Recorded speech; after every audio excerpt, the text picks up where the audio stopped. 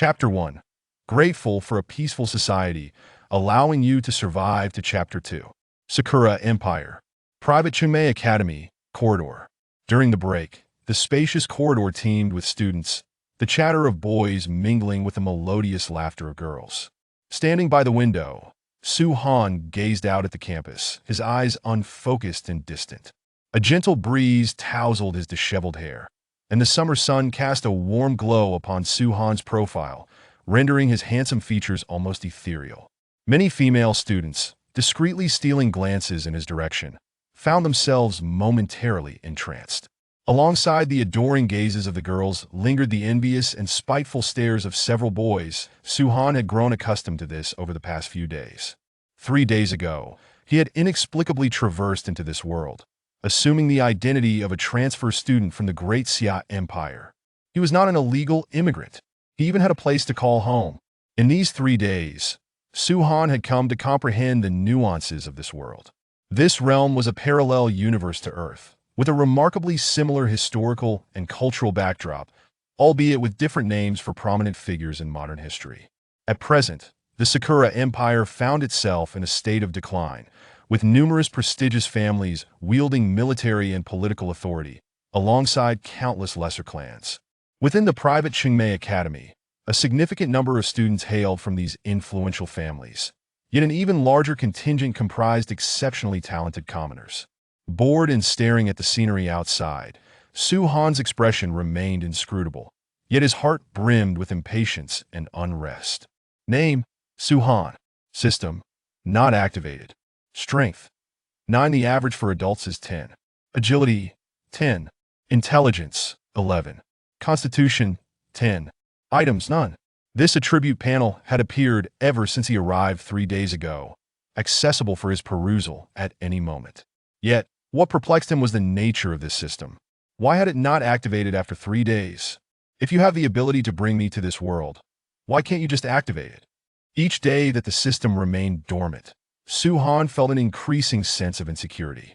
Shaking his head, he turned to glance at the whispering female students before nonchalantly making his way towards the restroom. His thoughts were muddled. He needed to splash some water on his face to regain clarity. In the corridor, a few male students exchanged knowing glances before silently trailing behind him. As Su-Han entered the restroom, 5 students followed closely, 3 of whom soon stepped inside, while the remaining 2 stationed themselves at the entrance.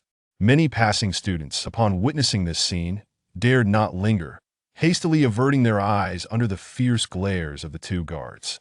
Inside the restroom, Su-Han splashed cold water on his face, but the chill did little to quell the turmoil within.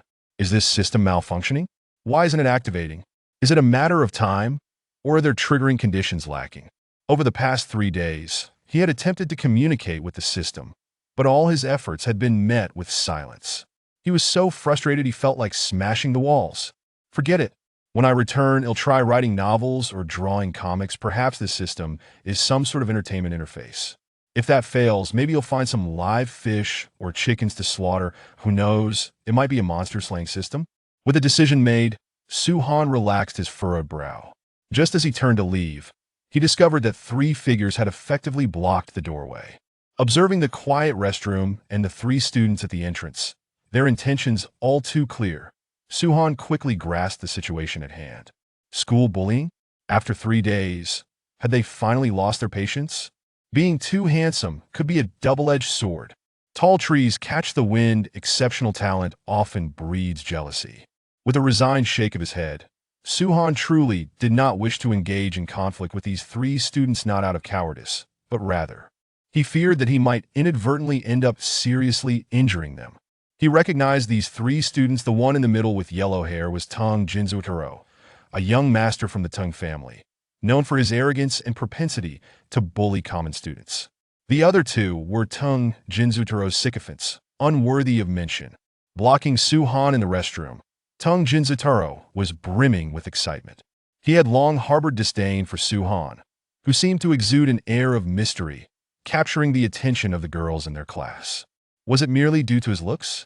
Being handsome was nothing to boast about? Such shallow girls. Today, he would make Su-Han kneel and beg for mercy. Confidently obstructing Su-Han, Tung Jinzutaro assumed that Suhan was rendered speechless by fear, his malicious grin growing wider as he cracked his knuckles menacingly. Kid, I found you displeasing for quite some time, always acting mysterious. Tell me, how do you wish to die? The two sycophants maliciously closed in, accustomed to such antics and already envisioning Suhan begging at their feet. Given the circumstances, Suhan realized he might not escape unscathed today, yet he did not feel fear. Gazing directly at Tung Jinzutaro, Suhan spoke coldly. You three should be grateful for this peaceful society, otherwise, given your reckless behavior, you wouldn't make it past the second chapter of a novel. With a slight movement of his right hand, a black, baton-like object slipped into his palm. Without sparing a glance at the three stunned figures before him, he strode forward assertively. Good dogs don't block the way, step aside. Suhan had resolved that should these three remain obstinate, he would demonstrate just how exhilarating it was to be struck by a self-defense baton. He was not someone who could be easily bullied. Swallowing his pride? That was out of the question. However, after dealing with them, he would need to focus on awakening the system, otherwise, things could become quite troublesome. He was merely a transfer student from the Great Xiao Empire, and the Tung family was known for its extreme, right-wing ideology. Here in the Sakura Empire, if the Tung family sought to make his life difficult, he truly had no means to counter them. As Suhan finished speaking, Tung Jinzutaro was momentarily taken aback. Since elementary school, no one had dared to confront him so boldly. This kid was truly unaware of the gravity of his situation. Fury, an overwhelming rage surged within Tung Jinzutaro as he felt utterly belittled. He roared, "Get him! Beat him to a pulp! If he dies, he'll take the blame." The two sycophants were startled, watching as Suhan approached with determination, their fists raised menacingly. As the punches flew toward him, Suhan raised his arm, the self-defense baton appearing in his hand. But before he could unfurl it, a cacophony erupted from outside the restroom. What's happening at the school gate? Is there a female office worker smashing the gate? Look, the security and the disciplinary director are heading over. Wow, the female office worker is quite forward, isn't she? Goodness, is that woman insane? Why is she biting people? Wow, a fight has broken out at the school gate. Wait, did someone just die? That woman collapsed without warning. Was that necessary? Chapter 002. The zombie crisis erupts. Those who block me shall perish. Huh? A fight at the school gate? Someone died? What is happening? The sudden uproar caused Suhan to halt mid-action. He was not alone. Two students, previously advancing with fists raised, also paused, their gazes shifting to Tung Jinzutaro, filled with inquiry. Tung Jinzutaro, too, was struck dumb, staring at the questioning looks from his lackeys. He gritted his teeth, just about to speak when two students burst into the restroom. Tung, young master, it seems someone was killed at the school gate, and the school authorities have come out. We should retreat. Upon hearing his subordinate's report, Tung Jinzutaro seethed with rage, turning to glare viciously at Suhan. Kid, consider yourself lucky today. We're leaving to see what's going on. Even as a young master of the Tung family, he had to be mindful of the repercussions. With the situation unclear, he did not wish to stir up further trouble. Private Qingmei Academy had a significant background. The school leaders and board members were all appointed by various powerful families, and the Tung family could not afford to make enemies here. With that, Tung Jinzutaro retreated in defeat, and Suhan had no intention of lingering either. He quickly stowed the self-defense baton and exited the restroom. In the corridor, a throng of students gathered at the windows, gasping in astonishment. Wow, someone really died, and there's blood everywhere. The person on the ground isn't moving. The teacher from the academic office had his shoulder bitten, blood pouring out. Could that person be a madman? Look, isn't that the principal and several board members? With such a serious incident, the principal and the board must be quite distressed. What the heck? What is that? The dead guy on the ground just got up cold to be an act? No way. The one pretending to be dead is up. But why did the teacher from the academic office suddenly collapse? What on earth is happening? Listening to the constant gasps around him, Suhan's steps faltered, and he found himself momentarily stunned. This sounded rather unsettling, didn't it? The unfolding events gave Suhan an uncanny sense of déjà vu. As a certain hypothesis crossed his mind, Suhan felt a shiver run down his spine, and he hurried to the window, finding a stool to stand on, avoiding the crowd. Holy crap! That person is definitely a madman. As soon as he got up, he started biting everyone. That security guard just had a chunk of flesh bitten off. Madness. Absolute madness. Even the security guard's truncheon is ineffective. My heavens. Goodness, look. Teacher in no way.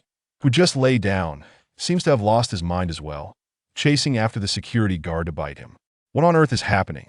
That lunatic must have contracted rabies and then infected teacher in no way. As Su Han stood atop the chair, he immediately heard these words and his heart sank. Rabies? He would rather it be rabies. His gaze hurriedly darted towards the school gate, and the sight that greeted him made his complexion turn pale. Not far from the entrance, teacher in no way from the academic affairs office was ashen-faced, his pupils dull as ash, gaping wide with a blood-curdling scream as he savagely bit at the security guard, disregarding the pushes from the truncheon, soon inflicting a bite upon him. Nearby, a suited female office worker was relentlessly pursuing several individuals, shrieking and roaring. The principal and several board members, who had just stepped forward, fled in panic. The zombified teacher in no way and the female office worker were achieving remarkable results, quickly biting several security guards, while the first guard to be bitten began to convulse inexplicably, soon collapsing to the ground, only to rise again shortly thereafter, mouth agape, joining the fray in pursuit. All signs indicated that, no matter how much Su Han wished to deny it, he understood one undeniable truth. The zombie crisis had erupted. He glanced at the system, once more the interface still displayed as unactivated. With a resigned expression, Su Han leapt from the stool and turned towards the staircase. With the zombie crisis at hand, the classroom building was quickly becoming unsafe. The safest place now was the rooftop. As long as the door was locked, zombies could not ascend. Having barely taken a few steps, a cacophony of piercing voices erupted from behind. "Get away! You perverted creep! Stay far from me! I told you to get away! Assault! Pervert! Ah! Let go of me! Let go! It hurts! Why the hell are you biting me? Are you insane? Reiko, please! Don't do this! This is the corridor! Let's just go to the restroom! Ah! It hurts, Reiko! What are you doing? Goodness! Not so fast!" Upon hearing these shrill cries, Su Han felt a chill run down his spine. Aren't the zombies still at the school gate? How could they have appeared in the classroom building as well? What in the world is going on? Has the zombie virus spread throughout the school? By what means? The air? The water? Or something else? His mind was a tangled mess, and Su Han could no longer afford to ponder these matters. The pressing urgency was to reach the rooftop. The rooftop was on the 6th floor, and he was only on the 3rd. If he wanted to get there, he had to hurry, otherwise chaos would ensue, making it nearly impossible to reach the rooftop later. Charge! Resolute, Su Han sprinted forward. The corridor had devolved into utter chaos, with some students transformed into zombies, frantically biting others. The remaining students were paralyzed with fear, their faces pale, desperately fleeing in all directions. Behind Su Han, an unknown number of students were frantically escaping, pursued by the already transformed students who were howling in relentless chase. Damn it! Turning to witness this scene, Su Han's pupils constricted, prompting him to run even faster. He needed to ascend. He needed to reach the rooftop. Barely having run a few meters, more than 10 terrified students burst forth from the classroom ahead, and rather than fleeing through the nearest staircase, they charged towards him as if driven mad by fear.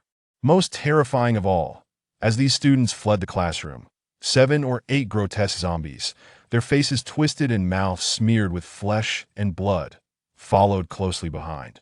Seeing this, Su Han felt the urge to curse. Could he be this unfortunate? With wolves ahead and tigers behind, Su Han glanced back, assessed the situation, and decisively continued his reckless dash without looking back. The staircase was only a few meters away, with merely 7 or 8 zombies in front, while the number of students and zombies behind him was uncertain. Turning back now would undoubtedly lead to death. At this moment, the only option was to charge forward. Reaching the corridor would grant him a sliver of hope. Huff! With a sudden weight in his sleeve, the self-defense baton reappeared in his hand. Observing the students rushing towards him, Su Han's expression hardened. With a flick of his wrist, the baton instantly extended from a mere 10 centimeters to over half a meter in length. Armed with the self-defense baton, and seeing the students rushing towards him along with the multitude of zombies behind, Suhan's expression turned icy as he shouted, "Clear the way! Behind me are these monsters. Those who wish to live should follow closely. Those who stand in my way shall perish." Chapter 003. The power of the self-defense stick. System activation. With wolves in front and tigers behind, surrounded by zombies, time is of the essence. With each passing second, the odds of survival diminish. In this dire moment, Suhan cannot afford to engage in gentle discourse with these students. The only recourse now is intimidation. If more than a dozen students charge at him, he will be knocked to the ground and unable to rise again. Even if he escapes being trampled by the others, he would surely become fodder for the undead. At this critical juncture, calmness and ruthlessness are paramount. The students, already rendered irrational by terror, are deaf to Suhan's roar. Their sole instinct is to flee. They run incessantly, for to stop would mean being overtaken and devoured by the monstrous horde, subsequently transforming into one of them. This bizarre phenomenon has left them paralyzed with fear. Such an eerie and terrifying scenario is beyond anything they have ever encountered. Never having even heard of it before, as the panicked students rush towards him, Suhan's gaze sharpens. He raises his self-defense stick and bellows at the disoriented students a few meters away. Get out of the way. He is gambling on human instinct to evade danger, knowing that unless they are cornered, they will not close their eyes in denial. Given his current speed, the students should be able to react. He bets that upon seeing the raised self-defense stick, they will veer aside. If he can clear a path, he can pass through safely. Whether these students choose to follow him or continue their reckless dash towards the encircling zombies is no longer his concern. He has done all he can. Those destined for death cannot be saved. Seeing the self-defense stick raised high, the oncoming students are startled and instinctively veer to the sides. A flicker of joy crosses Suhan's eyes. He has won the gamble. Although fear has stripped these students of their rationality, their instinctive response to danger remains intact. With the self-defense stick in hand, Suhan presses on, racing along the path the students have cleared. "Follow me if you wish to live." Suhan's voice reverberates, and this time, the students comprehend his words. They fix their gaze ahead and are met with the sight of their fellow students racing towards them. Alongside dozens, if not more, of zombies. The most horrifying sight is that of a zombie leaping onto the back of the last student in line, its gaping maw sinking into flesh. Blood spurts from the bitten student's neck as he flails desperately, emitting gasps of agony before collapsing lifelessly to the ground. Witnessing this gruesome scene, several students are paralyzed in fear, their eyes wide in shock. Once they regain their senses, they scramble to follow Suhan in a frantic dash. His shout was not born of kindness. He has his own motives. With the apocalypse erupting, there are 3 more floors to ascend to reach the rooftop, and chaos reigns throughout the teaching building. With zombies rampant, alone, Suhan's strength is limited. Human endurance is finite, especially under pressure, where stamina depletes rapidly. Alone, he might not reach the rooftop. Should he encounter a horde of zombies, he would have no chance of escape. These students, in truth, are merely tools he has summoned to enhance his chances of survival, distractions to draw the zombies' attention in this desperate hour. The more people there are, the greater his odds of survival. As he passes a group of students, Suhan glances at the grotesque faces of the 7 or 8 zombies charging towards him. Hato's claim he is unafraid would be a lie. His hand gripping the self-defense stick trembles. Fear courses through him, yet his feet show no sign of faltering. To stop would mean death. Only by charging forward is there a glimmer of hope. With a powerful swing of his arm, the self-defense stick whistles through the air and crashes down upon the first charging zombie, instantly caving in its skull. Blood and brains splatter in all directions. With a single blow, a terrifying zombie is eliminated, and as the warm blood sprays before him, Suhan trembles all over. Just then, a notification chimes in his mind. Kill a common zombie. Earn 1 point. Current points. 1. Beep. System activated. Beep. System binding in progress. Binding progress. 1. 103060. 100. System successfully bound. A novice gift pack has been issued. Would you like to open it? A series of pleasant chimes fill Suhan with overwhelming joy. The system? It activated just like that? Damn. So it turns out he needed to kill zombies to trigger it. No wonder he waited 3 days with no response. As for the novice gift pack, is there any time to waste? Open it. With renewed vigor, Su-Han swings his self-defense stick, his feet moving swiftly. The arrival of the system bolsters his confidence, seemingly enhancing his strength. The fear in his heart transforms into exhilaration. He strikes. The mindless zombies fall one by one, their heads exploding, painting the ground and pristine white walls with crimson. Wielding the self-defense stick, Su-Han resembles a harbinger of death that in mere seconds, 7 or 8 zombies are dispatched, leaving the trailing students, who had been scrambling to catch up, utterly astonished. They gaze in awe and terror at Su-Han, now drenched in blood. Are zombies terrifying? Indeed they are. Are zombies formidable? That is subjective. After exterminating several zombies, Su-Han personally feels these undead are woefully weak. Once he overcomes his inner fear, armed with a weapon, and targets their heads, they pose no threat whatsoever. Compared to humans, these zombies lack even basic evasive instincts. How could they be considered strong? Kill a common zombie, earn 1 point, current points. 2. Kill a common zombie, earn 1 point, current points. 3. Kill a common zombie, earn 1 point, current points. 7. Beep. Open Novice Gift Pack. Obtain 1 random ability card, 1 random weapon card, and 1 by 1 cubic meter space ring. Ability card, weapon card, space ring. A glimmer of excitement sparks in Su-Han's eyes as he urgently calls out in his mind. Use the ability card. Beep.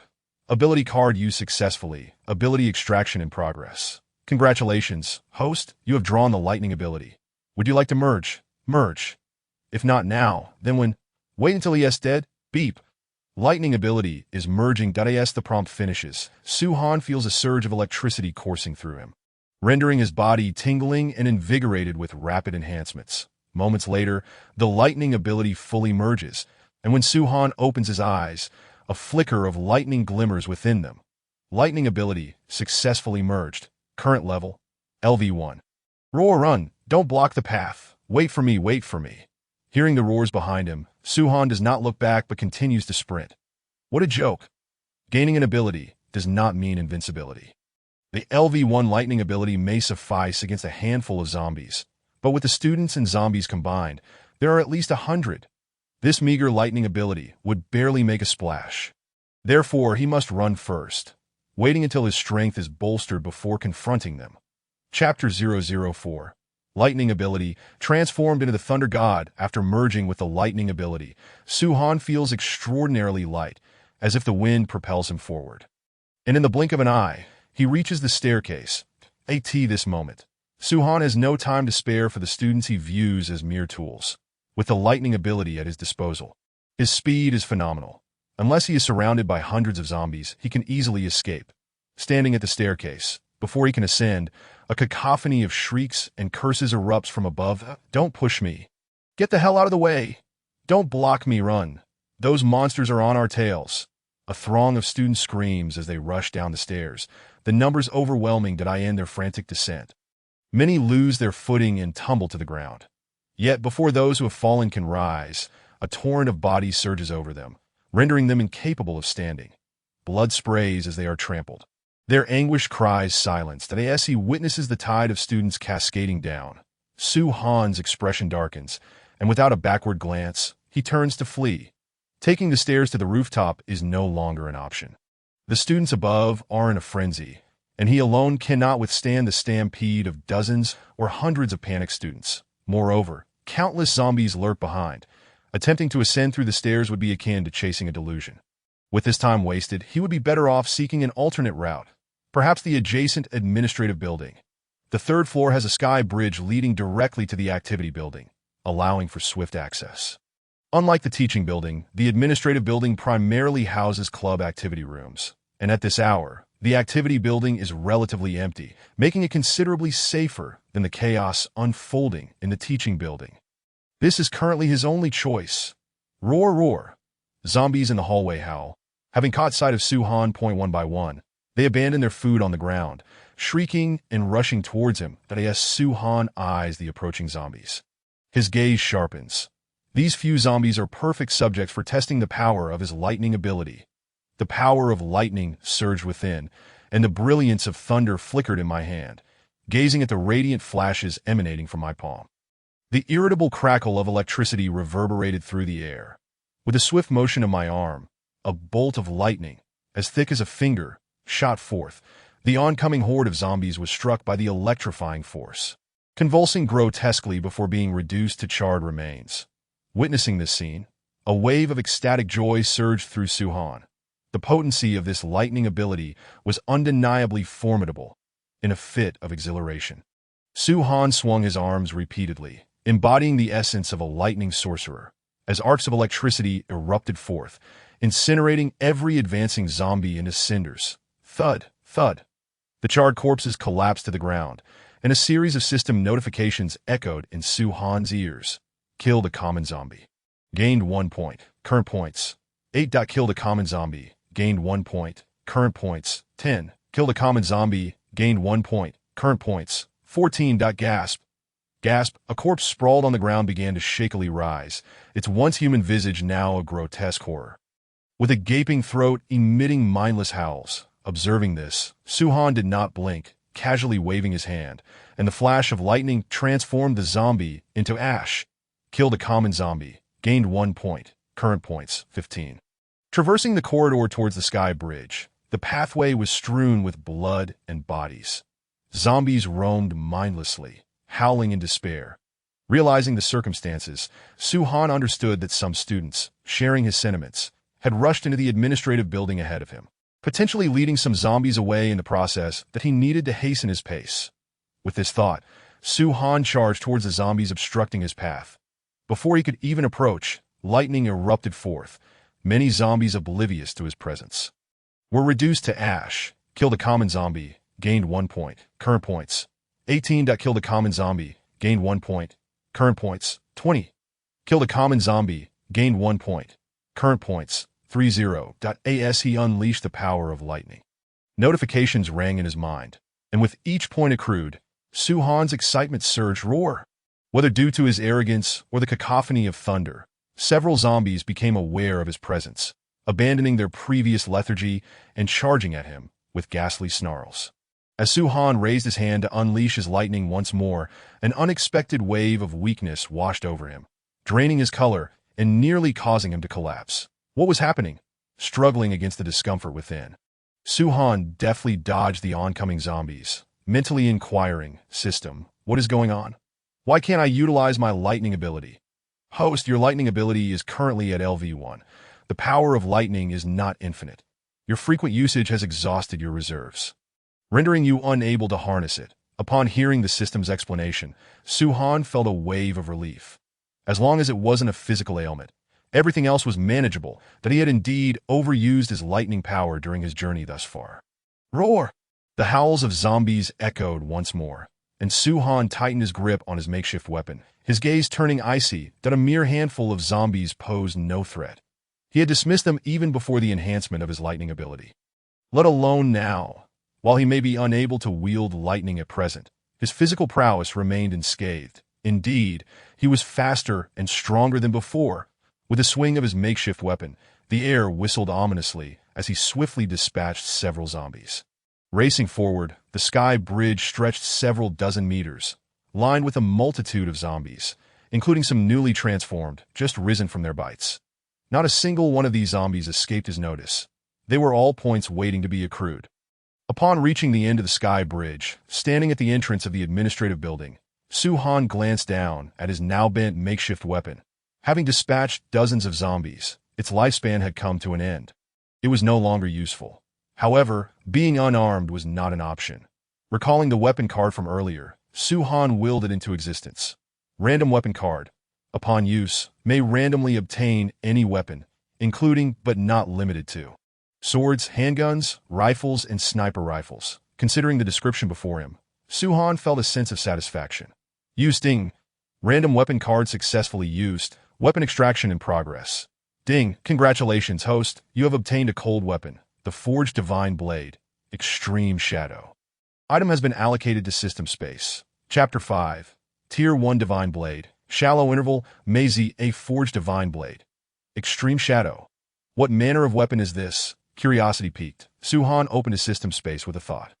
Before him appeared a faint blue light, revealing a black and gold Tang Dao, exceeding a meter in length. Extreme Shadow type. Tang Dao quality. Tier 1 characteristics. Incredibly sharp, capable of slicing through hair and severing iron. A Tang Dao, indeed. Su-Han felt a mix of surprise and relief as he studied the blade's attributes that a Tang Dao was quite advantageous. Although he lacked formal swordsmanship, what need was there for finesse in slaying zombies? As long as the blade was swift and accurate, it sufficed.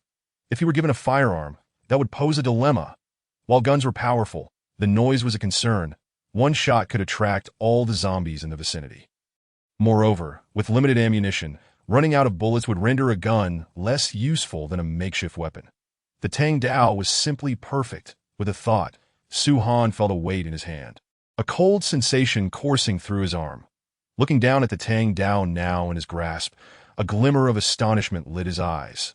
Viewing it through the system interface was one thing, but holding it was an entirely different experience. The Tang Dao was entirely black, adorned with golden patterns on the hilt and sheath, exuding an aura of opulence mixed with an air of mystery. Gripping the hilt firmly, he exerted a slight force, and the blade slid from its sheath, a silver glint flashing as a chill enveloped him. That a fine blade, a rare instrument of death, gazing at the Tang Dao in his hand. A smile of delight graced Su-Han's face. With this weapon, slaying zombies would be akin to a tiger gaining wings. Even should his internal lightning energy be depleted, he need not fear for his safety. Sheathing the blade, Su-Han stood on the sky bridge, surveying the campus below. The entire school had descended into chaos. Zombies roamed freely, and scarcely any living souls remained in sight. Occasionally, he spotted a few, already bitten and on the brink of death. Turning his gaze behind him, the teaching building at the end of the sky bridge was a scene of utter disarray, filled with the stench of death. And only zombies walked the corridors, devoid of any living students, that in the span of mere minutes, the entire third floor had fallen. Returning his gaze to the administrative building, Su-Han approached the entrance. Turning to close the door behind him, that he then propped it shut with a mop to prevent the zombies from the teaching building from pouring in.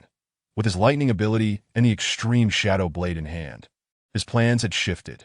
Typically, the rooftop would be the safest place to await rescue, granting ample time to devise a means of self-preservation. However, that was the strategy of an ordinary person. He was no longer ordinary.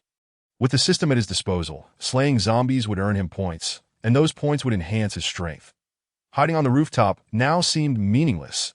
The teaching building was chaotic, teeming with zombies, posing a high level of danger. Yet the administrative building was comparatively safe. Even if a few zombies had been lured over by some students, their numbers were limited. He could easily eliminate them and establish the administrative building as his stronghold. Meticulously strategizing for the entire school that to live a life is to pursue something.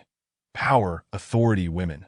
These are but the essentials that in this apocalyptic scenario. Was it not his opportunity to seize all he desired? Clang.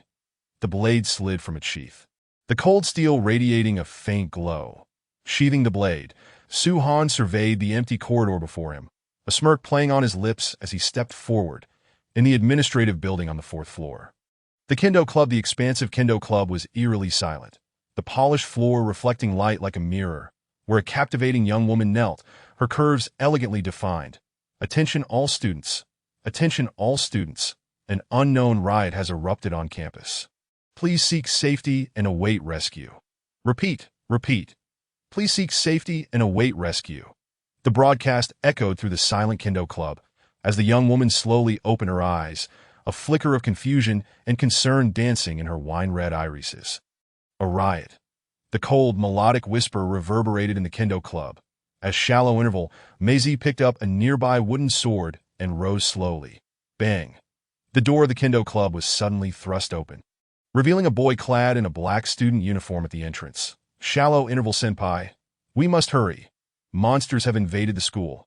Classmates have turned into monsters. Or rather, they have been bitten and killed by monsters, only to rise again as flesh-eating horrors. We must leave now, or it will be too late. The young man standing at the entrance of the Kendo department appeared pale, drenched in sweat, and utterly incoherent. His eyes brimming with terror. A low, rumbling growl echoed from outside, followed by a deafening roar as a shadow lunged at him, knocking him to the ground. With a bloodied maw, it sank its teeth into his neck. Ah! Blood gushed forth as the boy's anguished screams reverberated within the kendo room. Witnessing this horrific scene unfold at the doorway, shallow interval Yako's pupils constricted. With swift determination, she rushed to the entrance. Brandishing her wooden sword, which struck the zombie's head with a resounding thud, the creature's skull exploded, sending its body tumbling aside. That hurts! It hurts! Yako-senpai, am I going to die? Am I going to become a monster like them? The boy, clutching his neck in sheer panic, scrambled to his feet, his legs trembling as he leaned against the wall, his eyes filled with the dread of death. No, I don't want to die. I don't want to become such a monster. Senpai, do you understand? I watched as Inada was bitten to death by Zao foam, and then Inada rose again. All my classmates transformed. They all became monsters. Senpai, I really like you. Cough cough, the thick stream of black blood erupted from his mouth, staining the pristine floor. Observing the boy gasping for breath, his pupils fading to a dull gray, shallow interval Yako glanced at the corpse on the ground, seeming to grasp the gravity of the situation. What is your name? I am Intion at the end of Inton. Ben coughed violently, expelling more congealed blood, his complexion growing increasingly ashen. You are a qualified warrior. Are you prepared? Gripping her wooden sword tightly. Yako's expression remained stoic, staring blankly at the stunningly beautiful shallow interval Yako. And Tion Ben realized something, a glimmer of hope appearing in his eyes as he lifted his head in a manner reminiscent of a pilgrimage. Ugh! With a sudden crack, the wooden sword cleaved through the air, and in Tion Ben's head exploded, blood spraying forth as his lifeless body crumpled to the side. Having completed this grim task, shallow interval Yako donned a small leather shoe and swiftly exited the kendo department. Annie, wait for me. You must wait for me. Chapter 6. This system is not like those seductive harlots that a low growl from a zombie reverberated, followed by a barely audible sound of flesh being torn, that a gruesome head flew into the air, blood spurting forth as the headless corpse staggered a few steps before collapsing. Kill a standard zombie. Points 1, current points 67, that the notification echoed in his mind as Su-Han stood at the end of the third-floor corridor, glancing down at the corpse beneath his feet, blackened blood dripping from the tip of his tang, sword onto the floor. Turning around, he surveyed the corridor, which was littered with the bodies of zombies. After eliminating all the zombies on the third floor, Su-Han exhaled, and with a thought, his attribute panel materialized before him. Character: Su-Han Strength, 15 Agility, 17 Intelligence, 12 Constitution, 17 Rank, Level 0 points, 67 items. Extreme Shadow Abilities. Lightning Ability LV1 Energy, 250 Lightning Ability, current level LV1.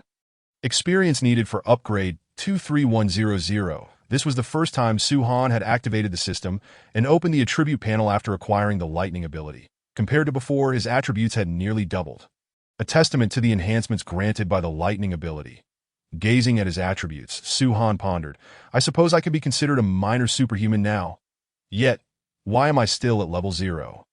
System: what is this rank about? How can I break through to level 1?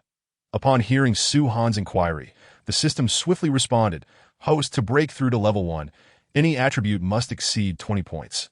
Any attribute exceeding 20 points?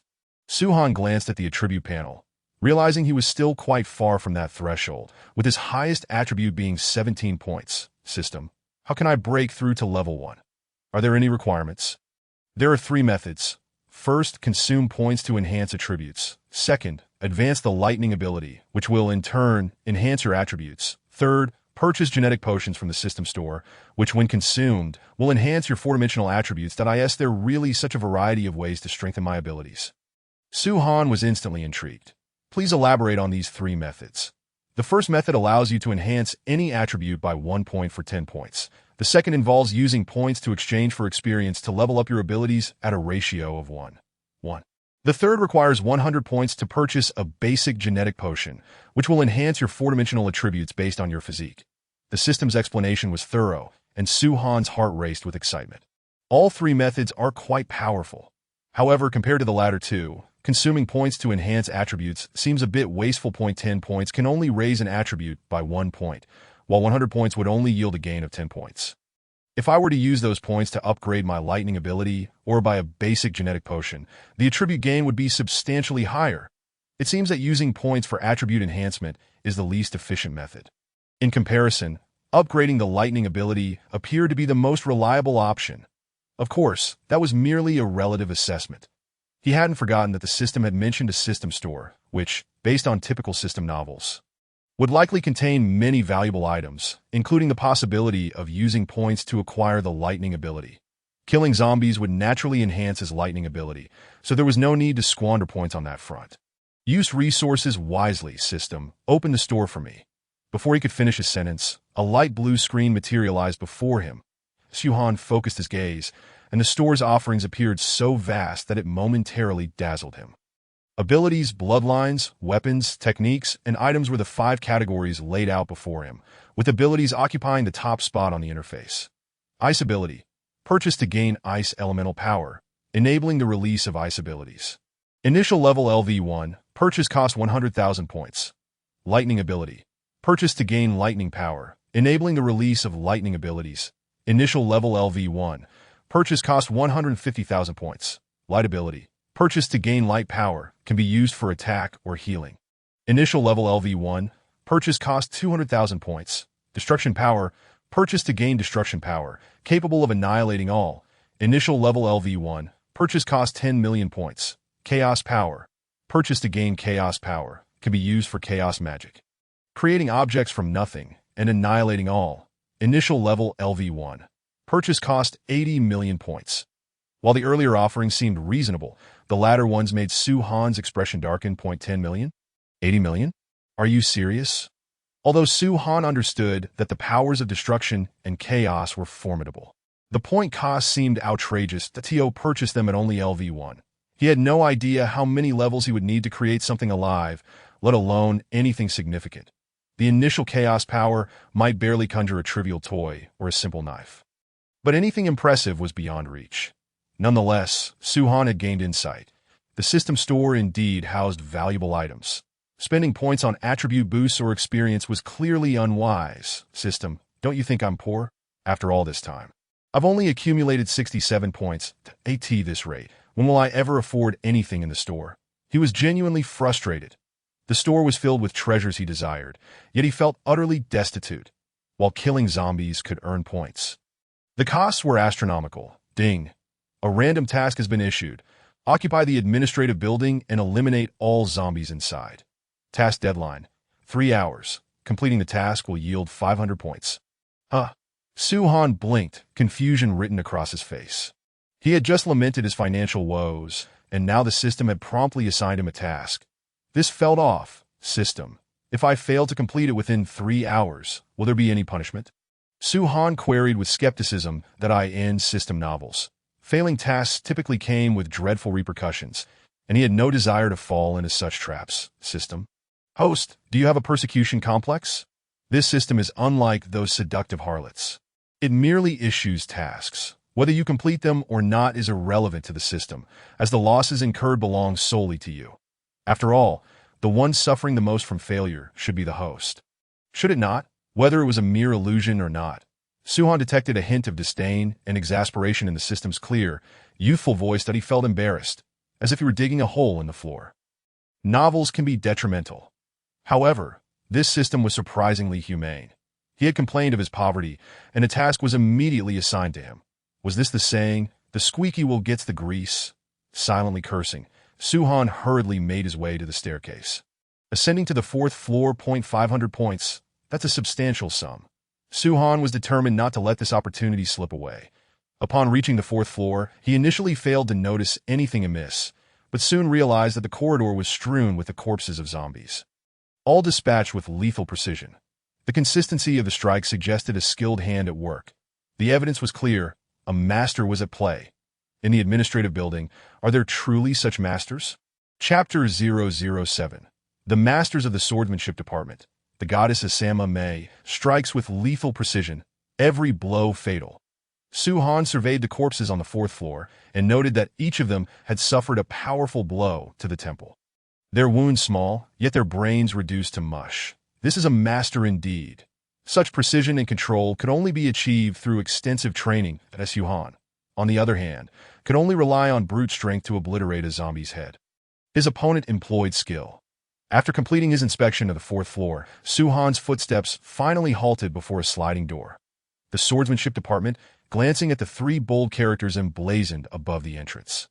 He understood that if a master from the swordsmanship department had honed their craft through prolonged practice, they could indeed deliver a fatal strike with pinpoint accuracy. Casting a brief glance at the two bodies on the ground, Suhan turned away from the swordsmanship department, making his way up the stairs to the fifth floor. The masters of the swordsmanship department were of no concern to him, as long as they did not provoke him. He had no interest in them. His current task was to cleanse the administrative building of zombies, with a time limit of 3 hours for the cleansing mission and having already squandered several minutes. It was best to complete it as swiftly as possible. With his tang knife in hand, Suhan arrived on the fifth floor. The corridor was eerily quiet, the polished floor and immaculate walls stained with blood. While a few aimless zombies wandered about, silent and devoid of targets, occasionally emitting low, guttural growls that a few minutes later, the entire fifth floor fell silent, with the few remaining zombies sprawled lifelessly on the ground, their bodies severed from their heads. Ascending the staircase, now smeared with filthy blood, to the sixth floor, Suhan was met with a cacophony of roars echoing from the corridor. The sounds of zombies growling, humans screaming, and the bang-bang of doors being slammed together created an unbearable din. Are there still living people? The thought crossed Suhan's mind, prompting him to glance up at the stairs leading to the rooftop. What he saw was a wall smeared with bloody handprints and extensive bloodstains, with several grotesque corpses trampled to death on the steps. Seeing this, Suhan did not rush into the sixth floor, but instead ascended the steps directly to the rooftop. Standing before the locked rooftop door, he could imagine the despair of the students rushing up from below upon witnessing this scene.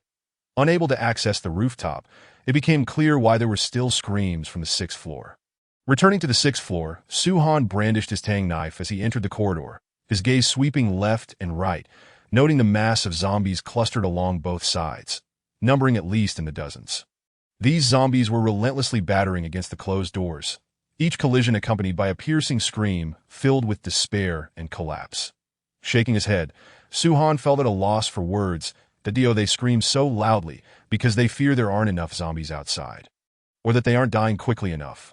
While the zombies may lack clarity of vision, their hearing was undoubtedly intact. Such loud cries only served to heighten the zombies' excitement. But observing the throng of zombies, oblivious to his presence behind them, Suhan could not help but smile. Thank you for drawing the fire. With dozens of zombies charging toward him, his only option was to retreat. The corridor was too narrow for him to exert his full capabilities. With swift strides, Suhan dashed forward, his figure cutting through the throng of zombies like the wind. With a horizontal slash of his blade, the air split apart, and grotesque heads soared into the air, blood gushing forth like a fountain. The extreme shadow was exceedingly sharp. Slicing through these zombies felt akin to cutting through tofu, offering not the slightest resistance. Thud, thud, thud. The sound of decapitated bodies hitting the ground echoed, while simultaneously a series of notification chimes rang in Suhan's mind. Kill ordinary zombies, points 1, current points 74. Kill ordinary zombies, points 1, current points 89. Kill ordinary zombies, points 1, current points 101. His movements were rapid, each strike lethal. As heads rolled and bodies collapsed, before the zombies could react, Suhan had annihilated them all in the corridor, leaving a sea of corpses in his wake. Having dealt with the zombies in this area, Suhan turned to the other side, disregarding the students hiding in the activity room. He had no time to concern himself with them now, whether it was the screams from the activity room that proved too jarring. Drawing the attention of all the zombies, he effortlessly eliminated every last zombie on the sixth floor, the ease of which left him feeling as if it were surreal. Thud. Kill ordinary zombies, points 1. Current points 135. As the last body fell, all the zombies on the sixth floor were cleared. Suhan glanced at the tightly shut door of the activity room, but did not turn back as he departed. The zombies could not break through. Clearly, furniture had been used to barricade the entrance. He could not afford to concern himself with the students inside. The pressing matter at hand was to eradicate the zombies on the third floor and below. And while he was at it, to seek out that master who had emerged from the swordsmanship department.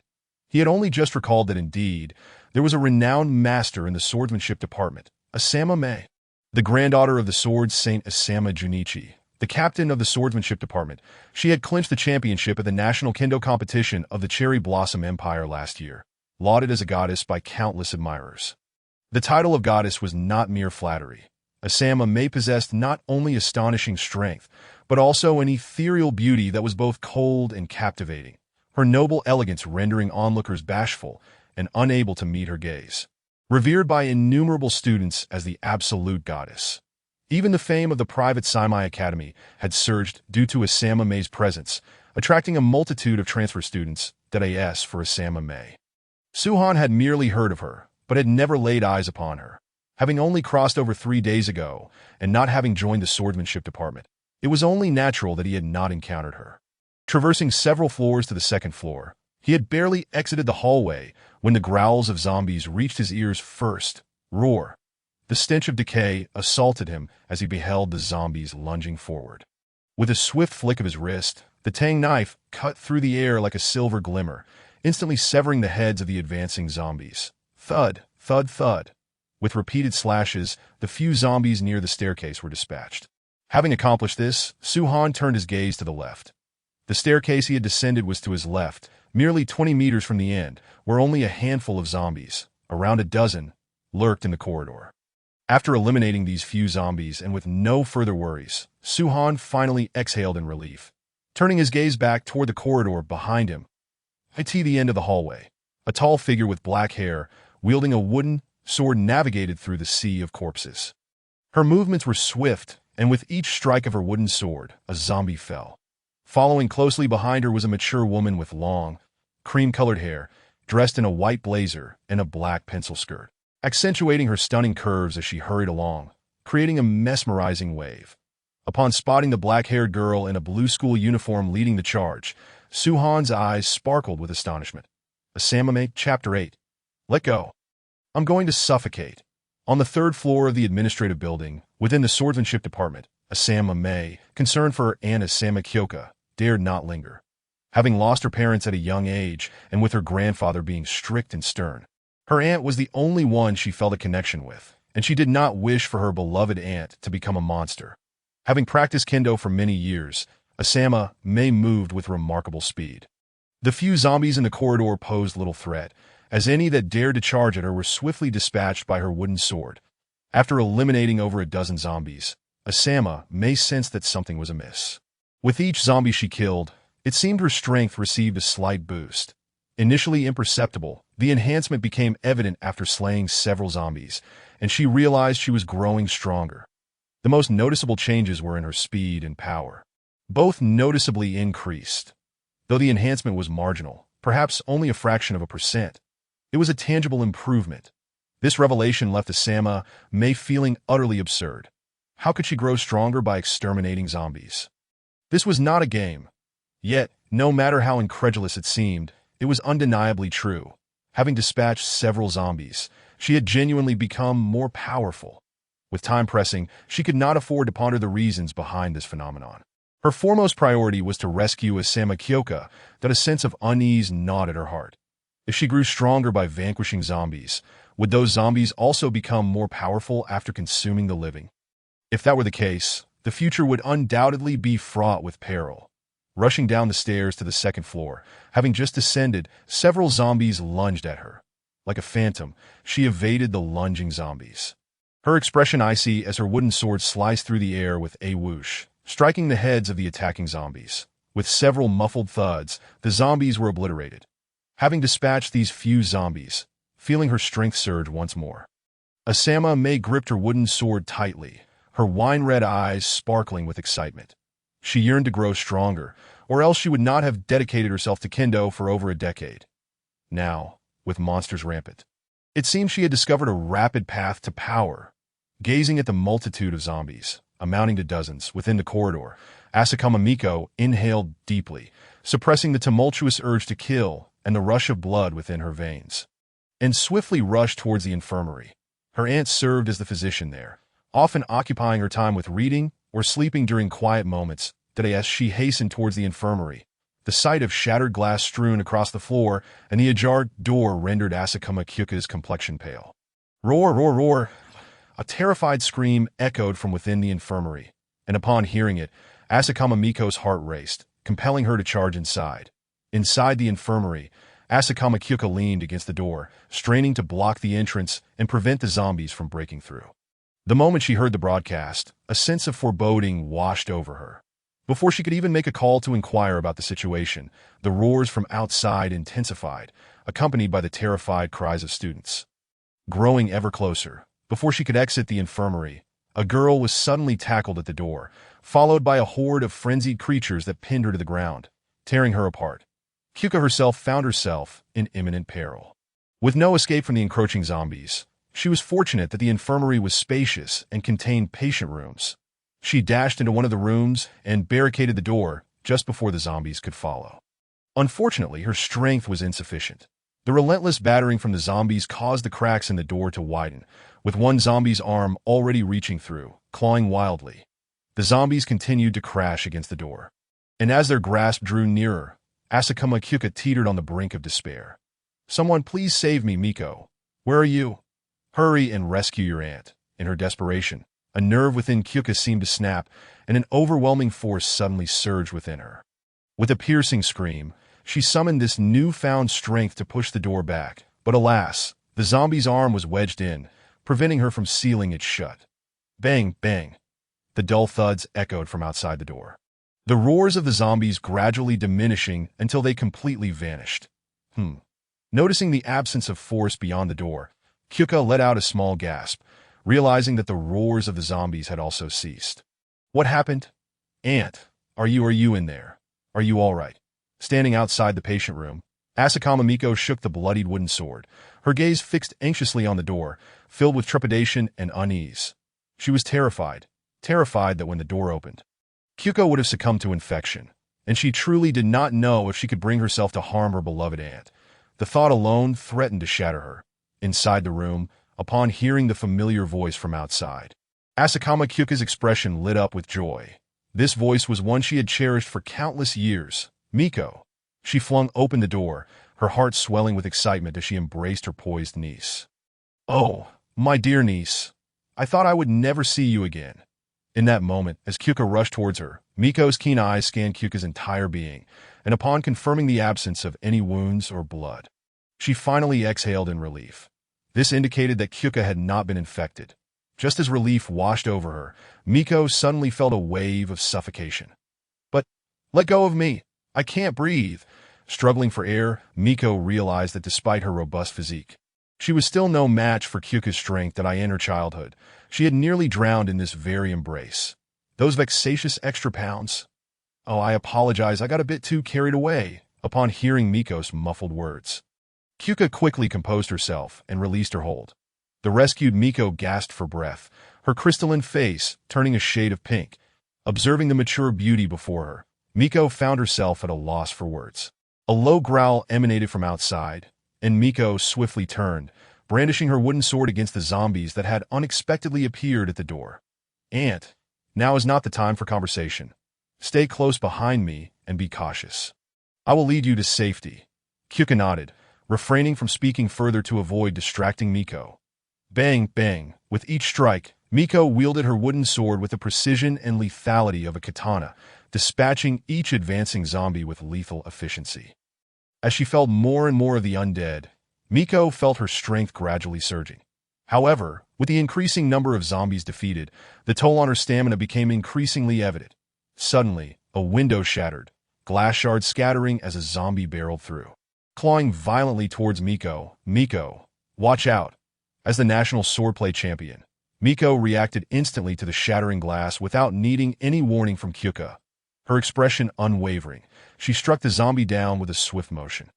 Having eliminated the creature, Miko took a moment to catch her breath, only to feel a sharp pain on the back of her hand. Looking down, she saw the cut from the broken glass. Her brows furrowed in concern. She had not even realized when she had sustained the injury. Having dispatched over 30 zombies in her frantic escape, Miko could feel her stamina and reaction time waning significantly. Despite her efforts to regulate her breathing and conserve energy, her reserves were running dangerously low. The earlier incident with the glass had proven that even when fully alert, she had still sustained an injury, something that would have been unthinkable in her prime. "Miko, you're injured. Let your aunt take a look. I can treat you." Kyuka, noticing the wound on Miko's hand, felt an urge to test her newfound abilities that in the midst of despair within the infirmary, she had sensed a mysterious power and knowledge related to healing. Though unsure of its authenticity, this minor injury to Miko provided the perfect opportunity to experiment. As Kyuka subtly withdrew her hand, Miko assumed she was preparing to bandage her wound. There's no time for that now. "Aunt, move back.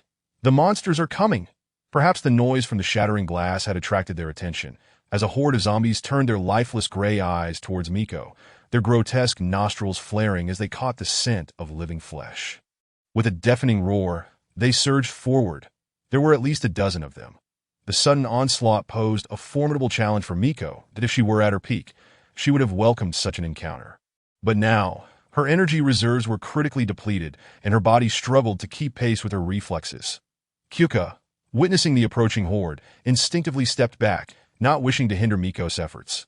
Deep down, she yearned to test her newfound abilities, hoping they were genuine. If so, it would be a game-changer. Amidst the frenzied roars, the zombies charged forward, and Miko sprang into action, darting towards them, while adopting a defensive stance. She conserved energy while allowing the zombies to approach. But this relinquished control of the situation, an unfavorable position for her current state. Rather than waiting, she decided to take the initiative, swiftly dispatching the grotesque creatures at her own pace. Bang, bang with an agile step. Miko weaved through the throng of zombies like a graceful butterfly, her wooden sword striking with speed and precision, delivering lethal blows to each undead adversary she encountered. This was the Asakama family's ancestral technique. Perfected by her grandfather, the sword Saint Asakama Junichi, who had maintained his position unchallenged for years. Just last year, Miko had claimed the title of National Swordplay Champion using this very technique. As the last two zombies fell, Miko's forehead glistened with perspiration, her once serene visage growing increasingly pale. In a matter of seconds, she had dispatched more than a dozen zombies through the use of her family's swordsmanship and footwork. However, the energy replenished within her was insufficient to offset the considerable depletion she experienced. As she raised her wooden sword to strike the final two zombies, a wave of fatigue swept over her, and her heightened focus led to a sharp pain in her head. Darkness clouded her vision, and she felt herself falling forward. Oh no! Kyuka, standing a distance behind, watched in horror as Miko began to topple to the ground. Desperate to reach her, she realized she was too far away to intervene in time, helplessly witnessing the claws of the zombies closing in on her niece. "No, don't!" Just as despair enveloped Kyuka's heart, a flash of silver light cut through the air, and the heads of the two zombies soared into the air, their lifeless bodies stumbling forward before collapsing to the ground. With her heart brimming with despair, Asama Kyuka stared in astonishment at the scene before her. Her dazed gaze met the equally bewildered eyes of Suhan. His meticulously styled tousled hair and deep-set eyes radiated an aura of menace, while his tailored black school uniform tie hung askew, as if violently yanked, revealing a glimpse of his collarbone. A long knife in his hand pointed toward the ground, droplets of tainted blood slowly dripping down. Seeing Suhan, who appeared like a divine warrior descending from the heavens, Asama Kyuka couldn't help but swallow hard. He was extraordinarily handsome. When did the prestigious Chumei Academy ever have such a striking and manly boy? Had she been so much of a slacker, sleeping in the infirmary every day, that she had missed him? Oh dear, if only she had encountered him sooner, she wouldn't have remained single until now. Her niece's incessant chatter had made her ears feel as if they were developing calluses. On the other hand, Suhan was equally mesmerized. Even from a distance, he felt a wave of dizziness. And now that he was close, it intensified. How magnificent! This must be at least AG. Yet, the mature beauty before him was not overweight at all. Her slender waist could be grasped with one hand, and her form-fitting skirt exaggerated her curves, showcasing her long, elegant legs. It was hard to believe such a figure truly existed. Besides her physique, the woman possessed a beauty that could bring nations to ruin. With her mesmerizing dual-toned eyes and wine-red irises sparkling with allure, her delicate face radiant, and her soft, slightly parted lips reflecting sheer astonishment. What kind of enchanting creature had appeared before them? Even the infamous Daji, who brought calamity to nations, could not compare. "Yako, what's wrong? Don't scare your aunt. Wake up, it's all my fault. I've burdened you. I'll treat you right away." snapping back to reality and noticing Asama Kyuka, who had rushed over. Suhan remarked, "She merely exhausted herself. She is not injured. Treatment is unnecessary." It's best to dumbfounded. He watched as a white light began to emanate from Asama Kyuka's hand. What in the world?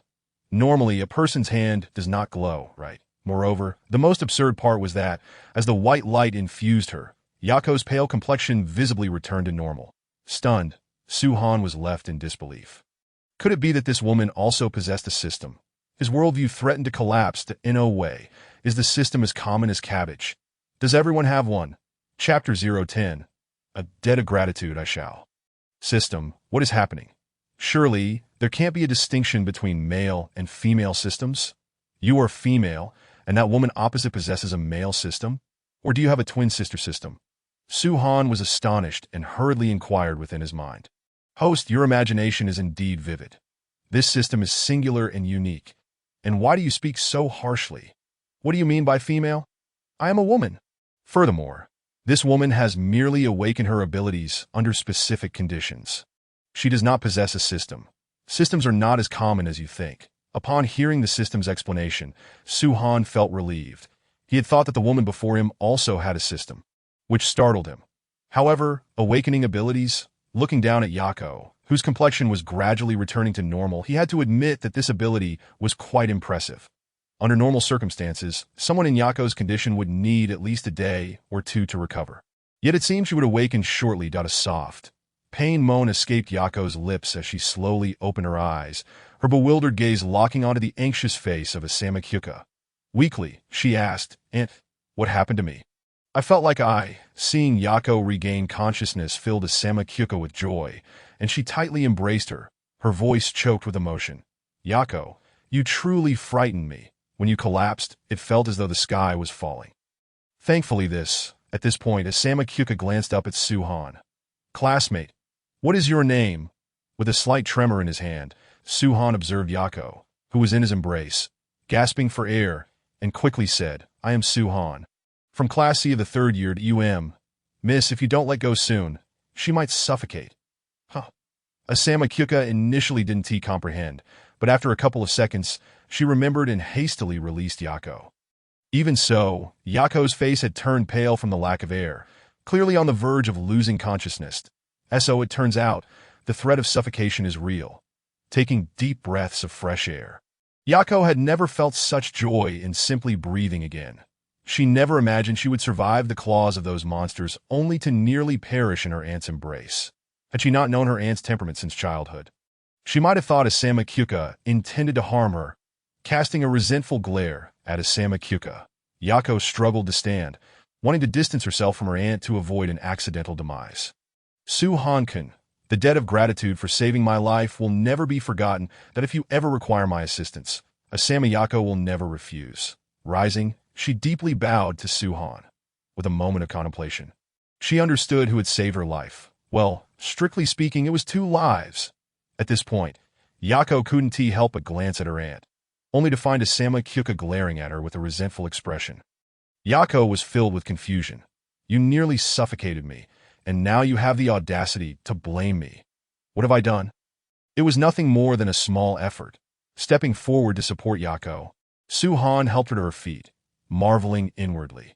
Asama Yako truly was the goddess of countless students at Chungmei Academy. Her long, glossy black hair cascaded down to her waist, her delicate face exuding an air of elegance and serenity. The blue school uniform paired with her black knee-length pleated skirt accentuated her perfect figure. Though not quite as striking as Asama Kyuka's, it was still far superior to that of most mature women. However, recalling the titles exchange between the two earlier, Suhan glanced at Yako's flowing black hair, then at Asama Kyuka's creamy white locks, and couldn't help but wonder if they were related. Suhan-kun, why do you look so peculiar? Is there something on my face? Noticing Suhan's odd expression, Yako asked, puzzled. Returning to reality, Suhan dared not voice his previous thoughts and shifted the topic. I just remembered a joke from our country, also about a debt of gratitude. Yako blinked, intrigued, and leaned in to listen. The story goes that an unattractive man saved a young, beautiful girl. The girl told the man, in gratitude for saving my life, I will serve you in the next life, even if it means becoming your beast of burden. After some time, the girl found herself in danger again, and a handsome young man rescued her. Can you guess what the girl said? What did she say? Both Yako and Asama Kyuka looked on with curiosity. The girl exclaimed, "To the benefactor who saved my life, I have nothing to offer in return, except to give myself to you as a token of my gratitude." At this point, Suhan chuckled. "So I was pondering if I must be rather unattractive. Otherwise, why didn't Asama-san offer herself?" As soon as he finished, he noticed Yako and Asama Kyuka's serious expressions that Suhan shrugged. "I was merely joking to lighten the mood, that if that is what you desire, I have no objections. However, after winning the National Kendo Championship last year, I vowed that only those who can defeat me in Kendo may become my husband. One cannot stand without trust that if you can defeat me in Kendo, I will yield my life to you. If it is you, I can wait as long as necessary." Once Yako finished speaking, she seemed to feel a bit guilty towards Suhan. After a moment's thought, she added, "If you need, I am willing to impart all that I have learned." "Asama Kyuka? You dare to share the Asama family's swordsmanship with others? Wouldn't it have been better to simply agree? Why complicate matters?" Asama Kyuka felt quite displeased. She had been pondering why such a valuable resource was not introduced to her, only to discover it was reserved for herself. Without delving into Asama Kyuka's thoughts, Suhan was quite surprised by Yako's earlier statements that, to be honest, he was just making a joke to amuse himself. And yet Yako took it seriously? Moreover, it sounded like she was not merely offering leniency, but was fully opening the floodgates, willing to teach her family swordsmanship. This was absurd, though he had no intention of letting Yako off easily. He was confident in his ability to defeat her. "I appreciate your offer, Asama-san, but I am quite confident in my own abilities. This isn't the right place for such discussions. Let us leave first." Looking at the corpses strewn about, Yako nodded. "Suhan-kun, please don't call me Asama-san anymore. Just refer to me as Yako. If it is you, that is how I wish to be addressed." The relationship had progressed rather quickly. Indeed, being handsome does allow one to act as they please. Chapter 11. Tortoise. It seems that the people from your Sakura Empire truly know how to play down on the 4th floor of the administrative building. Within the Kendo Club, Suhan ordered the removal of 2 obstructive corpses at the entrance.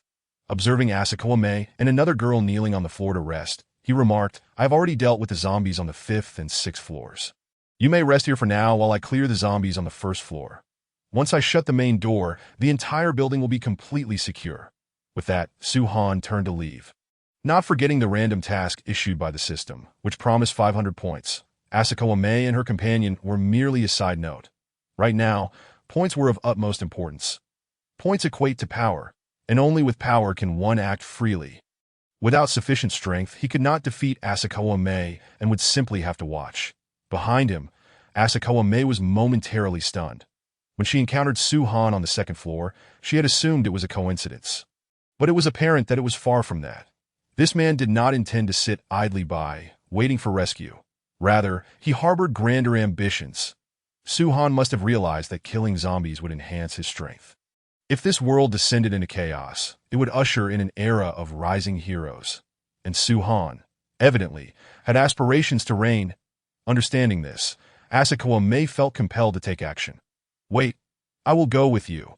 Leaning on her wooden sword for support, she struggled to stand. Her companion, Asako Kyuka, was left in shock by this declaration.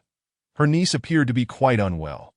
Hearing the voice from behind, Suhan turned to glance at Asako Ame and frowned, saying, "You should remain here to recuperate. That I in your current state.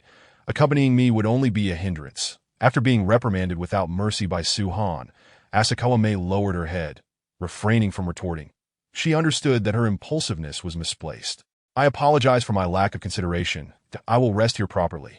May your martial endeavors flourish." Pleased with Asako Ame's attitude, Suhan pushed open the door and exited the Kendo Club. The door closed. Asako Ame leaned against the wall, closing her beautiful eyes and channeling her family's inner techniques to rapidly restore her condition. Asako Kyuka observed everything, knowing her niece was compliant only because she did not wish to be a burden. Once her strength was restored, she would undoubtedly attempt to leave. That she's grown up. Her heart has taken flight, and she has learned to guard her treasures. How else could she have endured for so many years? Asako Kyuka sighed, a hint of helplessness flashing across her mature and beautiful face. "Forget it. I won't chase after her. Not every day that a suitable young man comes along. But he is just too young, a chew. After sprinting to the first floor and surveying the multitude of zombies scattered about, Suhan grinned and prepared to charge in. However, he suddenly sneezed, nearly losing his balance. Rubbing his nose, he wore a bewildered expression. Who is praising my handsomeness? Or perhaps longing for my 20-centimeter sword? It can't be Mei, could it? Perhaps Kyoka? Recalling the near-fatal moment with Asuka Mei, Suhan swallowed hard. Is this something a man can refuse? His sneeze echoed loudly, attracting the aimless zombies on the first floor. Their grotesque faces turned toward the staircase, their previously vacant expressions igniting with frenzy. Roar? Madness ensued. All the zombies descended into a frenzied state, driven by the scent of living flesh and fresh blood, their yearning for evolution propelling them towards Suhan on the stairs. Rubbing his nose and watching the horde of zombies rushing toward him, Suhan smacked his lips. He had intended to stealthily descend, silently dispatching a portion of the zombies without a sound, leaving the remainder to be dealt with effortlessly. However, all of that was ruined by a single sneeze. Humph! You've spoiled my plans. If I find out who you are, I will ensure you have an unforgettable night. Ahem. Lesson roar. Who the hell do you think you are? You think you can just shout at me? With a furious roar directed at the charging horde of zombies, Suhan leapt down the stairs, his Tang Dao slicing through the air in a silver arc, decapitating several zombies upon contact. Thud, thud, thud. Wielding the Tang Dao, Suhan propelled himself forward with incredible agility, easily evading the outstretched hands of the numerous zombies, the occasional sound of teeth clashing against nothingness echoing around him as many zombies bit at thin air. Blood sprayed, limbs flew, and wherever Suhan passed, zombies fell in droves. Dozens of zombies were ruthlessly harvested by him, diminishing at a visible rate. Kill a normal zombie. Points 1, current points 151. Kill a normal zombie. Points 1, current points 160. Kill a normal zombie. Points 1, current points 187. But the notifications echoed in his mind as Suhan rampaged through the sea of corpses. Normal zombies were no match for him. And soon, the first floor was cleared, leaving only a multitude of bodies and a blood-soaked Suhan behind. Standing amidst the countless corpses, a faint mist of blood surrounded Suhan, his aura almost tangible, instilling fear in those who beheld him. Clang! The Tang Dao vibrated, shaking off the bloodstains that clung to its blade, the chilling edge glinting with a dazzling light. Casting a glance at the scattered bodies around him, Suhan exhaled a breath of relief. Easily dispatched. Arriving at the entrance of the administrative building, he observed the myriad of zombies wandering in the campus grounds and proceeded to shut the main door, locking it securely. Having completed these tasks, Suhan allowed his taut nerves to relax, sliding down against the door to rest. Although the battle had been brief, it had drained significant energy. Had there been any more zombies, he would have had to retreat and wait for his strength to recover before returning to clear them. Fortunately, his swift actions had not attracted the attention of the wandering zombies in the campus.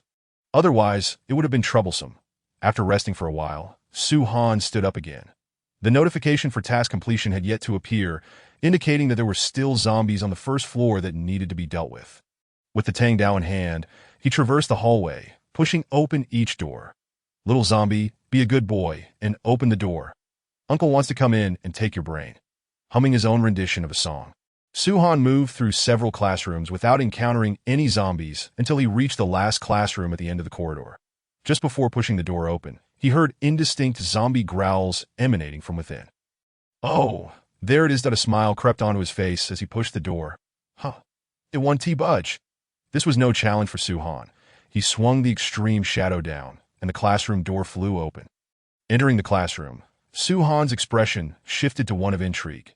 This is a bit elaborate. Inside the classroom, a girl in a school uniform was bound to the corner of the desk with ropes, and he could faintly hear the sound of electrical currents. Examining the girl closely, he found no obvious wounds.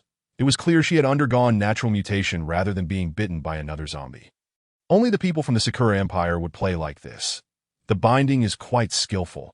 What a pity. With a flick of the extreme shadow, the girl's head rolled across the floor. And as it fell, her struggling body fell still. Kill a normal zombie. Points 1, current points 188. Chapter 12. Two worthless beings, just kill them? Suhan slowly formed a question mark that he had searched the entire first floor. And the girl before him was the last zombie. Now that he had killed her, Why had the task completion notification not appeared? Could it be that he had overlooked another zombie? Or perhaps there were already infected students in those 2 rooms on the 6th floor? How troublesome. Turning to leave the classroom, Suhan quickly searched the entire floor and then moved to the 2nd, 3rd, and 4th floors. Upon reaching the 4th floor, he was momentarily taken aback by the sight of students wandering in the corridor. What is going on here? The door to the 3rd floor is still closed. Where did these students come from? Did they come down from the 6th floor? This thought crossed his mind, as he couldn't conceive of any other explanation. But the issue was that there should have been zombies on the 6th floor, right? Did these students emerge from one of the classrooms while another had fallen to the infection? After much contemplation, Suhan deemed this the only possibility. Ignoring the students in the corridor who looked at him with strange expressions and fear, Suhan made his way toward the Kendo Club that as he passed. The students parted in fear, their eyes filled with terror, as Suhan understood what they were afraid of. He had slaughtered so many zombies and was now covered in blood, likely appearing quite terrifying. They probably thought he had been infected. Arriving at the door of the Kendo Club, he spotted 2 male students standing at the entrance and was momentarily taken aback. Are these not the 2 lackeys who cornered me in the restroom? What are they doing here? And judging by their demeanor, could it be that Tung Jin's Wataro, that fool, is inside the Kendo Club? Frowning, Suhan was not particularly concerned about Asakawa Mei's safety. Even a weakened lion is not something a dog can recklessly provoke. If Tung Jin's Wataro dared to act, he would genuinely worry about whether Tung Jin's Wataro could withstand even a single strike from Asakawa Mei's wooden sword. That would be a matter of life and death. One strike would turn his brains to mush. That Suhan strode purposefully toward the Kendo Club, and the 2 lackeys spotted him from afar. Initially, they appeared quite fearful, but as Suhan approached, they recognized him. Isn't this the kid we cornered in the restroom? Upon recognizing Suhan, the arrogance of the 2 individuals immediately surged. Kid, consider yourself fortunate before. You were merely a victim of circumstance during the recent chaos outside, which spared you from our leader's wrath. However, your luck has run out. One sneered. Indeed, wouldn't it be better to remain hidden among the crowd? We might not have noticed you. Yet here you are, daring to show your face. Don't blame us for being unmerciful when we break your legs and present you to our leader. He will surely be pleased. Shirma Xiong and Murata Kazuko approached, brandishing table legs they had procured from who knows where, their menacing grins fixed upon Suhan as they appraised him, contemplating where to commence their assault. Suhan had little to say to these 2. They were nothing more than wretched lackeys. Previously, he had refrained from dealing with them due to the peaceful society and the fact that they belonged to the Sakura Empire, knowing full well that striking them would result in his own detriment. But times had changed. These 2 were nothing but repugnant filth. If they dared to provoke him, they would meet their demise without hesitation. This world was a parallel universe to Earth, with a strikingly similar history, differing only in that the Sakura Empire here was not as tragic as its Earth counterpart, possessing a well-established regime. And the White Eagle Empire had no military presence. Similarly, the alteration of history and the intact governance had emboldened the Sakura Empire, which showed no remorse for its past invasions, instead frequently boasting in international forums. High-ranking officials and even the common populace exhibited a distinctly unfriendly demeanor. The most common lamentations on various forums were about how unfortunate it was not to have been born in that era. Otherwise, they could have indulged in a bit of excitement that it could be said that the entire Sakura Empire, from top to bottom, was rife with corruption, with only a scant few retaining a shred of conscience. Such detestable scum deserved to be exterminated without a second thought. Why so silent, kid? Have you been struck dumb with fear? If you kneel, I might show mercy and only break one of your legs. What do you say? Am I not? Buzz. The air hummed ominously as a cold gleam flickered. The sinister grins of Shirma Xiong and Murata Koizuka froze on their faces, their eyes dimming as a line of crimson appeared at their throats. Thud. Thud. 2 lifeless heads plummeted to the ground, their uncontrolled bodies collapsing sideways in the corridor. Students witnessing this horrific scene were frozen in terror, their screams piercing the air. Murder. He is killed. One exclaimed in disbelief. You devil. How dare you kill a subordinate of young Master Tung? You possess immense audacity. As he listened to the voices around him, Suhan cast a chilling gaze, an aura of menace sweeping over the students who trembled in response, instantly silencing themselves. Enough noise. Continue to chatter, and I will send you all to the afterlife." Upon hearing Su-han's words, the students collectively shuddered, hastily covering their mouths, fearful of uttering another sound. Although history had shifted, the inherent nature of the Sakura Empire's populace remained unchanged. Intimidated by the strong and bullies of the weak, that as long as one was powerful enough, they would serve as the most loyal dogs, enduring beatings and insults with smiles. However, should one find themselves in a position of weakness, these same individuals would return to torment them 1,000-fold. Observing the terrified students, a flicker of disdain crossed Su-han's eyes as he coldly remarked, "I find your presence quite displeasing, that I do not appreciate you looking me in the eye, kneel." Thud thud. Without needing further intimidation, the mere command to kneel saw the students, regardless of gender, hastily drop to the ground, devoid of any semblance of backbone. Not a trace of resentment was visible on their faces. Only sycophancy and obsequiousness remained in a bunch of spineless wretches. With a derisive snort, Su-han pushed open the door to the kendo club with a casual motion. Inside, Tung Jin's Wataro's greedy gaze roamed over Asama Meizi and Asama Kyuka, though his demeanor remained faintly serious. "Asama, you need not fear. I have already contacted my father. He assured me that by tomorrow at the latest, he will resolve the turmoil in our family and send a helicopter to retrieve me. Those monsters are nothing to be afraid of. You know that I am now immensely powerful and can protect you both. I can harness the power of the wind, a divine ability granted by Amaterasu, the sun goddess, that I am the chosen one, a child of the gods. Those mere monsters are nothing but insignificant creatures in my presence. Asama, have you informed the Sword Saint, Lord Asama Junichi? I have long admired him, that M.Y. Tung Jin family is among the prominent families of Kichagawa, and establishing a good relationship with the Asama family would be mutually beneficial. I heard that you, Asama, once vowed that if you could defeat me in kendo, you would have the chance to pursue me. To be honest, I would like to try it out. I have no other intentions." Buzz! The air hummed ominously as Tung Jin's Wataro's gaze met the wooden sword that had suddenly appeared before him, the gust from it stinging his face painfully. Swallowing hard, terror filled his eyes. "If you crack." The door to the kendo club swung open, revealing Su-han's silhouette. Upon witnessing this bizarre scene, Su-han raised an eyebrow. "Oh, everyone is here?" Chapter 13. When enemies meet, eyes burn with hatred. Not long after Su-han's departure, the door to the kendo club was pushed open once more. Asama Meizi initially thought it was Su-han returning, only to be confronted by the nauseating figure of Tung Jin's Wataro. As a fellow student of the same year, and considering Tung Jin's Wataro's status as a member of a prominent family, Asama Meizi naturally recognized him. She held a strong aversion to Tung Jin's Wataro, as most young masters from prestigious families shared a common trait: bullying and taking advantage of others, committing all manner of malevolence. Tung Jin's Wataro was no exception, that in her currently weakened state. Asama Meizi wished to ignore him.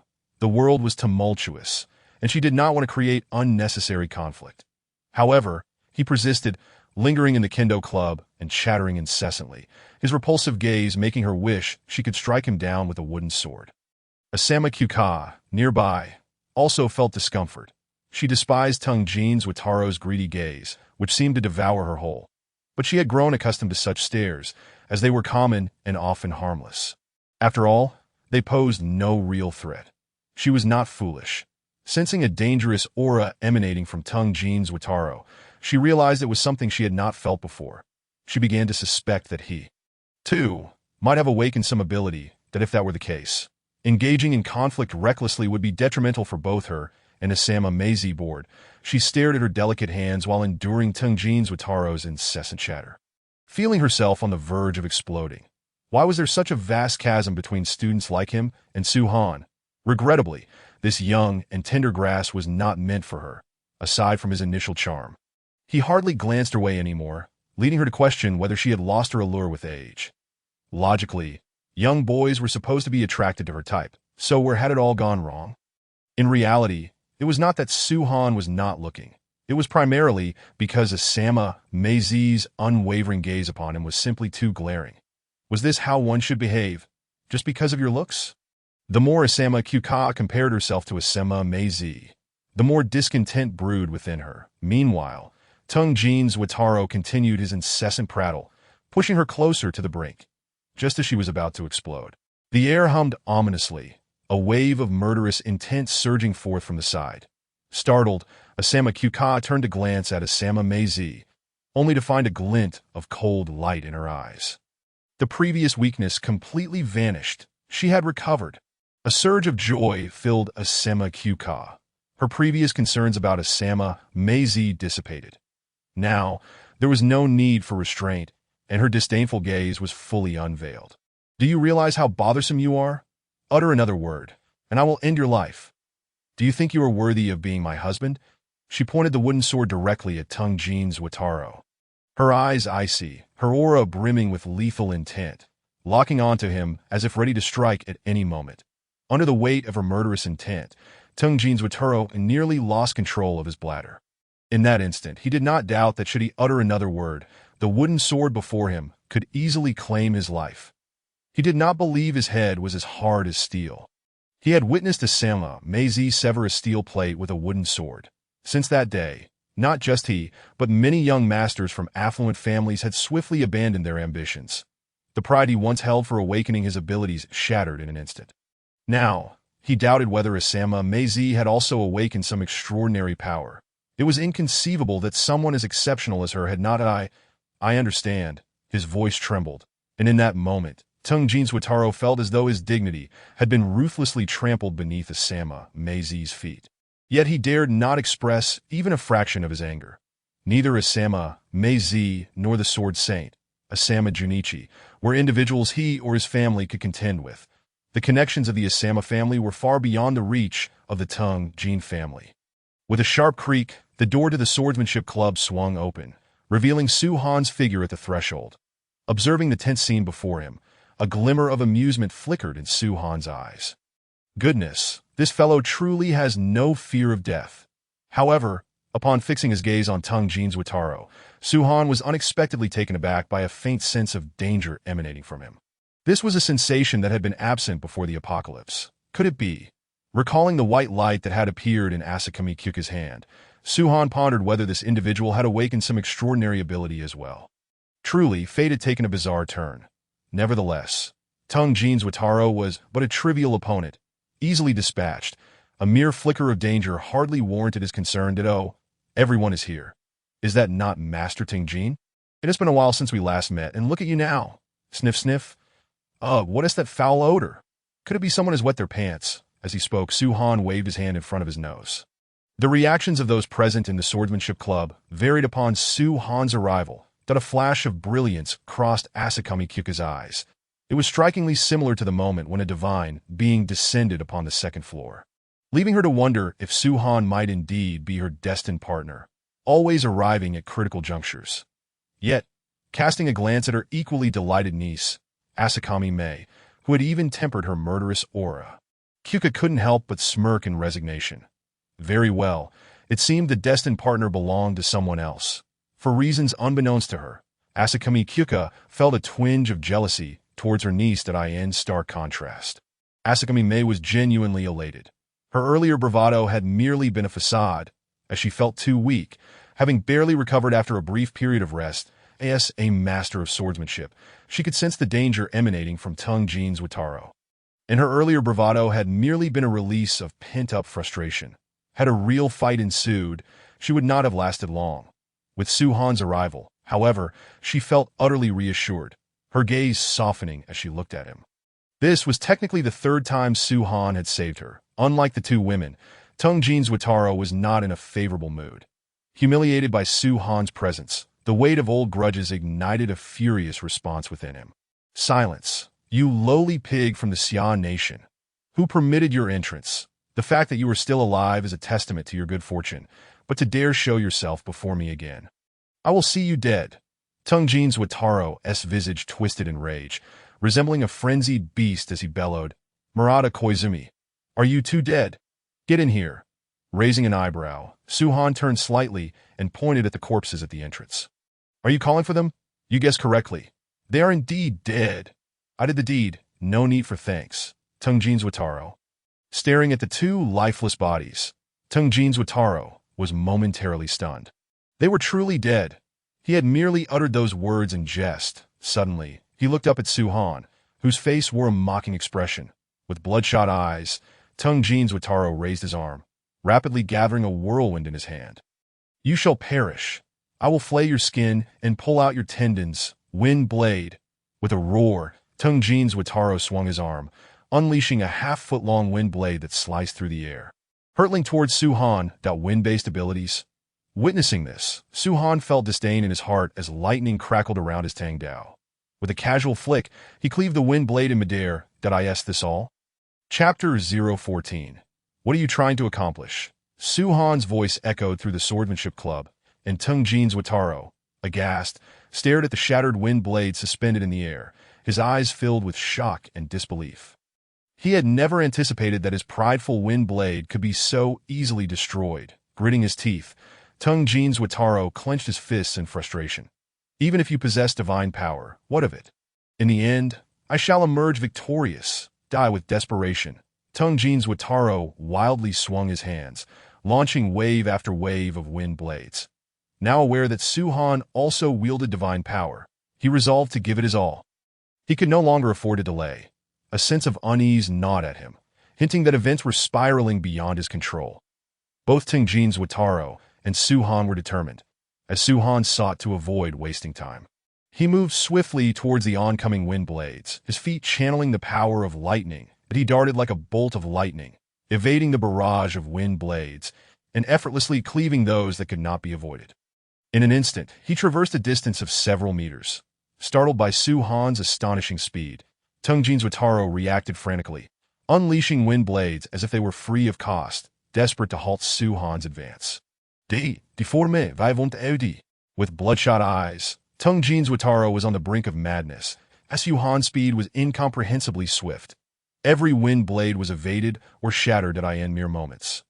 The distance of dozens of meters was closed, and as Suhan stood mere inches away from Tung Jin's Wataro, a chilling smile crept across his face. Hello there, Clang. The Tang Dao resonated as a brilliant flash of steel sliced through the air, filling Tung Jin's Wataro's eyes with terror. No, you cannot kill me. My father will send. Before Tung Jin's Wataro could finish his plea, a spray of blood erupted as his head was severed. Soaring into the in that moment, he appeared to still be attempting to utter something, but no further words would escape his lips. Thud, the lifeless body collapsed, and as Suhan watched Tung Jin's Wataro's head roll away, he shook his head. I told you before to keep a low profile. If it weren't for the peaceful society we live in, you wouldn't have survived past Chapter 2. But you didn't listen, did you? Well, now you see the consequences, don't you? So, what was the point of all this? With a sigh, Suhan turned his attention to Asakami-me, a few meters away. What did that fool say before he died? He went too quickly. I couldn't catch it. What about his father tomorrow? Reflecting briefly, Asakami-me replied, if I'm not mistaken, he intended to say that his father would send a helicopter to rescue him tomorrow. He mentioned it previously, but I'm unsure of its veracity. Isn't that just the young being punished while the old come to the rescue? Suhan remained unfazed. Let them come. It's nice to have company on the road to the underworld. However, he suspected that Tung Jin's Wataro's father would not come in person. He would likely only send subordinates to collect him. The prospect of both father and son returning home together seemed unlikely. Ding! Random task completed. Capture the administrative building and eliminate all zombies. Task reward: 500 points. The sudden notification from the system left Suhan bewildered that he hadn't even been to the 6th floor. How had the task been completed inexplicably? System: did you encounter a bug? In response to Suhan's inquiry, the system clarified, there is no bug. You misinterpreted the task. Capturing the administrative building and eliminating all zombies are two separate objectives. By clearing the zombies on the 1st floor, you completed the latter, and by defeating Tung Jin's Wataro, you accomplished the former. Aside from the deceased Tung Jin's Wataro, all survivors in the administrative building have submitted to you. The task is complete. Upon understanding the system's explanation, Suhan realized that he had, in fact, already completed the task. It was merely Tung Jin's Wataro's interference that had prevented him from recognizing it. Thank goodness he had eliminated that nuisance. Otherwise, he could have searched the administrative building 100 times without completing the task. With that thought, he cast a glance at Tung Jin's Wataro's corpse. Wishing he could deliver a few more strikes, the battle concluded. Asakami Kyuka. who had remained on the periphery, approached Su-Han, her wine-red eyes surveying him with increasing astonishment. That lightning you displayed, is it your awakened power? I had never witnessed you use it before. I thought you had relied solely on your swordsmanship to ascend to the second floor. I had no idea you were so formidable. As she spoke, Asakami Kyuka cast a meaningful glance at her niece. Asakami Mei. Someone should be cautious. I suspect it won't be long before they are completely consumed. Asakami Mei felt her cheeks flush with embarrassment. Unbeknownst to her, Asakami Kyuka had been awake the entire time and was unaware of Su-Han's lightning abilities. Having fainted midway, she was completely oblivious, reflecting on her earlier comments to Su-Han. She wished she could sink into the ground. She had witnessed the entire battle between Su-Han and Tung Jin's Wataru, and with the enhancement of lightning, Su-Han's speed was incredible. Even if Su-Han possessed no swordsmanship, she wouldn't necessarily be able to defeat him. Contemplating Su-Han's lightning power and Tung Jin's Wataru's wind element abilities, Asakami Mei felt a pang of melancholy. Why had she not awakened such powers? Without mentioning the sorrow in Asakawa Yako's heart, Su-Han lifted the lifeless body of Tung Jin's Wataru and tossed it outside the kendo club. Such a fine kendo club. And yet, the presence of this corpse was exceedingly unsightly. In the corridor, upon witnessing the body Su-Han had discarded, the group of students kneeling on the ground displayed an even more profound sense of awe and flattery on their faces. They were acutely aware of Tung Jin's Wataru's formidable prowess. With a single gust of wind, he could carve a gaping hole in the wall, and he regarded himself as a divine figure, a savior. The fact that such a powerful being as Tung Jin's Wataru had been vanquished left them utterly intimidated, quelling any hint of resentment towards Su-Han, leaving only boundless flattery and appeasement in their hearts. Noticing the students' gazes, Su-Han smirked coldly, disregarding them entirely as he closed the door and returned to the kendo club. Approaching Asakawa Yako, who appeared deep in thought with her head lowered, Su-Han spoke. Stop standing there. Take a seat and rest well. That I have already dealt with the zombies in the administrative building. Once you have recuperated, I hope you will accompany me outside. Outside? To slay those monsters?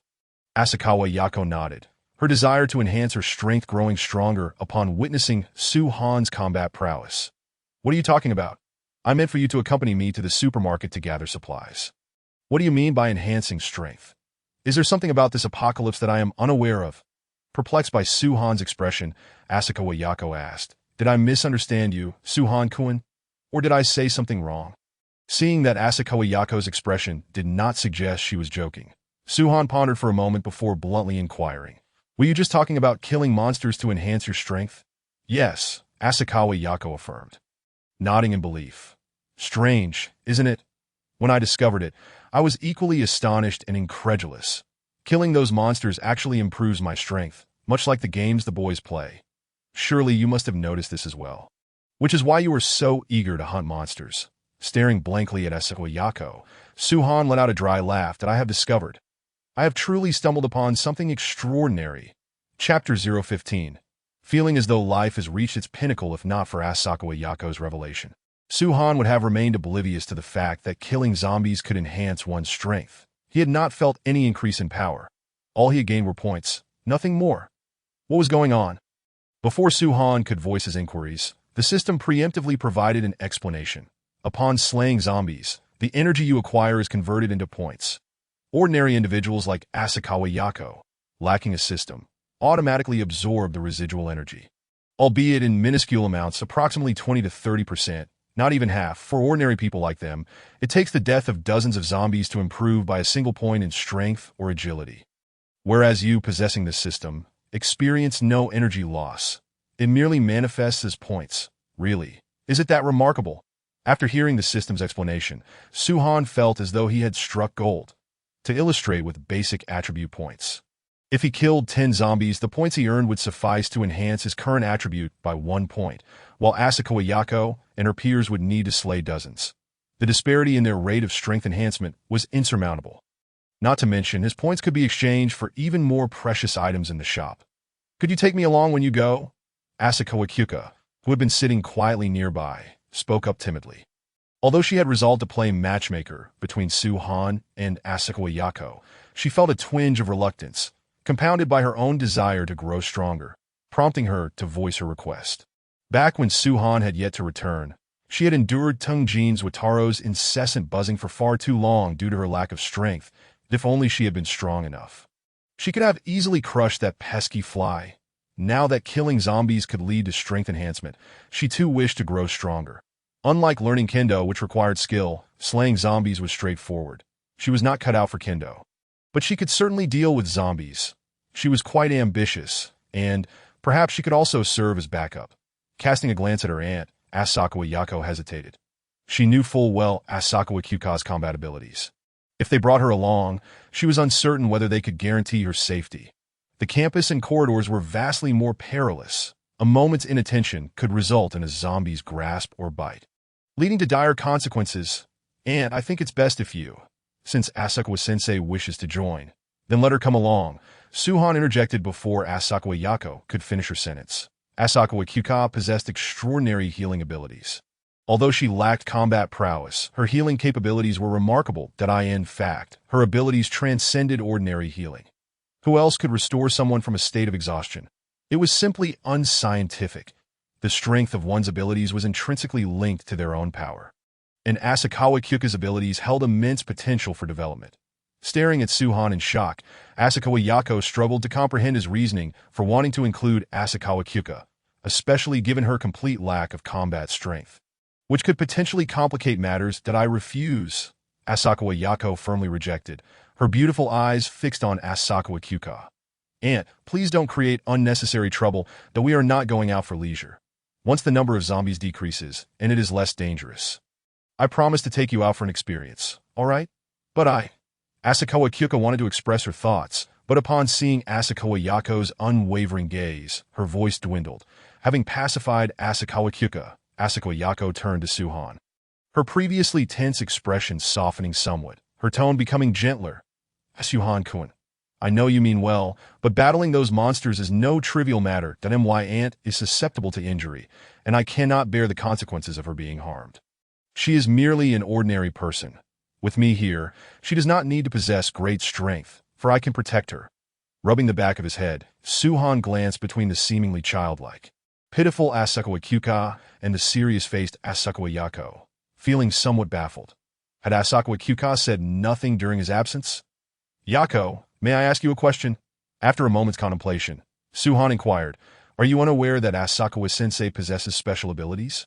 When you were exhausted earlier, it was Asakawa-sensei's healing that allowed you to regain consciousness so quickly. Asakawa-sensei's abilities are incredibly promising. Once her strength is enhanced, the effects will be formidable, which is why I wish to bring her along. This decision was made after careful consideration. Asakawa Yako tilted her head in confusion, her gaze blank, as if she were on the verge of breaking down. What? My aunt has special abilities too? Upon hearing Suhan's words, she felt utterly flabbergasted. Why does everyone seem to possess special abilities except me? I was worried about Asakawa Kyuka, yet the true fool here was myself. Observing Asakawa Yako fall silent, akin to a reclusive child, Suhan found himself at a loss for words. Well, how extraordinary! Truly, she is my aunt. All this time and she never mentioned it. What a surprise! Asakawa Yako's tone was heavy, and as her words fell, Asakawa Kyuka perked up instantly. Wonderful! Asakawa Kyuka exclaimed, joyfully throwing herself on Suhan, wrapping her slender arms around his neck. Suhan was momentarily taken aback, overwhelmed by the unprecedented greatness of the experience. How blissful it was, though somewhat stifling. Hey, what are you doing? Let go of me. Witnessing this scene, Asakawa Yako's eyelids twitched. Is she really making a move in front of me? How can I tolerate this? With determination, she forcefully separated Asakawa Kyuka from Suhan, her cold gaze fixed upon her aunt. Asakawa Yako thought to herself, is she planning to steal my corner? How outrageous! With a composed demeanor, Suhan remained unfazed, his heart heavy with reluctance. Under Asakawa Yako's icy glare, Asakawa Kyuka obediently placed her hands on her thighs, though her inner turmoil belied her calm exterior. After glaring at her aunt for a moment, Asakawa Yako sighed. Since my aunt possesses special abilities, she may as well join us, but remember not to stray too far from me and Suhan-kun. This way, if danger arises, we can provide immediate assistance. And, casting another stern glance at Asakawa Kyuka, Asakawa Yako warned, Please refrain from actions that might undermine the dignity of the Asakawa family. After all, Suhan Kuin is still a boy, and he is also my recognized future husband. Asakawa Kyuka couldn't help but roll her eyes internally. Thinking, just say you want to protect what's yours. Why the elaborate reasoning? I haven't even hugged anyone else. All right, I understand. Please rest up and don't keep Suhan waiting for too long. What she thought but could not voice. Asakawa Kyuka could only concede with a sigh. Asakawa Yako fell silent, returning to her seat to recover her strength. After more than half an hour, Asakawa Yako opened her eyes that I'm ready to go. Chapter 016. Yako, come here. I have a treasure to show you. What is happening here? At the entrance of the Kendo Club, upon opening the door, Asakawa Yako was greeted by the sight of a multitude of students kneeling neatly in the corridor. Both male and female. Frowning at the scene before her, Asakawa Yako scanned the students, noting the flattery and deference on their faces that a flicker of scorn and disdain passed through Suhan's eyes. It's nothing. I simply found them irritating, so I let them kneel. Understanding the situation, Asakawa Mei did not inquire further, even dismissing the students with a mere glance, treating them as though they were invisible. Had it not been for the peculiar scene she encountered upon her arrival, she would have felt no compulsion to ask questions that in her eyes. Only Suhan and Asakawa Kyoka mattered. The others were akin to mere air. Observing everything unfold, a subtle smile graced Suhan's face as he stepped forward, with Asakawa Mei quietly trailing beside him. Witnessing the events before her, Asakawa Kyoka's eyes sparkled with intrigue, but Suhan's earlier demeanor was cold and domineering, exuding an air of authority that was intoxicating to her, and indeed, to most women in the Cherry Blossom Empire, in this realm. Women revered powerful men, and Suhan epitomized the ideal. Regrettably, Asakawa Kyoka felt a pang of frustration as she glanced at Asakawa Mei's back. Why had she encountered such a prime specimen so late? Aunt, what are you thinking? Hurry up, she called out, noticing Asakawa Kyoka lagging behind. Stamping her foot, Asakawa Kyoka accelerated her pace to catch up, descending the staircase. Suhan remained oblivious to Asakawa Kyoka's small gestures as he spoke of his discoveries. I wonder if you've noticed how sensitive zombies are to scent and sound.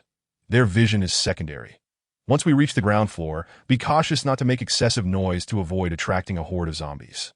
Moreover, I wish to discuss another matter. My previous suggestion to descend and eliminate zombies to enhance our strength is one aspect. The primary goal is to gather supplies from the supermarket for sustenance. These points had previously occurred to Suhan.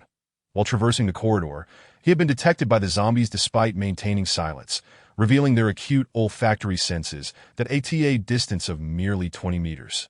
They had clearly seen him and exhibited unmistakable sniffing behavior akin to that of dogs before charging toward him, indicating their sense of smell surpassed their vision.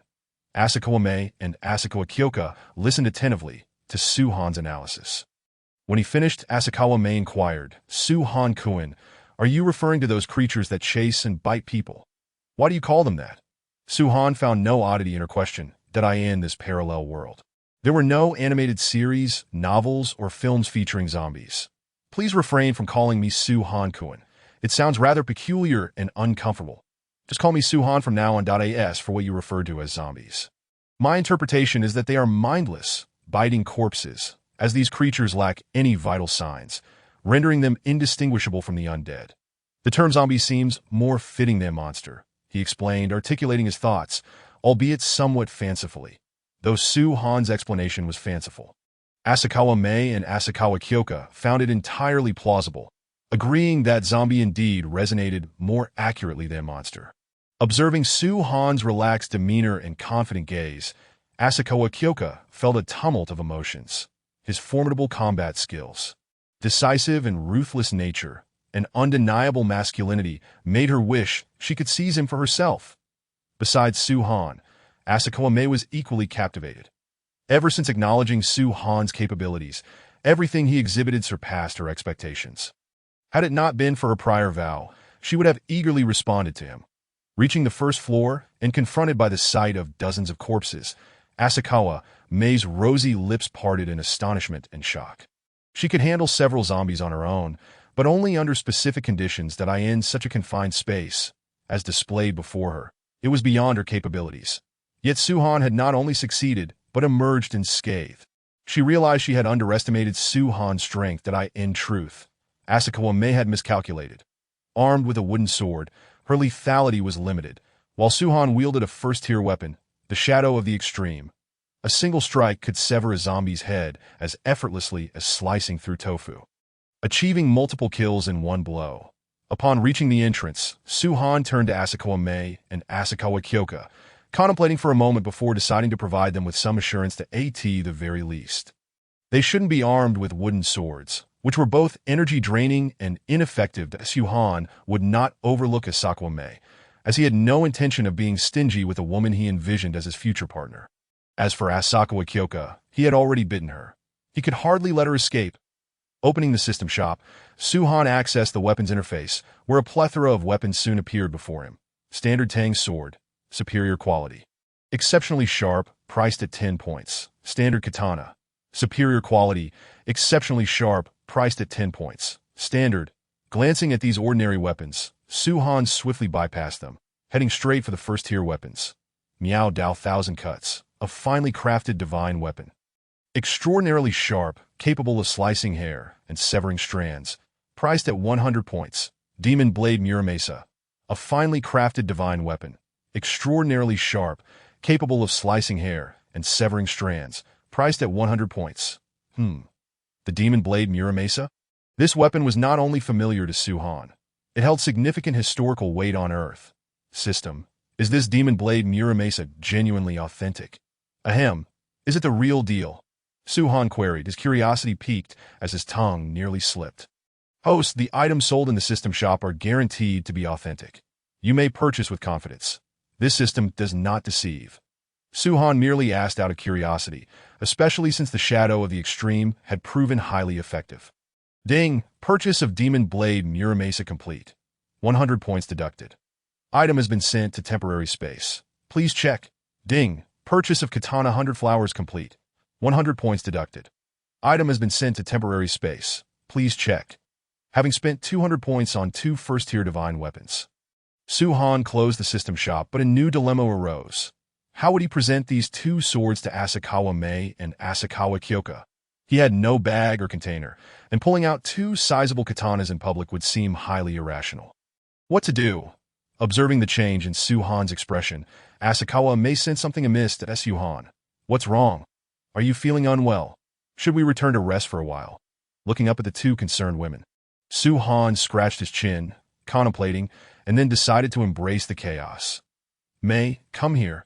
I have something magnificent to show you. Asakawa Mei. Asakawa Kyoka.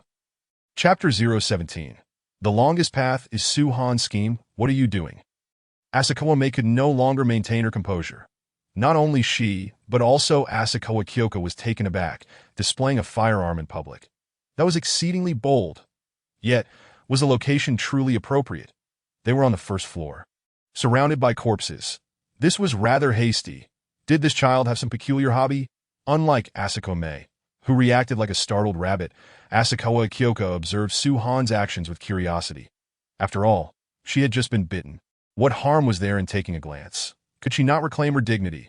However, as Su-han proceeded, Asakawa Kyoka's rosy lips widened in disbelief. Though she had never seen one up close, she had certainly heard tales. Yet, seeing Su-han's weapon left her utterly bewildered. Is this your idea of a magnificent treasure? Are you joking? Su-han was certainly not jesting, while his actions might have seemed a tad indiscreet. What he produced was indeed a genuine treasure. The Demon Blade Muramasa was no ordinary item. It was a first-tier divine weapon, capable of slicing hair and cutting through iron, valued at 100 points. One would need to slay 100 zombies to purchase such a blade from the system shop.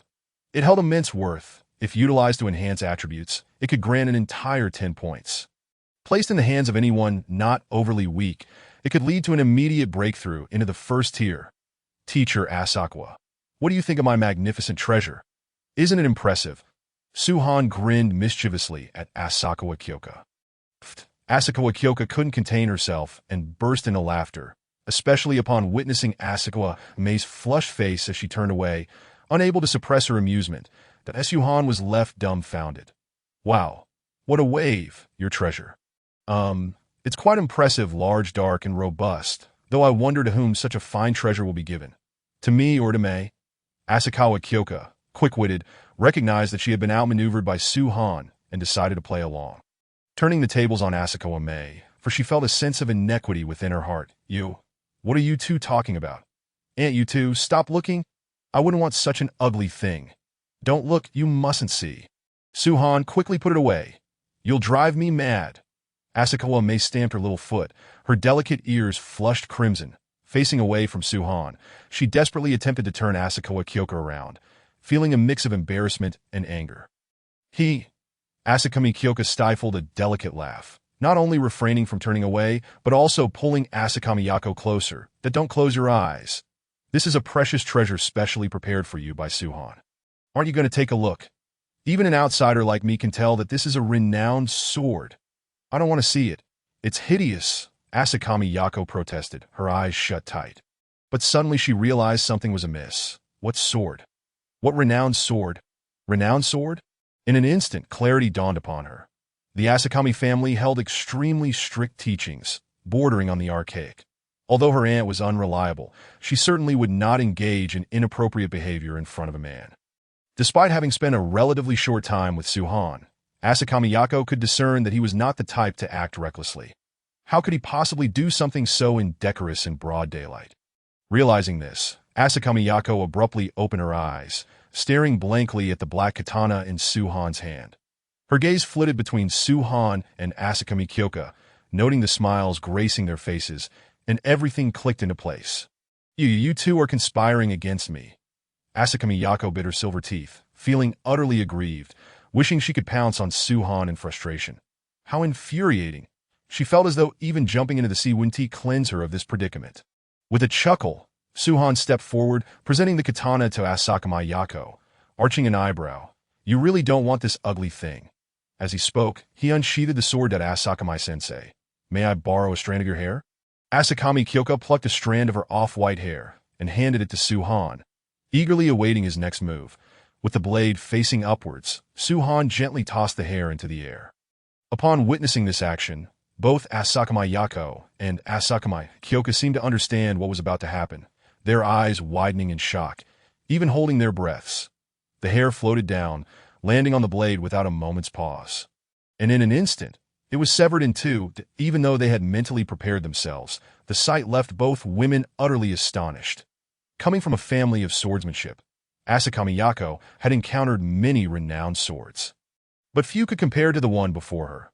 Pleased with their reactions, Su-Han sheathed the sword, but Asakami Yako's gaze remained fixed on it, extending the cursed sword Muramasa towards Asakami Yako. Su-Han no longer teased her. Enough was enough. That I asked this. For me? Asakami Yako's eyes brimmed with desire as she stared at the black katana before her. Of course. It's for you, Su-Han affirmed with a nod. With Su-Han's confirmation, a flicker of joy crossed Asakami Yako's features. Though she quickly composed herself, palms upturned, carefully receiving the cursed sword Muramasa from Su-Han's hands. This is the best gift I have ever received. The cursed sword Muramasa. I will never let this renowned sword go to waste. Asakami Yako's expression turned solemn, imbued with a sense of reverence, that Su-Han opened his mouth, but ultimately refrained from voicing his thoughts. Actually, you really shouldn't. He thought to himself that I in the system's shop. This was merely a first-tier divine weapon, with second and third tiers available. Su-Han understood that the cursed sword Muramasa held special significance for Asakami Yako, and at worst, it could serve as a collectible in the future. After handing over the cursed sword Muramasa to Asakami Yako, Su-Han turned his attention to the watching Asakami Kyoka, reaching into his pocket once more. Asakami-sensei, wait until you see this magnificent treasure. Meow, meow. Seeing Su-Han's all-too-familiar motion, Asakami Yako felt her mind go blank. In a way, again. Even if you have legs that are 6 feet long, how could you possibly pull out another katana from there? If you can pull out another katana, I'll... Before she could even finish her thought, Su-Han produced another off-white katana from his pants. Chapter 018. Aren't you afraid of getting hurt down there? Do you have a dimension in your pants? Are you some sort of Doraemon? How did you pull out 2 katana over a meter long from your pants? Aren't you afraid of suddenly? Even Asakami Yako, known for her composure, found herself utterly flabbergasted by Su-Han's series of outrageous actions. To hell with composure. Anyone witnessing such absurdity would struggle to remain calm, unless they were completely expressionless. Stifling a laugh, Suhan presented the katana Baiwa to Asakami Kyoka to Asakami-sensei. This katana is for you. Named Baiwa, its sharpness rivals that of Muramasa. With this sword in hand, your safety will significantly increase when we venture outside. Another renowned sword, although she didn't practice swordsmanship. Being from a family of swordsmanship, Asakami Kyoka understood the immense value of a renowned sword. There's no denying it. Even in modern society, a single renowned sword could send countless masters of swordsmanship into a frenzy. Casting a deep glance at Suhan, Asakami Kyoka's peripheral vision caught Asakami Yako, and she found herself struggling to contain her emotions. In light of Suhan's goodwill, the teacher graciously accepted the sword. With Baiwa in hand, even when Suhan and Asakami Yako were preoccupied, she would have the means to protect herself, effectively granting her an extra lease on life. After distributing the weapons, Suhan refocused his thoughts. Scanning the faces of the two women, with a serious demeanor, he stated, "Our target this time is the school's supermarket that we need to traverse the campus.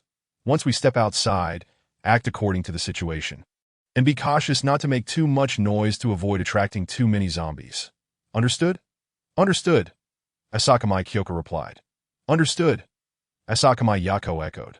Turning around, he unlocked the door and swiftly exited, with Asakami Yako following close behind, while Asakami Kyoka brought up the rear. Once Asakami Kyoka emerged, Suhan pointed to a zombie wandering about 7 or 8 meters away, whispering, "Let's go." Before he had finished speaking, Suhan dashed out, covering the distance in the blink of an eye. With the blade swaying in hand, he swung it, the silver flash slicing through the air, and the zombie's head was sent soaring into the air. The unfortunate zombie perished without ever comprehending how it met its demise. Kill ordinary zombie. 1 points. Current points. For 89, dealt with a swift success. Suhan continued his rapid advance towards the next zombie. Behind him, Asakami Yako kept pace, having already decapitated another zombie. Only Asakami Kyoka lagged slightly.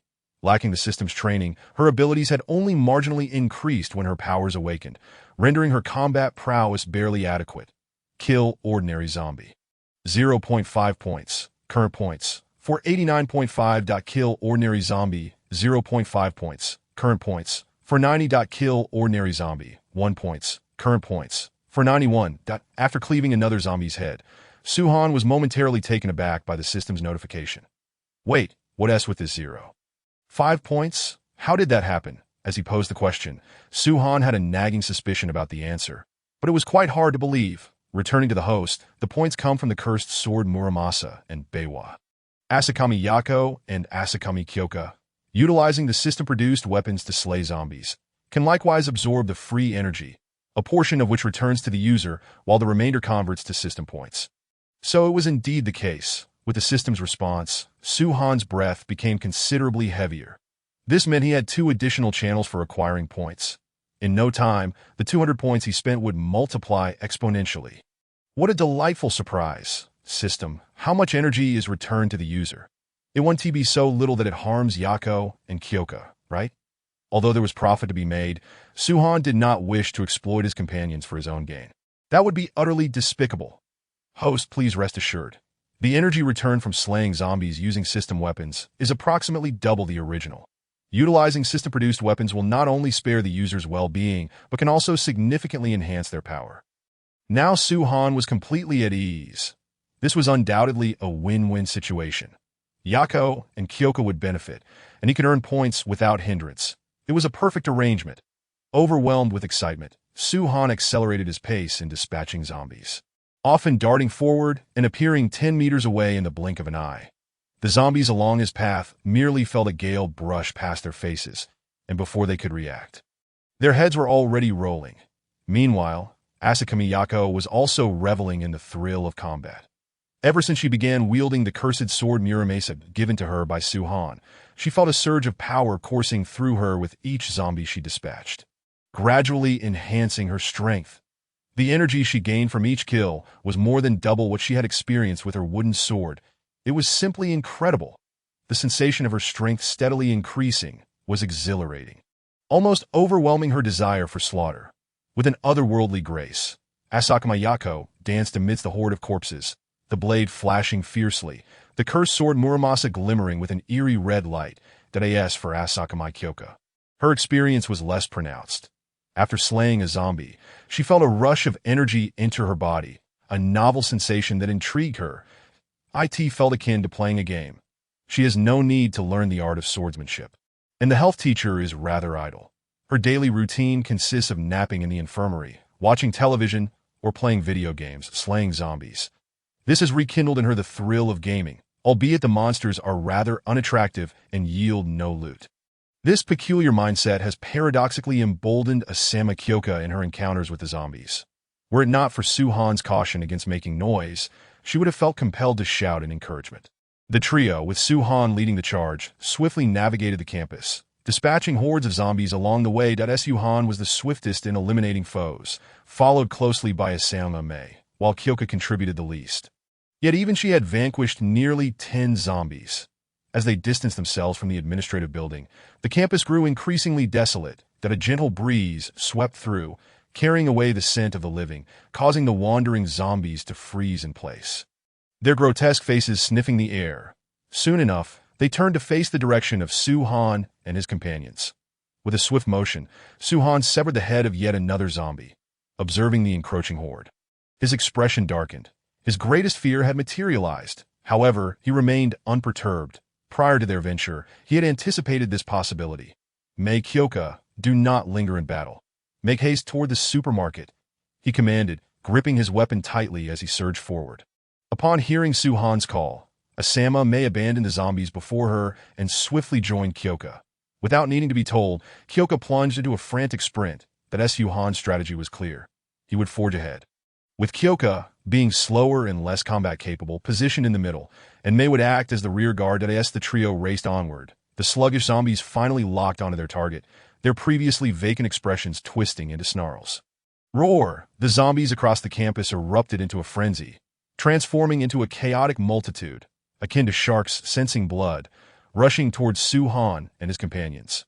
Hundreds of zombies converged from all directions, an overwhelming mass that sent chills down one's spine. The ground trembled beneath the thunderous stampede of thousands of zombies, their collective roar reverberating like distant thunder. Even though Suhan had prepared for such a terrifying scene, the sheer intensity of it momentarily startled him. Before him lay an unrelenting wave of snarling zombies, a sight so harrowing that those with wavering resolve might very well perish from fright on the spot. Ding! A random mission has been issued. Traverse the horde of zombies and reach the school supermarket within half an hour. Completion rewards 1,000 points. The mission has been automatically accepted. Failure incurs no penalty. Another mission. Suhan's eyes lit up. The previous reward of 500 points had tasted sweet. Without it, he would not have even amassed enough points to procure 2 level 1 divine weapons. While slaying zombies granted points, the pace was excruciatingly slow. Missions were far more advantageous, and the rewards were exceedingly generous. The system must have recognized the challenge of this task, doubling the reward to 1,000 points. This was equivalent to eliminating 1,000 zombies. Zombies were not mere cabbages. They could run, leap, and pose the risk of infection.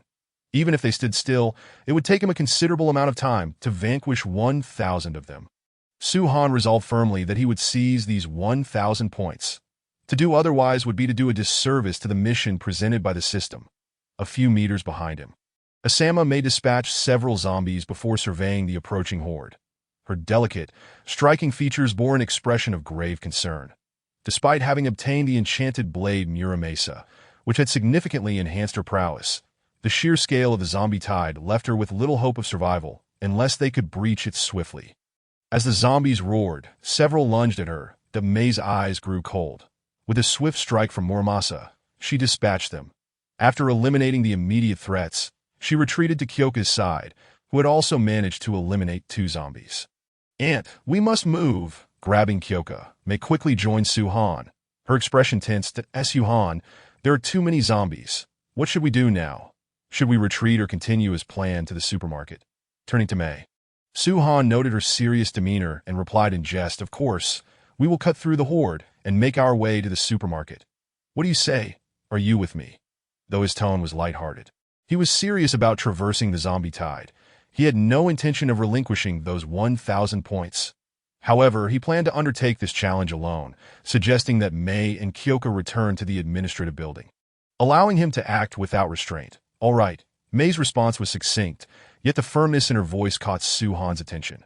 Gazing at her, he discerned only resolve and determination, devoid of fear or hesitation, as if she would follow him into danger without a second thought. Are you not afraid of death? There are hundreds of zombies ahead. If we cannot break through, we, along with Teacher Isama, will perish. Have you considered that? And what of it? Mei's expression remained steadfast. You are the future husband Isama may have acknowledged. Though we have yet to spar, the outcome is already determined. What does it matter if we die together? The women of the Isama family do not fear death at this juncture. Mei turned to Kyoka, her brow furrowed. Feeling somewhat troubled, Su-han was her recognized future husband, and she could follow him in peril without hesitation, but Kyoka had no reason to accompany them into danger. Yet leaving Kyoka behind while she escorted her back was not an option, which placed her in a quandary. Umph. Kyoka scoffed lightly, her mature and exquisite face slightly pale, yet her tone bore no trace of fear. Are you two underestimating me? If you can do it, why can't I? Little Su-han is quite pleased with me. Previously, he found it challenging to engage, but if we manage to escape this time, he will not hold back. What? Su-han blinked in astonishment, taken aback by this unexpected revelation, but he had not anticipated Kyoka's boldness to express such thoughts. Perhaps she felt the odds of escape were too slim, thus daring to voice her inner thoughts. After all, while they spoke, the horde of zombies had fully converged, forming a complete circle, sealing off even the path back to the administrative building that I in this predicament. Unless one were a superhero, the hope of surviving a breakout was non-existent. Kyoka's audacious declaration left Mei stunned, clearly unprepared for her aunt's intent to pursue a relationship with Su-han. Lowering her head in contemplation, Mei soon lifted it again, stating, If Su-han does not object, I have no objections. Little one, do you have any questions? Su-han was utterly flabbergasted. What a bizarre line of reasoning. Was this the mindset of the women of the Isama family? A shock to the core. It felt as if he had been transported back to ancient times. Life is full of surprises. Su-han never expected that a jest would yield such revelations. Without regard for the impending danger, he felt an overwhelming surge of motivation. He could hardly wait to charge through to the supermarket, determined to confront whatever lay ahead. Darling, you are simply marvelous, in a moment of exhilaration. Su-han disregarded all else and swept Isama Mei into his embrace, kissing her amidst her astonishment. After a fervent display of affection, he turned his gaze to the horde of zombies now mere meters away. Closing his eyes to mentally communicate with the system. System, enhance all my attributes to 20 points, and elevate my lightning ability to level 2. Chapter 020. Reiko Yamazaki. Just because I can't twist off a bottle cap, it doesn't mean I can't twist off your skull. Down on the 4th floor of the administrative building, in the corridor outside the kendo department, the students who had previously knelt on the ground had all risen to their feet, their faces pale as they beheld the chaos unfolding in the campus. The terrifying roars of the zombies echoed ominously, with thousands of them stampeding, causing the very ground to tremble. Such a cacophony was impossible for these students to ignore. They were certainly not deaf. With Su-han absent, the atmosphere of intimidation had diminished significantly, allowing many students to succumb to their curiosity and quietly stand up, only to witness a scene akin to a horror film in the campus. Shock, fear, terror. The students were utterly astonished, paralyzed by fright. Even though they were on the 4th floor, removed from the direct confrontation with the throng of zombies, the horrifying sight sent chills down their spines and dizziness to their heads. Some students, witnessing the scene, felt their legs weaken. Had they not clung to the windowsill, they might have collapsed entirely. Wait, is that not Su-han, along with Senpai Isama and Teacher Isama? They appear to be surrounded by those monsters. One perceptive student immediately spotted the trio encircled by the horde of undead, tremblingly raising an arm to point in their direction. Upon hearing the student's words, the fear-stricken students in the corridor momentarily set aside their terror, their gazes converging in anticipation. Where are they? Senpai Isama is surrounded by those monsters. Where exactly? It is indeed them. But the pressing question is, why are Senpai Isama and the others outside, ensnared by those creatures? What are we to do now? With so many monsters closing in, Senpai Asama and her companions are in grave danger. This time it seems, no, I have admired teacher Asama for so long. This cannot be happening. The realization of Su-han and his companions being surrounded by the horde ignited a wail of despair among the students present, their voices laced with hopelessness and desolation. The Dio not speak such foolishness. Lord Su-han is immensely powerful. He will undoubtedly be fine. He is the divine child. Even Takahashi Zadaru, who possesses divine power, is no match for him. Those monsters could never harm Lord Su-han. Just as nearly all the students had succumbed to despair, several female students suddenly spoke out. Although their faces were equally as pale, their gazes towards Su-han's silhouette amidst the horde radiated admiration. Brimming with fervent obsession, the behavior of these girls resembled that of fervent fans, akin to zealots in their devotion. They surrendered to Su-han's might, reveling in the exhilaration of being under his dominion. Bowing to his formidable power, even willing to sacrifice everything to uphold his invincible image in their hearts. Not just these girls, but several boys bore similar expressions. This reflected the ingrained subservience within the bloodline of the people of the Sakura Empire, worshipping the strong, fearing the powerful, and submitting to the mighty, to them. Having defeated the divinely powerful Takahashi Zadaru, Su-han had become the new divine child. Su-han was not an ordinary person, but a divine being. To submit and kneel before the divine child was not a humiliation, but a glorious honor. They hypnotized themselves repeatedly until they believed it. In this moment of horror and despair, Su-han was their faith, and they would not allow the foundation of their spirits to crumble. Perhaps influenced by these female students, an increasing number of students in the corridor began to display fervent expressions, their earlier fear dissipating in a thin air. The power of faith is formidable, capable of dispelling all negative emotions. Of course, there were some students who remained uninfected, unwilling to submit to Su-han. Previously intimidated by his overwhelming strength, they now saw him on the verge of death, the immense pressure weighing on them dissipating, allowing their buried feelings of inferiority and resentment to surface. Are you all joking? Yamada Yuichi screeched, his head tilted in a dramatically exaggerated manner, as if he had heard the most outrageous joke, pointing at Su-han and his companions surrounded by the horde below. Those monsters number over 1,000. Forget the divine child. Even if a god descended, there would be only one path, death. Yamada Yuichi spat as he unleashed his pent-up fear and resentment towards Su-han. You fools enjoy being someone else's dogs, reveling in servility, do you? Well, just watch as your master is devoured bite by bite by those monsters. A mere pig from the Summer Nation, a lowly bloodline, deserves to be enslaved by our great Sakura Empire. How dare he oppress us and act like a tyrant? Divine child. Bah!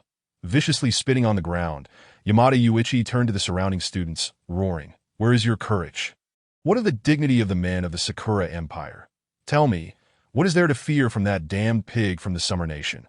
Are you all cowards, lacking even the courage to resist? Encouraged by Yamada Yuichi's rallying cry, many students in the corridor displayed flickers of resolve, their gazes turning towards Su-han and his companions engulfed by the horde, their pent-up resentment intensifying, especially when, upon witnessing Su-han passionately kissing Asama Yako and even extending his hands toward Asama Kyuka, the previously wavering boys abruptly shattered their defenses. The hatred of a husband whose wife has been taken away is irreconcilable.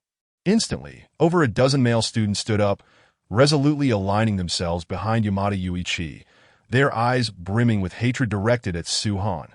To be candid, Yamada Yuichi himself was on the brink of a breakdown.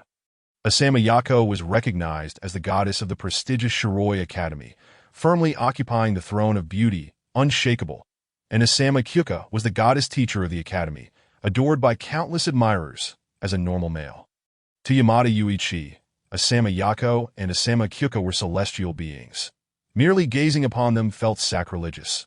The moment a goddess spoke, he would be willing to die instantly, filled with joy, now, witnessing the sacred goddesses he revered being forcefully kissed.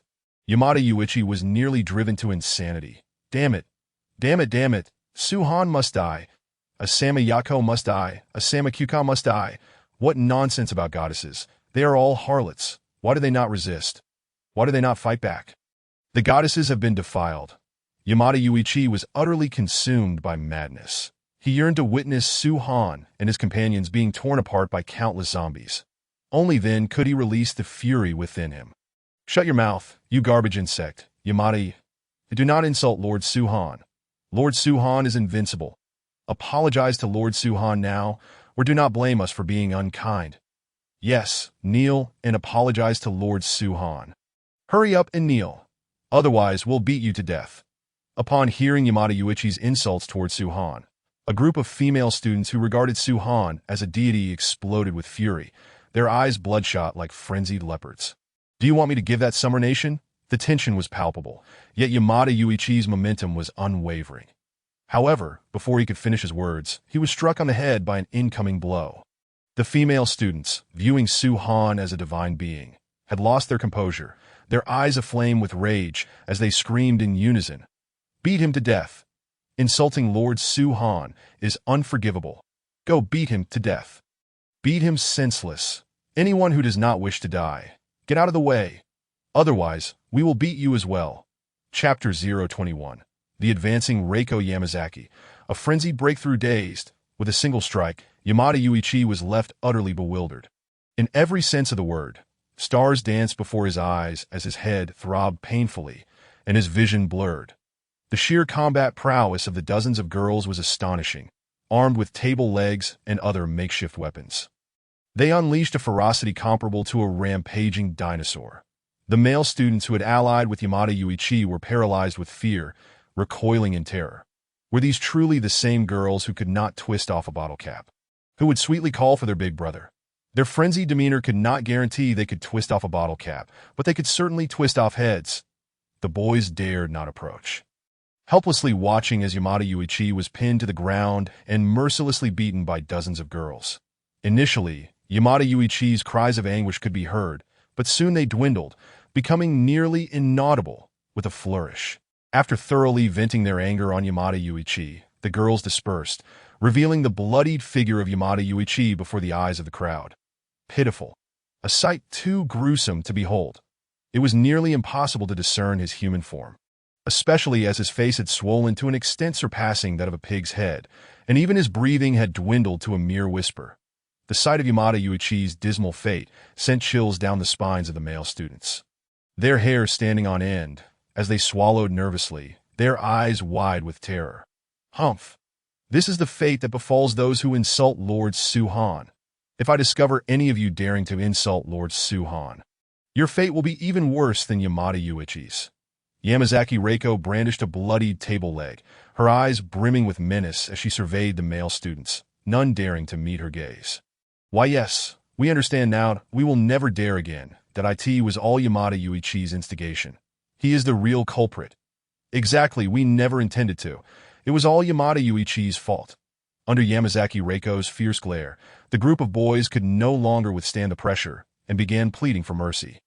The barely conscious Yamada Yuichi, hearing their words, could not draw a breath and promptly fainted from rage. "Bind them all. We will deal with them once Lord Su-han returns. Anyone who dares resist will be punished. Beat them senseless." Yamazaki Reiko's demeanor was fierce, and with the bloodied leg of a table in her grasp, she exuded an aura of intimidation that left many boys unwilling to resist in their eyes. These women, including Yamazaki Reiko, were no different from demons. Indeed, they must have been possessed by malevolent spirits. Otherwise, how could their combat prowess be so terrifying? Before long, numerous boys found themselves bound, and this internal conflict was quelled at an astonishing speed. The victors achieving their triumph through sheer, overwhelming force. Most astonishingly, the victorious side consisted predominantly of seemingly delicate female students, with only a handful of boys among them that a cacophony of thunderous roars echoed throughout the campus. And in the corridor, several girls instinctively turned to look. Upon witnessing the source of the thunder, their eyes widened in shock and fervent admiration. "Yamazaki-senpai, look, it's Lord Su-han. Lord Su-han truly possesses divine power. He is the embodiment of a deity. Lord Su-han is the god of thunder. Yamazaki-senpai, quick, look. Lord Su-han is wielding the power of thunder." The hall was filled with exclamations, and Yamazaki Reiko, having turned her gaze at the sound of thunder, beheld a tall figure amidst a tide of thousands of zombies, enveloped in terrifying lightning. The lightning snakes, as thick as an infant's arm, wreaked havoc, and the zombies, intimidated by the divine might of the thunder, halted their frenzied charge. Yamazaki Reiko's eyes brimmed with frenzied admiration as she gazed at Suhan, her expression akin to that of a devotee beholding a true god. Did I see it? I told you. Lord Suhan is the embodiment of a deity, and no matter how many monsters are on the ground, before Lord Suhan, they are but mere chickens, easily crushed. Like a pilgrim, Yamazaki Reiko's face was flushed with a sickly hue, her breath quickening, her beauty resembling a blooming poppy dead on the ground. At Suhan's command, the system sprang into action. Ding, deducting 190 points, Strength 5, Agility 3, Intelligence 8, Constitution 3, Attribute Fusion in progress. Ding, congratulations to the host for breaking through the limit of Rank 0. Successfully advancing to Rank 1. Ding. Deducting 77 points, Thunder Ability Experience 77, Current Experience 100,100. Ding. Congratulations to the host for advancing the Thunder ability to Level 2. Enhancing Thunder Control. Next upgrade requires 01000 experience. That a series of notifications echoed in Suhan's mind, and his points panel suddenly diminished by nearly half. Simultaneously, a powerful force erupted within him. This explosive energy roared through his body, and with his eyes tightly shut, Suhan could feel his muscles quaking beneath his clothing. Strength surging, cells bursting with vitality and power, and he was convinced that with a slight nudge, a single punch would create an earth-shattering impact. Lightness, in addition to the surging power, Suhan felt an extraordinary lightness in his body, as if freed from the constraints of gravity, giving him the sensation that he could leap several meters with a mere jump. His physique had become even more robust, his endurance stretched to new lengths, allowing him to engage in prolonged combat, and his recovery ability was incomparable to before. This was the transformation brought about by the breakthrough.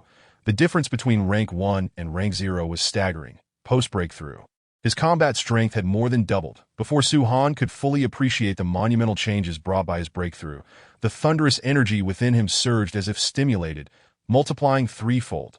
The ferocious lightning energy coursed through his body, and under its violent influence, impurities were obliterated, transformed into wisps of smoke that escaped through his pores. Under this baptism of lightning, Suhan, who had just advanced to Rank 1, experienced another significant enhancement. Outside, embraced and kissed forcefully by Suhan, Asakami Yako and Asakami Kyoka remained momentarily bewildered.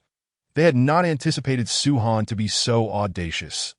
To kiss one, then turn and kiss the other. How impolite. Surely, he does not consider them mere outsiders. However, the sensation was quite pleasant. Regardless of Suhan's assertiveness, both Asakami Yako and Asakami Kyoka did not find it unappealing.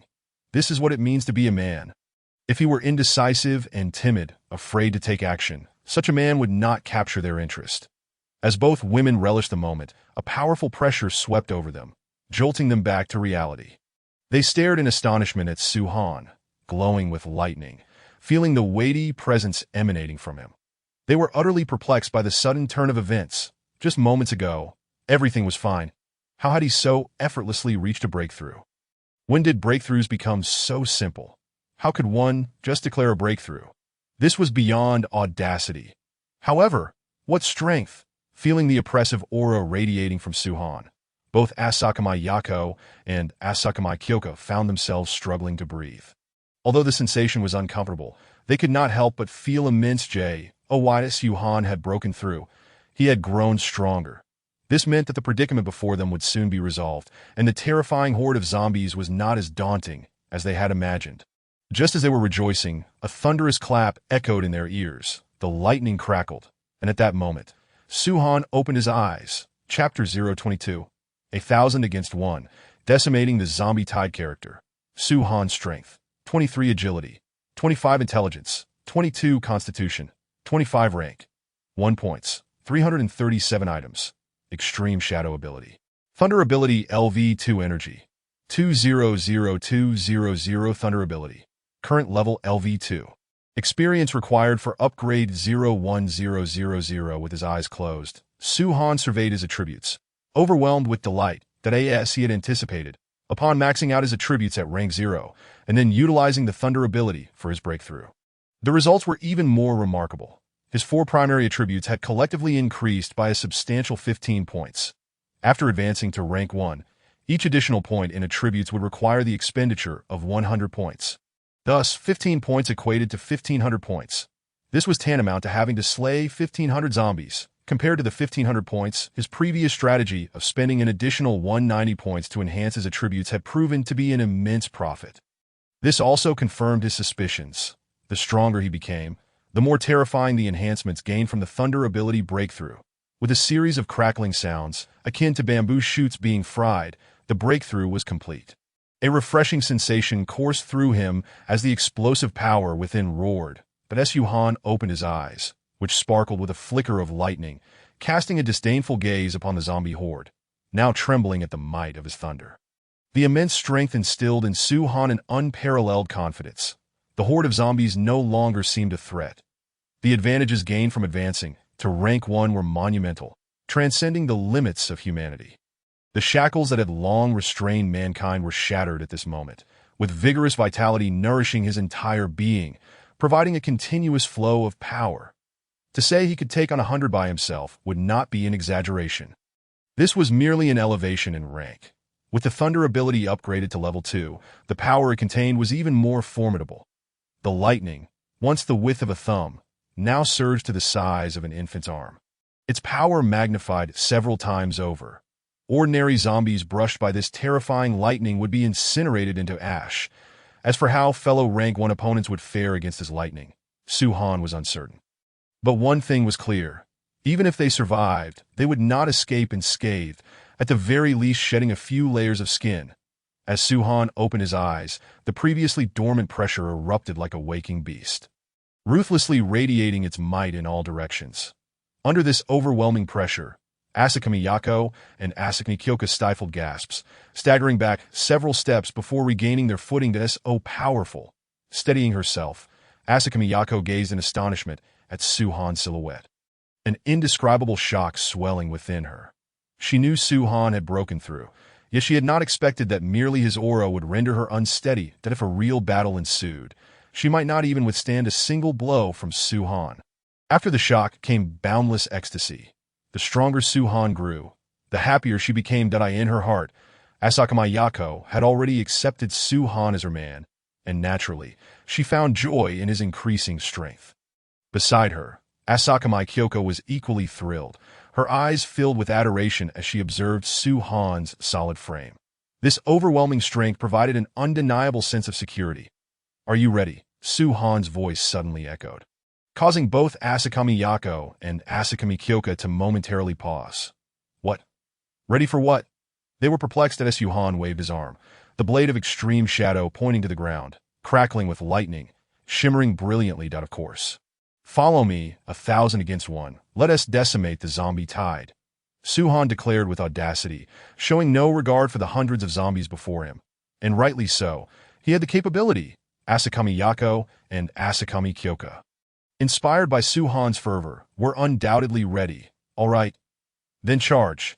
As his words fell, lightning erupted beneath Su-Han's feet, enveloping him as he charged into the heart of the zombie horde, wielding extreme shadow. Boom, crash, amidst the thunderous roars and terrifying booms.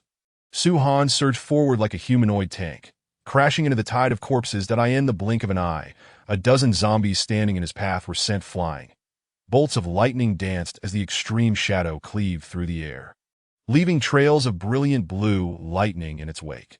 Wherever Su-Han passed, hordes of zombies fell in droves, either blasted into charred remains by the electric onslaught or torn apart by the horrific sword aura of lightning. The ground where he tread was rendered barren, all turning to ash. Su-Han's combat prowess was unfathomably fearsome, carving a massive gap of 6 or 7 meters through the throng of hundreds of zombies, leaving none alive within that breach. Following closely behind him, Shallow Interval Mei Zi and Shallow Interval Jingxiang were left speechless, stunned by the spectacle of such overwhelming power. Truly inhuman. Boom, with a resounding clap of thunder.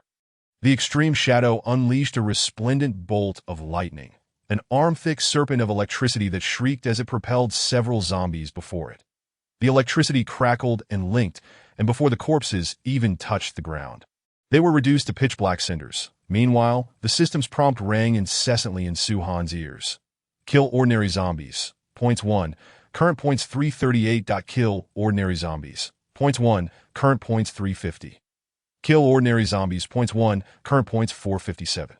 After charging through dozens of meters, the tide of corpses was pierced, leaving behind a vacuum of 6 to 7 meters, where the lingering power of lightning wreaked havoc, causing the surrounding zombies to hesitate. Unwilling to step beyond that electric barrier, this vast expanse of desolation was littered with the charred remains of over 100 corpses, perhaps even more. He had succeeded, a single warrior against 1,000. He had shattered the horde. Standing beside Su-Han, shallow interval, Mei Zi gazed in bewilderment at the extensive vacuum, still unable to comprehend how such a terrifying tide of zombies had been dispatched so effortlessly. She hadn't even lifted a finger. Unbeknownst to her, the chasm between her and Su-Han had widened so drastically. Strength, power, clenching her fists, her eyes brimmed with a sense of frustration, while she felt elation at Su-Han's growth. As his partner, it was only natural. Yet, she did not wish for the gap between them to grow ever wider. She too desired strength. She wished to assist Su-Han, not merely to stand behind him, sheltered by his might. Likewise, witnessing this scene, Su-Han was equally astonished. Was this the power that came with breaking through? It was astonishing. However, it consumed lightning energy at an alarming rate, in just a few seconds. Over half of his internal lightning power had been expended. Quite a staggering drain, though it was a marked improvement compared to before. Let us go. While the zombies have yet to swarm us, we should hurry to the supermarket. After this lengthy bout, I am absolutely famished. Turning to the dazed women, Su-Han rubbed his stomach and spoke. The zombie outbreak had persisted for nearly 3 hours. And in that time, he had not rested, having been engaged in combat, leading to significant fatigue and hunger. Moreover, with his enhanced abilities, he felt an even greater need for sustenance, desperately requiring food to replenish his expended energy. The two women nodded in agreement, returning their gaze to Su-Han, and together they dashed towards the supermarket. Without the hindrance of zombies, the trio swiftly arrived at the supermarket's entrance. However, to Su-Han's dismay, he discovered that the supermarket doors were firmly shut, locked from the inside. Were there still living souls within? Chapter 023. You won't let me in? Then I shall enter. The supermarket at Shishichimei Academy only closed at night. It remained open during the day, that if he was correct, it must be the cashiers or stock personnel inside who, upon witnessing the unusual situation outside, had locked the doors. Whether any of them had turned into zombies was another matter altogether. The closed doors posed no challenge for Su-Han, that a mere door, even if made of tempered glass, posed no obstacle. With his current strength, he could kick it open without the need for the extreme shadow. However, the consequence would be that the supermarket door would become nothing more than a prop from that point forward. Contemplating this, Su-Han retracted his leg, opting instead to raise the extreme shadow, intending to dismantle the lock preventing entry. Just as he approached to strike the supermarket door, he suddenly felt a tug on his arm. Turning in confusion to shallow interval Mei Zi, about to voice his query, he noticed her pointing towards the side. Following her gaze through the transparent tempered glass, Su-Han observed several staff members inside the supermarket. Armed with mops and makeshift weapons, they appeared fierce, but he could discern their cowardice beneath the bravado. Noticing Su-Han's gaze, the men inside the supermarket hardened their expressions. Further point, one man nudged the female cashier beside him and whispered something, causing her to nod in fear and scribble something on a piece of paper with a marker. Curious about their intentions, Su-Han watched as the female cashier handed the paper to the man, who then held it aloft, tapping on it with his finger. The message was clear: get lost. We don't welcome you here. Don't bring those monsters in, or don't blame us for being rude. Oh, rude, you say? Su-Han raised an eyebrow, his expression laced with intrigue. These individuals had certainly witnessed his electrifying display as he cleaved through the horde of zombies. Yet they dared to issue threats. Who gave them such audacity? The men in the supermarket must not have realized that he was no benevolent figure adhering to the laws of the pre-apocalypse world. Nor would he hesitate to take action against them if provoked. Su-Han could only conclude that these people were rather naive. Within the supermarket, the men wore stern faces, their expressions betraying a lack of confidence. Suhan was correct. They had indeed witnessed his incredible prowess, but were now unwilling to allow him entry. The supermarket was secure. None, including the cashier, had turned into zombies over the past few hours. They had kept abreast of the chaos outside through their phones, gathering alarming information that IT was pandemonium, not only at Shishichime Academy, but throughout Jishuan County. Indeed, across the entire Sakura Empire, chaos reigned. Cannibalistic monsters roamed freely, each possessing a high level of contagion. A single bite could lead to transformation into one of those fiends. The entire Sakura Empire was in disarray, with self-defense forces deployed. Yet unable to contain the crisis, overwhelmed by the sheer magnitude of the outbreak, reports surfaced of numerous infected among the ranks of the self-defense forces, rendering them incapable of managing the situation. On the news, officials offered insincere apologies, their empty platitudes only reiterating one point. The Empire had no time to address their plight. Those wishing to survive should remain indoors, waiting for rescue, the timing of which was left to fate. After reading the news, the staff nearly smashed their phones in frustration. Upon checking foreign news outlets, they were shocked to discover that the upheaval was global. The Great Xia Empire, the Northern Alliance, the Empire of the Sun never sets. The White Eagle Empire, and every nation worldwide faced similar horrors, monsters that attacked on sight. Each empire was embroiled in chaos, with rumors circulating that the White Eagle Empire might resort to nuclear weaponry. The truth of such claims remained uncertain, yet everyone understood that if matters escalated beyond control, nuclear arms could very well be unleashed. Fear gripped them. They merely wished to huddle within the supermarket, awaiting salvation. Based on the information circulating online, they learned many useful details. Zombies had poor eyesight, relying heavily on sound and smell that as long as they remained silent and concealed within the supermarket. Stocked with ample supplies, they could survive for an extended period, long enough to await rescue. But the arrival of Suhan and his companions shattered their illusions. They had witnessed Suhan's might. Soaring through the horde, a figure out of an anime or novel. A true powerhouse. They dared not allow him entry. If he stepped inside, the supermarket would no longer belong to them, and they had no desire to share their safety and supplies with others. Kawasaki-kun, do you really think this will work? One staff member voiced their anxieties. That male student outside is incredibly strong that if he decides to force his way in, we won't stand a chance. Indeed, perhaps we should just open the door that if he breaks it down, those monsters could rush in, making the supermarket unsafe. What if we provoke him? He might retaliate and storm in, possibly harming us inside the supermarket. Panic ensued as everyone exchanged anxious remarks, their voices tinged with fear. Gripping a baseball bat tightly, Kawasaki Yagamo felt his heart race, uncertain if Suhan would indeed break through the doors. Under the intense pressure, his palms grew clammy with sweat. No, that won't happen. Among those three, I recognize the other two women. The one on the left with black hair is Shallow Interval Mei-zi, last year's national kendo champion. Well-mannered. The other is our school nurse, Shallow Interval Jingxiang. Those three are either teachers or students, educated individuals. They would never resort to such barbarism as breaking down our doors. As the owners of the supermarket, we have every right to refuse them entry. Kawasaki Yakamo's analysis brought a sense of calm to the other individuals within the supermarket, alleviating their earlier anxiety, just as they collectively sighed in relief. However, Kawasaki Yakamo suddenly widened his eyes, his gaze toward the outside world filled with dread. Outside the supermarket, Suhan was unperturbed by the circumstances. You want me to leave? Who do you think you are? Is this supermarket your private property? You are merely a worker, an interloper. Why should I be the one to go? Additionally, Suhan was quite eager to see just how unfriendly these individuals could truly be. With a rumbling sound, the heavy doors of the supermarket swung open.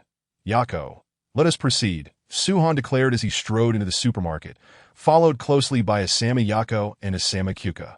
The latter, lagging behind, turned to ensure the door was securely closed. Suddenly, hurried footsteps echoed as Kawasaki Yakumo, wielding a baseball bat alongside several other supermarket employees, rushed toward them. Though filled with fury, his heart was equally laden with fear. Who permitted your entry? Did I not instruct you to leave? You are trespassing. Depart at once, or I shall call the police to apprehend you. Kawasaki Yakumo shouted vehemently, attempting to mask his inner turmoil and trepidation. At this juncture, he still clung to the hope of using the authorities to intimidate Su Han and his companions in a retreat to Su Han. However, paid no heed to Yakumo's furious outburst. Nonchalantly, he plucked a chocolate bar from a nearby shelf, tore open the packaging, and unceremoniously stuffed it into his mouth. Go ahead and call them. I shall be waiting that if you cannot summon the police today, I will cast you out to join the ranks of the undead. Chapter 024. Do not fear. I am not a good person cast out to join the undead. Kawasaki Yakumo's countenance drained of color, turning a ghastly white. Police? What good will they be now? The self-defense forces are ineffective. Let alone the police. They are too preoccupied with their own troubles to concern themselves with you. The police station's line has been perpetually busy. Call them. What are you waiting for? I expect you to make that call. Do not be afraid. I am not a good person. Su Han's face bore a look of amusement as he continued his actions, grabbing an abundance of snacks from the shelf and handing them to Asama Yako and Asama Kyuka. Yako accepted the food without hesitation. She was ravenous after the intense fighting, and with the afternoon upon them, the breakfast she had consumed was long digested. Kawasaki Yakumo was now thoroughly panicked. His perceived support had been ruthlessly shattered. He found himself at a loss, engaging Su Han in a struggle. He wished he could, but the reality was that he could not compete. Su Han was a terrifying man capable of cutting through hordes of zombies. Just the sight of the blade in Su Han's grasp terrified him enough to refrain from confronting him without a baseball bat. Unless it struck a fatal blow to the head, its potential for harm was minimal. But Su Han, that was a katana. Though it appeared somewhat peculiar, it was undoubtedly a genuine weapon that a single strike, and he would be doomed. Having never encountered a Tang Dao, Kawasaki Yakumo merely dismissed Su Han's katana as an oddity. Overwhelmed by fear, he opened his mouth to speak, yet the lone female cashier among them could no longer bear the weight of the situation. She rushed out from behind Kawasaki Yakumo, repeatedly bowing and pleading for mercy. Please, spare me, I had no choice. Those words were forced upon me by Kawasaki Yakumo. He forbade me to open the door, claiming you were all students, educated and above such trespasses. I pleaded with him. Please do not let the monsters devour me. Observing the female cashier, who was bowing and weeping in desperation, Su Han waved his hand. All right, I understand. You may stand aside. The cashier, as if granted a reprieve, hurriedly complied and moved to the side. With one act of mercy, hope ignited in the hearts of the remaining men, who, aside from Kawasaki Yakumo, began to beseech Su Han for forgiveness, casting all blame onto Yakumo. Witnessing this spectacle, Kawasaki Yakumo was left dumbfounded. He had never anticipated that his colleagues, with whom he had shared amicable relations, would so readily betray him, and betray him so thoroughly. As for Su Han, he was not inclined to be lenient with these men. Outside, he had observed their behavior. They did not appear to be coerced in the slightest. Had he not been endowed with such formidable strength, anyone else would have perished outside the horde. Their actions were tantamount to murder. If anyone sought his life, Su Han would show no mercy. He was known for his vengeful nature. Whatever treatment he received, he would return 100-fold. You claim to have been coerced. Who can substantiate that? I shall not be unkind to you. You are armed, that if you wish to leave, run swiftly, and those zombies will not catch you. Of course, if you lack the courage, I can lend you a hand. But be forewarned, my methods may be indiscriminate, and I may inadvertently sever a limb or two. I can only apologize in advance. The expressions of the men shifted to sheer terror as they gazed upon Su Han. Their feet retreating involuntarily, their eyes filled with despair. That in stark contrast, Kawasaki Yakumo, having been cast aside, observed the retreating figures of his former colleagues with a sense of schadenfreude. They deserved this fate. This was their retribution for betraying him. Addressing the men, Su Han calmly stated, "You have 1 minute to deliberate. Should you exceed this time without a response, I shall assist you that Su Han's ultimatum was a death knell." Time ticked away mercilessly. And as the minute neared its end, the men, like ants on a hot pan, were frantic. Strangely enough, Kawasaki Yakumo was the first to step forward. "I will leave now." Gripping the baseball bat, he was consumed by resentment. Had he the strength to confront Su Han, he would have relished the opportunity to reduce him to pulp and discard him to the zombies. Though he lowered his head, Su Han could sense the hatred brewing within him. But it mattered little. He was nothing more than a withered bone. Nodding, Suhan replied, "Very well. You may exit, but leave the baseball bat behind." Kawasaki Yakumo's head shot up in indignation. "Why should I? You wish for my demise." "Simply because my fist is larger than yours," Suhan retorted coldly, his tone dripping with sarcasm. "When you barred the door, did you consider that it put our lives at risk? You were permitted to act thus. Why should I not do the same? This supermarket is under my authority now. I declare that you shall not take anything from here." Kawasaki Yakumo's simmering hatred nearly overwhelmed his reason, yet he managed to restrain himself. Reluctantly, he relinquished the baseball bat, no longer daring to meet Suhan's gaze, fearing that he might lose his composure. Following Yakumo's example, the remaining individuals slunk toward the exit, their spirits dampened. Outside, the zombies, having lost their target, were gradually dispersing, with the nearest ones now a good 70 to 80 meters away from the supermarket. That I end this context, Kawasaki Yakumo and his companions felt a glimmer of hope. If they could run fast enough, perhaps they might escape with their lives. Outside the supermarket, having sprinted a dozen meters, Kawasaki Yakumo abruptly turned, casting a venomous glare back at Suhan. Their eyes locking, he could no longer contain himself. "You wait. One day I shall return, and I will make certain to torment you for 49 days, allowing you to perish in endless agony." "Indeed, such ambition," Suhan silently approved, raising his hand, his fingertips crackling with energy. With a flick of his finger, a bolt of lightning shot forth, piercing through Kawasaki Yakumo's thigh in an instant, eliciting a howl of pain. "Ah, my leg, my leg! I will kill you, you bastard!" The electric flash left a gaping wound in Kawasaki Yakumo's thigh, the excruciating pain causing him to scream. The nearby zombies, drawn by the cacophony, quickly detected the writhing figure of Kawasaki Yakumo. The horde surged forth, roaring as they descended upon him. With one leg incapacitated, Kawasaki Yakumo found himself unable to escape, and within mere moments, he was engulfed by a throng of zombies, his cries abruptly silenced. The other men who had ventured outside did not fare any better. Suhan was not one to show favoritism. With a series of deft finger flicks, they too soon met the same grim fate as Kawasaki Yakumo. Inside the supermarket, the female cashier, witnessing the horrific scene unfold, trembled in fear, lowering her head in an effort to diminish her presence, terrified that Suhan might turn his wrath upon her as well. This is terrifying. Chapter 025. Do you wish to become a knight? Come to my room tonight, and I shall teach you. Ding. Random task completed. Arrive at the supermarket within 30 minutes. Reward: 1,000 points, having eliminated the bothersome presence of Kawasaki Yakumo and his cohorts. The task notification promptly appeared, and the generous reward of 1,000 points made Suhan feel as though his pockets had suddenly swelled. The sensation of wealth was delightful. When fortune smiles, one's spirit is uplifted, and even his appetite seemed to improve considerably. Seated on the ground, Suhan leaned against the Sama Meizi, cradling two exquisitely crafted bento boxes filled with an array of delectable items, including rice balls, sushi, and tempura. These bento boxes had been prepared in advance, and students who had forgotten to bring their own could purchase them from the supermarket.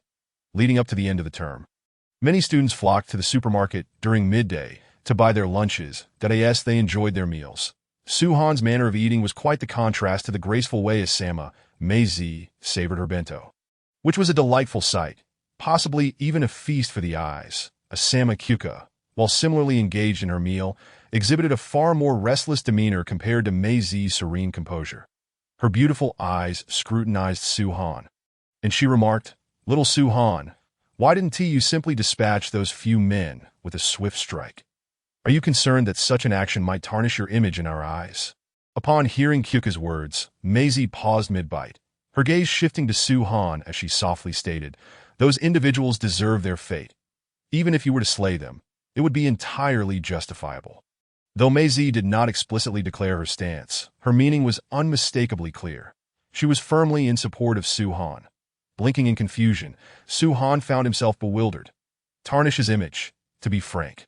Such thoughts had never even crossed his mind, but he certainly possessed the capability to eliminate Kawasaki Yakumo and his associates with ease. The reason he refrained from doing so was not due to any concern about his image. Rather, it was simply too wasteful. Indeed, it was an immense waste. Killing living beings yielded no points, yet slaying zombies did. Kawasaki Yagumo and his companions could still be worth a few points, and it would be a pity to waste such an opportunity. Instead, it would be better to extract every last bit of value from them. How had it transformed in the eyes of Mei Zi and the others into a matter of him not wishing to tarnish his image? What were they imagining? At that moment, Su-Han finally comprehended the meaning of the phrase beauty in the eyes of the beholder, regardless of whether one's actions were right or wrong. To those who held affection for you, everything appeared justified. Even if it was incorrect, the other party would find a plausible rationale to justify it. Quite the powerful revelation. However, Su-Han did not shy away from voicing his thoughts directly. Upon hearing his words, both Mei Zi and Kyuka fell momentarily speechless. Wasteful utilization? Kyuka expressed her astonishment, exclaiming, "Your line of thinking is truly extraordinary." Mei Zi silently nodded, choosing not to speak as she took small bites of her rice ball. In response to Kyuka's remark, Su-Han shrugged, swallowing the last piece of tempura with satisfaction as he let out a contented burp. Feeling full was indeed delightful. Unbeknownst to him, they had polished off both bento boxes. Typically, a single bento would suffice for him. Yet now he found himself needing two. With his newfound strength came an increased appetite. After satisfying his hunger, Su-Han rose to his feet, prompting Mei Zi to raise her gaze in response. "It's all right. You two continue eating. I shall take a stroll and grab a few things." As he spoke, Su-Han gestured toward the assortment of bento boxes on the nearby shelf. Upon seeing where Su-Han was pointing, Mei Zi was filled with questions. She had witnessed him consume 2 bento boxes along with various snacks, yet he still appeared unsatisfied. Could it be that his appetite had grown so formidable after his power surge? Mei Zi silently calculated that if she were to spend more time with Su-Han, she would need to prepare larger meals, or else they might not have enough to eat. Unaware of Mei Zi's thoughts of future cohabitation, Su-Han approached the shelf, observing the array of bento boxes. With a simple wave of his hand, the bento boxes vanished from the shelf, all being absorbed into a spatial ring. Left uneaten, the bento boxes would spoil after a day. But time within the spatial ring was suspended. Thus, they would remain fresh and available for emergencies. As he continued to gather food, bento, bread, sausages, and chocolates, his spatial ring, with its cubic dimensions of 111 meters, became filled to the brim. Su-Han's actions were also driven by foresight. In the event of danger or entrapment, he would have sustenance to sustain him. The 2 women, who had been secretly observing, were left agape, their mouths forming perfect O shapes, momentarily forgetting to eat. They could not comprehend how Su-Han managed to make all those items disappear with a mere flick of his wrist. Was Su-Han perhaps a magician? Yet, don't magicians merely deceive? Where could he possibly be hiding all those items? Suddenly, Kyuka's gaze shifted downward, recalling that Su-Han had pulled out 2 katana from there. After completing his task, Su-Han turned back, noticing the 2 women gazing at him with wide-eyed astonishment. After a moment of contemplation, he realized what was causing their surprise. This parallel world of the Sakura Empire was unlike Earth, devoid of the numerous explosive novels. Even if such tales existed, Mei Zi and the others would have no access to them. Curiously observing Su-Han, Kyuka felt a tickling sensation in her heart. Her curiosity piqued. She realized that the longer she knew Su-Han, the more surprises he revealed. Su-Han was like an enigmatic embodiment, continuously drawing her attention and holding her gaze captive. Was she curious about how he made those items vanish from the shelf? Kyuka nodded vigorously, her curiosity practically written on her face, while Mei Zi's silent gaze conveyed her own intrigue. Clearing his throat, Su-Han began to weave a fantastical tale. "What you may not know is that I have been a magnificent magician since childhood. It is this extraordinary ability that allows me to perform such wonders. However, I do not particularly cherish the title of magician. I yearn to be a knight." A knight? Mei Zi was puzzled. Why would one desire to be a knight? Wasn't he being a magician far superior? Or was this knight different from her preconceived notion? Noticing that Mei Zi had taken the bait, Su-Han smiled and elaborated. "Yes, indeed, a knight. Once one becomes a knight, a new world of possibilities unfolds, revealing how laughable magicians truly are. Mei Zi, do you wish to become a knight?" Can I too?" Mei Zi, captivated by Su-Han's description of knighthood, set her bento aside. "Am I truly capable? Are there any requirements or limitations?" Will it negatively impact you in any way? Though intrigued, Maisie was cautious and prioritized Suhan above all else. Negative impact. No, no, no. Suhan shook his head vigorously. There is only benefit, no detriment. Trust me, just once, and you will experience the wonders of knighthood, becoming utterly enchanted. If you wish to know how to proceed, come find me in my room tonight, and I will guide you step by step. I guarantee you will master it. If you don't, you won't owe me a thing. If you can't grasp it the first time, I'll teach you 10 times, and if that doesn't work, then 100. As Suhan rambled on, Kyuka initially listened intently, but the more she heard, the more she felt something amiss. Tonight? Hand-holding guidance? This sounds rather inappropriate, doesn't it? As a mature woman, Kyuka had outgrown the naivety of youth and scrutinized Suhan's face closely. Coming to a realization, this Suhan was once again spinning tales. What was crucial was that it seemed to work quite well. Just look at Maisie's utterly enchanted expression. Kyuka knew her niece was likely to fall for it. If it were anyone else, Kyuka would undoubtedly expose the ruse immediately. However, since it was Suhan, she felt it unnecessary. After all, it was all free. What difference did it make whether it happened sooner or later? Under Kyuka's scrutinizing gaze, Suhan sensed that he had likely been figured out. Nevertheless, he turned to Kyuka, flashing a toothy grin, and brazenly inquired, "Kyuka, do you wish to learn as well? I am quite the eager teacher. Whether it's 1 or 2, I shall teach them all. What do you say?" Having been thoroughly enchanted, Maisie turned to her aunt, urging, "Annie, you should join us. Nowadays, there are monsters everywhere. The only way to overcome them is to grow stronger." Kyuka, caught between amusement and disbelief, shot Suhan a sidelong glance. She was not as naive as her niece. Did he truly think she would fall for his antics? "Oh, really? How about this? You take the first half of the night, and I'll take the second half. What do you think? That wouldn't be ideal, would it? A whole night's time means I would need rest as well. That I believe it would be better if we did it together, allowing me some time to recuperate." Although Maisie was eager, she still declined the suggestion. Kyuka was momentarily dumbfounded. Together? Was he serious? The mere thought of it was too beautiful to contemplate. Listening to this, Suhan was nearly laughing himself silly, urging, "Let us drop the topic of knighthood for now, that we've had our fill, and it's time to return to the administrative building, that I'm concerned about those students. Too much time has passed, and who knows what mischief might ensue." This statement is indeed true. Suhan is genuinely concerned about the students on the 4th floor, that as long as he is there to maintain order. Everything is manageable, but in his absence, those students might not behave as expected. He certainly does not wish for the administrative building he has just cleared to be overtaken by those students.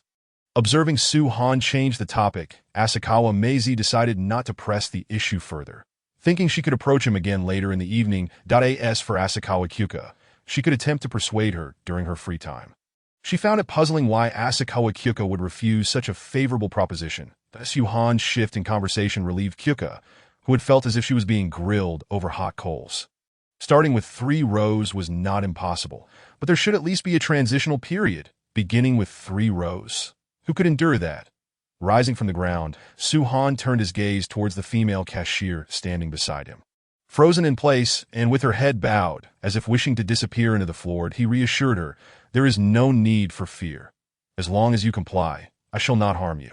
Upon hearing this, the female cashier sighed in relief, repeatedly bowing and saying, "Thank you, my lord. Thank you, my lord, that I will be obedient. I will be obedient." With the now organized Asakawa Maisie, the 2 women approached the supermarket entrance. Within half an hour, the aimless zombies had dispersed, wandering aimlessly around the campus, occasionally emitting low, guttural growls.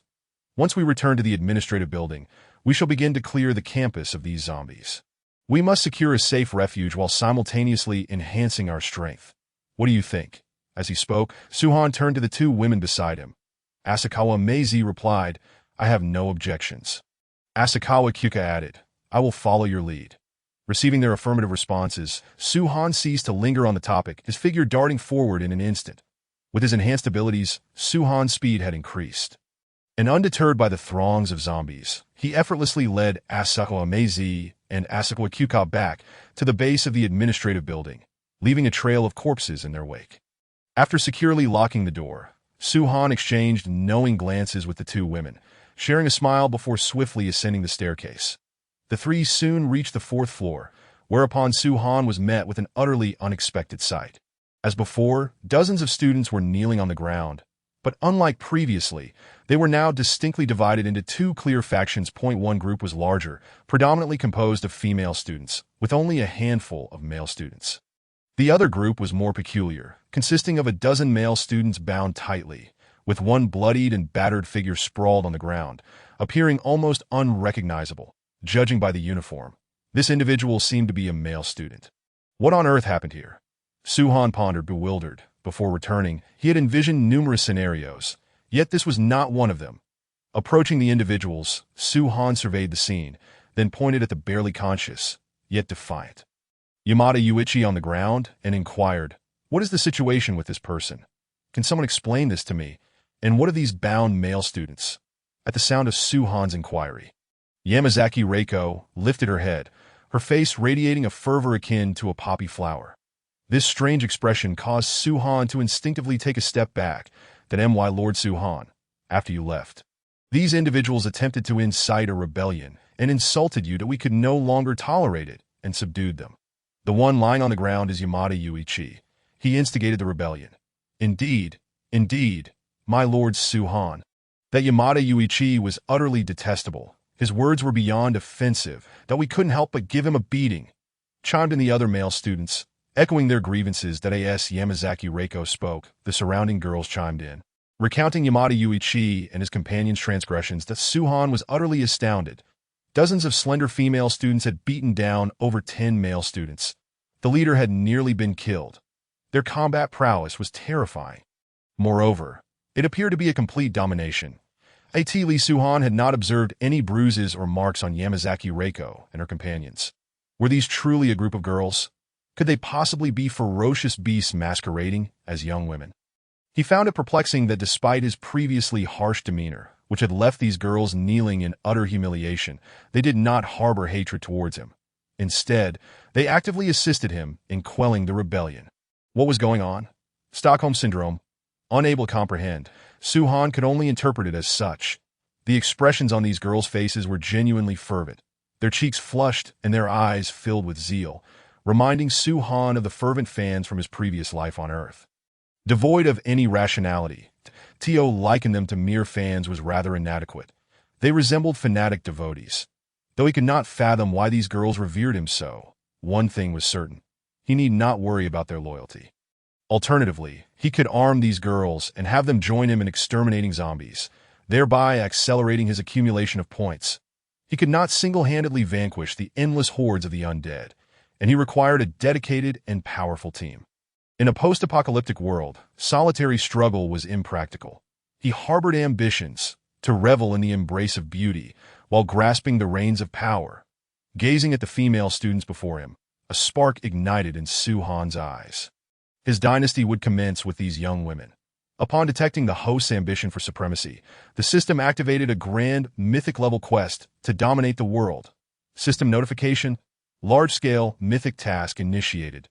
Dominate the globe. System notification: Subtask 1. Eliminate all zombies within the private Chunmei Academy and seize control of the entire school.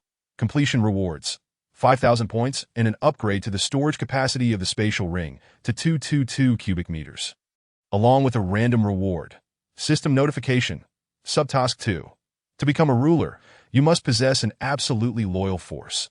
The team must consist of no fewer than 20 members. Completion rewards: Eye of Destiny. A series of system prompts echoed in his mind, leaving Su-han feeling that this system was exceedingly considerate. Whatever he desired, it was immediately provided. Wishing to traverse the zombie tide, a task was promptly assigned. Aspiring for dominance, a mythic-level quest was swiftly issued to dominate the world. The system's ambition was truly grand. It aligned perfectly with his aspirations. The rewards were indeed lavish. Completing Subtask 1 would yield a staggering 5,000 points. The spatial ring would be upgraded to 222 cubic meters, not to mention the additional random reward. This was nothing short of exceptional. How many students were there in the entire Chunmei Academy? Counting the teachers, it barely exceeded 2,000. That even if he claimed every last one, he wouldn't accumulate 2,000 points. Yet this task promised 5,000 points outright.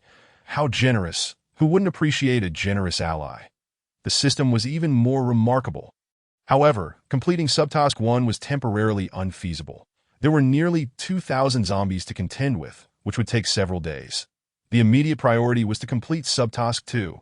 The Eye of Destiny looked exceedingly powerful, and he was eager to possess it. Fixing his gaze upon the kneeling young woman, Su-Han scrutinized her closely. Even with Asako Meizi and Asako Akyuka's beauty standing before him, this girl was not lacking in allure. She remained relatively unknown in the school, overshadowed by the brilliance of Meizi and Kyuka, relegating her to a supporting role, particularly now as she knelt before him with a flushed face and eyes brimming with fervor. Her voluptuous figure was laid bare, igniting a fire within Su-Han that in contrast to Asako Meizi's icy elegance. This girl resembled a blooming poppy, enchanting and alluring. Was it you who struck Yamada? Were you the one leading these students? In response to Su-Han's inquiry, Yamazaki Reiko nodded vigorously, her excitement palpable. Yes, my lord Su-Han, I struck Yamada Yuichi. Ah, but it wasn't solely me. All the other female students joined in. I didn't lead. We united spontaneously to defend ourselves. I played a minor role in it. Casting a glance at Yamazaki Reiko, Su-Han understood from her earlier description that she had indeed played a pivotal role. Without her leadership, these girls would likely have been a disorganized mob. Yamazaki Reiko possessed a degree of leadership ability. You did well, and the others performed admirably as well. What is your name? Receiving praise directly from Su-Han. Yamazaki Reiko and her companions were invigorated, their delicate faces glowing with exhilaration. I am my lord. I am Yamazaki Reiko. This was all part of my duty. Overcome with enthusiasm, Yamazaki Reiko felt her head swimming, her speech becoming somewhat stammered. The other girls were equally ecstatic, trembling with excitement, their gazes toward Su-Han filled with an almost overwhelming desire to rush toward him, feeling slightly intimidated by the fervent stares of the group. Even someone as bold as Su-Han felt a twinge of apprehension. If these dozens of girls surged forward, even with his breakthrough to the first tier, he would only meet one fate, to become a mere man. Amused by his own thoughts, Su-Han's gaze swept across Yamazaki Reiko's face as he inquired, Do you have a preferred weapon? Or one you find particularly comfortable to use? Yamazaki Reiko paused for a moment. Unsure why Su-Han would ask such a question, but after a moment's reflection, she answered, perhaps a katana that he has anticipated. Upon receiving the answer from Yamazaki Reiko, Su-Han opened the system marketplace, his gaze flitting between ordinary weapons and first-tier divine weapons. Ultimately, he settled on the first-tier divine weapon. Yamazaki Reiko possessed remarkable beauty, an alluring figure, and demonstrated leadership skills, with the added bonus of unwavering loyalty, coupled with her contributions in suppressing Yamada Yuichi and others. She was indeed deserving of a first-tier divine weapon as a reward. Although the price of the first-tier divine weapon was somewhat steep, investing in Yamazaki Reiko was undoubtedly worthwhile. Ding. 100 points deducted. You have acquired the first-tier divine weapon, Blood Serpent. With a mere thought, a katana, entirely crimson and adorned with blood-red serpent patterns along its blade, materialized in his hand. Clutching Blood Serpent, he presented it before Yamazaki Reiko, who looked on with a mix of admiration and confusion. This katana, named Blood Serpent, was incredibly sharp and indestructible. From this day forth, I bestow it upon you as a reward for your loyalty to me. Use it wisely. Do not let its potential go to waste. Su-Han's voice echoed in her ears. Yamazaki Reiko's eyes widened in astonishment, her breath quickening as she gazed at the blood-red katana before her. Her mouth watering with excitement, her entire body trembling with exhilaration. With her slender, fair arms raised, and amidst the envious gazes of dozens of fellow students, Yamazaki Reiko grasped the Blood Serpent with shaking hands. It felt icy to the touch, as if it bore an immense weight. To that moment, she seemed to be imbued with divine power. In her heightened state of euphoria, an aura suddenly erupted from within her. This newfound presence, while inconsequential to Su-Han, left the other girls with an inexplicable sense of oppression, leaving Asako Mei and Asako Akyuka utterly dumbfounded. Especially Asako Mei, as an ordinary person with only the family's swordsmanship and no supernatural abilities. She harbored an immense yearning. Witnessing Yamazaki Reiko awaken her powers before her very eyes, she felt her resolve wavering, and had she not been steadfast in her sword training, she might have crumbled on the spot. Though she remained composed, her expression betrayed her discomfort. Asakawa Kyuka, while oblivious to Asakawa Mei's expression, was equally perplexed. She was well aware of her niece's exceptional talents, yet wondered why such brilliance had not awakened any powers. Standing before Yamazaki Reiko and feeling the faint aura radiating from her, Suhan was taken aback. What on earth just happened? Hadn't he merely gifted Yamazaki Reiko a first-tier divine weapon? Was it truly capable of awakening supernatural powers? This was hardly reasonable. Why did Asakawa Mei exhibit no such reaction upon receiving hers? Could it be that Asakawa Mei lacked the conditions for awakening supernatural abilities? This left him utterly baffled. As the focal point of this bewilderment, Yamazaki Reiko, having absorbed the sudden influx of knowledge and power within her, was overwhelmed with joy. She had awakened divine power. Her fiery gaze turned toward Suhan, attributing all her newfound strength to him, believing that this divine power was a gift from him. Under the intensity of Yamazaki Reiko's gaze, Suhan felt she might have misconstrued the situation. But he was too indifferent to clarify, as it would be of no consequence. What supernatural ability have you awakened? What are its effects? Suhan was indeed curious. Yamazaki Reiko was his first subordinate to awaken a supernatural ability. If her powers turned out to be formidable, they would significantly aid him. Chapter 028. Mission accomplished. Fusion of the Eye of Destiny. In response to Suhan's inquiry, Yamazaki Reiko eagerly divulged every detail of her newfound abilities. I have awakened the divine power to control blood, allowing me to manipulate it. However, my current strength is too low. If my target bears no wounds, my control is halved. The ability to control blood? While this supernatural power might seem obscure, it was undoubtedly terrifying.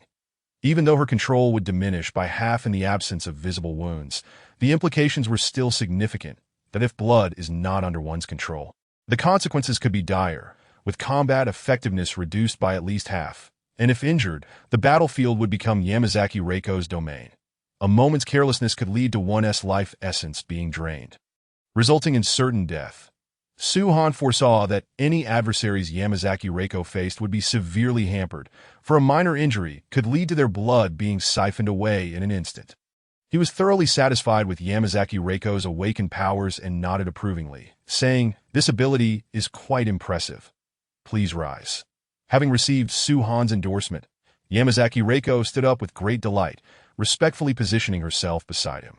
As he surveyed the other kneeling students, Suhan counted a total of 31 individuals, 27 girls and merely 4 boys. The task required the establishment of a team comprising no fewer than 20 members. And with 31 individuals before him, he was uncertain whether he could gather the necessary 19 members. System, I wish to purchase 31 ordinary katanas. Ding. 310 points deducted.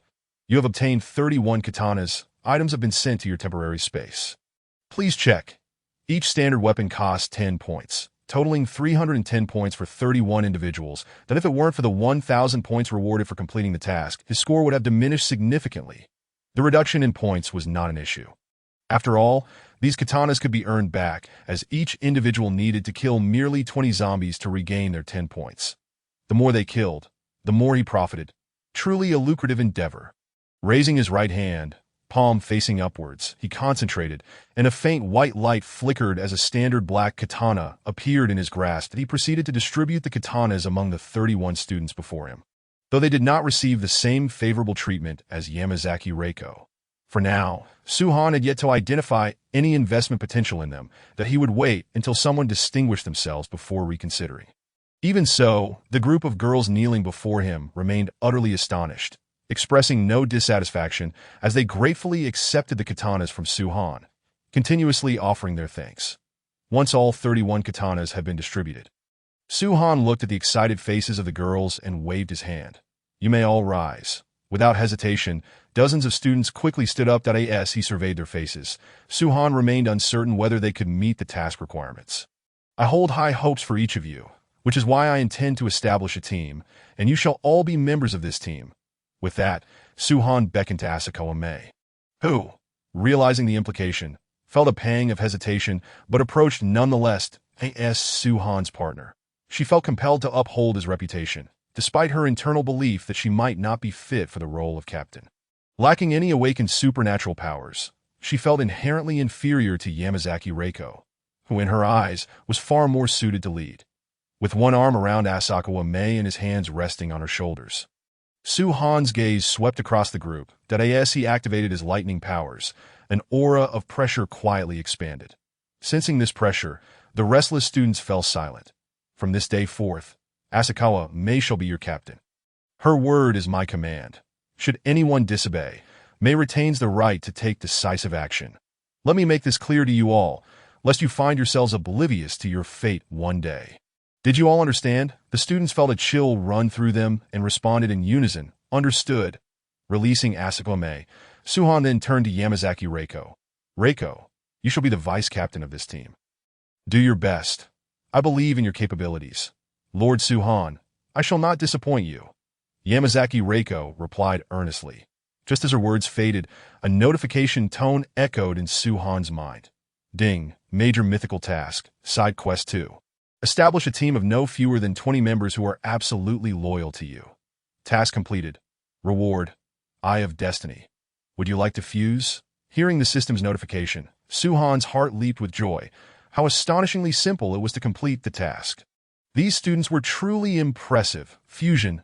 As he spoke, a wave of emotion surged within him, as an unknown power began to transform his eyes. The sensation of warmth and tingling persisted for a brief moment before dissipating. Ding! Eye of Destiny fusion complete. Please check your detailed abilities. Curious about the specific powers of the Eye of Destiny, Su-han focused his thoughts, and the attributes of the Eye of Destiny appeared before him. Eye of Destiny. You are destiny itself. Activating the Eye of Destiny allows you to see through target attributes, immune to illusions, charm, and other negative states that are so powerful. After reading the description, Su-han's immediate reaction was one of awe. While it lacked direct offensive capabilities, its utility was unparalleled. To validate the effects of the Eye of Destiny, Su-han shifted his gaze towards Asakawa Mei.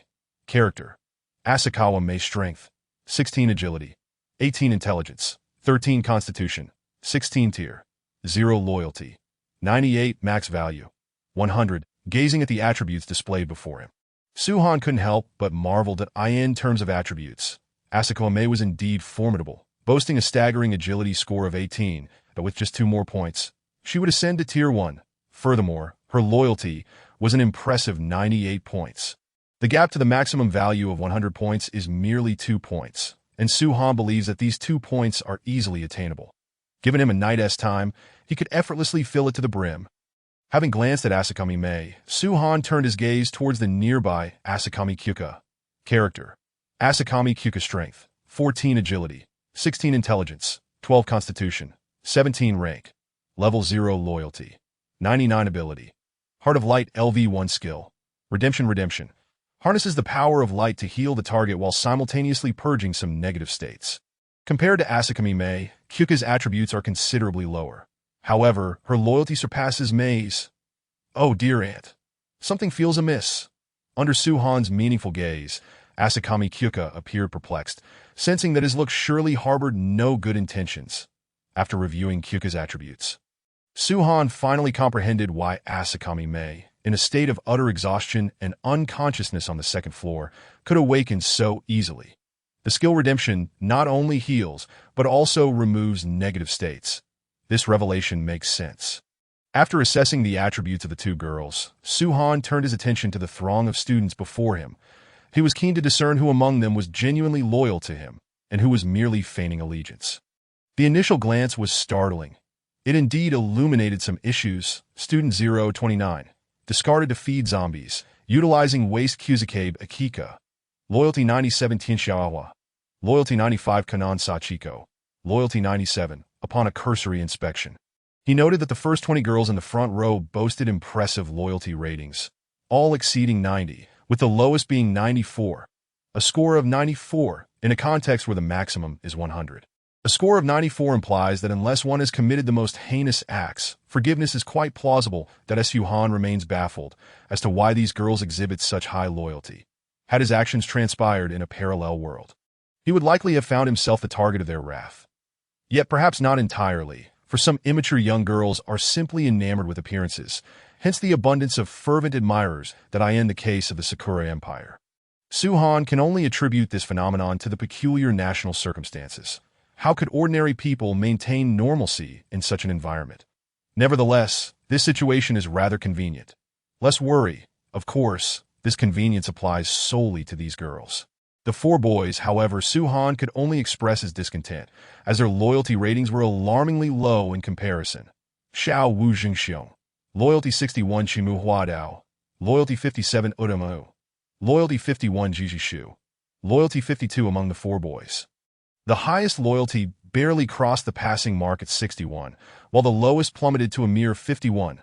Suhan found himself questioning whether this individual might betray him. Maintaining a composed facade. Despite recognizing the low loyalty of these boys, Suhan had no intention of eliminating them. There was no need. They could serve as tools for now that he would observe whether their loyalty would increase. And if it did not, he would reconsider. He would not harbor ungrateful wolves at his side. Having tested the effects of the Eye of Destiny, Suhan felt a profound sense of approval. With the Eye of Destiny in play, he could effortlessly discern who among his ranks was truly loyal and who was merely pretending while harboring malice. This undoubtedly minimized the risks of betrayal, providing immense assistance to the growth of his influence that a powerful faction often begins to crumble from within. Turning his attention to the other side, having arranged matters with Yamazaki Reiko, it was time to address the group of rebels. Led by Yamada Yuichi, who had taken advantage of his absence to stir trouble, Suhan showed no mercy towards these individuals. Reiko, I have a task for you. Take your team and dispose of these traitors downstairs. My domain will not accommodate such betrayers. To eliminate these traitors with a swift strike would be too lenient. Suhan intended to extract every last ounce of value from them. After all, they still held a value of 1 point, did they not? Let none speak of cruelty or kindness. This is an apocalyptic era, not a time of peace, where compassion and mercy would only lead one into an abyss of despair. Dispose of them downstairs. Upon hearing Suhan's command, Yamazaki Reiko instantly grasped his intent. Without hesitation, she raised her hand and pointed at the group of students kneeling on the ground. Lift them up and escort them downstairs. You four boys, carry Yamada Yuichi. Issuing the command with poise and clarity, dozens of students sprang into action, dragging the terrified boys forward, regardless of their resistance, forcefully shoving them towards the staircase. Let me go. I don't want to go down. I don't want to go down. Spare me. Spare me. I don't want to die. It's all Yamada Yuichi's fault. We were coerced by him. Please give us another chance. Enough with the nonsense. Move quickly. As Yamazaki Reiko and her team departed the fourth floor, the corridor soon fell into silence. Approaching the window, Suhan gazed down at the campus below, quietly awaiting developments. Asakami Mei and Asakami Kyuko approached, standing on either side of him. You shouldn't have made me the captain. I am unworthy of this position. Yamazaki Reiko possesses abilities that make her far more suitable for the role. Asakami Mei spoke in a calm tone as she observed the world outside, yet a hint of sorrow and reluctance seeped through her words. She yearned to awaken her powers, the more she witnessed. The stronger her desire grew. The strength of abilities was undeniable, from Suhan's lightning powers to Tokinika Zotaru's wind abilities, and finally, Yamazaki Reiko's control over blood. Each was more formidable and enigmatic than the last. Merely relying on the swordsmanship of the Asakami family left her increasingly powerless in the face of such extraordinary abilities. She felt lost as to what her next steps should be, unable to find a path forward. Regarding Asakami Mei's state, Suhan felt a sense of helplessness. Was Asakami Mei exceptional? Indeed. Otherwise, she could not have claimed the National Kendo Championship at the tender age of 17. A feat amidst a generation brimming with those in their 20s. Against peers who had practiced for several more years and possessed greater physical capabilities, she still managed to stand out at such a young age. A testament to her excellence. Yet, despite her remarkable talents, in this apocalyptic era, she had yet to awaken any abilities. Suhan had already contemplated that if Asakami Mei truly could not awaken her powers, he would simply gather points to purchase one for her. As for the interim, he had no viable solutions. The corridor remained tranquil, and Asakami Kyuko observed her niece with a flicker of sympathy in her eyes. As her aunt, she understood all too well how fiercely determined Asakami Mei was. Yet no matter how much she wished to help her awaken her powers, it was beyond her capability. May I share a story with you? Would you like to hear it? After a moment of silence, Suhan spoke that a story. Although Asakami May was puzzled, she nodded, willing to listen as long as he wished to share. Resting his hands on the windowsill and feeling the wind carrying a hint of blood and gunpowder, Suhan seemed to reminisce. In ancient times in my homeland, there was a swordsman who lacked the talent for swordplay and had no esteemed master to guide him. For decades, he practiced tirelessly at home, honing a single technique. It was the most fundamental of strikes. Each day, he would swing his sword thousands, even tens of thousands of times. After 20 years, he departed his home and became a legendary figure.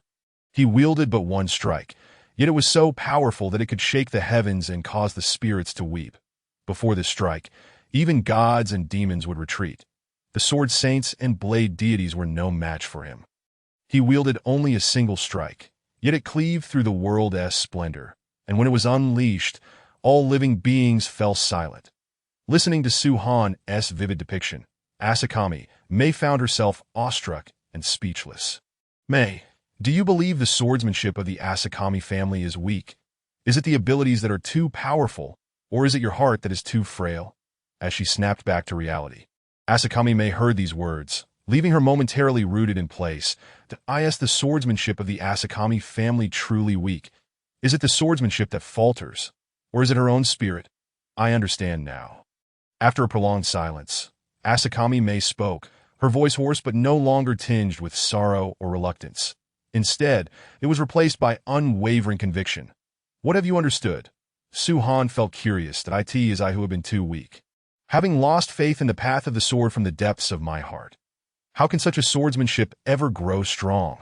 Taking a deep breath, determination shone in her eyes. From this moment forth, I shall reclaim my confidence point one day. I too shall reach the pinnacle of swordsmanship.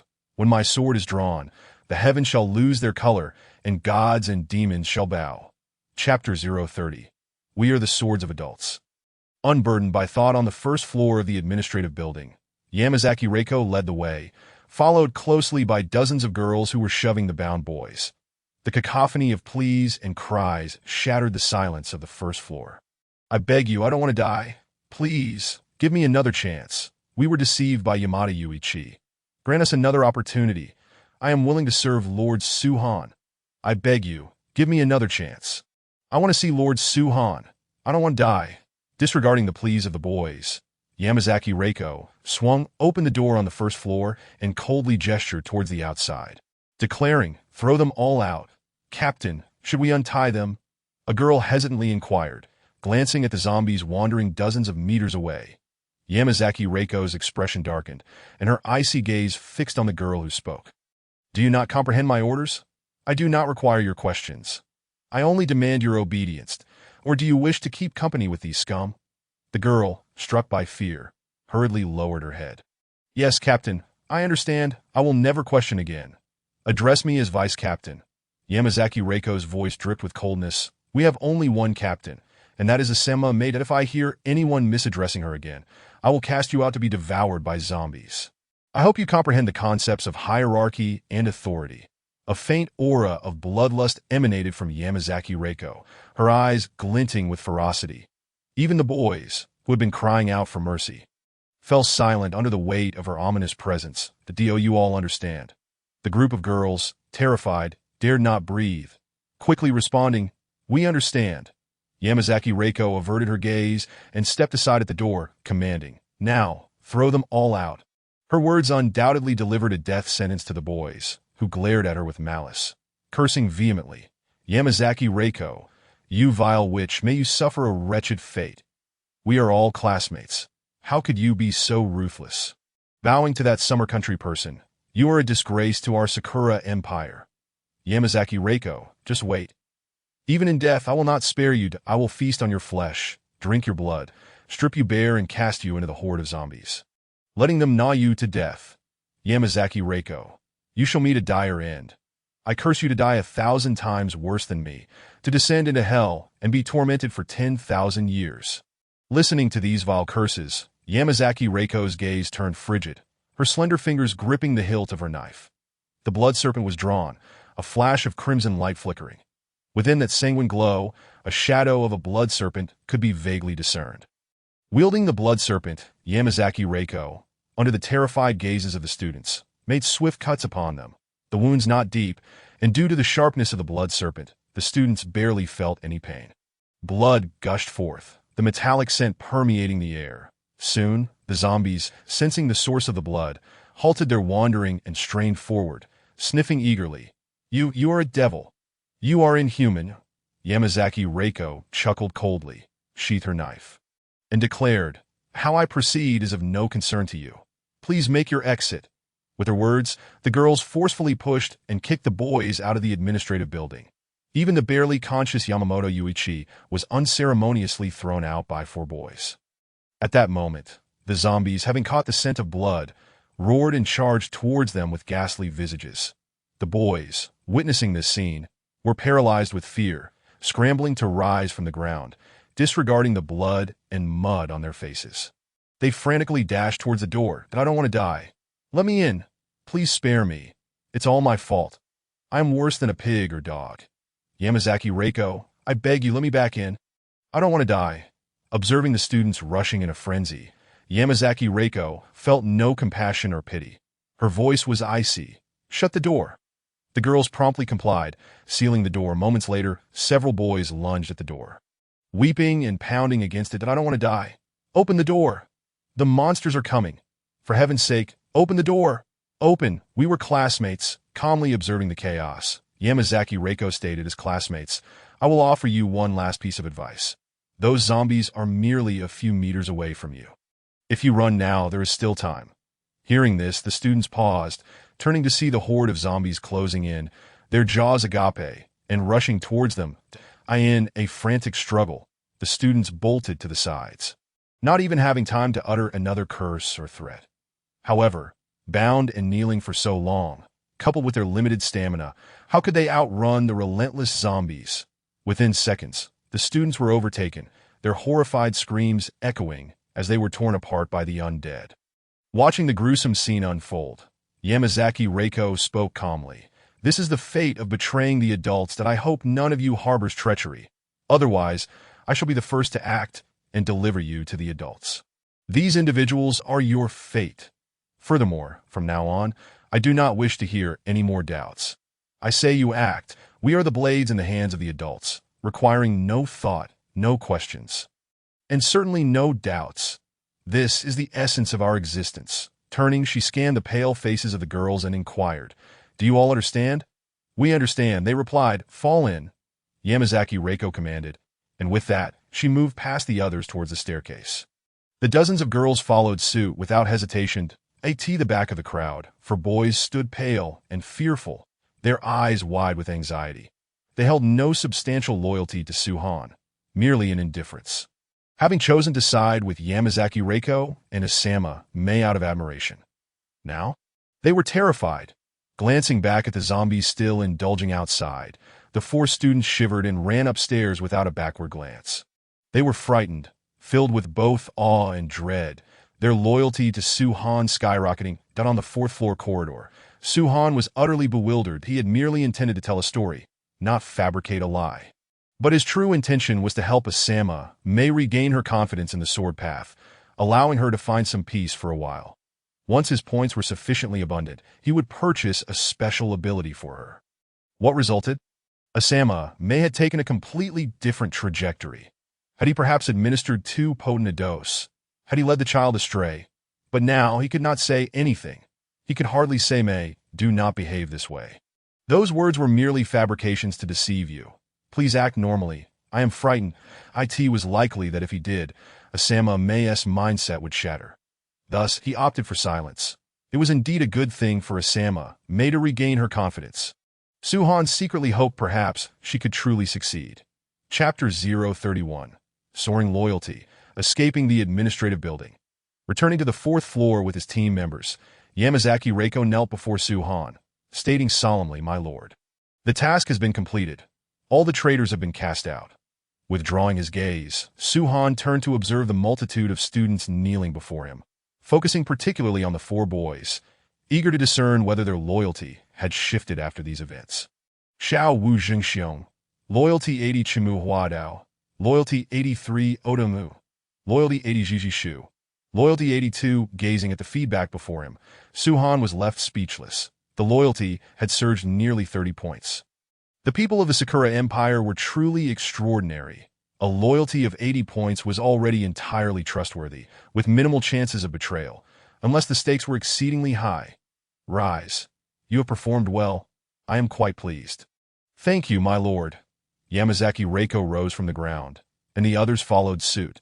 With a casual wave, dozens of bento boxes were neatly arranged on the ground, accompanied by bottles of drinks. You must all be starving.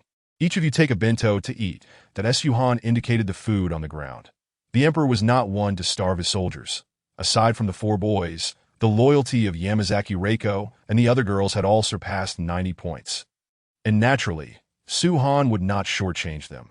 Among them, Yamazaki Reiko held the highest loyalty, reaching a full 100 points. The Suhan had no doubt that if commanded to take her own life, she would do so without a flicker of hesitation. This girl was likely the most self-hypnotized of them all. That they beheld the pile of bentos before them. All the students, including Yamazaki Reiko, could not help but swallow hard. The apocalypse had erupted during the second period of the morning. Now it was already around 3 or 4 in the afternoon. After such a long time, they were indeed ravenous. Thank you for your generous gift, my lord. Reiko Yamazaki did not hold back. She promptly took a bento and a box of milk for herself. With Reiko Yamazaki as a role model, a group of girls followed suit, eagerly grabbing their meals and beverages, diving into their food with gusto. Witnessing this scene, Mako Asama silently turned back to the kendo club, tidied up, and began honing her swordsmanship. Kyoko Asama, feeling concerned, decided to accompany her. Standing by the window and observing the zombies wandering around the school, Suhan, having reached the first tier and blessed with the Eye of Destiny, possessed extraordinary vision, able to discern every detail from 100 meters away. Among the numerous zombies, it did not take long for Suhan to spot Kawasaki Yagumo and her companions, who had been reduced to grotesque forms. Beneath the administrative building, he also recognized familiar faces. Those students who had just been expelled, now transformed into zombies. While Reiko Yamazaki and the others were having their meals, Suhan did not rush them. It was early autumn, and dusk would not settle until at least 7 o'clock. Although Suhan was patient, Reiko Yamazaki felt compelled not to keep him waiting, finishing her bento in just 10 minutes, prompting the other girls to hasten their pace as well. Casting a glance back at Reiko Yamazaki, Suhan had gradually grown accustomed to her fervent gaze and the unhealthy flush on her cheeks. This girl appeared quite normal most of the time, but whenever she looked at him, she quickly transformed into something more intense. But there's no need to rush. Take your time eating. You may not have much time to rest in the hours to come. The many students exchanged glances but did not slow their pace. Noticing this, Suhan chose not to speak further. As long as they were enjoying themselves, that was sufficient. Minutes later, a line of girls stood neatly in the corridor. Suhan turned around, pushed open the door to the kendo club, and stepped inside.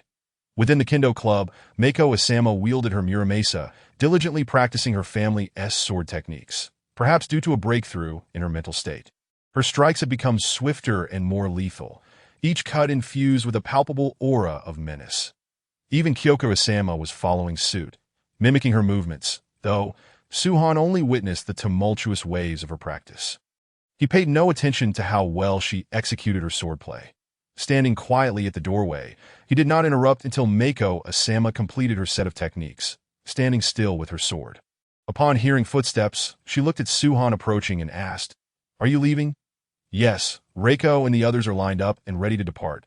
But Suhan glanced at Kyoko Asama beside him, perplexed. "Kyoko, why have you also taken up swordsmanship? Isn't it a bit late for you to start learning?" With a playful flick of her tongue, Kyoko waved her small hand near her face, her light-colored hair damp with perspiration. That, oh dear, I can't be defenseless. Can I? My ability only serves a healing purpose. Learning some swordsmanship will help me protect myself in danger, right? I can't rely on you all to save me every time. That Suhan found it difficult to handle the playful demeanor of this mature woman, especially given her exuberance. Giving Kyoko Asama a thumbs up, he praised excellent, such ambition and determination. Indeed, learning more swordsmanship will benefit you greatly, right? Right? With Suhan's praise and approval, Kyoko beamed, her eyes sparkling with delight. With Mako on his left and Kyoko on his right, Suhan unabashedly led the two girls out of the kendo club. Mako showed no signs of discomfort, clearly having accepted this dynamic, standing in the corridor, gazing at the numerous girls standing tall and proud. Suhan waved his hand, declaring, "To the first floor, let us set forth." The group assembled, weapons distributed, and Suhan knew it was imperative to put them into action. Otherwise, how could they ever cleanse the school of zombies? When would these students ever grow stronger? Arriving at the first floor and standing before the main entrance, Suhan turned to the girls, including Reiko Yamazaki, and spoke solemnly. "Those creatures outside, I refer to them as zombies, walking corpses devoid of reason. In the face of them, I implore you not to be afraid. They are not truly fearsome. These zombies lack intelligence. If you confront them calmly, they are merely living targets. However, by eliminating these targets, your strength will grow. Your power will increase, your speed will quicken, and your bodies will become stronger. The world has descended into chaos, teeming with these zombies. Without strength, your fate will be to become mere food and playthings. So, seize your weapons and strike fiercely at these zombies. Either they perish, or you do. There is no third option." With that, Suhan abruptly flung open the door, pointing towards the outside. "Let me witness your mettle." As his words echoed, a flash of bloodlust ignited in Reiko Yamazaki's eyes. Without a trace of fear, she stepped outside, facing the horde of hundreds of zombies. Following her lead, dozens of students poured out after her. Observing this, Suhan nodded approvingly. It seemed promising. However, he was uncertain whether these girls could withstand the impending charge of zombies and how many would survive. In the distance, sensing the presence of living beings emanating from Reiko Yamazaki and her group, a multitude of zombies emitted a chilling roar, racing towards the entrance of the building. The first battle of the newly formed squad was about to erupt. Chapter 032. A flourishing bloom. Each claiming victory, thunderous roars filled the air as dozens, even hundreds of zombies charged forth, their screams mingling with the stench of decay, creating a terrifying atmosphere. Some girls who had just rushed out of the administrative building turned pale at the sight, their legs trembling uncontrollably. At the forefront of the squad, Reiko Yamazaki appeared exhilarated, not a hint of fear on her face. She was practically itching to leap into action. Had she not known that rushing in alone might mean not returning, she would have charged ahead already. Inside the administrative building, Mako Asama, witnessing the scene, unsheathed her enchanted blade and propelled herself forward in an instant. Her resolve was already sturdier than that of these ordinary girls. And after being enlightened by Suhan on the fourth floor, her determination had only solidified that a mere handful of zombies could not shake her will. As the captain of the squad, she could not simply watch as her teammates lost their fighting spirit without taking action. "Everyone listen up, these zombies are nothing to fear. Each of you can easily slay them. Suhan is watching from behind. Do you wish to disappoint him? Being a true citizen of the Cherry Blossom Empire." Mako understood better than anyone what was on these girls' minds. Upon hearing her words, the girls' admiration for Suhan quickly overshadowed their fear of the zombies, their pale faces flushed with excitement. At that moment, Reiko Yamazaki realized that not everyone shared her eagerness to eradicate zombies. Her teammates were merely ordinary girls that in such a critical moment, as vice captain, she had failed to uplift their spirits. An oversight indeed. "Captain, Reiko began, glancing at Mako Asama, but was interrupted as Mako raised her hand. "And no need to dwell on it, just be mindful in the future. The zombies are charging. Be careful not to fall, Suhan values you." Mako's words struck Reiko Yamazaki like a bolt of lightning, igniting her fighting spirit.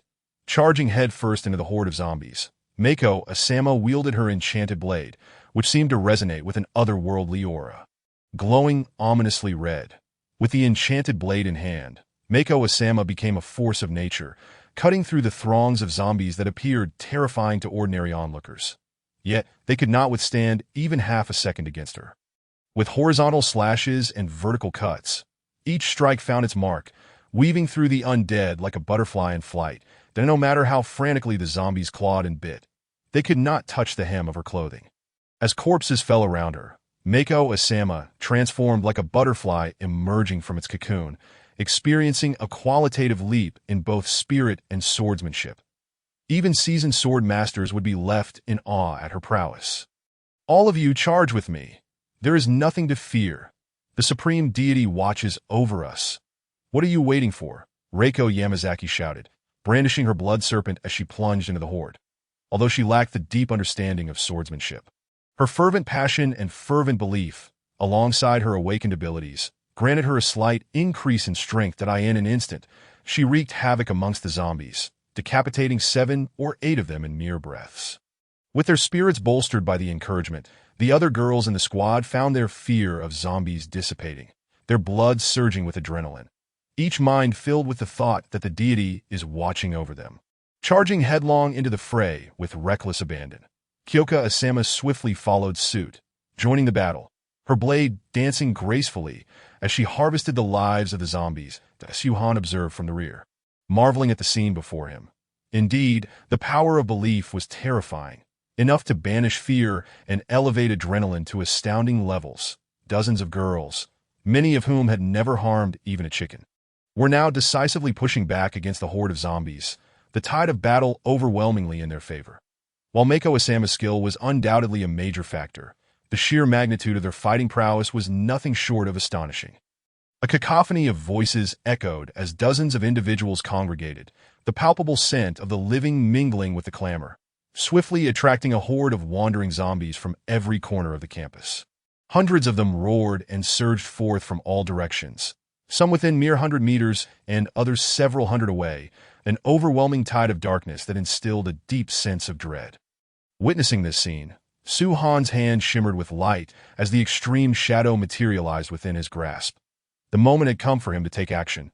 Otherwise, the sheer number of zombies would surely engulf Yamazaki Reiko and her companions. While they might manage to contend with 100, facing several hundred was an impossibility.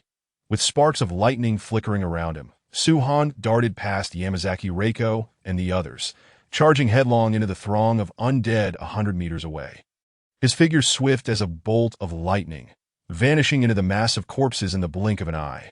The air crackled with thunder as he unleashed a bolt of lightning, incinerating every zombie it touched in a charred remains. In a single strike, he eradicated over a dozen zombies. Killing ordinary zombies, points 1, current points 1237. Killing ordinary zombies, points 0.5, current points 1280. Killing ordinary zombies, points 1, current points 1330. The notifications echoed incessantly in his mind, his points soaring at an astonishing rate. Even if each individual could only earn 0.5 points, the collective effort of dozens was formidable amidst the throng of the undead. He weaved through with ease, leaving behind a trail of scorched bodies as he unleashed successive bolts of lightning, dispatching nearly 100 zombies. Feeling the dwindling power of lightning within him, Suhan decisively ceased his onslaught, relying solely on his personal prowess to carve a path through the swarm. Having broken through to the first tier, Suhan's attributes far surpassed the limits of humanity. His breath steady, speed unparalleled. Even when surrounded by the zombies, they could not lay a finger on him, at least not until he was utterly exhausted. While Suhan carved through the masses, Asakawa Mei and her companions systematically eliminated the remaining zombies. Upon spotting Suhan amidst the chaos, Asakawa Mei wasted no time and charged forward. Yamazaki Reiko's face flushed with exhilaration. The recent skirmish had her adrenaline surging, especially captivated by the sight of blood spraying from the zombies. Seeing Asakawa Mei lead the charge, she too was determined to join the fray. With a graceful motion of her slender fingers, torrents of blood erupted from the fallen corpses, coalescing into a sphere above her. Fueled by the blood of over 100 zombies, her blood manipulation ability surged to unprecedented strength, even reducing her own expenditure. With a flick of her index finger, akin to a conductor guiding an orchestra, streams of blood surged through the air, forming arrows that shot forth at her command. The sound of piercing flesh echoed as dozens of zombies were reduced to mere sieves under the relentless barrage. Eliminating several dozen zombies in a single strike filled Yamazaki Reiko with an exhilarating thrill. However, the cost was substantial. Even with an abundance of blood to draw from, she could manage this feat only once more. Yet, that was already a terrifying display of power. It was important to note that she had only recently acquired her blood manipulation ability. As dusk fell, the last rays of the setting sun struggled to release their final glimmer. After hours of relentless combat, the last standing zombie was finally decapitated, and the campus was cleared of the undead. Shaking the putrid blood from his Tang Dao, Su-Han surveyed the battlefield littered with zombie corpses. Exhaling a deep sigh of exhaustion. The past few hours had drained him completely. He had swung his blade countless times, personally dispatching over 500 zombies, accounting for more than half of the nearly 1,000-strong horde. Not just Su-Han, but all the girls were equally fatigued, including Asako May, who had repeatedly withdrawn from the battlefield to catch her breath. They were mere mortals, their stamina not as robust as Su-Han's. Their recovery, not nearly as swift. To slay 20 or 30 zombies in one breath was already a commendable feat. Engaging with zombies was not akin to chopping vegetables. It was fraught with danger. A moment's inattention could lead to injury, carrying the risk of mutation. Thus, everyone remained acutely focused, a considerable drain on their physical resources. Noticing the fatigue and dazed expressions on their faces, Su-Han clapped his hands. The crisp sound drawing their attention, but we have triumphed in this battle against the undead. The zombies in front of the administrative building have all been eradicated. You all performed admirably, as his words sank in.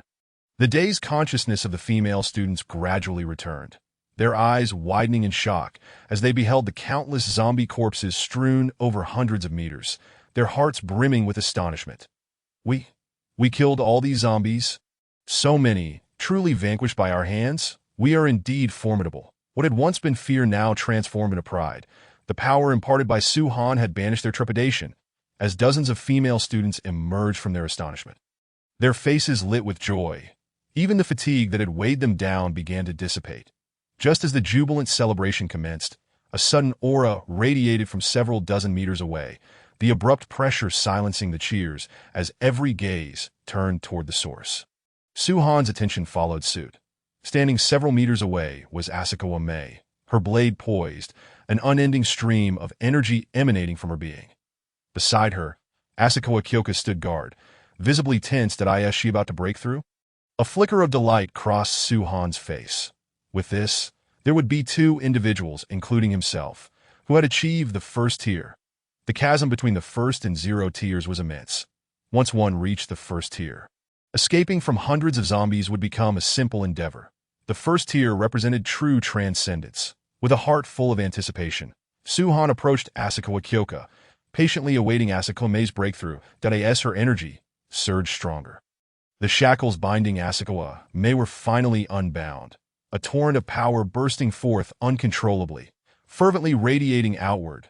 In that moment of breakthrough, Asako May's tightly shut eyes flung wide open, her enchanted blade, Mura Masamune, resonating with a vibrant hum. The energy erupting from her reached its zenith. Moon slice. With a graceful arc, Asako May unleashed a devastating strike, a radiant blade of light severing the air, emanating a lethal aura that dazzled like the moonlight. The formidable blade stretched half a meter, a brilliant crescent that tore through the air, inflicting deep lacerations upon the zombies, even those a meter above the ground. Witnessing this spectacle, Su-Han's eyes widened in astonishment. What a powerful strike! What a terrifying blow! The force of Asako May's attack sent chills down his spine, a testament to its terrifying might. She had only just broken through, and yet this full-powered strike invoked a sense of peril within him, underscoring the formidable nature of the Asakawa family's swordsmanship. However, it was evident that Asako May would not be able to replicate such a fearsome blow in the near future. This strike was fueled solely by the overwhelming momentum of her recent breakthrough.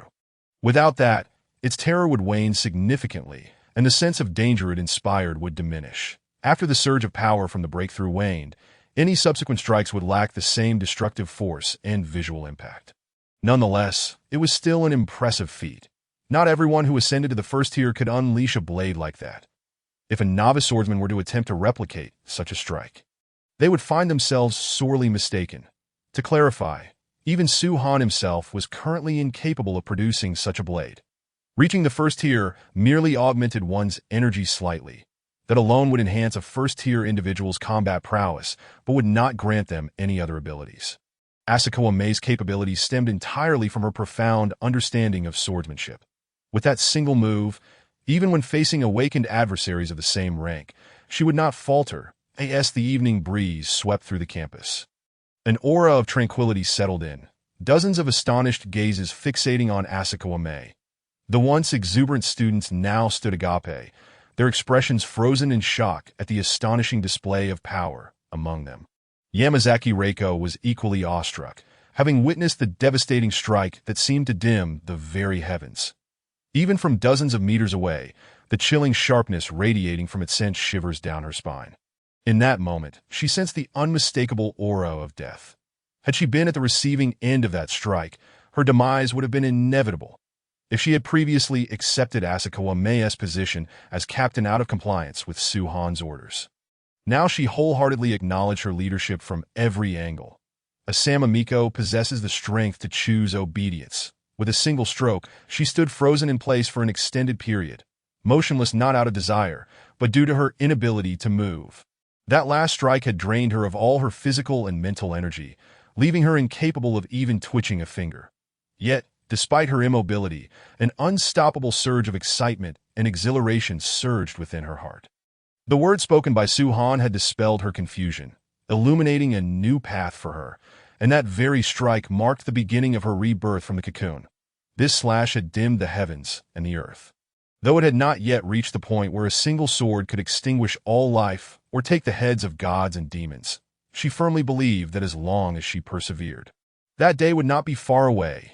Nearby, sensing something amiss with Asama Miko, Suhan took a brief moment to assess the situation, quickly understanding the gravity of the matter. The last strike had indeed been terrifyingly powerful.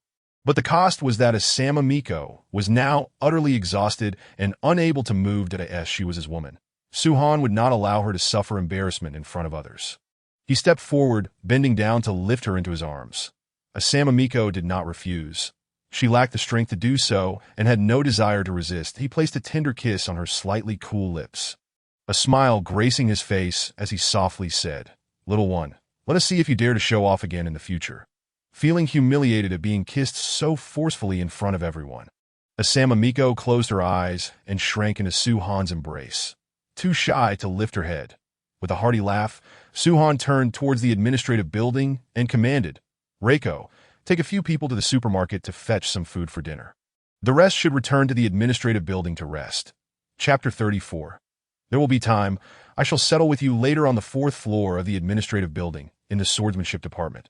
Suhan carried Asama Miko to her usual resting place. Upon pushing open the door, he raised an eyebrow at the interior's arrangement.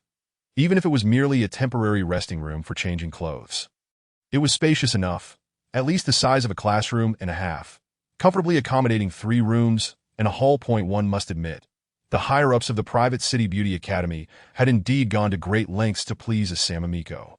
As the national swordsmanship champion, a once-in-a-century swordsmanship prodigy, the future Sword Saint, and the granddaughter of Sword Saint Asama Junichi, the sole heir of the Asama family, she bore numerous prestigious titles. The Academy's higher-ups would almost worship her as a deity. Glancing down at Asama Miko, whose cheeks were flushed with embarrassment and who dared not lift her head, Suhan couldn't help but smile knowingly as he sat beside her. Asama Miko longed to flee. She simply could not endure Suhan's gaze. However devoid of strength, she could only hide in his embrace like an ostrich. Reaching into his spatial ring, Suhan retrieved 2 boxed meals and offered a piece of rice ball to Asama Miko's lips. After a grueling afternoon battling zombies, coupled with the exertion from that last strike, her stomach had long been growling with hunger. Seeing the rice ball near her mouth, she instinctively opened her mouth to eat. Forgetting her shyness, for Suhan had seen her in such a state many times before. However, she bit down only to find emptiness, as the rice ball had shifted a few centimeters away. With a look of grievance, Asama Miko glanced up at Suhan. "Don't be impatient. I will certainly feed you. How could I bear to let you go hungry?" Ignoring her reproachful gaze, Suhan took a bite of the rice ball himself, lowering his head to feed her amidst her astonished expression. Feeling the food Suhan offered, Asama Miko found it impossible to refuse. Her hunger prevailed. After all, it was not their first time. She decided to indulge him. As Suhan continued to feed her, the sky outside grew darker, and after more than 2 hours, Asama Miko could eat no more, prompting Suhan to finally cease feeding her, setting down the empty bento box. He lifted Asama Miko once more and strode towards the bathroom. After washing away all the blood and grime, Suhan returned to the bedroom, enduring considerable restraint during the process. The reason he refrained from acting was not due to any concern for the so-called vow, but rather because Asama Miko was in such a frail state that in her current condition, if he were to proceed, he would not only be unable to fully enjoy the experience, but Asama Miko would likely remain unresponsive for several days. Already drained, if he were to forcefully exhaust her spirit and overexert her physical strength, she might even fall into a state of shock that he was not so heartless. If he truly desired, he could seek out Kyoka or any of the numerous girls available. With just a flick of his fingers, he would undoubtedly find immense pleasure. Placing Asama Miko on the bed, their eyes met. She gradually closed her eyes, and the meaning was clear. If Suhan were not a fool, he would understand. He did not hesitate and leaned down to kiss her. After a long moment, Suhan released Asama Miko that if he did not let go now, he would find it impossible to control the primal urges within him. With misty eyes, Asama Miko gazed at Suhan, confusion evident in her expression. That is Suhan. Why did you stop? Asama Miko wished to inquire why he had halted, but the words caught in her throat, unable to be voiced. Suppressing his restless blood, Suhan stood up and said, "Rest well. That in your current state, if I were to take you, it would take you days to recover. Sleep well tonight, gather your strength, and do not be reluctant with me. Tomorrow, we shall deal with you, my little enchantress." Casting a fierce glance at Asama Miko's delicate figure, Suhan steeled himself and exited the room, that if he lingered any longer, he would truly be unable to leave. Embarrassed, Asama Miko quickly burrowed under the covers. Hiding under the blankets, lost in thought, Asama Miko felt a dizzying sensation, her entire body aflame, especially in the areas where Suhan had lavished his attention. Still radiating warmth. In addition, peeking out from under the covers, Asama Miko curiously observed the back of her hand. The smooth and delicate skin bore no wounds, yet for some inexplicable reason, it felt hot, akin to a fever exceeding 40 degrees. Left and right, she could discern no apparent issue. With Suhan absent, a wave of drowsiness washed over her, and unable to resist, she succumbed to slumber. Returning to the swordsmanship department, the vast space was eerily quiet, save for Asama Kyoka, who knelt there, diligently wiping the blade of her sword. Upon hearing footsteps, Asama Kyoka turned to glance at Suhan, pouting in dissatisfaction. Not a single decent man among them. As a doctor, Asama Kyoka possessed considerable skill. She was not merely passing time. She could easily discern Asama Miko's condition at a glance that Suhan had been inside for over 3 hours, which was certainly abnormal. As her aunt, Asama Kyoka felt a pang of concern for her niece. How could she be pleased with Suhan's reckless behavior? Having received no reward, her irritation intensified that Suhan raised an eyebrow, his gaze sweeping over Asama Kyoka. Asama Kyoka seemed to have bathed, her clothing neat and tidy, her hair freshly dried, and even from a distance, a pleasant fragrance wafted towards him. Is there any issue with the debts between aunt and nephew? Chapter 35. To the neighbors at that moment, Asama Kyoka remained unaware that she had already caught someone's eye.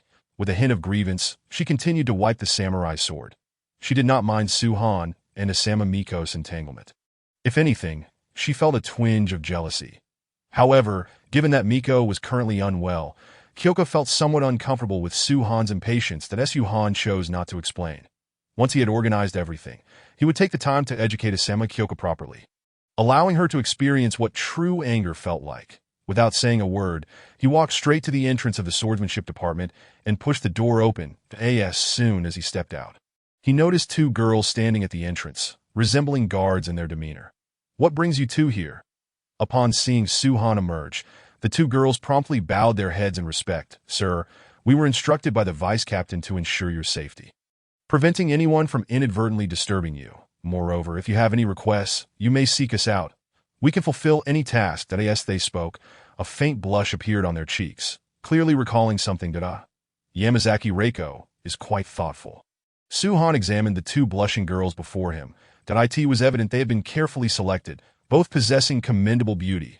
Though perhaps not quite matching Miko, Kyoka, or Reiko, they were still quite lovely, internally praising their appearance. Suhan remained unhurried. "If you are tired, you may rest. There is no need to stand at the entrance. Where is Reiko?" Sensing the concern in Suhan's voice, the 2 girls felt warmth in their hearts. "Thank you for your consideration," Sir, we are not tired. Someone will come to relieve us later in the night. AS for the vice captain. She should be on the third floor, making arrangements for tonight's duty. After listening to their words, Suhan nodded inwardly that he had come out to give instructions regarding the night duty, so it was a pleasant surprise that Yamazaki Reiko had already begun making arrangements. It seemed he had chosen the right person for the vice captain role. She truly was capable. Bidding farewell to the two girls, Suhan headed to the third floor. Just as he descended the stairs, he spotted Yamazaki Reiko approaching from the sky bridge. Upon noticing Suhan, Yamazaki Reiko paused momentarily before hastening her steps to stand before him, bowing her head in respect. Sir, no need for excessive formalities. As Suhan gazed upon Yamazaki Reiko and her companions, he raised his hand slightly. Yamazaki Reiko lifted her head to meet Suhan's gaze and respectfully inquired, "My lord, is there something you wish to discuss at this hour?" Suhan nodded, turning to the window to observe the enveloping darkness of the night outside, that he spoke. "Indeed, there are matters to address, and I intended to organize the night watch, but it appears you have already made the necessary arrangements. Please enlighten me on how you have organized it." Following closely behind Suhan, Yamazaki Reiko, not daring to be negligent, elaborated on the meticulous arrangements for the night watch.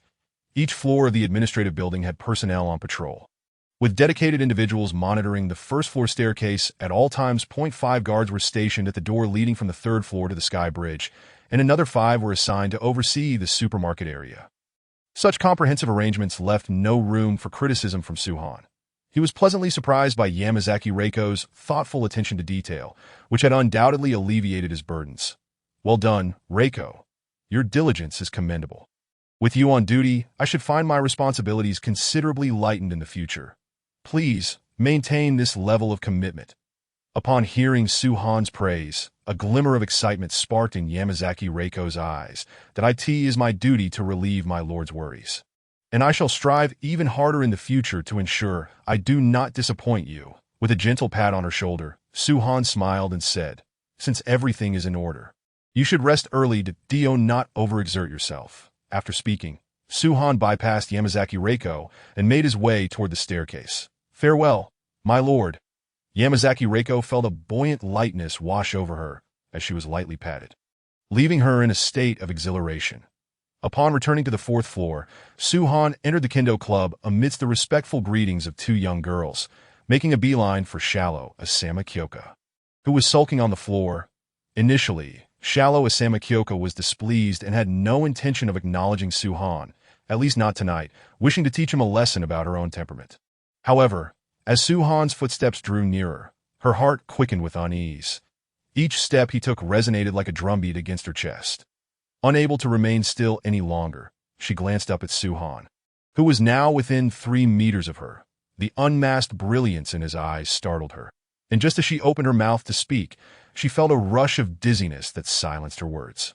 Breathless, her delicate frame exuded a faint fragrance as she fixed her gaze upon Suhan, striving to project an intimidating demeanor, but the mist of unshed tears in her eyes offered no menace whatsoever. On the third floor, 2 young girls patrolling the corridor heard peculiar muffled sounds. They exchanged glances and cautiously drew their blades, heading toward the source of the noise. Upon pushing open the classroom door and peering inside, they found nothing amiss, leaving them perplexed. Their eyes scanned the room until they finally turned toward the ceiling. The rhythmic thudding seemed to emanate from above, causing the 2 girls to pause momentarily. The girl on the left, suddenly alarmed, turned to rush out, only to be grasped firmly by the other. "Mingxiang, don't pull me. I must report this. Something is happening on the 4th floor. Don't go." Mingxiang's face flushed with urgency. "Why not?" the other girl questioned in confusion. "Because the rooftop is the bedroom of Captain Asama from the Kendo Club." "The bedroom? But why would?" The girl initially failed to comprehend, only to have a sudden realization. That instantaneous understanding. Chapter 036. An anomaly on the back of the hand. And is still asleep as dawn broke. The nascent sun cast a glimmer of light upon the dark world, illuminating the entirety of Yoshikawa County, which was shrouded in smoke. Vehicles lay haphazardly strewn across the streets, and countless zombies wandered aimlessly. In the span of just one day, the once thriving Yoshikawa County had transformed into a realm of the undead, devoid of any sign of life, resembling a ghost town. A T. Shimmy Private Academy. On the fourth floor of the administrative building, Shallow Asama Miko slowly opened her eyes after nearly 12 hours of slumber. Looking up at the familiar ceiling, she blinked, the events of the previous day feeling like a distant dream. Yet the heightened strength coursing through her and the subtle flow of energy within her body made it clear that yesterday's encounters were indeed real. This meant that Su-han was now destined to be her future husband.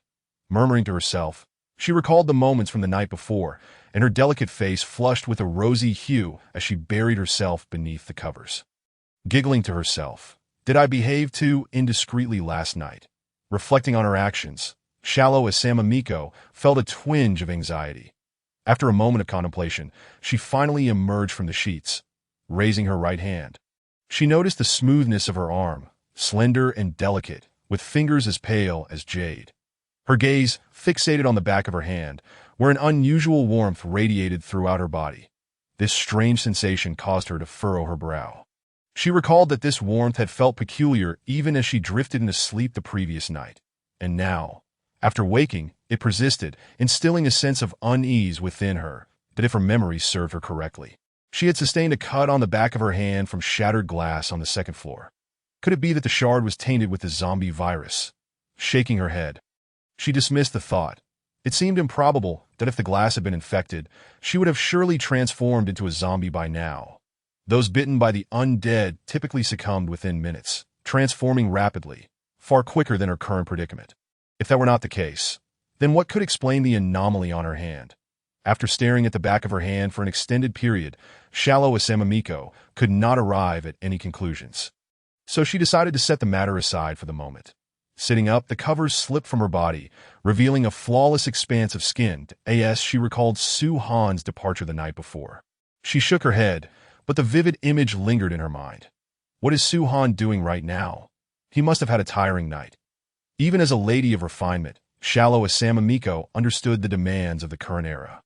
Had she not been in poor spirits last night, perhaps, feeling a sense of warmth from Su-han's thoughtfulness, she quickly donned the clothing beside her to eye in the adjacent room.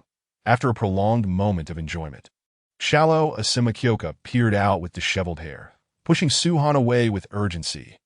You should leave quickly. Miko is likely to wake soon. Hurry before she sees you." Having acted impulsively the night before, now that she was clear-headed, Kyoka was too embarrassed to allow Su-han to linger.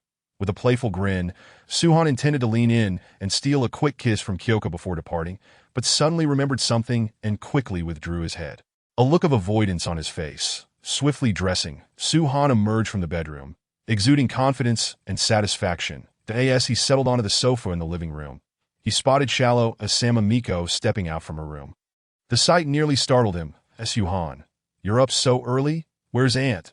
As Shallow Asama Miko approached and sat beside him, she glanced around, not seeing Kyoka, and felt a pang of confusion, wrapping an arm around Miko's slender waist. Su-han shook his head. "That I haven't seen her. She must still be asleep.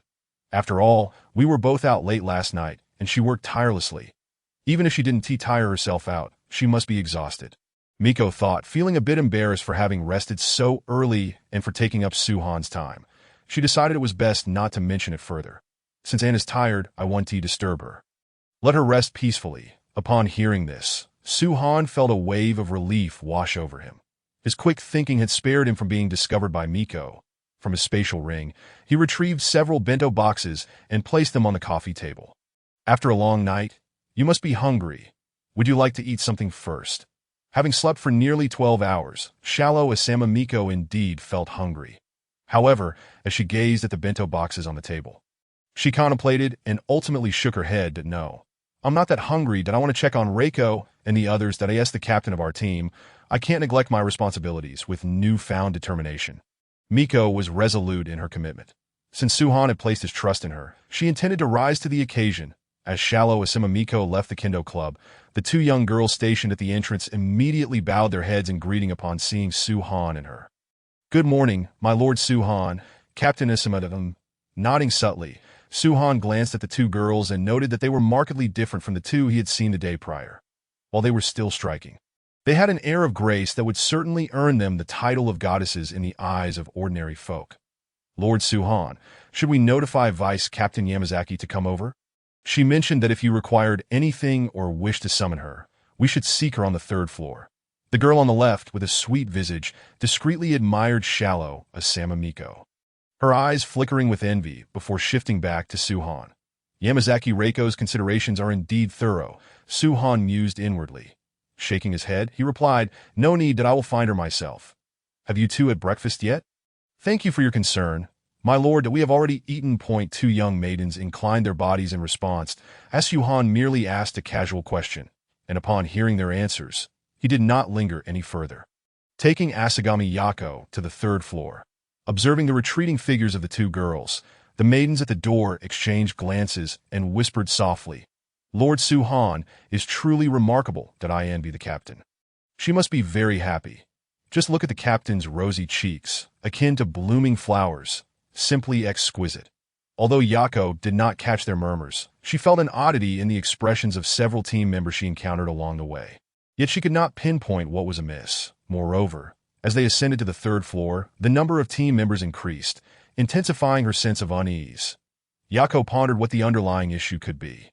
Chapter 037. Have I misjudged the protagonist?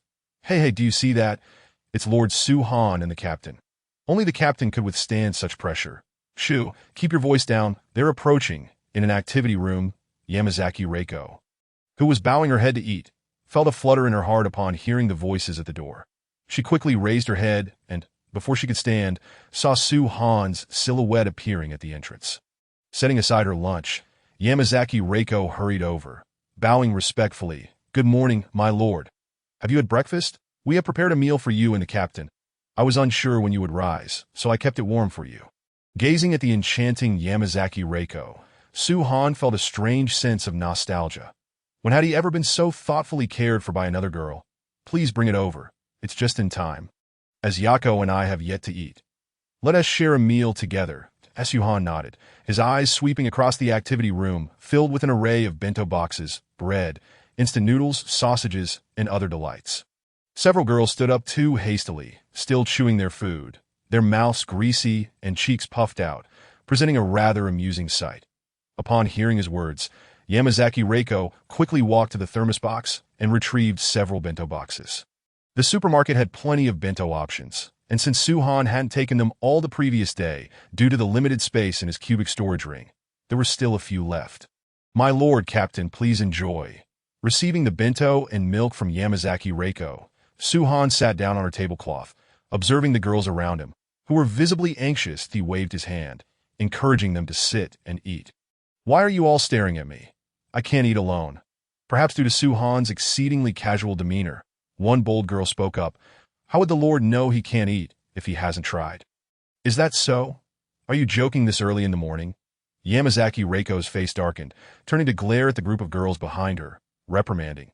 "You can't even keep your mouth shut during a meal? Do you have no sense of hierarchy? Is the Lord someone you can jest with? You will forfeit your breakfast and be punished to stand outside." The 10 or so girls in the activity room fell into a fearful silence. Not daring to utter a word, their heads bowed as they lined up to exit for punishment. Pulling Yamazaki Reiko's hand to have her sit down, Suhan addressed the girls about to leave. "Come back and eat. Reiko was just joking with you. There's no need to be so tense." Upon hearing this, the group of girls halted, exchanging glances before returning to their seats. Yamazaki Reiko had emphasized the importance of recognizing their place, making it clear that Suhan's commands were absolute, that in the face of his authority, everything else, including her own words and commands, took a back seat. Seeing the girls obediently seated, Suhan turned back with satisfaction to Yamazaki Reiko. "It's break time. There's no need for such rigidity. That a little humor is something I can appreciate, provided you all listen and are presentable." "Indeed, my lord," Yamazaki Reiko responded, her demeanor drastically shifting from stern to submissive. "Everything was normal last night, correct? Were there any anomalies?" Suhan inquired while enjoying his bento, with Asagami Yako silently listening beside him. Yamazaki Reiko, having nearly finished her meal, slightly adjusted her chopsticks and then set down her bento. "Everything was normal last night, except, there were no issues." Stealing a furtive glance at Yako, who was quietly eating, Yamazaki Reiko was aware of the rumors circulating among the girls and secretly wished that she had been the one involved last night. However, she knew that was impossible and dared to only think such thoughts. Having witnessed Yako's prowess, She recognized the disparity between them. Since she had broken through to the first level, Yako's senses had become acutely sharp. At such a close distance, Yamazaki Reiko's subtle movements were impossible to conceal from her perception.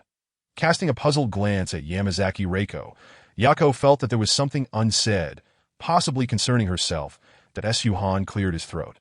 Hastily changing the subject, he had a stronger perception and had caught some faint sounds that as long as there are no anomalies. Today I plan to cleanse the entire school of zombies, eliminating all dangers. Reiko, please instruct the team to stay vigilant. Clearing the teaching building is more perilous than the open campus, as zombies can more easily inflict injuries. With the matter at hand, Yamazaki Reiko did not dare to delay. Her expression turning serious. My lord, I understand. I will notify them shortly. After discussing various topics, Yamazaki Reiko departed, leaving only Su-han and Asagami Yako at Su-han. Have you sensed anything unusual about Reiko today? And the other team members seem rather strange as well. Watching Yamazaki Reiko's retreating figure, Yako could not suppress her curiosity any longer. Strange, is there? I haven't noticed anything. That Su-han shook his head, appearing completely oblivious. Is that so? Perhaps I misjudged. With an awkward smile, Yako lowered her head and resumed eating her bento. On the 4th floor, Kendo Club, dormitory. Achoo! Achoo! After a succession of sneezes, Asagami Kyoka groggily opened her eyes, utterly bewildered. She had been sleeping soundly when the unexpected sneezes jolted her awake. Rubbing her eyes, Kyoka struggled to rise. The ache and heaviness in her limbs making her take a few sharp breaths, invigorating her. After dressing, she limped out of the Kendo Club. The two maidens at the door were taken aback by her appearance. Captivated by her beauty, compared to yesterday, Kyoka today resembled a blooming peony, radiating a mature woman's charm that left the two young girls spellbound, rendering them speechless. Where is Su-han? Kyoka asked the dazed girls, waving her hand, prompting them to snap back to reality. My lord and the captain are on the 3rd floor. You can go directly there. The girls stammered in response. Although Su-han had not assigned Kyoka any position, everyone was perceptive. All right, thank you. Waving her hand, Kyoka leaned against the wall, awkwardly making her way to the 3rd floor. At the entrance of the Kendo Club, the two girls stared blankly at Kyoka's limping figure. And after a long moment, one managed to utter, Snowflake, do you think it's possible that Kyoka is the main female character from last night? Chapter 038. When the unusual occurs, there must be something amiss. Did she twist her ankle after falling onto the floor? Observing her aunt crouched on the ground, looking pitiful, Yako could hardly contain her exasperation. Moments ago, when Asagami Kyoka entered, Yako had keenly noticed her awkward gait and, upon inquiry, received this frustrating answer. How clumsy can you be to wake up in the morning and twist your ankle? Blinking her eyes, Kyoka slumped her little hand. I didn't mean to. It just happened. Feeling quite sore, Kyoka only remembered to treat herself upon nearing the 3rd floor. Otherwise, her excuse for the twisted ankle would be hard to justify. To be honest, she felt quite anxious looking at Yako. Don't you have healing abilities? Why didn't you treat yourself? Yes, I've already treated it. It doesn't hurt much now, just feels a bit uncomfortable. Kyoka nodded vigorously. Seeing this, Yako ceased her inquiries and handed Kyoka the unopened milk and bento. Here, eat up, it's still warm. Looking at the milk in Yako's hand, Kyoka instinctively burped. No, you drink the milk. I'll just have the bento. Are you joking? You've already had enough to drink this morning. Why would you need more?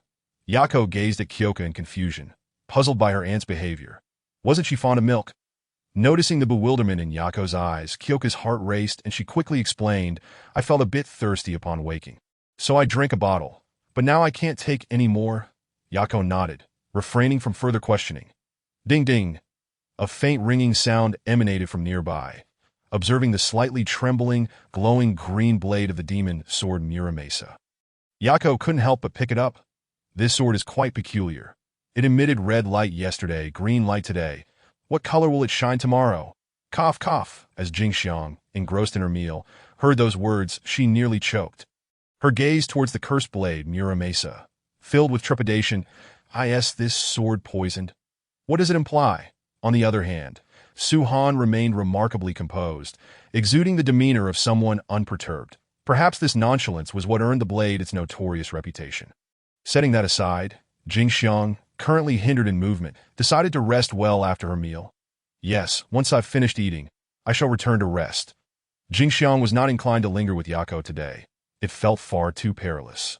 Before long, the previously absent Yamazaki Reiko hurried back. Sir, the team has been reassembled and is ready to depart at any moment. Suhan nodded in acknowledgement, rising alongside Asakusa Yako to approach the corridor. Gazing at the ranks of dozens of girls standing orderly in the corridor, Suhan's eyes scanned over them, noting the absence of fear etched upon their faces. This was, in fact, quite understandable, after battling zombies for several hours the previous day. Even the most frightened among them had honed their resolve. The ordeal had imbued these seemingly fragile girls with a hint of murderous intent, and their aura had considerably strengthened. Now, they stood tall and straight, exuding an air of gallantry that was both striking and radiant. I presume Reiko has already briefed you on today's mission, so I shan't waste any more time. Suhan's expression grew serious as he spoke with gravity. For the sake of our strength, our survival, and to secure a better living environment, all of you, target the academic building, move forward. Leading the charge, with Yako and Reiko flanking him, they formed a small squad of dozens behind them. The group surged forward, bursting through the entrance of the Sky Bridge and swiftly arriving at the academic building. Upon reaching the entrance, Suhan surveyed the eerily silent surroundings, where only a handful of zombies meandered through the desolate corridors. Yako, you and Reiko each lead a team upstairs. I shall handle everything below the third floor, to be cautious. If you encounter any formidable zombies, do not act recklessly. Notify me at the first opportunity. We are capable of evolution. And it is highly probable that zombies can do the same, perhaps even at a faster rate. Exercise utmost caution. Yako and Reiko absorbed Suhan's words, embedding them in their minds, as did the dozens of team members trailing behind. We understand, all right. Let us commence the cleanup. With that, Suhan reached out into the void, manifesting his blade, Shadow, in his hand. With a swift step, he charged ahead that a flicker of lightning danced behind him as Suhan raced forward. Wielding Shadow with deadly precision, and wherever he passed, heads rolled, the zombies in the corridor collapsing in droves.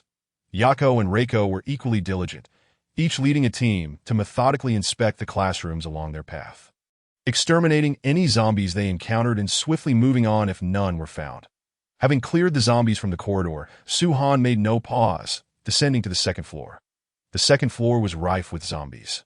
The ground and walls were smeared with thick, dark blood, and the creatures aimlessly wandered, emitting low, guttural growls. Unfazed by the numerous ordinary zombies, Suhan swiftly dispatched them with Shadow, harvesting their lives with remarkable speed. Kill ordinary zombies, points 1, current point 1679. Kill ordinary zombies. Point 0.5, current points 1820. The tally continued as he moved fluidly through the corridor, the sluggish zombies oblivious to his presence, meeting their demise at his hands. After eliminating nearly 100 zombies, a considerable feat indeed, Suhan proceeded to search each classroom in turn, ensuring no zombies remained, for he intended to eradicate every single one within the prestigious Qingmei Academy. His experience with completing numerous tasks made the requirement clear in his mind. While Suhan's progress was smooth, Yako and Reiko also advanced with steady resolve. After clearing the zombies on the third floor, they met at the staircase and quickly devised a plan. Reiko would lead a team to the fifth floor, while Yako would take her team to the fourth, for the sake of caution. They decided to jointly clear the sixth floor, including the potentially accessible rooftop. Their approach was marked by prudence. They wished to avoid any unforeseen incidents. Although this might consume additional time, it was undoubtedly the safest course of action. Had it not been for the excessive personnel on the same floor, they would have preferred to clear all the way to the rooftop together. The sound of hurried footsteps filled the air as Reiko's team advanced ahead, bypassing the fourth floor and heading straight for the fifth. Bursting onto the fifth floor, Reiko, endowed with blood manipulation abilities and having slain numerous zombies yesterday, felt an impending breakthrough to the first tier. She was in the lead for a reason that as they entered the fifth floor and observed the empty corridor, Reiko was momentarily taken aback, feeling an odd sensation akin to striking air with a punch. The corridor was devoid of life, not a single zombie in sight, not even a decaying body or a scrap of flesh. The silence was unsettling. This peculiar situation immediately cast a shadow over Yamazaki Reiko's expression. Something is amiss.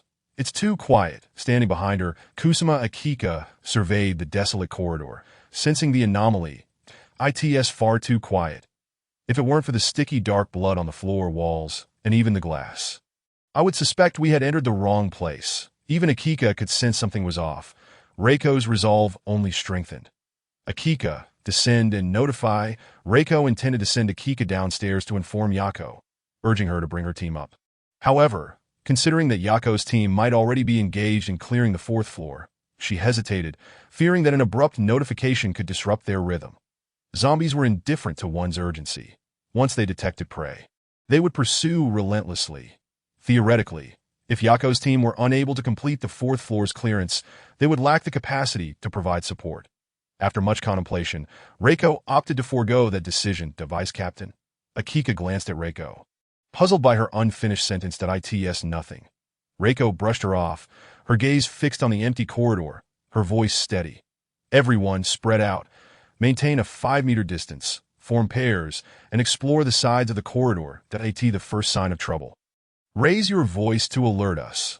Upon receiving Reiko's command, the team of over 10 split into pairs, moving cautiously towards the corridor's sides. Reiko, along with Akika and a few others, ventured leftward in exploration.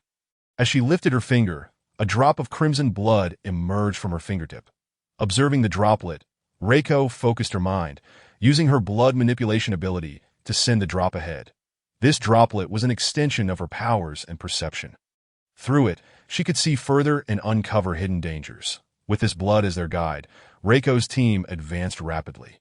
The floating droplet would enter each classroom, determining if any anomalies lay within, only to return and continue forward once safety was assured. They proceeded thus for 70 to 80 meters until they reached the last classroom. Through the perspective granted by the blood, Reiko detected no abnormalities. Every classroom remained eerily silent, devoid of any living beings or zombies. Yet, this absence only heightened her unease. Frowning, Reiko turned to see another team that had explored several dozen meters down the corridor and called out urgently, "Let us hurry and catch up." On the right side of the corridor, Kogo and Kazuki Hanato walked side by side at the forefront, trailed 5 meters behind by Oda Masakazu and Chikuto. Their duo led the exploration on the right, not out of compulsion, but driven by a desire to prove themselves. Having gained confidence from their recent experience slaying zombies, the 4 boys felt emboldened, especially with their katana in hand, adding an air of valor to their demeanor. In their eyes, zombies were nothing to fear. Even if faced with powerful foes, they felt undeterred, armed as they were. Should they perform admirably, they might even capture the attention of some girls. After all, while Reiko and her companions were far too radiant, the other girls were less certain that if they could win the favor of some female peers, perhaps solitude would no longer plague them. A gamble worth taking, transforming a bicycle into a motorcycle for individuals.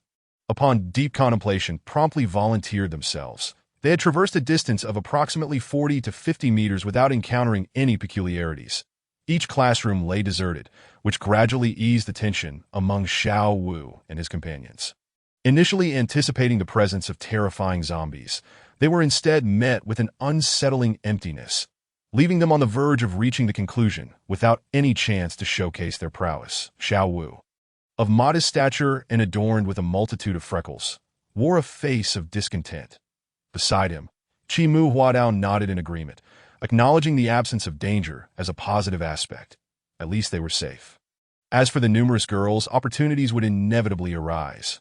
With dozens of them, Lord Suhan would be unable to attend to them all, and it was likely that he would lack interest in those less aesthetically pleasing. Indeed, their expectations were modest. An ordinary girl would suffice. They reasoned that, considering their loyalty, Lord Suhan would not interfere. Xiao Wu echoed his sentiments repeatedly. Creak, creak, crack, crack, crack. Chi Mu-kun, did you hear that strange sound? Xiao Wu paused, tilting his head to listen intently. Crack, crack. The sound was crisp, reminiscent of something brittle being crushed like bones. The sudden noise sent a wave of tension through Chi Mu Huadao that I heard it too. It seems to be coming from the last classroom. Exchanging a glance, the two simultaneously nodded. Let us go check it out. Rubbing his hands together, Xiao Wu's face lit up with excitement that if they uncovered something significant, it would be a notable achievement, enough to elevate their status. A few compliments from Su-han would surely draw the attention of several girls. They had already discerned that in the presence of girls, praising Su-han would forge friendships, while uttering a disparaging remark could invite peril. If they could earn Su-han's direct commendation, their standing in the eyes of the girls would surely rise. The two hastened their steps, rushing to the classroom's back door. Behind them, Tian and Zheng were momentarily stunned before quickly pursuing. "Why are you two running?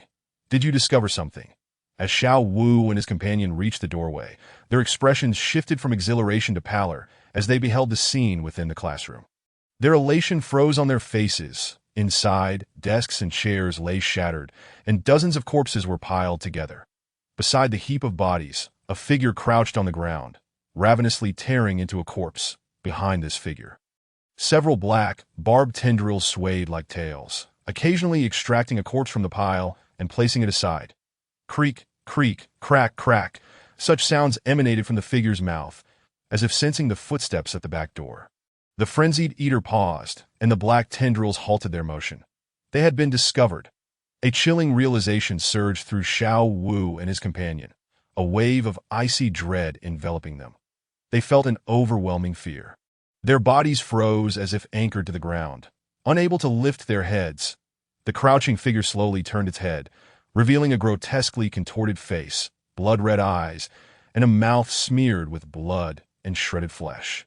Its sharp teeth akin to those of a shark, instilling a deep-seated terror. "Ah, you've found me," the mocking voice echoed. And in the blink of an eye, the barbed tendrils surged forward, swiftly ensnaring Xiao Wu and his companion, dragging them into the classroom with their terrified gazes fixed on the grotesque figure. "Da-da! Help! Help! There is a monster!" Chapter 040. Childhood sweethearts, the true deity of a new era. "Ah, there is a monster. It hurts. No, no, don't eat me. Help me, Vice Captain, save me. There is a monster here. I don't want to die. I don't want to be eaten. The Tiankin, help me." The shrill wails echoed incessantly, just as the Tian and the branch technique user rushed to the classroom door. They were rendered speechless by the horrific scene before them. A bizarre figure hovered in midair, supported by several black-red, barbed tendrils anchored to the ground. Xiao Wu and Qi Mu Huadao were ensnared in the air, crimson blood dripping from the tendrils onto the floor. Save me. I don't want to die." Qi Mu Huadao's body twisted grotesquely in midair, blood spilling from his mouth as he struggled to reach for the classroom door. His eyes filled with desperation. Creak, creak, crack. Xiao Wu, rendered speechless, felt his vitality waning as the grotesque figure feasted upon him. Seemingly hearing the cries for help from the branch technique user, the ravenous figure lifted its head, locking eyes with the Tian and his companion, who were paralyzed with fear. "Da-da! Fresh food has arrived. What a delectable scent!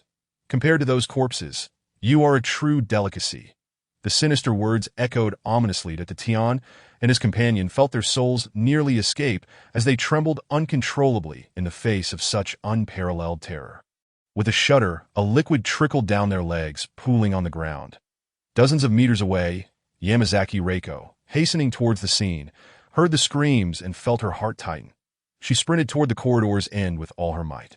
"Akira, you need to go downstairs immediately to inform Captain Asama and Lord Su-han. Something has happened on the 5th floor." Yamazaki Reiko's voice resonated in the air. Observing her retreating figure, Kusuma Akira understood the urgency of the situation and quickly turned to deliver the message. Dodging past numerous girls, Yamazaki Reiko sprinted, repeatedly calling out, "Everyone, step back. No one is allowed near the last classroom without my permission. Now, immediately, something has happened." As she approached the classroom at the end of the corridor, the oppressive atmosphere grew increasingly palpable, instilling a sense of discomfort within her. The final classroom surely harbored a terrifying monster. The presence of these female team members would only serve to complicate matters. Their presence could lead to more casualties, and she felt constrained by their very existence. With the authority she had established over the past 2 days, upon hearing Yamazaki Reiko's command, the girls in the corridor quickly retreated, moving back several dozen meters before halting. Rushing to the classroom door, Yamazaki Reiko's eyes narrowed at the sight of the Tian and his companion. Frozen in fear, that a flicker of disdain crossed her features as she kicked them aside, sending them tumbling. Standing at the classroom door, she peered inside. Upon grasping the situation, she gasped in shock, her eyes widening in disbelief. Now she understood why the fifth floor appeared so pristine, devoid of any zombie presence. It was all due to this creature before her, which had captured them here as its food. Beside her, Tion and his companion, having been kicked to the ground, scrambled to their feet, gazing at Yamazaki Reiko with immense gratitude. Had it not been for her intervention, they would have remained paralyzed, locked in the grip of that terrifying presence, unable to even twitch a finger. "Thank you, Vice Captain. Thank you, Vice Captain." The two nearly knelt in gratitude, tears streaming down their faces, on the verge of breaking under the weight of their fear. "Get out of the way. Don't be a hindrance." Slowly drawing her blood serpent, Yamazaki Reiko remained on high alert, too preoccupied to engage with these two inept individuals. The pressure from the creature before her was overwhelming, a sensation she had only previously felt in the presence of Asama May, whose terrifying moonlit blade had left her feeling utterly helpless. Within the classroom, as Yamazaki Reiko appeared at the doorway, the grotesque figure ceased its feeding, fixating its peculiar eyes upon her, brimming with excitement. "Reiko, are you here for me? I knew you had feelings for me. After all, we have been childhood sweethearts for over a decade. You like me, don't you?" As it spoke, the bizarre figure advanced towards the doorway, even discarding Chi Mu Huadao as if he were mere refuse. With a powerful swing of her blood serpent, a wave of blood energy enveloped the air, and Yamazaki Reiko's murderous intent surged. "Stop right there.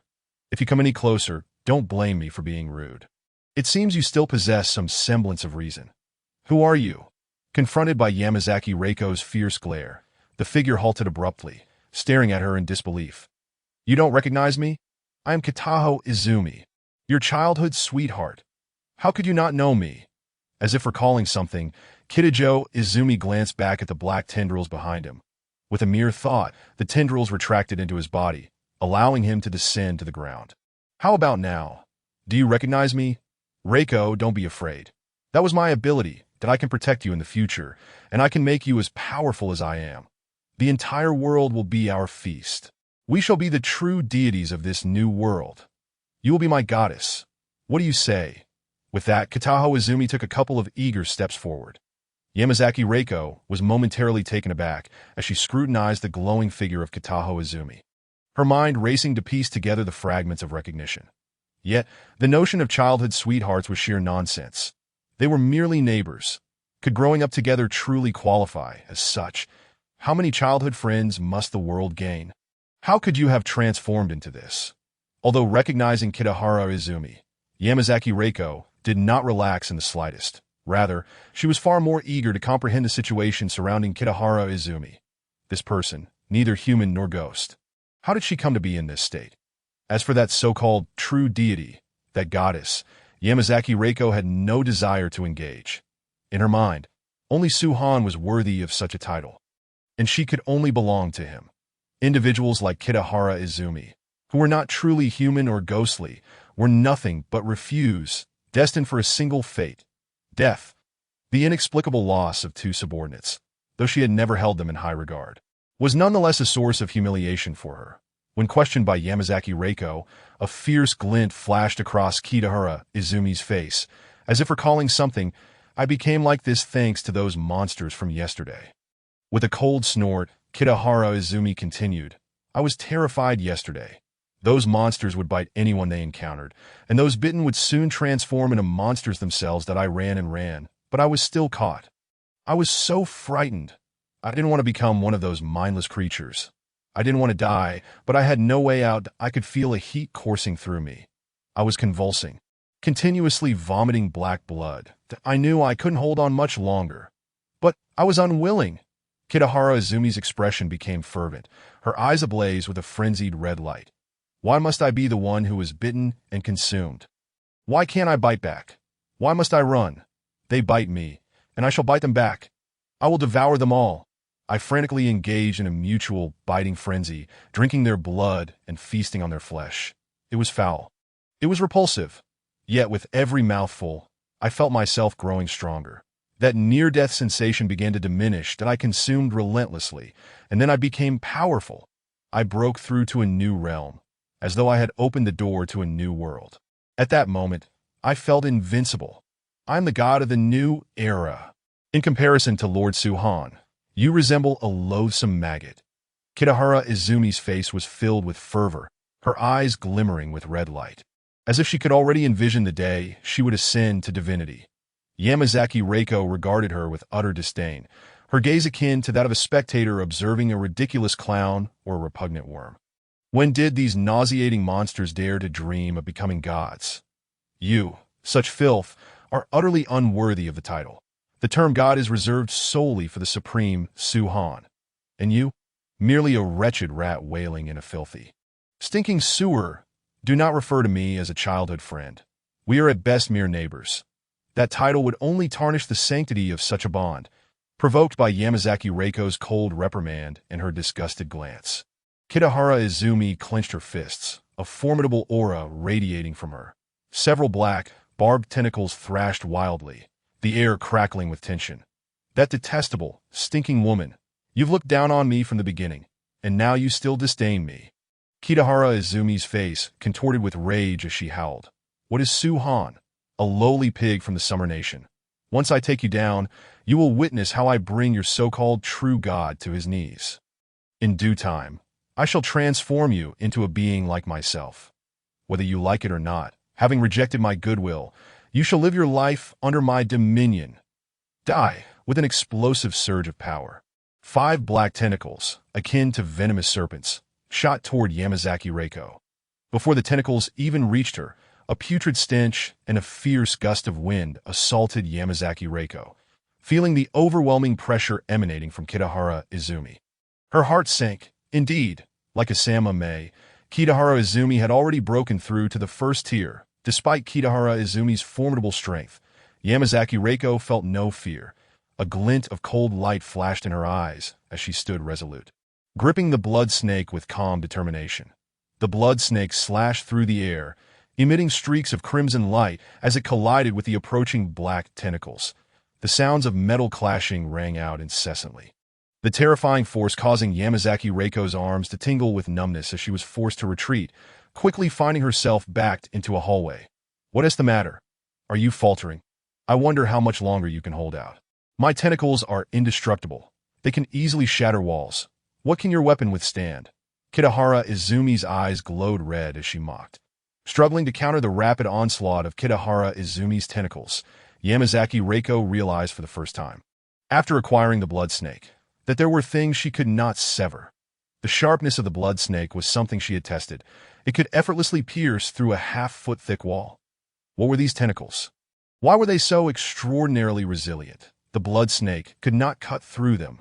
As she continued to retreat, her arms ached unbearably, and Yamazaki Reiko's expression darkened. Drawing upon her blood abilities, a blood-red glow enveloped the blade of the blood snake. Empowered by her abilities, the blood snake became even sharper, a result she had experimentally confirmed numerous times. Come.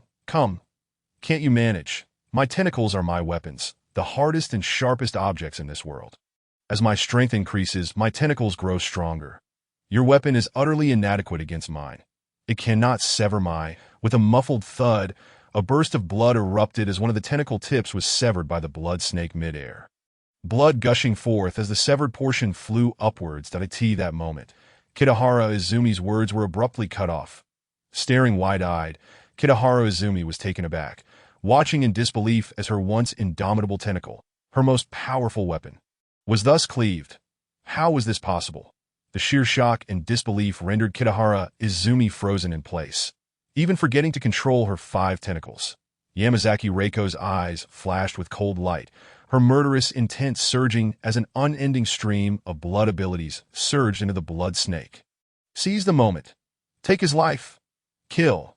The chilling command echoed as Yamazaki Reiko stomped her foot, gripping the blood snake, her figure launching forward like an arrow toward Kitahara Izumi, the blood snake sweeping through the air, severing tentacles as it flew. It hurts. It hurts. As the tentacles were cut, Kitahara Izumi let out a piercing scream, her crimson eyes fixed on the rapidly advancing Yamazaki Reiko, her murderous intent boiling. Did I want you dead? Wounded, Kitahara Izumi, in her rage, abandoned all thoughts of capturing Yamazaki Reiko alive. Her only desire was to see her perish. She intended to devour Yamazaki Reiko whole. Thus, Yamazaki Reiko would never escape from her grasp. The 5 tentacles whipped about frantically, swift and urgent, completely shifting from a teasing demeanor. The sudden onslaught forced Yamazaki Reiko to halt, scrambling to defend against the attack of the 5 tentacles, her heart racing with alarm. She had thought that Kitahara Izumi had revealed all her strength just moments ago, but it seemed she had yet to unleash her full power. Now, Yamazaki Reiko could only muster all her strength to defend, with no opportunity to strike back.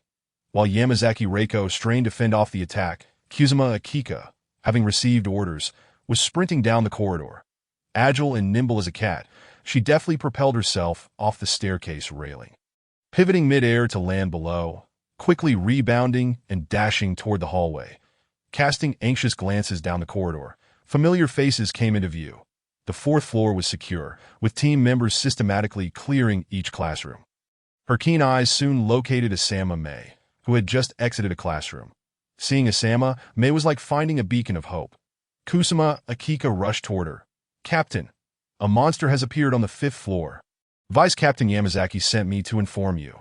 Please hurry and provide assistance." Asama May paused in surprise, and upon regaining her composure, she turned to leave.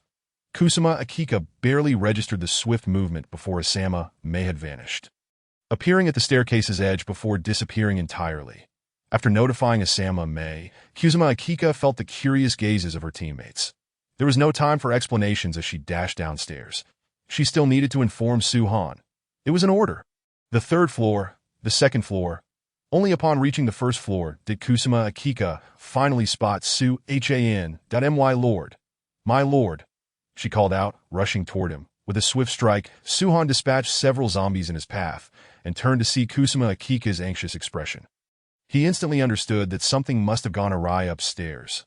With a powerful leap, he covered several meters, wrapping her in his embrace before she could even grasp the situation. "Do not panic. Tell me what has happened."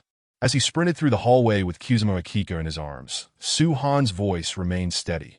Kuzuma Akika, her vision somewhat blurred, felt lightheaded as she replied hurriedly, "It's the 5th floor. A monster has appeared on the 5th floor."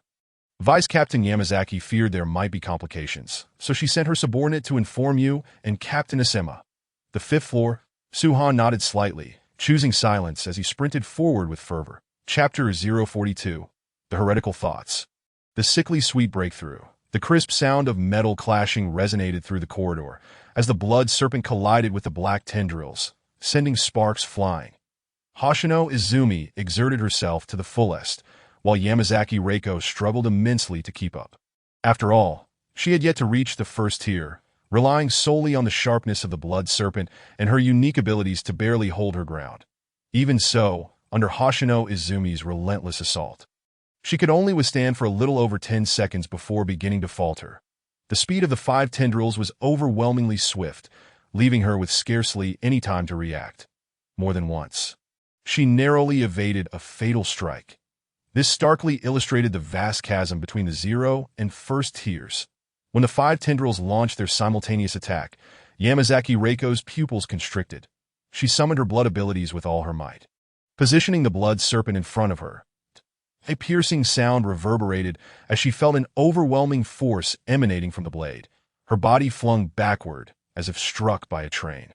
"Death, death, death, death, death! You shall all perish. I will devour you whole." Hoshino Izumi, like a frenzied beast, darted toward Yamazaki Reiko in midair, the tendrils surging ahead, their sharp tips aimed directly at her face. Upon witnessing the oncoming black tendrils, Yamazaki Reiko's heart seized with terror. She wished to raise her blade in defense, but suspended in the air with nowhere to brace herself, her arms had succumbed to numbness from the earlier impact, rendering them immobile. Am I to perish? This thought invaded her mind, and recollections of Suhan's visage flooded her consciousness. Yamazaki Reiko felt a surge of unwillingness. She could not accept this fate. Yearning, envy, and a plethora of negative emotions engulfed her thoughts. She had harbored notions of blaspheming the divine. After all, a believer who does not contemplate heresy is no true believer. She longed to share a moment with Asakawa Kyoka, even if just for a single night. Yet now, such aspirations had transformed into mere illusions. and she could not bear it. Ah! The blood within her surged as if provoked by some unseen force, her blood abilities boiling over like water in a pot. A searing pain coursed through her body as dense blood mist intertwined, coalescing into a semicircular blood shield before her. The black tendrils struck against it, yet could not stir a single ripple. Thud! The force sent Yamazaki Reiko flying a short distance before she crashed to the ground. Cough, cough! Rising from the floor, she expelled 2 mouthfuls of blood, her gaze fixed on Hoshino Izumi, who stood a short distance away. Refraining from recklessly charging forward, that a wicked smile played upon the alluringly pallid face, tinged with a sickly hue as she exclaimed, "Haha, did you not expect this? I have broken through," wiping the blood from her lips with determination. Yamazaki Reiko rose, her presence swelling, subtly rivaling Hoshino Izumi standing several meters away. "Did you see that? This is the power bestowed upon me by the divine. In comparison to my god, you are but maggots in a fetid sewer. However, I must thank you, for it is you who has solidified my resolve." The blood serpent stood poised before her blood abilities coursing through the blade, the crimson energy radiating like a blazing inferno, both resplendent and perilous. Hoshino Izumi's fury reached a boiling point. After this battle, not only had Yamazaki Reiko survived, but she had also managed to break through under his pressure. To add insult to injury, she was now taunting him mercilessly, something he could hardly tolerate. "What does your breakthrough matter? You are still unstable in your newfound power. I shall slay you with ease. I shall not grant you another moment's respite." His eyes suffused with crimson, Hoshino Izumi's 5 tendrils lashed out furiously, converging into a massive tendril nearly a foot in diameter, spiraling toward Yamazaki Reiko. This was Hoshino Izumi's ultimate strike, his most formidable weapon, that he was determined to eliminate Yamazaki Reiko. Swift, too swift. Yamazaki Reiko gritted her silver teeth, her heart brimming with despair. Just as Hoshino Izumi had proclaimed, she had only recently broken through, her strength unadapted, and as she beheld the gigantic tendril hurtling toward her, her body was slow to respond. She was still in a semi-broken state. Her earlier bravado had been mere posturing, and during her breakthrough, she had been rendered immobile. Her predicament was dire. Not only was she without a guardian, but a formidable foe sought her demise. Clack, clack, clack. The crisp sound of footsteps echoed behind her, and in that moment, Yamazaki Reiko felt an eerie clarity, as if the impending tendril was miles away. The oppressive presence emanating from Hoshino Izumi seemed to dissipate, leaving her momentarily dazed. Emerging from the stairwell, Asako Miko beheld the black tendril racing towards Yamazaki Reiko. Gripping the hilt of her blade, the cursed sword Muramasa trembled, a chilling aura coalescing around her. With each step, the intensity of her presence grew. The eerie crimson light emanating from the cursed sword became increasingly potent. Clack, clack. The sound of her footsteps rang out as the sole noise in the corridor, akin to pearls cascading upon a jade plate, a melody sharp and clear. With one step forward, her presence seemed to compress space itself, and in mere strides, she appeared before Yamazaki Reiko, confronting the oncoming black tendril. Asako Miko tightened her grip on the hilt of Muramasa. In an instant, an otherworldly crimson light flooded the corridor, as if the very heavens had been stained red, a blood moon casting its glow above. With a single slash, the blood moon surged across the corridor, obliterating the black tendrils in its path, reducing them to mere fragments under the might of the blade's aura. That a grotesque smile froze on Hoshino Izumi's face as he stared blankly at Asakawa Miko, who had materialized before him, that he could not fathom when she had arrived. But now was not the time for questions. A deadly crisis enveloped him. The blood moon loomed overhead, rendering his unleashed tendrils as fragile as paper, effortlessly torn apart within moments. Fear, the dread of death enveloped him entirely. Since his transformation into this current form, he had never before felt such terror. "I will die. If I cannot withstand this, I shall perish. Ah, impossible. This cannot be. I am so powerful.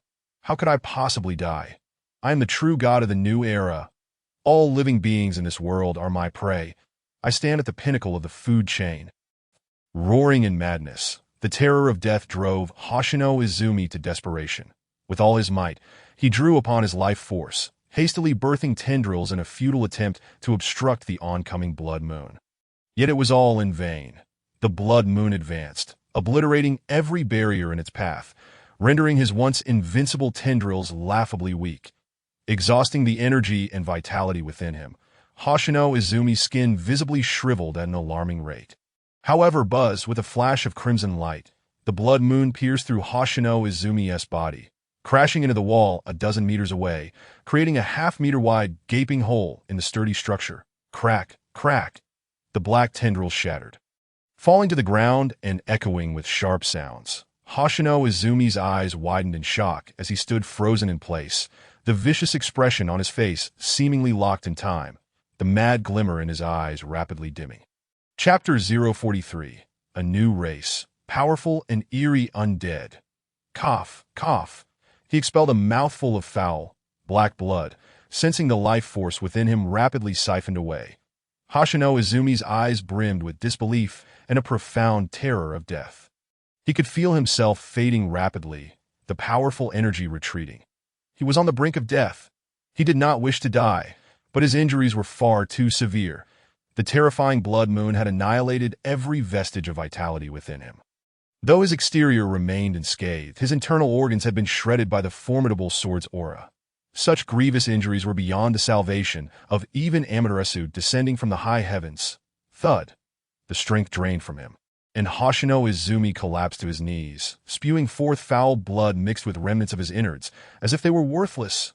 I am the true god of the new era. How could I die here? Cough, cough. I am unwilling. His injuries were too grave. Hoshino Izumi exerted every ounce of his energy, but could not utter his final words. His head hung heavily, and all semblance of life faded away. With the blade retracted, Asakawa Miko's cold gaze fixated on Hoshino Izumi, who knelt lifelessly on the ground. Observing the black tendrils behind him, she was filled with profound confusion. What is this creature? Where did it come from? Is this bizarre ability also a form of supernatural power? It seems to possess immense strength. After vanquishing Hoshino Izumi, Asakawa Miko could feel a surge of potent energy flowing into her from the cursed sword Muramasa, enhancing her power slightly, equivalent to slaying dozens of zombies. What is this person's story? Just moments ago, Makako had failed to clarify the situation. What had provoked the conflict? This individual does not resemble a zombie at all. With a puzzled glance at Yamazaki Reiko beside her, Asama Miko inquired. Having had some time to recuperate, Yamazaki Reiko has achieved a breakthrough, her previously restless energy now calmed, gazing at the lifeless form of Hoju Izumi on the ground. Yamazaki Reiko remarked, "This individual is Hoju Izumi, a neighbor of my family. According to his earlier account, he was attacked by zombies, bitten, and just as he was on the verge of transforming into one of them, he refused to succumb to such a pathetic fate. He engaged in a mutual biting with the zombies, consuming their flesh, and subsequently transformed into this grotesque form, neither fully human nor fully ghost." As she spoke, Yamazaki Reiko pointed towards the last classroom. "When we ascended, there were no zombies present on this floor. All the corpses were stored in that final classroom. Initially, it was Koga Masayuki and Seiki Hanato who discovered him, only to meet their demise in an immediate attack. The bodies of those zombies served as his sustenance, including living humans. It seems this is how he acquired his power." After hearing Yamazaki Reiko's account, Asama Miko's gaze towards Hoju Izumi's corpse was filled with astonishment and horror. The notion of enhancing one's strength through the consumption of the flesh and blood of both zombies and the living made her feel a wave of nausea wash over her. "Master, master!" A series of bright greetings echoed from behind. Asama Miko turned to see Suhan's figure appear in the corridor. Observing the dazed Kashima Akika cradled in Suhan's arms, Asama Miko raised an eyebrow. "Slay the corpse demon, points 50 current points. 2355 that having sprinted to the 5th floor, just as they exited the corridor, Suhan heard the notification sound in his mind. The strange and unfamiliar term caused him to instinctively pause. Corpse demon? What is that? A zombified demon? Or a mutated zombie? Setting Kashima Akika down and surveying the quiet corridor, Suhan, filled with curiosity, approached Asama Miko. Before he could pose a question, he noticed Hoju Izumi kneeling on the ground, devoid of breath. Observing the tattered black tendrils, severed by sword energy, behind Hoju Izumi, and recalling the system's recent notification, Suhan pondered, could this be what is referred to as a corpse demon? What on earth is going on? Asama Miko recounted Yamazaki Reiko's words, and upon finishing, Suhan too was taken aback. Enhancing strength through the consumption of the flesh and blood of both zombies and the living. This method is indeed rather absurd. No wonder the system labels it a corpse demon. Such a creature is far more terrifying than zombies. Fixating his gaze on Hoju Izumi, he activated his Eye of Destiny, and a piece of information materialized before him. Name: Hoju Izumi. Race: corpse demon. Status: deceased. Strength: agility, intelligence, constitution. Rank: skills. Upon reading the displayed information, Suhan sighed inwardly. Due to Hoju Izumi's demise, only the name and race were visible, with all other attributes represented by question marks, providing no substantial information for reference. Nevertheless, one thing became clear to Suhan. The corpse demon indeed constituted a race, having received validation from the system. Individuals like Hoju Izumi were likely not isolated cases, and it was probable that more corpse demons would emerge in the future. It appeared that the troubles ahead would not be limited to zombies, but would also encompass these more formidable foes, corpse demons. The existence of corpse demons was likely to pose significant challenges ahead, as they showed no dietary restrictions, consuming both zombies and the living alike. Their ability to enhance strength through consumption was genuinely ridiculous. In a scenario devoid of natural enemies, the speed at which corpse demons could increase their power would be alarmingly rapid and easily transmissible. After all, with a steely resolve, any normal person could transform into a corpse demon by consuming the flesh of zombies. A process both too trivial and cost-effective to replicate. Yet this was not the most terrifying aspect. The most frightening part was that corpse demons bore no outward distinction from humans, often remaining undetected. Never revealing their true nature, Suhan's current concern was that once their forces grew, there would inevitably be oversights. And if a few corpse demons were inadvertently allowed to infiltrate, the hard-earned power he had developed could collapse in an instant. Even if it did not lead to total disintegration, it would undoubtedly inflict severe damage. The more he contemplated, the more frustrated he became, feeling an urge to curse. The situation seemed utterly unsolvable. Noticing Suhan's troubled expression, Asama Miko inquired, "What is troubling you? Your countenance appears rather grim. Have you thought of something?" Snapping back to reality, Suhan glanced at Asama Miko and sighed, relaying the concerns that had just crossed his mind. After listening, Asama Miko furrowed her brows in contemplation. This, indeed, poses a significant issue. Once we expand, we will inevitably gather survivors, and it only takes one corpse demon among them to create chaos. This is akin to a ticking time bomb, ready to explode at any moment. In truth, Suhan had a method of discernment. No matter what one was or how well they concealed themselves, nothing could escape the Eye of Destiny. However, he was but one person. It would be impossible to examine each individual. In the early stages, it was manageable, but as their organization grew and expanded, he would hardly be able to keep up, seeing the grave expressions on both Suhan and Asama Miko. Yamazaki Reiko reflected for a moment before speaking. "Master, Captain, I have a small discovery that might be of use." Surprised, Suhan regarded Yamazaki Reiko, recalling that she was the first to engage in battle with Hoju Izumi and had conversed with him midway. Perhaps she indeed had some valuable insights. "Do share," he gestured for her to continue. Yamazaki Reiko nodded. Earlier in the classroom, Hoju Izumi briefly retracted the tendrils from his back. During this period, he exhibited no behavior distinguishable from an ordinary person, save for one detail. His eyes were constantly gleaming with a red light. I am unsure whether this was a deliberate display or if he was incapable of suppressing it, if it is the latter. I believe this could be the key to distinguishing between ordinary humans and corpse demons. Eyes glowing red. The abnormality in his eyes did not vanish even when the tendrils were retracted. Suhan's thoughts sparked with intrigue that if corpse demons could disguise themselves as ordinary humans, yet could not conceal the red light in their eyes, the situation would become significantly simpler.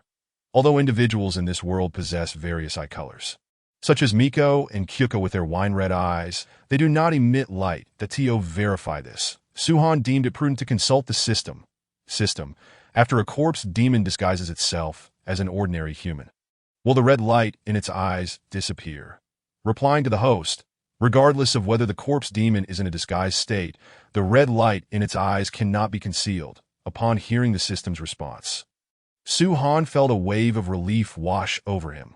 With this obvious characteristic, even if a corpse demon were to disguise itself perfectly, it could not infiltrate his organization and would pose minimal threat to him. Ding, a large-scale mythic-level task, Annihilation of the Clan, has been issued. Those not of my kind are bound to have different hearts. Please slay the corpse demons. Ding, Stage Task 1. Slay 10 corpse demons. No rank restrictions. Completion rewards. Points 1,000. Random treasure chest 1. Current progress. 010. Notification.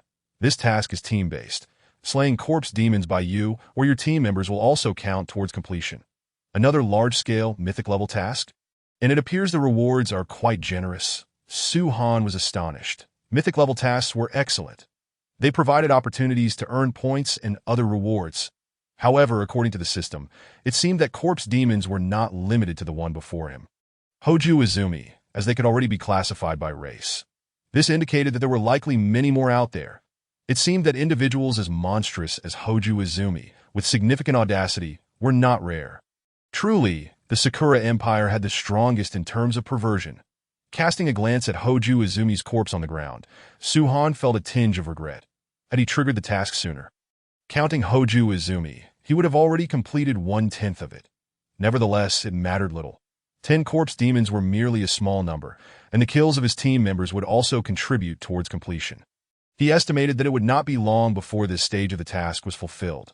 Navigating around Hoju Izumi's corpse, Su-Han approached the entrance of the last classroom, his gaze falling upon the mountain of corpses piled within. Particularly noting some that had been evidently gnawed upon, that a wave of nausea engulfed him. Had it not been for his greatly improved psychological fortitude over the past few days, he might have vomited on the spot. These were zombies. How could one even think of consuming them? This was utterly grotesque. Aside from the deaths of Koga Masayuki and Seiki Hanato, what were the remaining casualties? Glancing at the two bodies on the ground, Su-Han inquired without turning his head, that a glimmer of sorrow flickered in Yamazaki Reiko's eyes. Master, it is due to my incompetence that I could not protect Koga Masayuki and Seiki Hanato's lives. Apart from the two of them, there have been no other casualties. Despite her distaste for Koga Masayuki and his companions, as a team member, their deaths left Yamazaki Reiko feeling a sense of guilt. It was not guilt over their demise. She was indifferent to whether they lived or died. Rather, she felt she had let down Su-Han's trust, perceiving it as her failure that caused his disappointment. Only those two perished, no other casualties. Su-Han was taken aback. Even though Hoju Izumi was dead, the powerful aura he exuded had not dissipated immediately. He was undoubtedly a formidable first-tier entity, that is a fellow first-tier entity. Su-Han was acutely aware of the terrifying power such beings possessed. Yet in the end, only two had died. Hoju Izumi was remarkably weak. However, it is ultimately good news that he currently has very few subordinates. And the loss of even one would be substantial. Fortunately, it was not any of the female members who perished, but rather two males. Otherwise, Su-Han felt he might have been deeply pained. Xiao Wu and the others possess a loyalty that is not particularly high, barely exceeding 80 points. Their deaths are inconsequential. The truly core members are those female team members whose loyalty exceeds 90 points. In the future, if one must cultivate new talents, it should be those female members with loyalty surpassing 90 points. As for male members, they must first exceed 95 points before consideration. Male members are still necessary, despite any disdain. In battle, death is an inevitability. Everyone understands what that means. Turning around, Su-Han noticed Yamazaki Reiko's face was awash with dejection and self-reproach. With a gentle smile, he offered her words of comfort. Hokuto Izumi is merely a first-tier corpse demon. You have done remarkably well to protect the other team members until Yoko arrives. Moreover, it is only two individuals with little loyalty who have died. Their loss is inconsequential, as long as you are unharmed. Your safety is of paramount importance. Upon hearing this, Yamazaki Reiko felt an overwhelming surge of emotion. Her beautiful eyes gazed at Su-Han, her breath becoming irregular and hurried, a frail flush creeping onto her cheeks. Her vital energy surged, and Yamazaki Reiko found it somewhat difficult to control her own breath. At that moment, Suhan suddenly realized something was amiss. Why had Yamazaki Reiko's aura suddenly skyrocketed so dramatically? "Reiko, have you broken through to the first tier?" Though it was a question, Suhan already possessed the answer. He could not mistake the aura of a first-tier individual. With the eye of destiny, he quickly discerned the information that appeared before him. Character: Yamazaki Reiko's strength, 17 agility, 18 intelligence, 12 constitution, 20 tier, 1 loyalty, 100 superpower, frenzied blood magic LV2 skills, blood magic. Boiling blood magic. Manipulate blood within a 10-meter radius to attack enemies. The more blood present within the range, the stronger the power of blood magic, resulting in even more terrifying destructive capability. Boiling blood magic. Ignite the frenzied blood within, doubling strength. The longer the burning time, the greater the multiplicative effect, with a 5-minute increase each time, with no upper limit on stacking. Gasp. Looking at the attributes panel of Yamazaki Reiko, Suhan could only exclaim, "What formidable attributes! What a powerful blood magic superpower!" Especially the second skill. It grows stronger with each engagement, that as long as the frenzied blood does not run out and time allows. Even a deity could be cleaved in two in the future. Who would dare to engage Yamazaki Reiko in a protracted battle? They would certainly be courting death. Seeing Suhan's face filled with joy, Yamazaki Reiko suddenly felt that the hardships faced during her fierce battle with Hokuto Izumi were truly worthwhile. Thanks to your support, she fortuitously broke through to the first tier during the fight with Hokuto Izumi. Had it not been for the timely arrival of the captain, she might not have had the opportunity to break through and would have been killed by Hokuto Izumi as she spoke. Yamazaki Reiko deeply bowed to Asakawa Yoko, expressing her gratitude.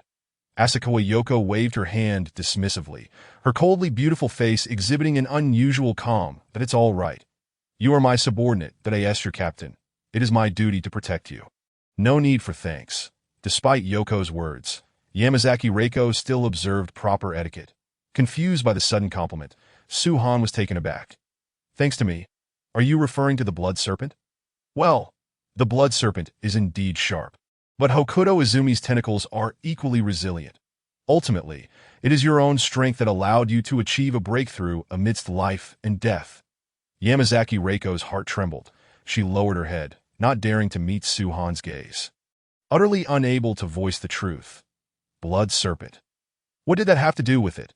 At that moment, she was solely focused on how to desecrate the divine, unwilling to die without having achieved that, which ultimately ignited her inner universe. But could she say this? Would she dare? She believed that the moment she opened her mouth, Asakawa Yoko, standing nearby, would likely deliver her a swift and decisive blow. To openly court disaster, was she not regarded as human? Just look at Hokuto Izumi, still kneeling on the ground like a statue. Seeing Yamazaki Reiko's silence, Suhan mistakenly took it as acceptance and felt a surge of joy. With Yamazaki Reiko's recent breakthrough included, there were now 3 first-tier powerhouses on their side, including himself. This could be considered a formidable force, especially considering it was only the second day of the apocalypse. Logically, 99% of the population would still be struggling at the 0 tier. For an ordinary person to break through to the first tier, they would need to slay at least 200 to 300 zombies. The rapid breakthroughs of Yoko and the others were entirely due to the weapons he had distributed. Otherwise, even Yoko would not have reached the first tier by now. Ordinary individuals could only absorb about 20 to 30% of the energy from slain zombies, while the weapons produced by the system allowed for a direct acquisition of half. This significantly accelerated the breakthrough speed for Yoko and the others. Suhan even began to doubt whether there were any other humans in the world who had achieved the first tier aside from the 3 of them. Upon further reflection, although Hokuto Izumi was somewhat repulsive, he was undeniably formidable. If allowed to develop steadily, in a few years he would surely become a titan among corpse demons. Alas, he was born at the wrong time and suffered terrible luck by encountering Asakawa Yoko, who swiftly dispatched him. Hokuto Izumi could only be regarded as a minor episode. Once the matters on the 5th floor were resolved, Suhan did not linger and informed the 2 women before departing. He intended to continue clearing the 1st floor, aiming to seize complete control of the private city Beautiful Academy within the day. The subtask of dominating the globe promised extraordinarily generous rewards. 5,000 points. An enhancement of the spatial ring's interior, and an unknown random reward. Just the thought of it made his mouth water. Chapter 045. What a reward! The system truly does not treat him as an outsider. With Hokuto Izumi exterminated, there were no further abnormalities within the teaching building. Everything progressed exceptionally smoothly. Before long, the zombies throughout the entire teaching building had been thoroughly eradicated. Standing below, Asakawa Yoko and Yamazaki Reiko led their teams out of the teaching building. Gazing at the neatly arranged crowd of women, Suhan assigned various tasks, and soon, Yoko and Reiko turned to leave with their respective teams. The private City Beautiful Academy is expansive, in addition to the teaching and administrative buildings. There are numerous areas requiring clearance, such as the playground, the grand auditorium, and the storage warehouse, all of which must be cleared. Fortunately, the zombie crisis broke out in the morning and was not during a holiday. Thus, even if there were zombies in these areas, there would not be too many that it would not take long to complete the clearance. Once accomplished, the entire private City Beautiful Academy would fall under Suhan's control. Strolling through the campus, Suhan soon arrived at a villa area. Yes, a villa area. Nestled within the private school is a cluster of 3-story villas. Class distinctions exist everywhere, and particularly in the Sakura Empire. They are even more pronounced. These exquisitely designed villas belong to the school's board members and directors hailing from prominent families. After all, people live primarily for enjoyment. Not all students or teachers at the private City Beautiful Academy come from affluent families. There are also numerous commoners. Although he has only traversed this world for a mere 3 days, Suhan accidentally witnessed the principal leading a girl, who reportedly came from a difficult background, to his villa to assess the extent of her family's hardships. The principal gathered the information quite thoroughly, and the girl expressed her gratitude. Both parties achieved their objectives. Truly, the principal is efficient. Entering and exiting took a mere 5 minutes. There are more than 10 villas in total. Suhan strolled through each one, that unlike the teaching building, upon encountering the locked villa doors, he did not resort to kicking them down. That would be absurd. After all, he intended to reside there, that if the doors were damaged, how could he stay? He exchanged 10 points for a master key, allowing him to effortlessly unlock any door. The luxurious decor of the villas, with sumptuous carpets, chandeliers, and furniture, exuded an air of opulence. Having confirmed that all the villas were secure and devoid of any zombies, Suhan left with peace of mind and walked toward the teaching building. Before he reached the teaching building, a notification sound echoed in his mind. Ding. Large mythical subtask 1 completed. Reward: 5,000 points. Spatial ring storage space upgraded to 222 cubic meters. Random reward X1. The task is complete. So soon? Opening his attributes panel and observing the sudden increase of 5,000 points, a glimmer of joy appeared in Suhan's eyes. This wave of rewards surpassed the points he had accumulated from slaying zombies over the past 2 days. And the influx was simply exhilarating. He glanced at the spatial ring in his hand. As expected, its interior space had also expanded to 222 cubic meters, multiplying several times compared to the previous 1 cubic meter. What a significant increase. Before Suhan could fully calm his excitement, several more notification sounds resonated in his mind. Ding. Large mythical subtask 3 initiated. Establish a small survivor base, with no fewer than 1,000 survivors within the base. Reward: 10,000 points. Spatial ring storage space upgraded to 10 cubic meters. Random superpower X1. Ding. Large mythical subtask 4 initiated. As the owner of a small base, you must possess a team that is absolutely loyal to you, with no fewer than 100 members and at least 10 first-tier powerhouses. Upon completion, reward: Random lottery opportunity X1. Staring at the newly released chain tasks, Suhan was utterly astonished. Goodness, these rewards are becoming increasingly generous. The system truly does not treat him as an outsider. 10,000 points, 1,000 cubic meters of space in the spatial ring, and a superpower? This is a superpower, with a starting point of at least 100,000 points. At this stage, Suhan could only gaze longingly, as it was absolutely beyond his financial means.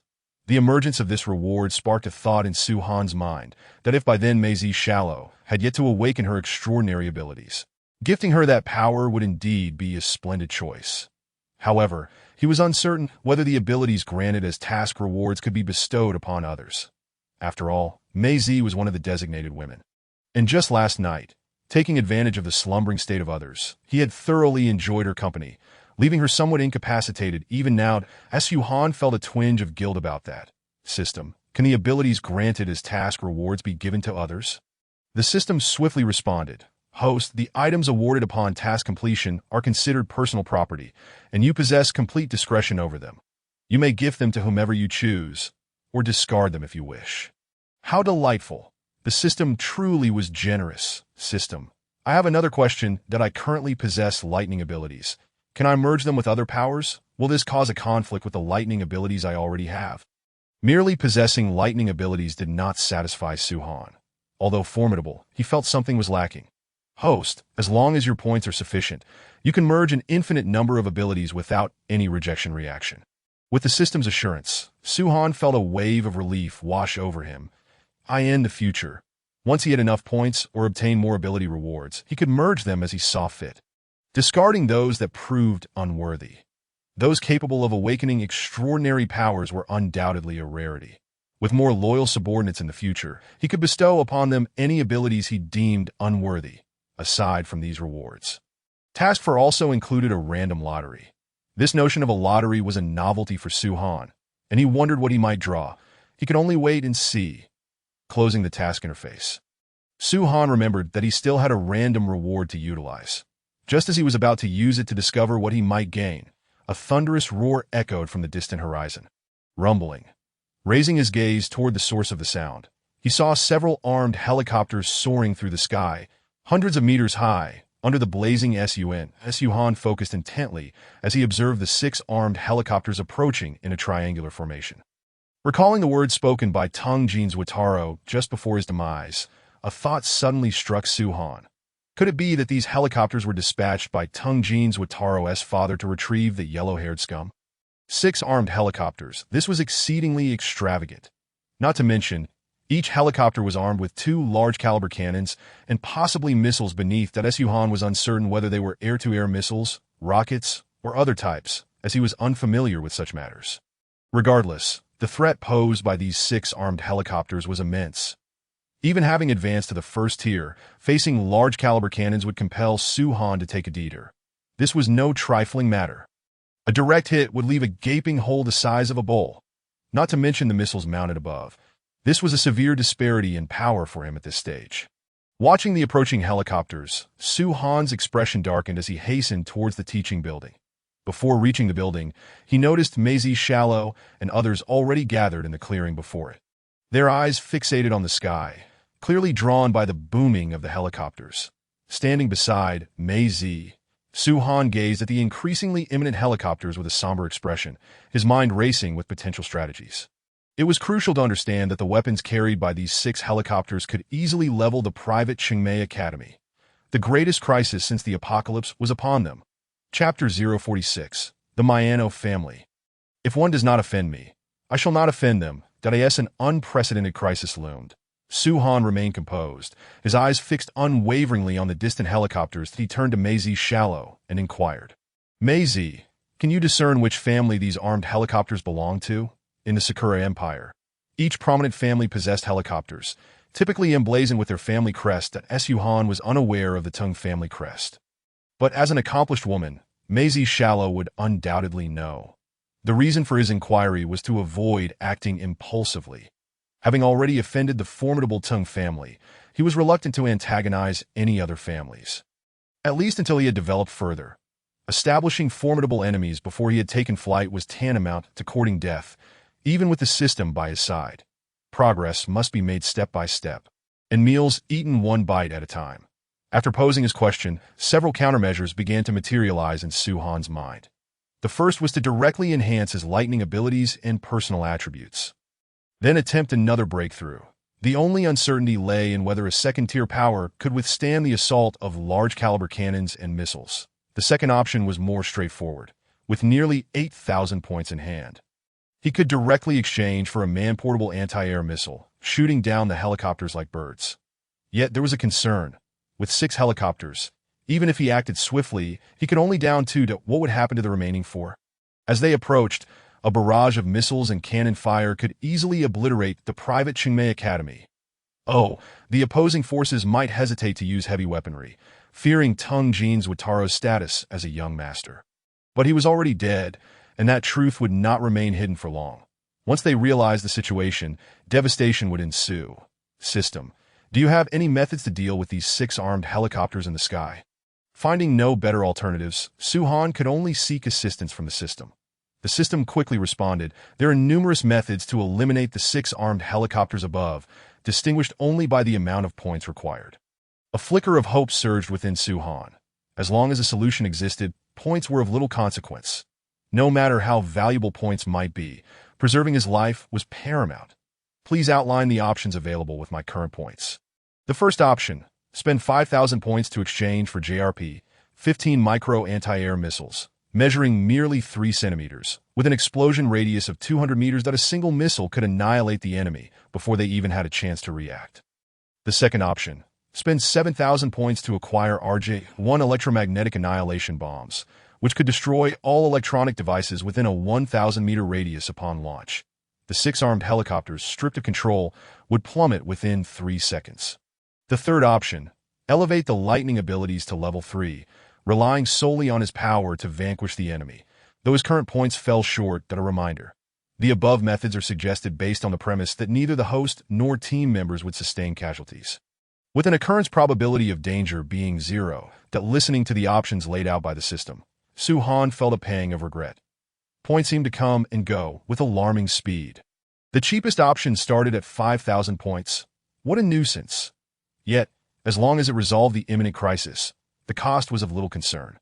Just as Su-Han was grappling with the situation, Mei Shallow scrutinized the helicopters for a long moment.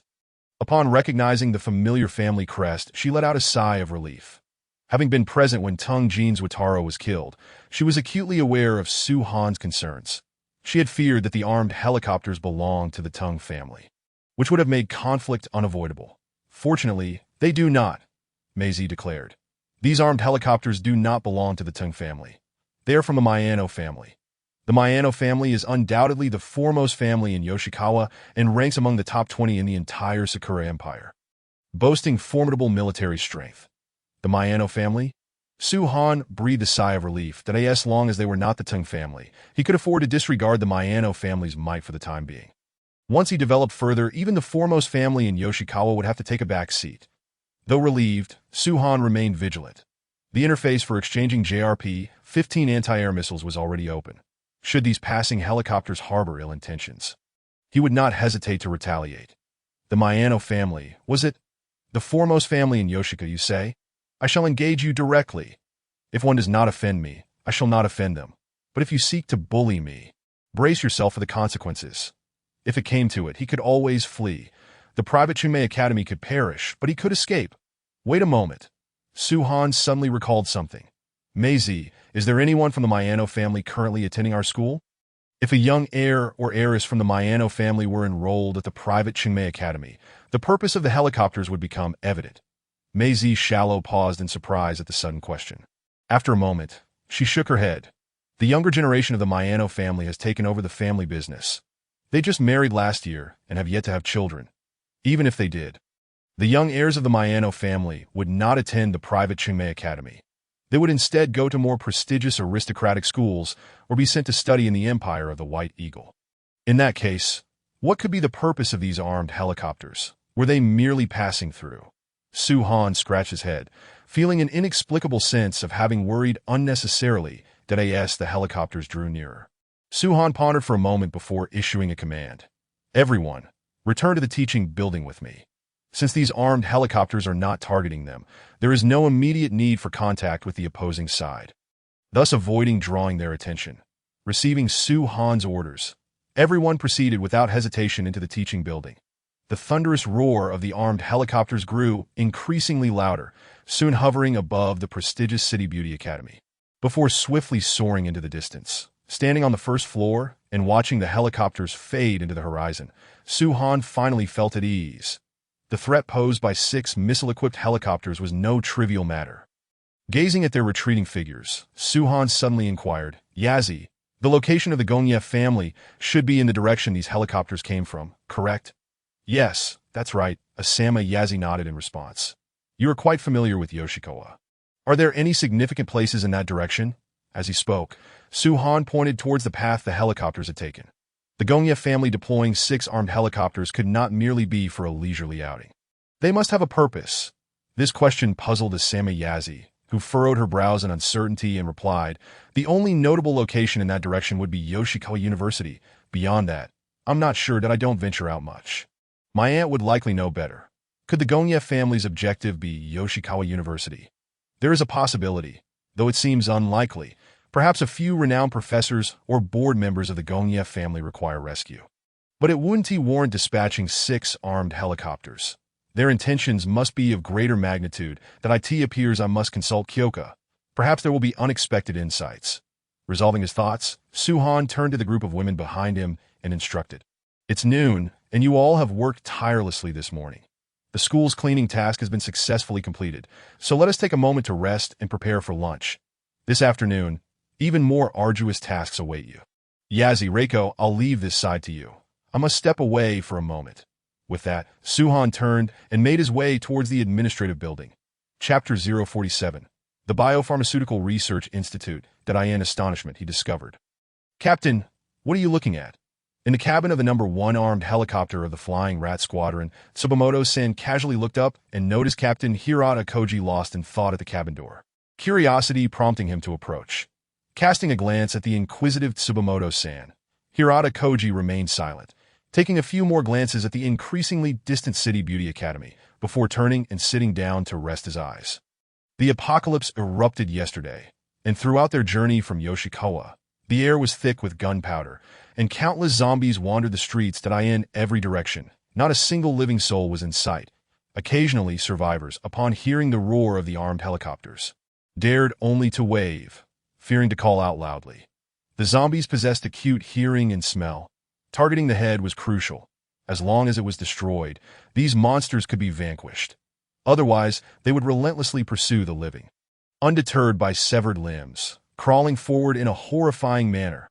Any ordinary person who suffered even a scratch would transform into one of those monsters in as little as 3 to 4 minutes. Or at most 8 to 9 minutes. That he had witnessed a soldier who managed to endure for an hour, but ultimately succumbed. With such a high infection and mortality rate, the entirety of Yoshikawa fell within a single day. Ordinary people scarcely dared to confront these monsters, and even the seasoned warriors were hesitant to face such horrors, illustrating the sheer terror these creatures invoked. The Gongye family, relying on their formidable firepower, took an entire day and night to purge the zombies from their ancestral grounds, resulting in many warriors becoming one of the monsters. But what had he just witnessed? From his aerial vantage point overlooking the City Beauty Academy, he saw not a single wandering monster, only a ground littered with corpses. All were the remains of those monsters. Such a sight was nearly beyond belief. If it were a family army that had come to cleanse the area, he could accept it. However, upon closer inspection, there were no signs of any large troop presence at the academy, not a single bullet hole. Even when he utilized binoculars, he was astonished to find that those monsters had been slain by cold weapons, rather than firearms. This revelation left him in shock, rendering him momentarily speechless, but he could hardly fathom that anyone would dare engage these monsters in close combat with melee weapons. Did they not fear infection? Most incredulously, every monster within the school had indeed been exterminated. The campus and classrooms were eerily devoid of any monstrous presence. The gates were shut, and the streets were teeming with zombies, implying that all of this had been accomplished by the students of the City Beauty Academy. A mere group of 17 or 18-year-olds. How was this possible? This was highly abnormal. Thus, he scrutinized the scene for an extended period, unable to comprehend it, but he committed it to memory. Such an enigmatic occurrence must be reported to the Gongye family upon his return. If this intelligence proved valuable, his position could very well ascend. Unlike Hirata Koji, who was lost in thought, Tsubamoto-san, seeing his cousin sit in silence, felt bored but did not take it to heart. Soon he approached Hirata Koji with a grin. "Captain, do you think the old men at the Biopharmaceutical Research Institute can crack this terrifying virus? I heard that quite a number of assistants and professors there have turned into those monsters. Considering how formidable these creatures are, do you think there are any biology professors or virology professors still alive by the time we arrive?" Listening to Tsubamoto-san's incessant chatter, Hirata Koji cast him a sidelong glance. wishing he could kick him. Were it not for the fact that this nuisance was his cousin, he would have dealt with 100 of such annoyances in a heartbeat, surveying the other squad members in the cabin. Hirata Koji adopted a stern expression, admonishing, "Enough idle chatter. Focus on your duties, or one day, you will find yourself in trouble." After being chastised, Tsubamoto-san refrained from further prattling, quietly pulling out his phone to surf the web. Just as Tsubamoto-san finally fell silent, Hirata Koji resumed his contemplation, but scarcely had a few seconds passed when Tsubamoto-san suddenly shouted, "What the hell? Is this for real?" This outburst nearly startled the two pilots in the cockpit, causing them to tremble and the helicopter to sway in the air. Hirata Koji was equally startled by the volume of Tsubamoto-san's shout. It was so loud and close that he felt as though he might go deaf. The other squad members in the cabin instinctively raised their rifles, eyes wide as if they were ready to shoot Tsubamoto-san. "Tsubamoto-san, are you insane? What on earth are you shouting about?" Hirata Koji glared at Tsubamoto-san, narrowing his eyes at the phone in Tsubamoto-san's hand, nearly seething with rage. "Who permitted you to bring your phone? You little brat, if I don't take you down today, then I am not your captain." Ignoring Hirata Koji's furious roar, Tsubamoto-san stared in shock at the screen of his phone, exclaiming with excitement, "Cousin, look! Oh no, Captain, you have to see this. It's incredible. This person can actually throw fireballs. You have to see." As he spoke, Tsubamoto-san shoved the phone into Hirata Koji's face. "Captain, look at this from my expert eye. I can assure you this is neither edited nor synthesized. It's all real. You have to see." Tsubamoto-san exclaimed with fervor, waving his arms like a frenzied monkey. Moreover, there were comments from the video's creator below, stating that by using these fireballs to kill those monsters, he could feel a surge of power coursing through him, enhancing his physical abilities just a tad. Not only him, but many others commented on how killing those monsters had also strengthened them. "You wouldn't believe it." As Hirata Koji was about to kick him, Tsubamoto-san's words made him hesitate, recalling the strange scene at the City Beauty Academy that a flash of inspiration struck him, and the fragmented thoughts suddenly connected. Under normal circumstances, he would have scoffed at Tsubamoto-san's juvenile musings, but now the context was different. Seizing Tsubamoto-san's phone, Hirata Koji's eyes widened as he scrutinized the footage, carefully reading through every comment below the video. Just as Tsubamoto-san had claimed, he could detect no signs of editing or synthesis in the video, and moreover, who would have the leisure to concoct such things at a time like this? Were they simply bored? Yet, he could not comprehend why they had eliminated countless monsters over the course of a day and night, with each warrior dispatching at least a dozen, yet none felt a hint of enhancement. This question remained unspoken. As he was lost in thought about the scene he had observed at the City Beauty Academy, an inexplicable idea surfaced in his mind. Could it be due to the distance? Or perhaps the nature of the weapons? Regardless, he had to test this. If it were true, this already chaotic world might soon unleash an even greater storm. "Captain, we have arrived at the Biopharmaceutical Research Institute." Hearing the voice in his earpiece, Hirata Koji inhaled deeply, commanding, "Everyone, pay attention. Proceed as planned. After locating a few professors, do not linger, and withdraw immediately." Having issued his orders, Hirata Koji turned to Tsubamoto-san, speaking in a serious tone. "Your phone is confiscated. Upon our return, I will present it to the clan leader, that if this turns out to be true, you will have accomplished a great feat." Chapter 048. Alien Technology, the powerful matter converter over in the western part of the city. I seem to recall there exists a biopharmaceutical research institute affiliated with the Gonya family. Within its walls, numerous renowned virology, biology, and medical professors work tirelessly, providing the Gonya family with a plethora of new medications before the apocalypse. It is no exaggeration to say that this institute played a pivotal role in ensuring the Gonya family maintained their status as the foremost family in Jichuan County. In the bedroom of the swordsmanship department, Asama Kyoka nestled against Suhan, her voluptuous form curled up like an oversized feline. The Biopharmaceutical Research Institute. Surely the Gonya family is not attempting to conquer the zombie virus. Or perhaps they intend to utilize the virus to cultivate some form of super soldier? Given the tendencies of these powerful families, one need not ponder long to ascertain that such intentions are indeed likely. Before the end of days, under orderly circumstances, these prominent families dared to overstep boundaries.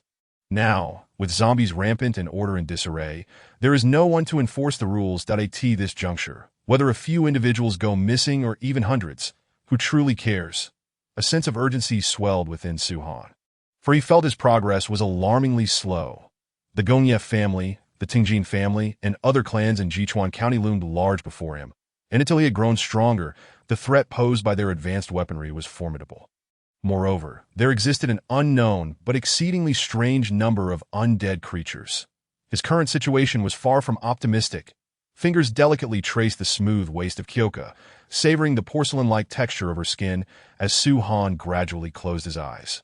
He recalled that among the rewards for completing his mission, there was still a random reward he had yet to use, though he was uncertain what surprises it might bring him. System, I still have a random reward that remains unused. Correct? Indeed, host. Would you like to activate it now? Yes, let's do it now, Su-han replied without hesitation. Ding. The random reward has been successfully activated. Reward extraction in progress. Ding. Congratulations, host, you have acquired alien technology, the matter converter. The item has been sent to the temporary space. Please check it. Alien technology, a matter converter. What on earth is this?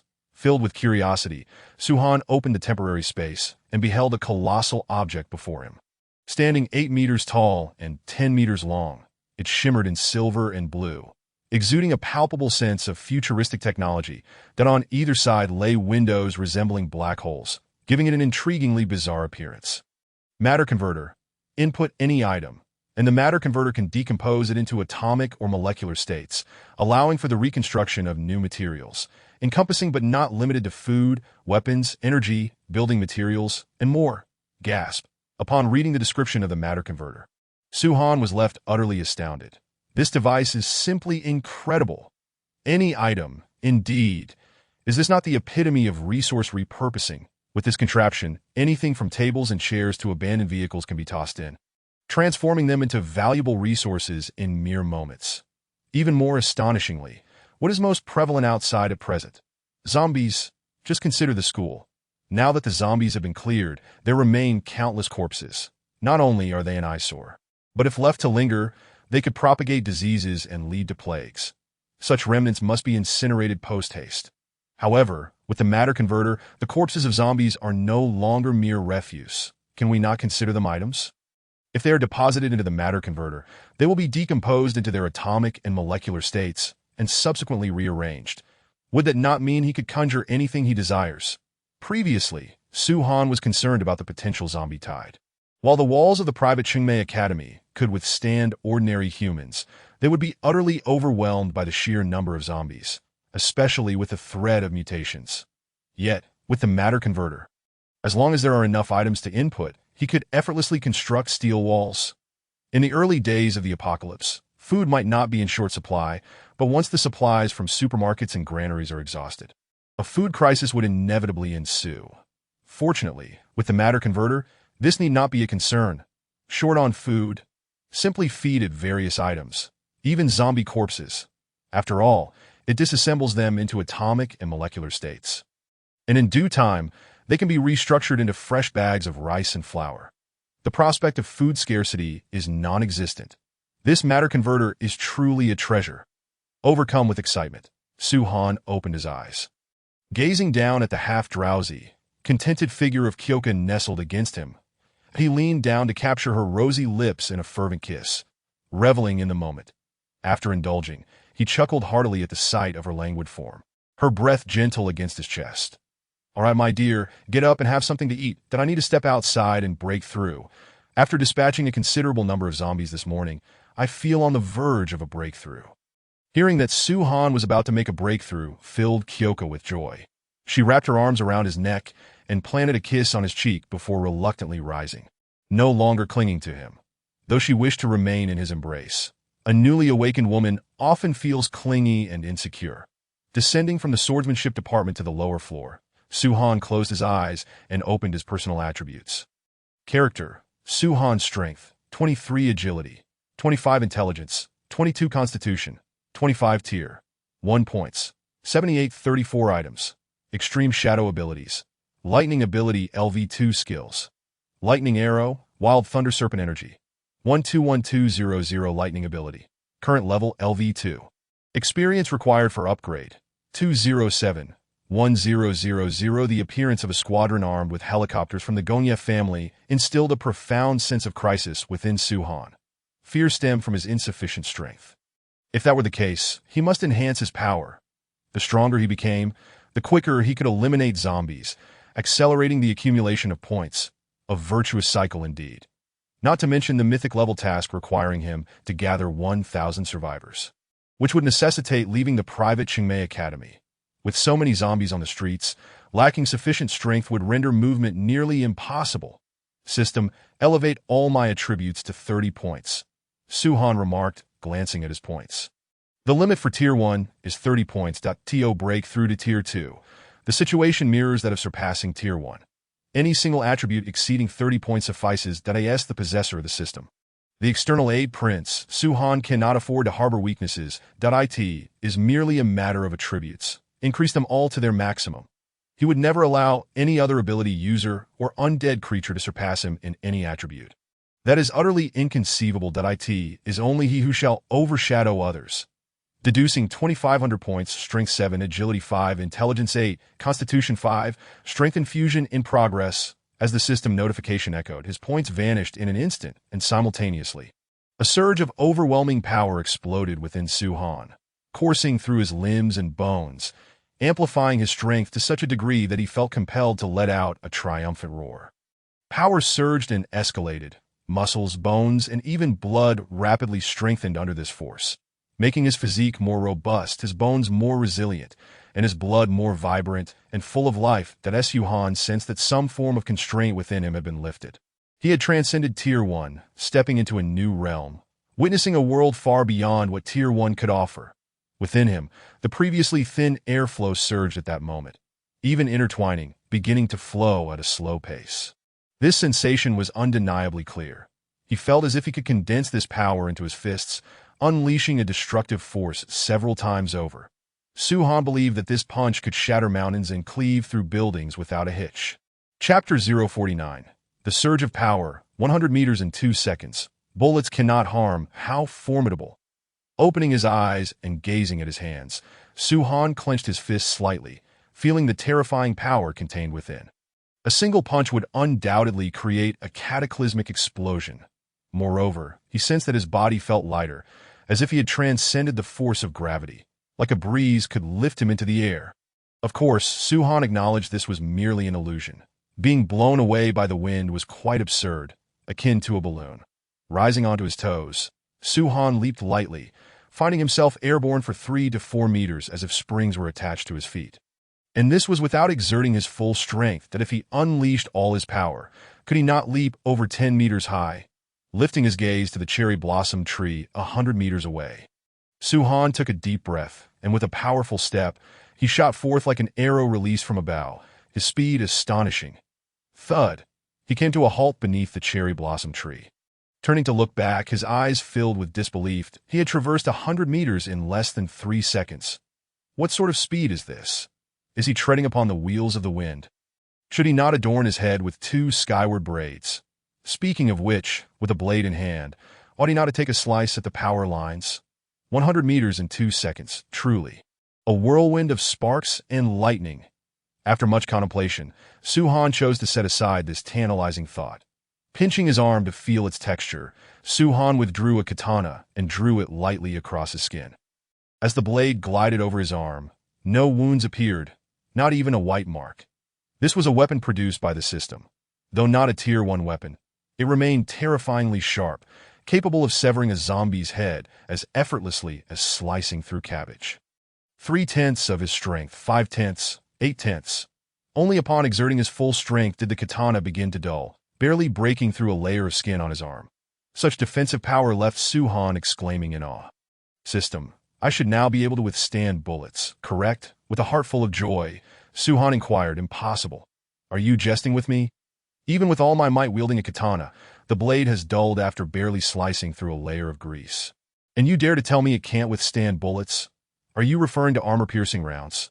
Those are meant for tanks. Before an atomic bomb, the host can withstand at most 3 seconds before evaporating. Hearing the crisp voice echoing in his mind, Suhan's expression darkened. What are you babbling about? I asked you about bullets. Do peanuts understand? And you mention atomic bombs? Are you soaring high, or is it I who cannot lift my sword? Oh dear host, please do not be angry. I was merely jesting. Your current defensive capabilities render handgun and rifle bullets negligible. Unless struck by a large-caliber anti-material sniper rifle, they cannot breach your defenses. Your 30 points of constitution are not to be taken lightly. With the system's reassuring response, Su-Han felt a sense of relief, yet it was insufficient. If he couldn't withstand large-caliber anti-material sniper rifles, how could he endure the cannons mounted on an armed helicopter? This was unacceptable. His strength was still lacking. He needed to enhance it. Turning his gaze towards the school gate, Su-Han glimpsed the streets outside, teeming with zombies, aimlessly groaning in their mindless state. Previously, there hadn't been this many zombies. The commotion caused by the armed helicopters of the Gonye family had drawn a horde of zombies in pursuit, multiplying their numbers at the school gate several times over. Any other survivor witnessing this scene would surely curse. But for Su-Han, it was a serendipitous opportunity. With a surge of power, he propelled himself forward, his figure shooting out like a bolt of lightning, his speed having increased several-fold compared to before. Although he hadn't yet reached supersonic speed, he was not far off. He dashed to the school gate, and upon seeing it firmly locked, Su-Han leaped high, landing atop the gate, overlooking the zombies milling about below. Raising his right hand, he gathered the power of lightning in his palm, crackling with energy as a volatile sphere of lightning formed, filled with tempestuous electricity. Attracted by the sound of thunder, the massive horde of zombies halted, their grotesque faces turning skyward. Observing the multitude of zombies below, Su-Han's lips curled into an exhilarated smile as he hurled the charged lightning sphere towards the street below.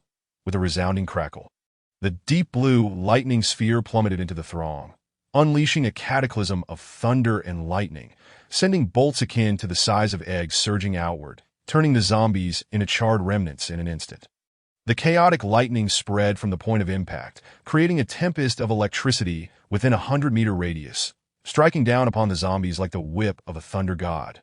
The lightning surged, utilizing the countless zombies as conduits, linking their bodies in a frenzied chain reaction, rapidly expanding the sea of lightning, soon engulfing a 200-meter area where thousands of zombies met their demise. All were reduced to ashes by the terrifying might of the lightning. Killing ordinary zombies. Points 1. Current points 5380. Killing ordinary zombies. Lightning ability experience 1. Current experience 2531000. Killing ordinary zombies. Points 1. Current points 5710. Killing ordinary zombies. Lightning ability experience 1. Current experience 5831000. Killing ordinary zombies. Points 1. Current points 6430. Killing ordinary zombies. Lightning ability experience 1. Current experience 1303100. Ding. Lightning ability experience is full. Please upgrade promptly. Exhaling deeply, Su-Han's face paled slightly.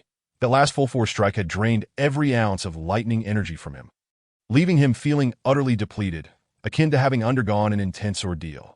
Yet, the rewards were monumental. An instantaneous slaughter of over 1,000 zombies netted him a vast number of points. Moreover, the experience for his lightning ability had overflowed, reaching the threshold for an upgrade. This was a tremendous profit. He wouldn't even need to spend points on upgrades, effectively gaining nearly 2,000 points in the process. All thanks to the Gonye family. Were it not for their armed helicopters creating such a racket, the density of zombies on the streets would not have surged, and his lightning sphere's effectiveness would have been halved. What a delight! Gazing at the charred remains littering the street, Su-Han laughed heartily, silently declaring, "Upgrade. Right now." Ding. Current lightning ability experience has reached maximum value. Upgrading now. As the notification sounded, a torrent of violent lightning surged through Su-Han's body, flooding his veins like a mighty river breaching its banks, forcibly expanding the limits of his capacity for lightning energy. The purity of the lightning coursing through him intensified, refining his bones, blood, and even cells, propelling his attributes towards new heights.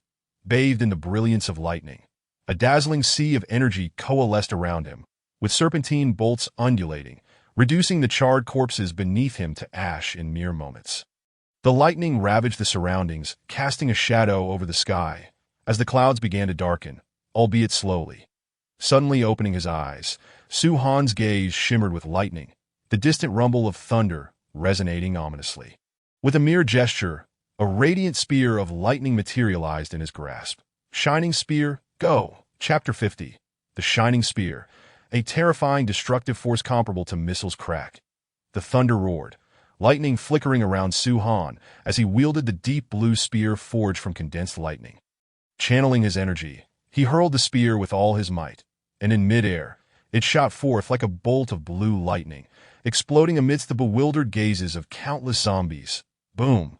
The unleashed lightning ravaged the area within 100 meters, obliterating everything in its wake. Ordinary zombies stood no chance against such overwhelming electricity, turning to charred remains, which were then reduced to ash by the onslaught of lightning strikes. Boom, boom, the ground lay scorched. The earth shattered, and vehicles were reduced to scrap by the ferocity of the lightning.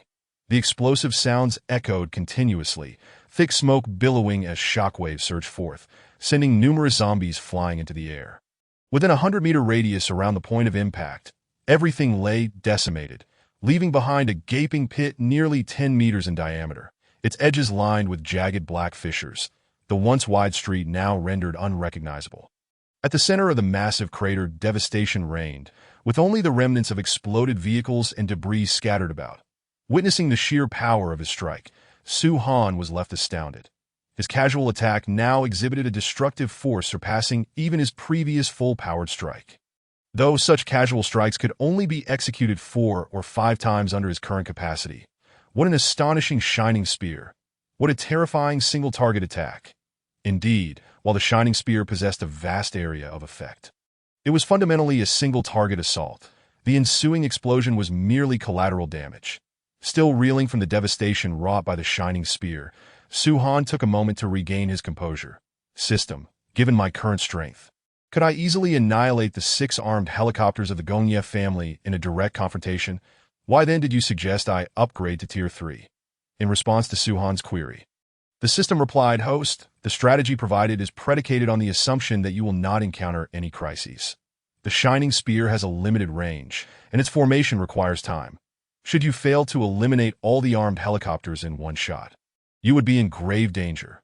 Just one missile or a barrage from their cannons could not only endanger you, but also jeopardize the forces you have painstakingly built, including your subordinates and loved ones. The thought of such a scenario sent an icy chill down Su-Han's spine, instantly dispelling the fleeting sense of pride that had arisen from his recent breakthrough. His naivety had been starkly revealed. Armed helicopters would not be foolish enough to remain stationary for him to strike. Upon sensing danger, they would disperse, and should he fail to destroy them all at once, he would face the dire threat of missiles and cannon fire. Adjusting his mindset, Su-Han glanced at the street below, suddenly slapping his forehead in realization that, oh no, the corpses of the zombies and the abandoned vehicles on the street are valuable resources for recycling. While I may have relished the slaughter, turning the zombies to ash and rendering the vehicles useless, how many resources have I squandered? The thought is almost unbearable. Determined to control the destructive force of his lightning abilities moving forward, he resolved to ensure that he could kill without incinerating his foes to cinders.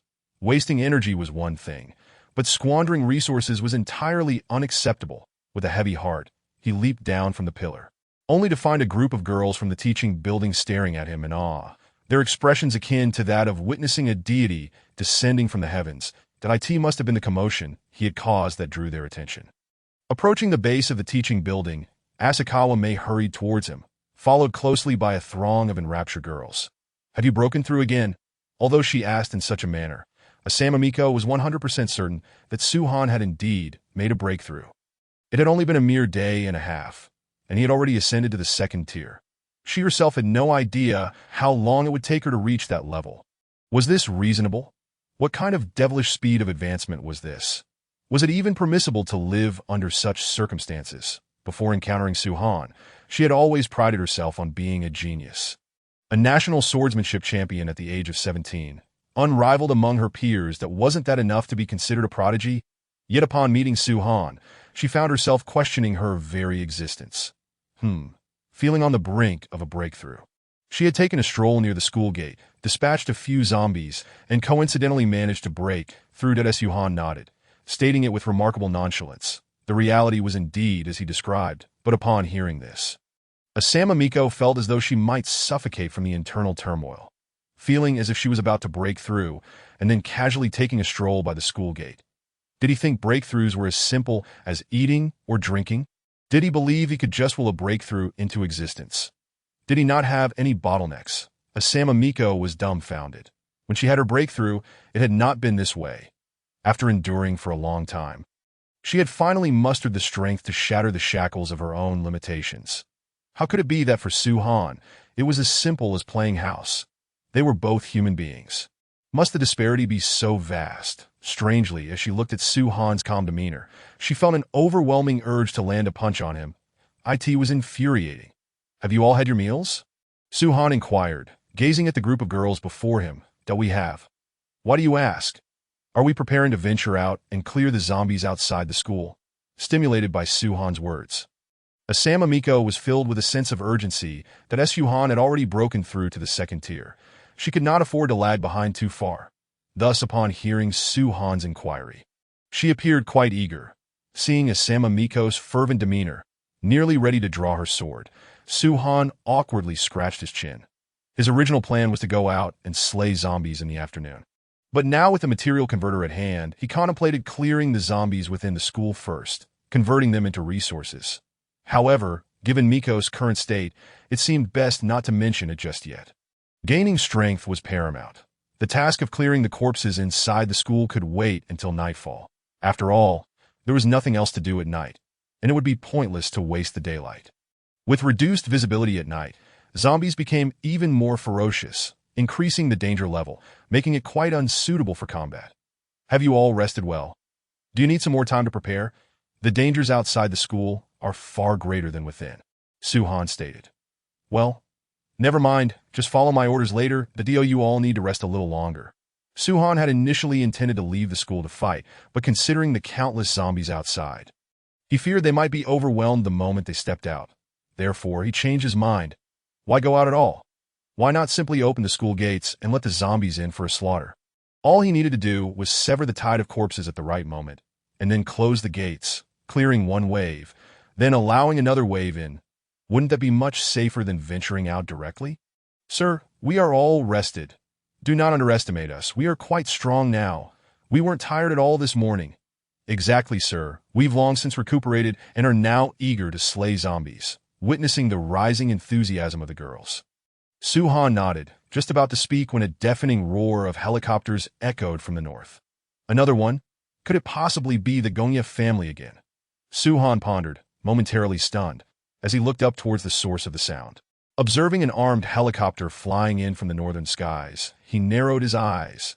This time, it likely wasn't the Gonya family. They were situated to the east, while this helicopter approached from the north. At that moment, Asama Miko approached, her eyes filled with gravity. That family crest, this time, it is the T-Kin family. What should we do? What to do? Of course, we shall prepare to serve them a cold dish. Chapter 051. The shining spear piercing the sky, the blooming fireworks. The T-Kin family, with a legacy spanning hundreds of years, possesses a profound heritage, their family crest being a green maple leaf. With a history that has endured for centuries, the successive family heads have skillfully managed their affairs, leading to rapid development, making them one of the foremost families in Jichuan County, with substantial wealth and a vast influence. Their family armed forces boast a scale of thousands. The T-Kin Zoder, their only son, is showered with adoration. Had the apocalypse not occurred, he would undoubtedly have become the next head of the T-Kin family upon reaching adulthood. The current head of the T-Kin family, T-Kin Shij, is a man of exceptional talent and ambition.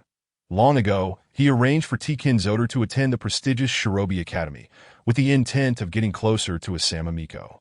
If he could win her affection, the T-Kin family status would experience a qualitative leap, causing even the Gonya family, known as the first family in Jichuan County, to regard them with respect.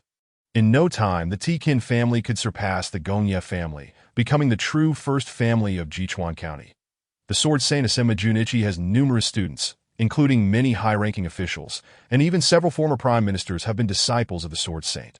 Both generations of emperors have referred to him as teacher, showcasing the Sword Saint's terrifying influence. Securing Asama Miko would signify the beginning of the T-Kin family's ascent. To this end, He had encouraged T-Kin Zoder to learn swordsmanship and invited many renowned masters to instruct him. In preparation for T-Kin Zoder to win over Asama Miko, T-Kin Shij orchestrated numerous schemes. Unfortunately, the outbreak of the apocalypse shattered all plans. The zombie virus swept across the globe in a mere half-day.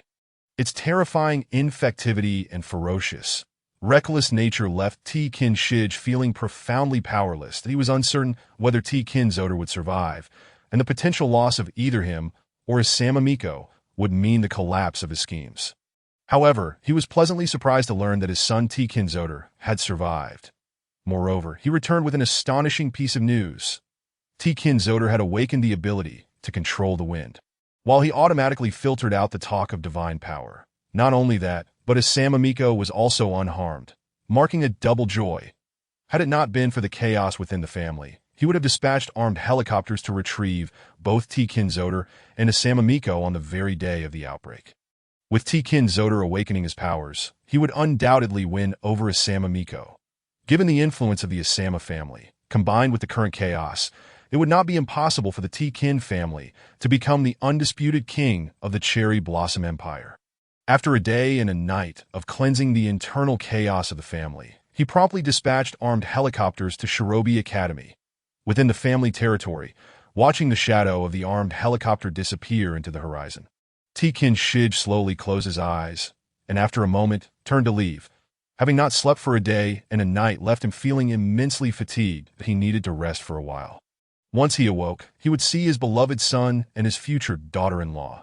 The unprecedented good mood alleviated much of his exhaustion.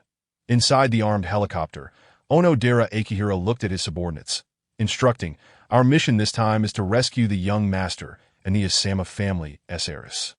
Once we have secured both, we will retreat immediately. The helicopter will draw the attention of those monsters above. That understood." In the cabin, aside from Onodera Akihira, there were 6 armed figures fully equipped, even wearing helmets, showcasing maximum defensive capabilities. "Understood, Captain." The cabin echoed with their responses. Onodera Akihira nodded, his previously serious expression easing, though he did not sit, instead standing at the cabin door, gazing over the city below. "Captain, once we touch down, aside from the young master and the Asama heiress, could I perhaps bring back 1 or 2 more individuals?" Hearing a voice from behind, Onodera Akihira turned in confusion. "Do you have relatives studying at Shirobie Academy?" Kawaguchi Kimato chuckled. "Not really. I've just been single my whole life. With the current chaos, I thought, why not just grab a girl at random? That shouldn't be too much trouble, right?" Several nearby teammates perked up at his words. Seeing this, Onodera Akihira was taken aback, and after regaining his composure, he nodded. "Just handle it neatly and avoid causing any trouble. The priority is speed. The cabin is spacious enough. Each of you can bring 1 person. But remember, just 1." Upon hearing this, Kawaguchi Kimato and a few other teammates' eyes lit up. "Captain, you're amazing." "Understood. We will definitely not trouble you, Captain. We'll resolve this as quickly as possible. I feel we won't even need to exert much effort. Just a simple gesture, and many girls will be willing to follow us." The atmosphere in the cabin was lively. Onodera Akihira smiled, choosing not to say anything further. "Captain, we are nearing Shirobie Academy. We have 3 kilometers to go, and will arrive in about a minute." Upon hearing the voice through his earpiece, Onodera Akihira put away his smile, looking at the team members before him, and said sternly, "Prepare yourselves. We are almost there." At the base of the teaching building at Shirobie Academy, Su-Han felt a surge of excitement upon witnessing the armed helicopter approaching from afar. Unlike the Gonye family, the T-Kin family had sent only a single armed helicopter, practically a delivery service. Since he was already locked in a life-and-death struggle with the T-Kin family, Su-Han had no qualms about annihilating their armed helicopter as well. "Miko, do you enjoy watching fireworks?" "Why do you ask that?" Confused, Asama Miko looked at Su-Han, unsure of his thoughts. Shouldn't they be worried about the armed helicopter from the T-Kin family right now? Her Kisaragi 1 slice could not reach the helicopter soaring above. Regarding Su-Han's dazzling spear, she merely glimpsed its tail, lacking insight into its specific destructive power and attack range. "That it's nothing, just asking if you enjoy watching." With a chuckle, Su-Han took his small hand and briskly walked into the teaching building. "Come on, I'll take you to the rooftop to see the fireworks." A group of people dashed to the rooftop, where at that moment, an armed helicopter had already entered the confines of the private Qingmei Academy. Less than 200 meters from the teaching building, releasing Yazi's hand, Su-Han gazed upward at the approaching armed helicopter, a surge of murderous intent swelling within him, with an arm raised. In the next second, boundless thunder enveloped his entire being. Thunder surged, lightning crackled, and amidst the intertwining arcs of electricity, a deep blue thunder spear over 2 meters in length materialized in Su-Han's hand. Witnessing this scene, Yazi suddenly grasped the gravity of the situation. Not only Yazi, but all the girls on the rooftop understood in that moment, their eyes filled with anticipation and fervor as they looked towards Su-Han's silhouette. Taking a deep breath, Su-Han made his move. His eyes flickered with lightning, his body taut like a drawn bowstring. With a swift flick of his arm, the deep blue spear was hurled forth like a streak of blue lightning. Go! Dazzling spear! With a low shout, thunder erupted, and the deep blue lightning spear cleaved through the air, almost instantly crossing the nearly 200 meters to strike the armed helicopter in the sky. Boom! The thunder pierced the heavens, and the armed helicopter exploded the moment it was hit, an orange-red fireball soaring into the sky, flames bursting forth in all directions like a blooming firework.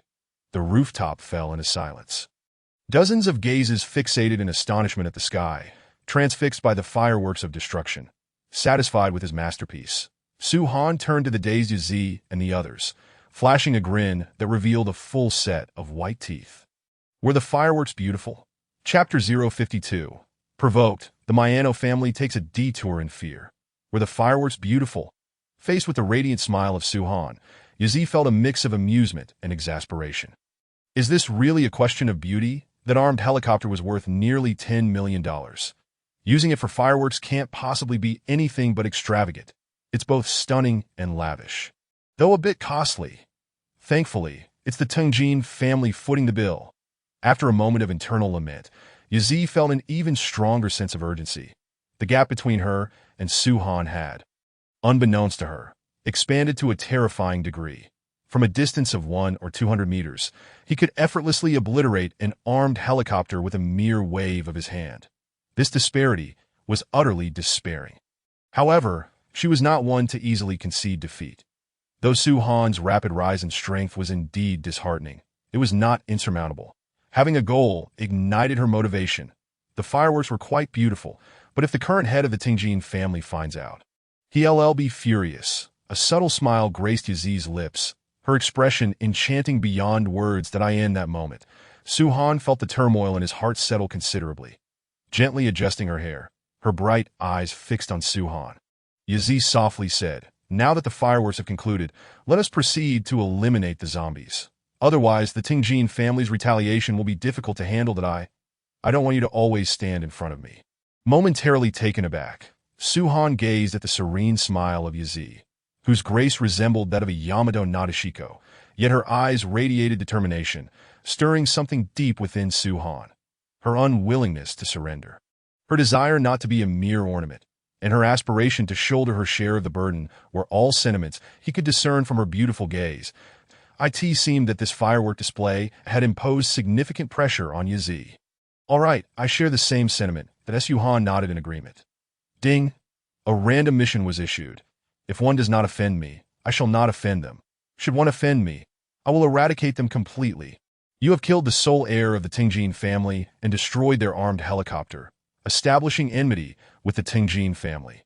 Eliminate all members of the Tengjin family, dismantle their armed forces, eradicate any potential threats. Mission complete. Reward: 500,000 points. Random golden treasure chest X1." But the system notification echoed in his mind, leaving Su-Han momentarily stunned before a smile broke across his face that he had never intended to spare the Tengjin family. And now that a mission had been issued, he was even more resolved to annihilate them. The 500,000 points and a golden treasure chest were prizes he was determined to claim. Rumbling sounds echoed from afar. The familiar roar of armed helicopters snapping Su-Han and the girls on the rooftop out of their reverie. What is this? Armed helicopters are free. Are they coming back again? Did they decide to hold a meeting in the sky today? Bolts of lightning flickered along his arms as Su-Han turned towards the source of the sound. The familiar formation, the 6 armed helicopters. Wasn't that the Maiano family squadron? They had returned from the Biopharmaceutical Research Institute with remarkable efficiency. Now the question arose. Should he shoot them down? Logically, the Maiano family had not provoked him. However, he was in a passive position, and if they had any malicious intent and launched an attack first, the consequences for him would be dire. Amidst the intertwining lightning, the dazzling spear coalesced once more, yet before Su-Han could contemplate his course of action, he noticed, something was amiss. The 6 armed helicopters, which had been flying normally, suddenly adjusted their course in unison, veering directly northward, flying over 1,000 meters away before redirecting eastward once more. Staring in astonishment at this scene, Su-Han was utterly bewildered. What is going on? If I'm not mistaken, those should be the 6 armed helicopters from the Maiano family. Right? What is happening with them? Seeing Su-Han's perplexed expression, Yazi rolled her eyes elegantly and replied, "What else could it be? Just as you observed, they took a detour." Why? Su-Han was somewhat baffled. They were already 700 or 800 meters away. Why were they fleeing? He couldn't reach them unless he bought a missile. Why? Didn't you just unleash a grand firework? Have you forgotten? Yazi replied, exasperated. The Maiano family's squadron of armed helicopters wasn't foolish. They feared for their lives, too, if they were to fly overhead, and Su-Han, in a fit of displeasure, decided to unleash another firework. They would be the next victims. Su-Han finally grasped the situation. The other party had no idea how far his range extended. They had certainly witnessed him destroy that armed helicopter. Anyone daring to approach would be courting disaster. Inside the cockpit of the Flying Rat Squadron's No. 1 helicopter, Captain Hirata Takaharu was still shaken, his legs trembling. Had it not been for their rigorous training, he would likely have collapsed in fear. Not just him. The crew members in the cockpit, including 2 professors in white coats, were equally rattled. They were fortunate to have fled swiftly. Otherwise, they would have been the next fireworks. "Captain, I'm not mistaken, am I? With the emergence of those monsters, we humans also gained superpowers. What we just witnessed was undoubtedly a powerful being awakened with lightning abilities." Although Tsubono-san's face was pale and his speech slightly stuttered, his eyes sparkled with excitement. They had just brushed against death, and while it was terrifying, it allowed him to witness the existence of superpowers firsthand. How could he not be thrilled?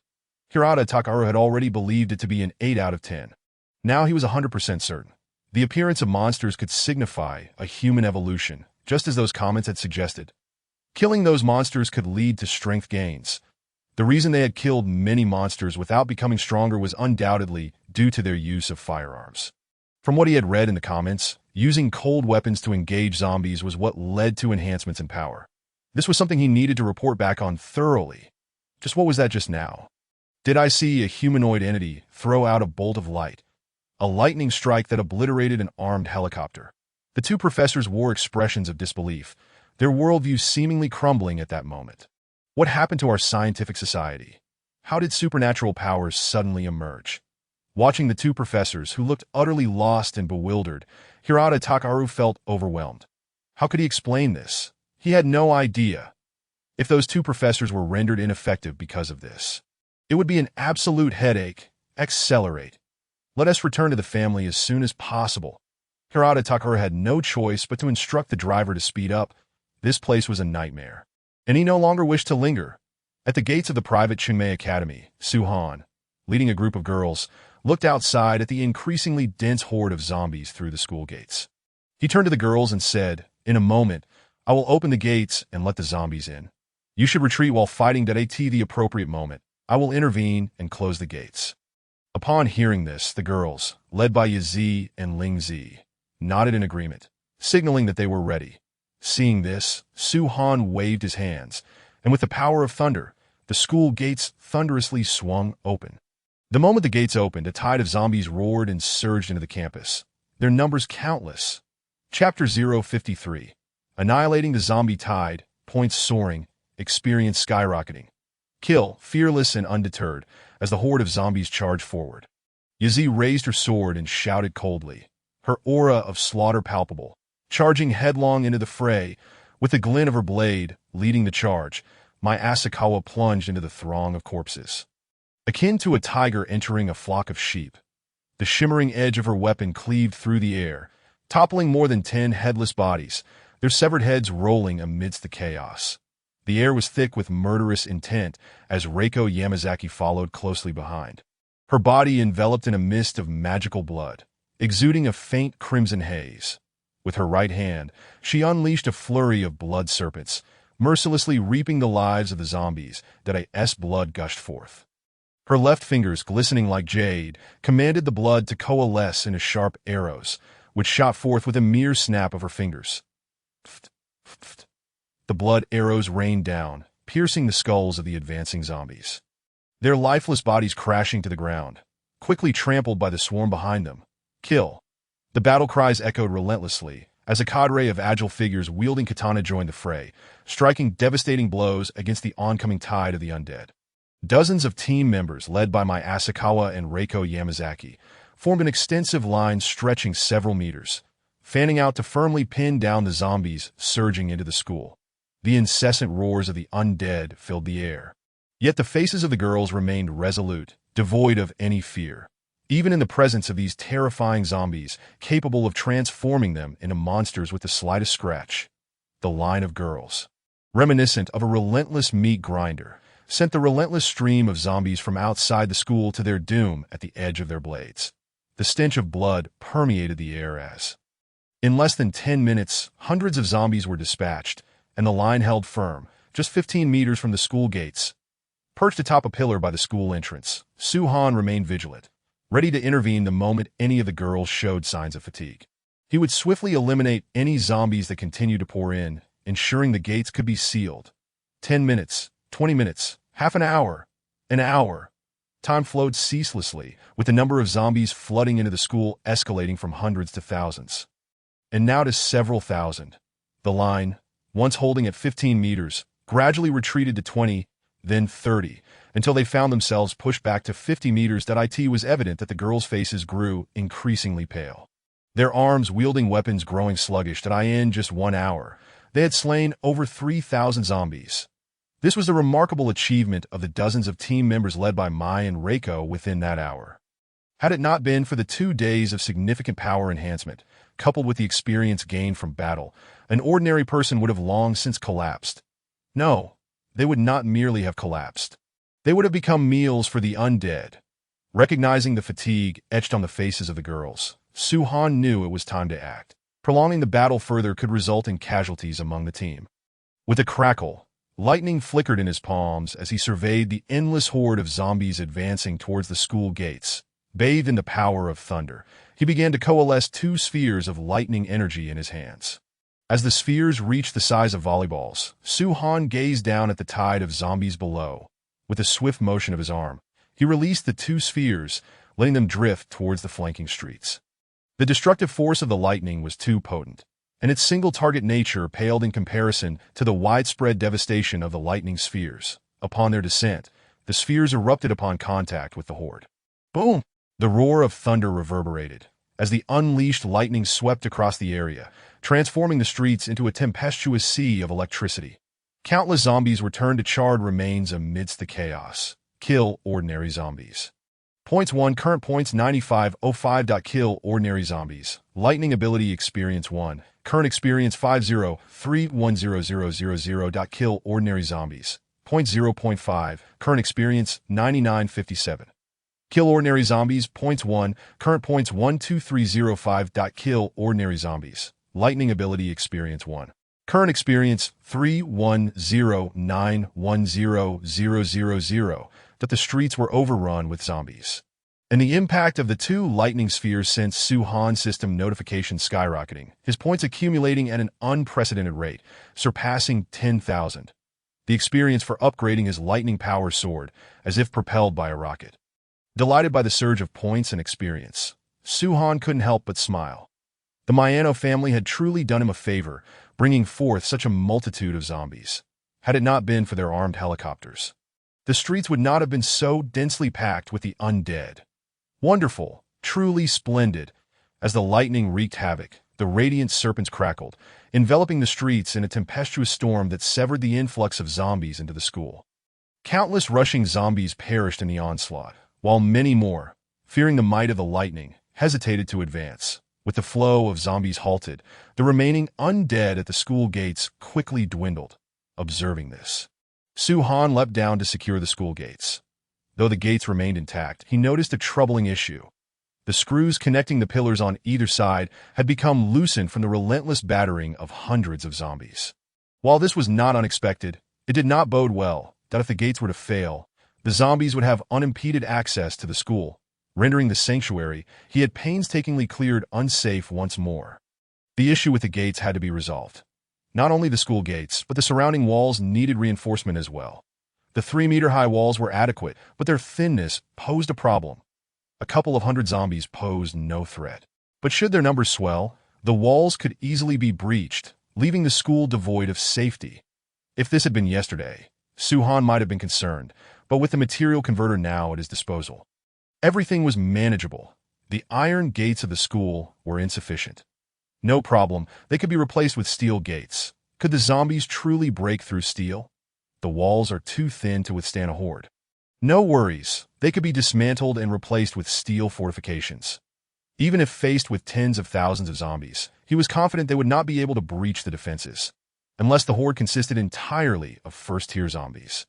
He could simply upgrade to even sturdier alloy walls, impervious even to nuclear blasts. Turning back, despite the cessation of the zombie tide and the secured gates, the number of remaining undead within the school was still substantial, numbering well over 1,000, that had this been yesterday when the girls first fought, they would have struggled against this 1,000-strong horde. However, now, their power had significantly increased, and they had amassed a wealth of experience in combating zombies.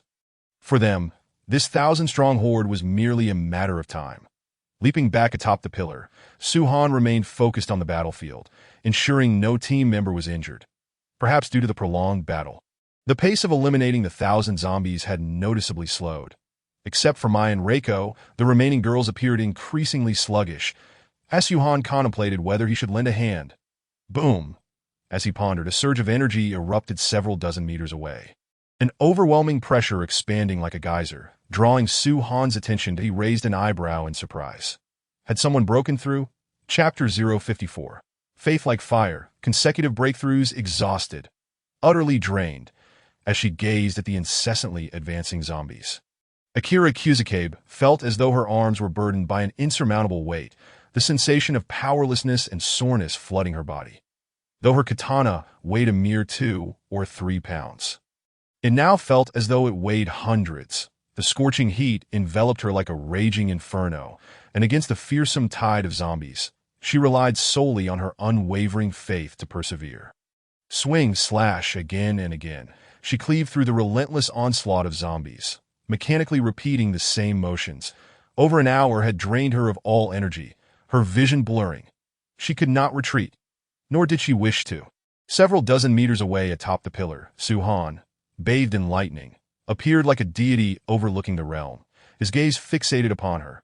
She could not falter, she could not cease her movements for the faith in her heart, for her steadfast belief, for not wanting to betray the gaze of the divine, for pushing forward. Her fervent belief ignited like kindling in the spring breeze. Fueled by faith, it blazed brightly, with a decisive strike. Heads flew, blood splattered, and in that instant, a surge of warmth erupted from within her, flooding her weary body with revitalizing energy that a torrent of power coursed through her, revitalizing her once heavy form, her arms no longer weary, her will restored to clarity, her grip on the katana infused with strength, power. It surged forth from within, her momentum escalating wildly. In that moment, Akira Kuzukabe heard the distinct sound of something shattering within her. As if a barrier had been breached, her vision suddenly clear. She had broken through. She had transcended the shackles of mortality, embarking on the path of the extraordinary. From this moment forth, she was no longer ordinary. The mere hundreds of zombies would no longer pose a threat. She had become the fourth individual to break through to the first tier, following Su-han, Mai, and Reiko. The surging waves of energy swept forth like a tempest arising from tranquil ground, their overwhelming pressure crashing against the oncoming horde of zombies, sending them sprawling. Centered around Kazama Makako, within a radius of over 10 meters, not a single zombie dared to advance. The commotion caused by Kazama Makako's breakthrough was significant, instantly capturing the attention of Asakawa Yako and Yamazaki Reiko, as well as other female team members. Witnessing Kazama Makako's success, The exhausted women, who had been clinging to the last vestiges of their willpower, suddenly felt rejuvenated, their morale soaring, and their previously sluggish blade movements quickened anew. Ah! The air resonated with hoarse, defiant roars among the women. Stimulated by Kazama Makako's breakthrough, the remaining female team members, their eyes aflame, fought fiercely against the zombies before them. Perhaps the moment had finally arrived, or perhaps their accumulated prowess had reached a tipping point. With each desperate scream, waves of energy surged forth again, blossoming with a force that sent tremors through the air. The dwindling zombies were compelled to retreat under the relentless onslaught of this energy. At the entrance of the school, Su-han stood in bewilderment, observing the female team members, each with their eyes closed, achieving breakthroughs within the crowd. Kazama Makako's success was one thing, but what was this phenomenon? Had they all conspired together to break through simultaneously? After the initial shock came an overwhelming joy. Breakthroughs were splendid.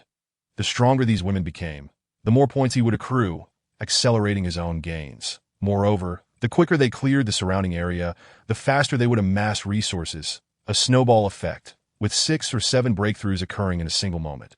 He was on the brink of completing a third of his task to establish a small base. Although his numbers were few, if he claimed second place in terms of elite combat power, he doubted anyone globally would dare to claim the top spot. Ecstatic, Su-han watched as Kazama Makako, having successfully broken through, dove into the throng of zombies, her figure agile, her blades flashing like lightning, dispatching the undead with the ease of mowing grass. The surge in her strength banished her earlier fatigue, transforming her into an immensely formidable presence, as swift as a specter. With a single stroke, she decapitated 7 or 8 zombies. Following her lead, the other newly empowered female team members joined in the fray, fervently slaughtering the zombies, while those who had yet to break through looked on with envy, gritting their teeth and fighting with all their might. With their companions achieving breakthroughs one after another, who could resist the urge to compete? Even if they felt utterly exhausted, they would leap up and join the fray. The human spirit is inherently competitive. In the face of faith and belief, this desire to outdo one another could multiply 100-fold. With these reinforcements, the hundreds of zombies that would have taken at least another half hour to eliminate were eradicated in less than 10 minutes. Silence enveloped the school entrance, where dozens of figures stood solitary amidst a sea of corpses, their delicate features stained with blood, illuminated by the dimming evening light, creating a hauntingly beautiful yet shocking tableau. Ding! Killing an ordinary zombie grants 0.5 points. Current points, 13107. That hearing the final notification chime, Su-han leaped down from the pillar, stepping over the countless fallen zombies as he approached the women, looking at the female team members. Their bodies smeared with the gore of the undead, Su-han nodded appreciatively under their tense gazes. Excellent work. In just 2 hours, you've eliminated thousands of zombies that I had thought I would need to intervene. Yet you all performed remarkably, especially you, Makako. Under immense pressure, you held firm and achieved your breakthrough. You deserve commendation. Raising his right hand, a flash of white light appeared as a katana manifested in Su-han's grasp. Kazama Makako, singled out for praise, felt her cheeks flush with excitement, her delicate face almost glowing with vitality. Particularly upon seeing the katana in Su-han's hand, she seemed to realize something, her breath quickening. As Su-han stepped closer, gripping the katana, he approached Kazama Makako, his gaze softening as he wiped the blood from her face, revealing her lovely, radiant visage. You performed splendidly today. This katana is your reward. May your future performances shine as brightly as today. With that, he extended the katana towards Kazama Makako. Thank you, my lord. I promise to do my utmost in the future. Grasping the katana, Kazama Makako's excitement caused her to stutter. But before she could finish, overwhelmed by euphoria, she fainted, collapsing into Su-han's arms. Was it appropriate to embrace her so openly in broad daylight, with so many onlookers? Could they not wait until nightfall? Were modern girls so overtly passionate? Instinctively, Su-han wrapped his arms around Kazama Makako, and after a moment of stillness with no reaction, he gently propped her back up. Staring at Kazama Makako, her face flushed and wearing a peculiar, almost foolish smile, Su-han found himself momentarily dazed. Had she truly fainted? Dozens of team members looked on in astonishment, some of the girls who had also achieved breakthroughs lost in contemplation. When Su-han bestows a weapon, should they not seize the opportunity as well? There was no reason Kazama Makako could do it, and they could not. Such a golden opportunity should not be squandered. Chapter 055. Host, you are indeed quite inventive. Was Suhan someone who played favorites? Certainly not. Observing the eager gazes of the young women, he generously embraced each one, relishing the experience of their growth. The conclusion he reached was that they were all commendable. Truly, this prestigious private academy was exceptional. Despite the presence of many commoners, their nourishment was abundant, and none appeared to be lacking in substance, distributing a first-tier weapon to each of the female team members who had achieved their breakthrough. Suhan noted the envious expressions of the other girls that he made no promises. After all, a first-tier weapon was worth at least 100 points, and he could not afford to distribute them like cabbages. Today's rewards for Kazama Makako and her companions were meant to set an example to motivate the others. By nightfall, he planned to establish a reward system, allowing the exchange of first-tier weapons based on performance, fostering motivation among the team. The reward system would be tied to a currency mechanism, and he would need to devise a solid plan for that tonight. While things were manageable with a smaller group, once numbers swelled, a coherent currency system would be essential to prevent chaos. Suhan had no intention of supporting a horde of freeloaders, regardless of their nationality, who would want to harbor a swarm of parasites. A reward system and a currency structure must be put in place. Those who shirked their responsibilities would find themselves without sustenance. Among the survivors, there would undoubtedly be those fearful of death and reluctant to confront zombies. They could be tasked with menial duties, gathering refuse, cleaning, farming, building, and so forth, with their compensation determined by their contributions. Whether they could eat their fill and stay warm would depend entirely on their efforts. As thoughts swirled in his mind, Suhan clapped his hands, addressing the gathered young women, that you've all worked hard this afternoon. It's time to rest. After a long battle, it was already nearing 4 or 5 o'clock. And apart from Kazama Makako and a few others who had just broken through, the remaining team members, including Yako, were all but exhausted. It was time for a break. Continuing to fight in their current state would be perilous. Upon hearing Suhan's command, the women collectively exhaled in relief. They were indeed fatigued after nearly 2 hours of relentless combat. Had it not been for their recent power boosts, they would have long since collapsed.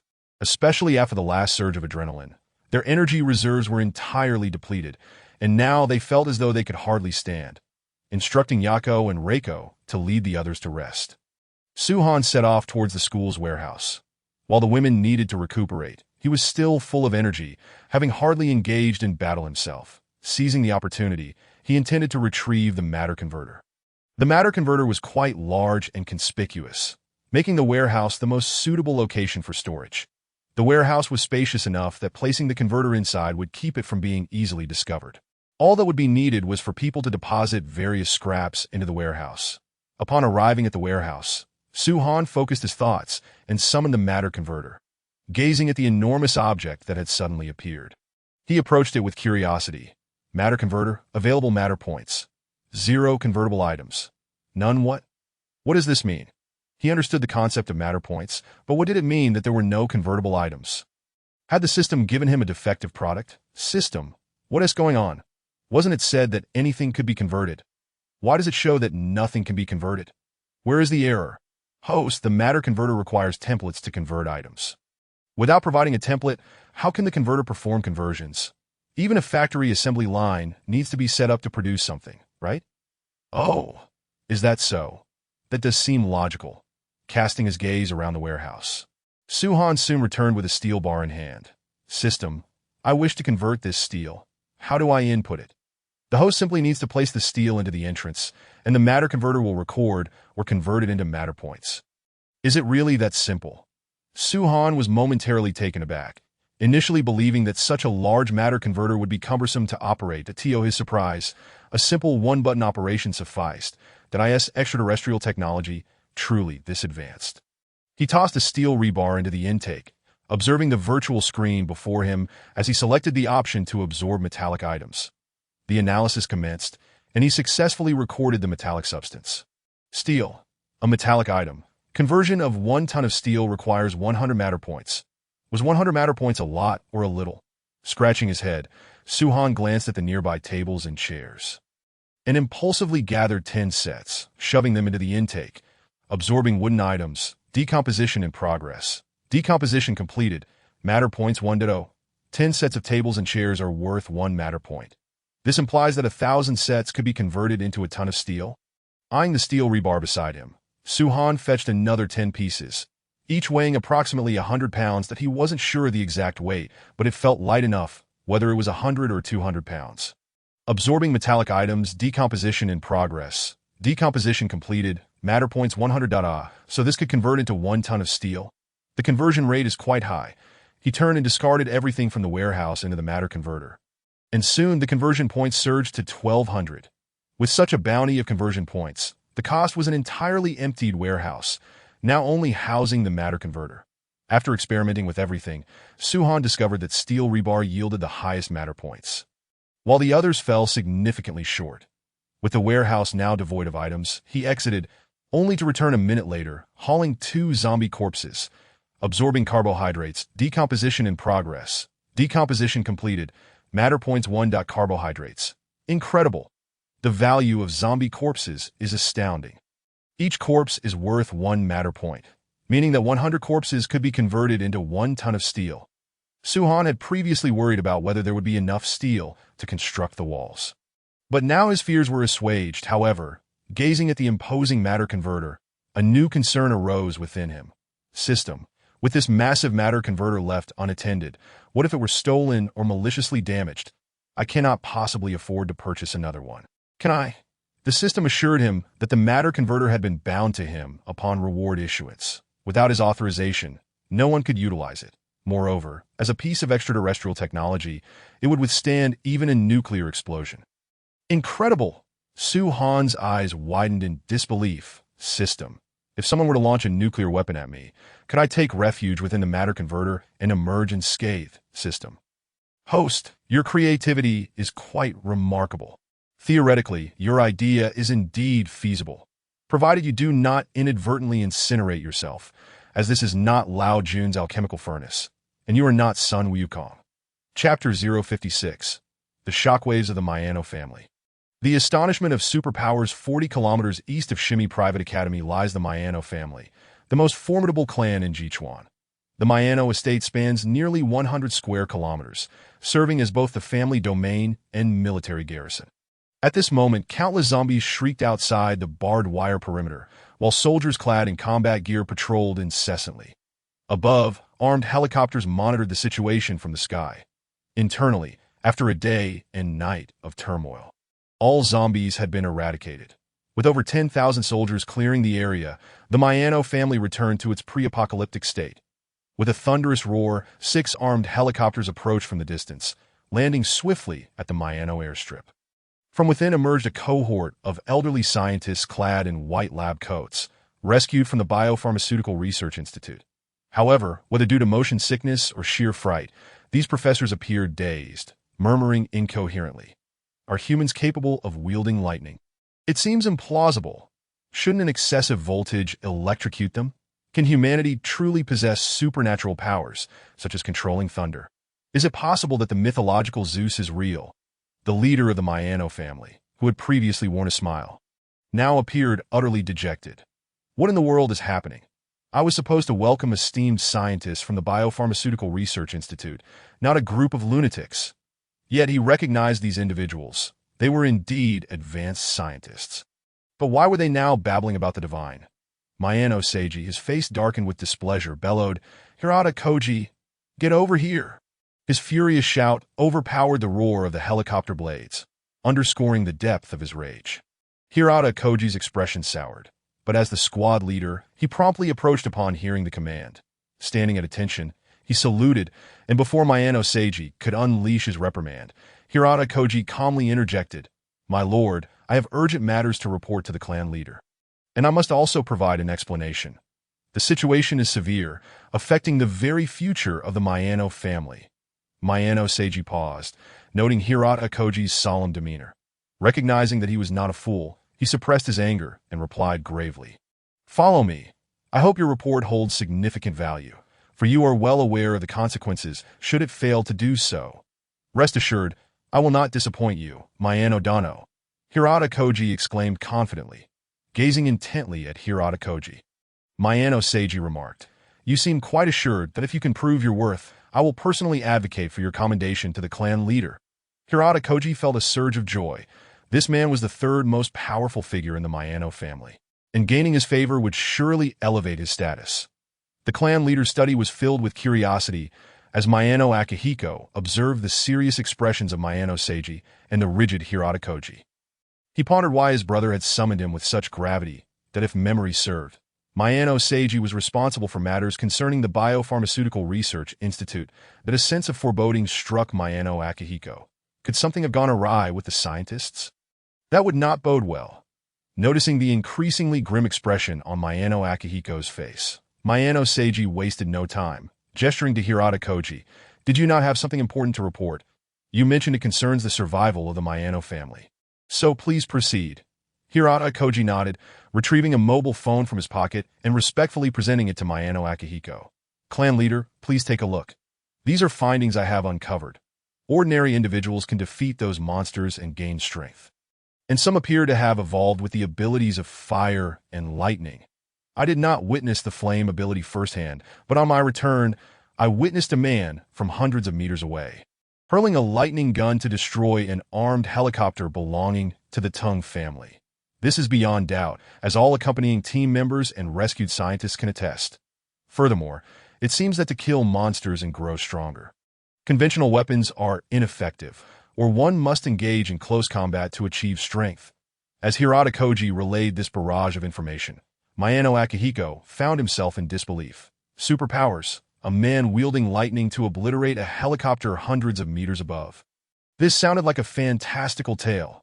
Yet Hirata Koji spoke methodically, providing witness accounts that demanded his attention. With a furrowed brow, Mayano Akihiko scrutinized the video and numerous comments below. Taking a deep breath, he rapped the table, soon summoning a man in military garb.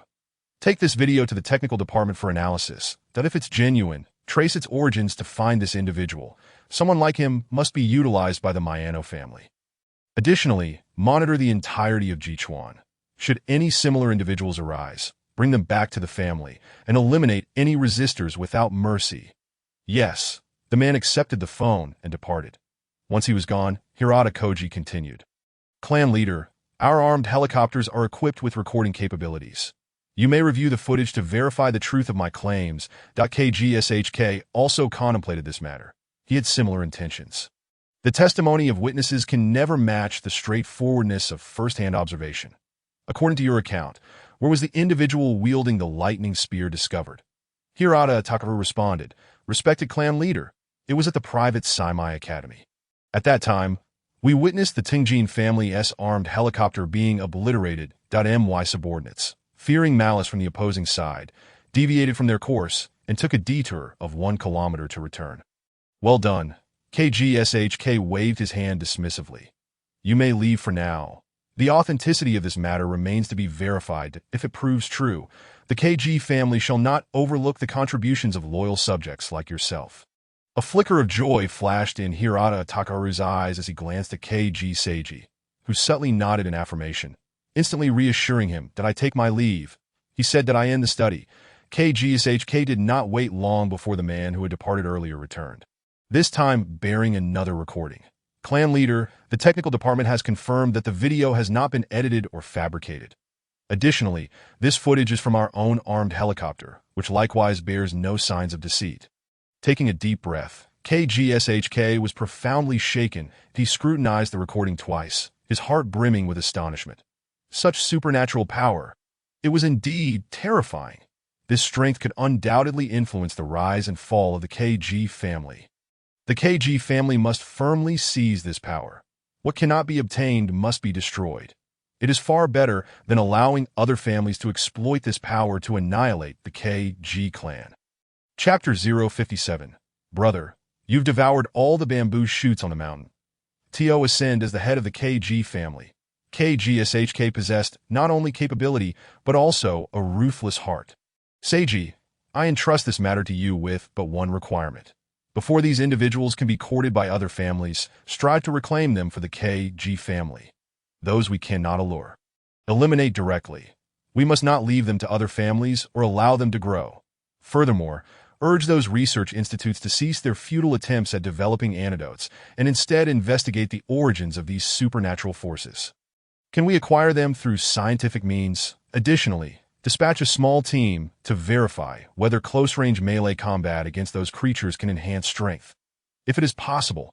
At this point, a glimmer of fervor sparkled in KGSHK's eyes as he forcefully waved his arm, declaring that would herald an unprecedented evolution for humanity. The KG family must lead all clans. Perhaps, following this event, the lifespan of humanity will experience a significant enhancement. Observing his elder brother's exhilarated expression, KG Seiji nodded.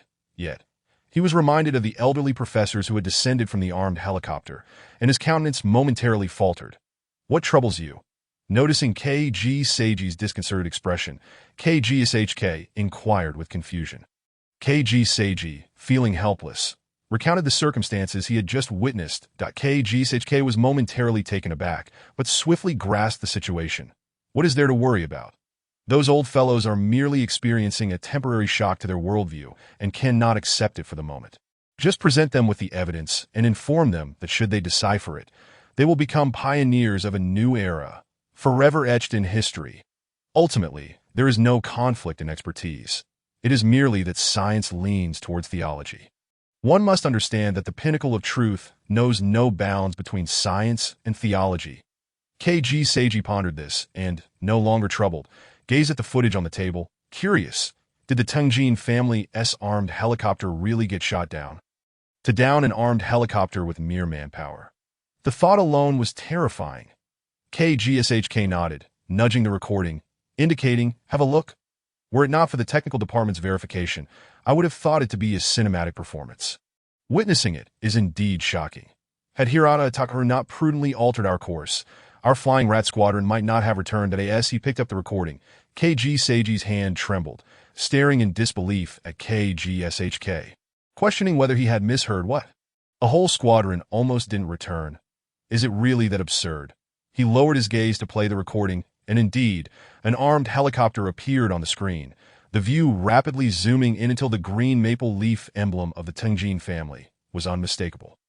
The recording continued, and soon the camera panned down to a rooftop where dozens of individuals stood, the majority being women. In front of these women stood a man, enveloped in lightning, brandishing a lightning spear, and with a vigorous flick, unleashed a blinding bolt that shattered the Tengjin family's armed helicopter in less than half a second. It was astonishingly swift, from the throw to the impact. Not even a second elapsed. How could one evade such speed? Is this truly a power that humanity can wield? The recording played on, and KG Seiji quickly comprehended KGSHK's earlier remarks. He witnessed the man, who had been speaking with his head lowered, abruptly turn and gaze into the distance. Even through the recording, KG Seiji felt a shiver run down his spine. How extraordinary that he could detect their KG family's armed helicopter from over 1,000 meters away. With the precedent of the Tengjin family's helicopter being destroyed, KG Seiji had no doubts that, in a moment of heated impulse, they might very well target the KG family's helicopter as well. As the recording concluded, KG Seiji set it down, lifting his gaze to meet the smiling KGSHK, his eyes still reflecting shock. Have you finished watching? KG Seiji nodded. Yes, I have. What do you think the Tengjin family sought at the private Saimai Academy? KGSHK inquired. After a moment's contemplation, KG Seiji swiftly replied, if I recall correctly, the only son of Tengjin Shijai is currently studying at the private Saimai Academy. Apparently to pursue the granddaughter of the Sword Saint, Asama Miko. Indeed, Tengjin Shijai is quite the schemer. Were it not for K-Psyche being significantly older, I would have considered letting him give it a try. At this point, a hint of regret flickered in KGSHK's eyes. Sword Saint Asama Junichi, the influence he wields in the Cherry Blossom Empire is immense. He is a terrifying figure capable of wielding his sword to unleash sword chi. Revered by all sword masters of the Cherry Blossom Empire, with the advent of this era of superpowers, one can only imagine how formidable he has become. Seiji, contact that old fellow from the Tengjin family and inquire whether they are missing an armed helicopter. Upon hearing this, KG Seiji was momentarily dumbfounded. My elder brother, you truly have a devious mind. Are you intent on rubbing salt in their wounds? However, KG Seiji quickly realized that KGSHK was not a man of short-sightedness. Every action he undertook held profound significance. Could it be? Meeting KG Seiji's gaze, KGSHK nodded. If I am not mistaken, it should be Tenjin Zuotaro, correct? There is a high probability he is already deceased. And with their armed helicopter destroyed, the Tenjin family must be seething with resentment, longing to rend that man in the recording to shreds. This man is exceedingly dangerous, until we ascertain his true strength. I wish to avoid substantial losses for our family. It would be prudent to let the Tenjin family test the waters. Their strength is not to be underestimated, and it won't be long before they force this fellow to reveal his limits. Once he is pushed to the brink, our KG family will strike, and I am certain he will be eternally grateful that AS for the Tenjin family. At this juncture, a look of disdain crossed KGSHK's features. Those who aspire to vie with the KG family for the title of the foremost family of Yikawa have been buried in the annals of history. The Tenjin family shall be no exception. If Tenjin Shijai knows his place, all is well. If not, I shall annihilate the Tenjin family altogether. Listening to KGSHK's scheme of killing 3 birds with 1 stone, KG Seiji was profoundly moved. Truly, he was his elder brother, adept at playing the game of cunning. I shall attend to this immediately. Yes, go on, and take the recording with you. KGSHK nodded. KG Seiji turned and exited the study, seeking a secluded spot to retrieve his phone and dial Tenjin Shijai's number. The Tenjin family, roused from slumber by the ringing phone, Tenjin Shijai, still somewhat dazed, sat upright upon realizing it was the ring of his personal phone. Only a select few were privy to his private number, all of whom were heads of various prominent families or high-ranking officials. Picking up the phone and glancing at the name displayed, KG Seiji, Tenjin Shijai felt a wave of perplexity wash over him. What business does KG Seiji have with me? After a brief exchange of pleasantries, they swiftly delved into the crux of the matter.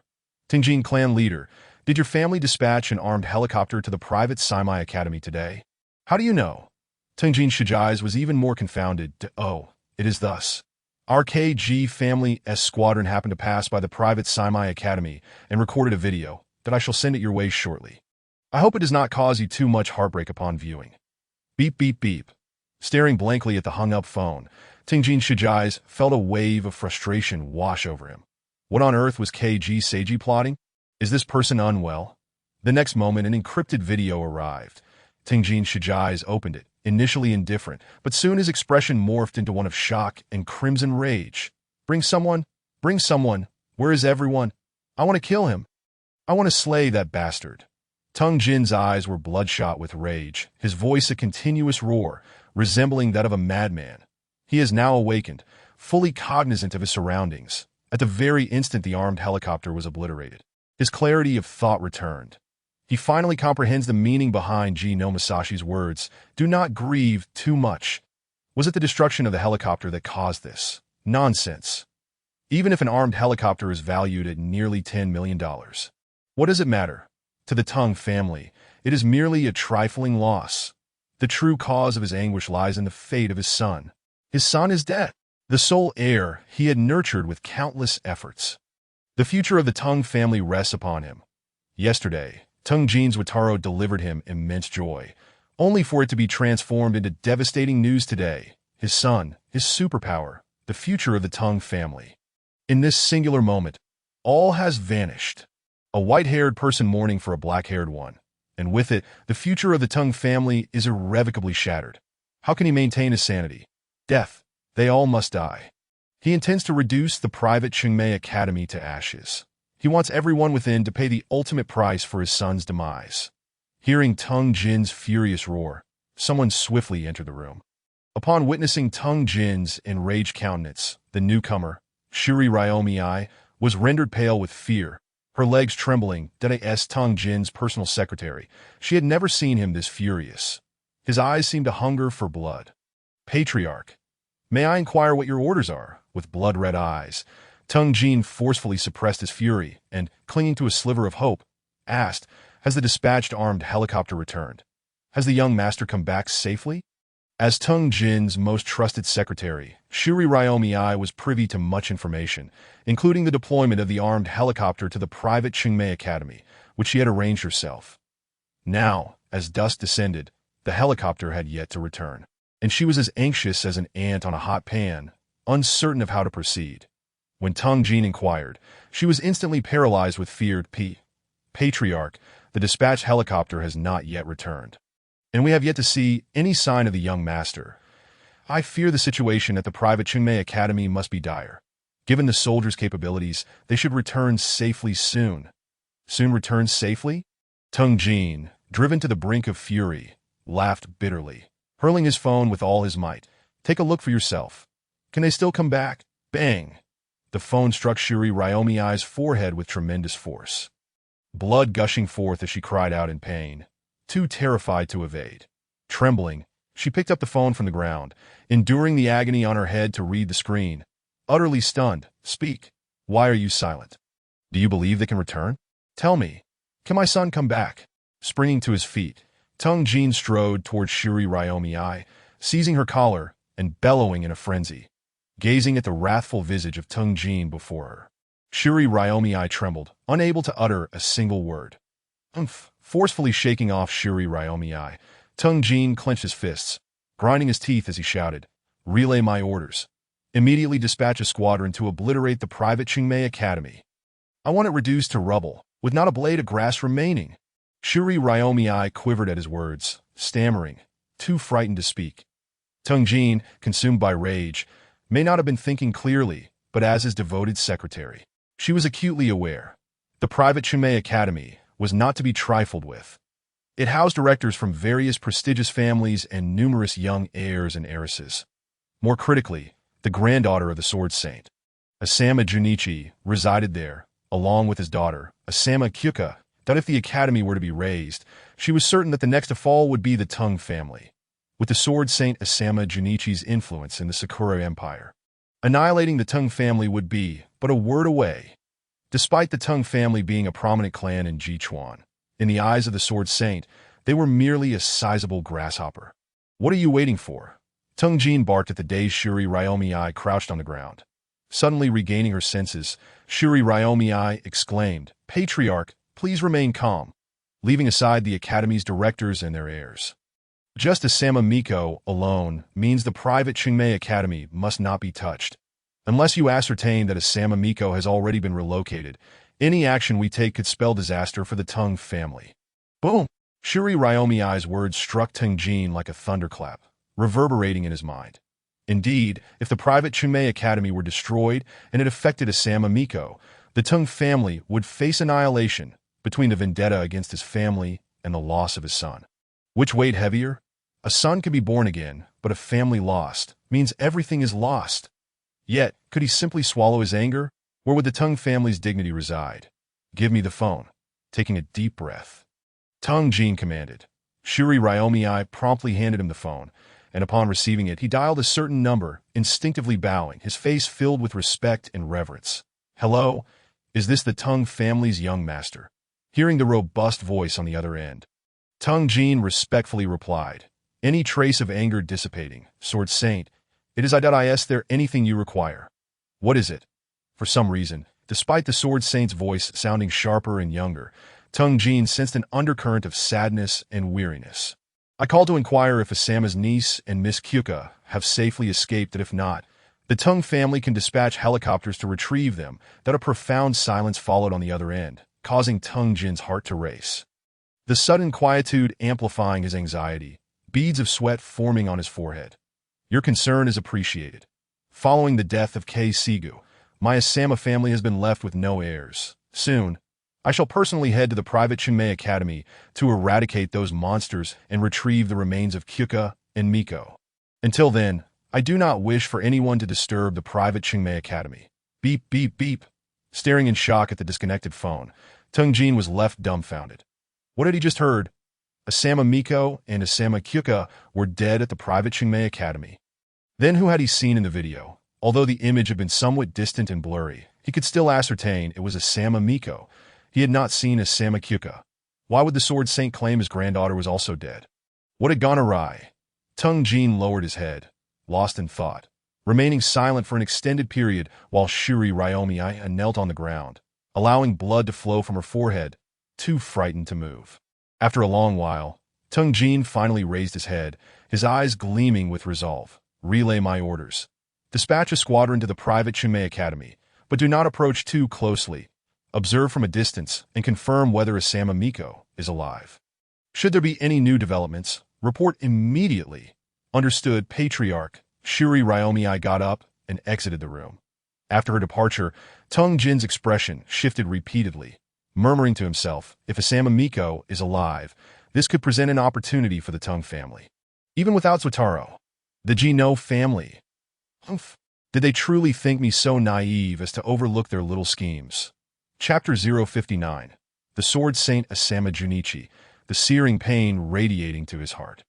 30 kilometers northwest of private Chunmei Academy, the Asama family estate. After hanging up the phone, Asama Junichi stared blankly at the still-lit screen, his sharp eyes filled with sorrow. The screen displayed two vibrant figures.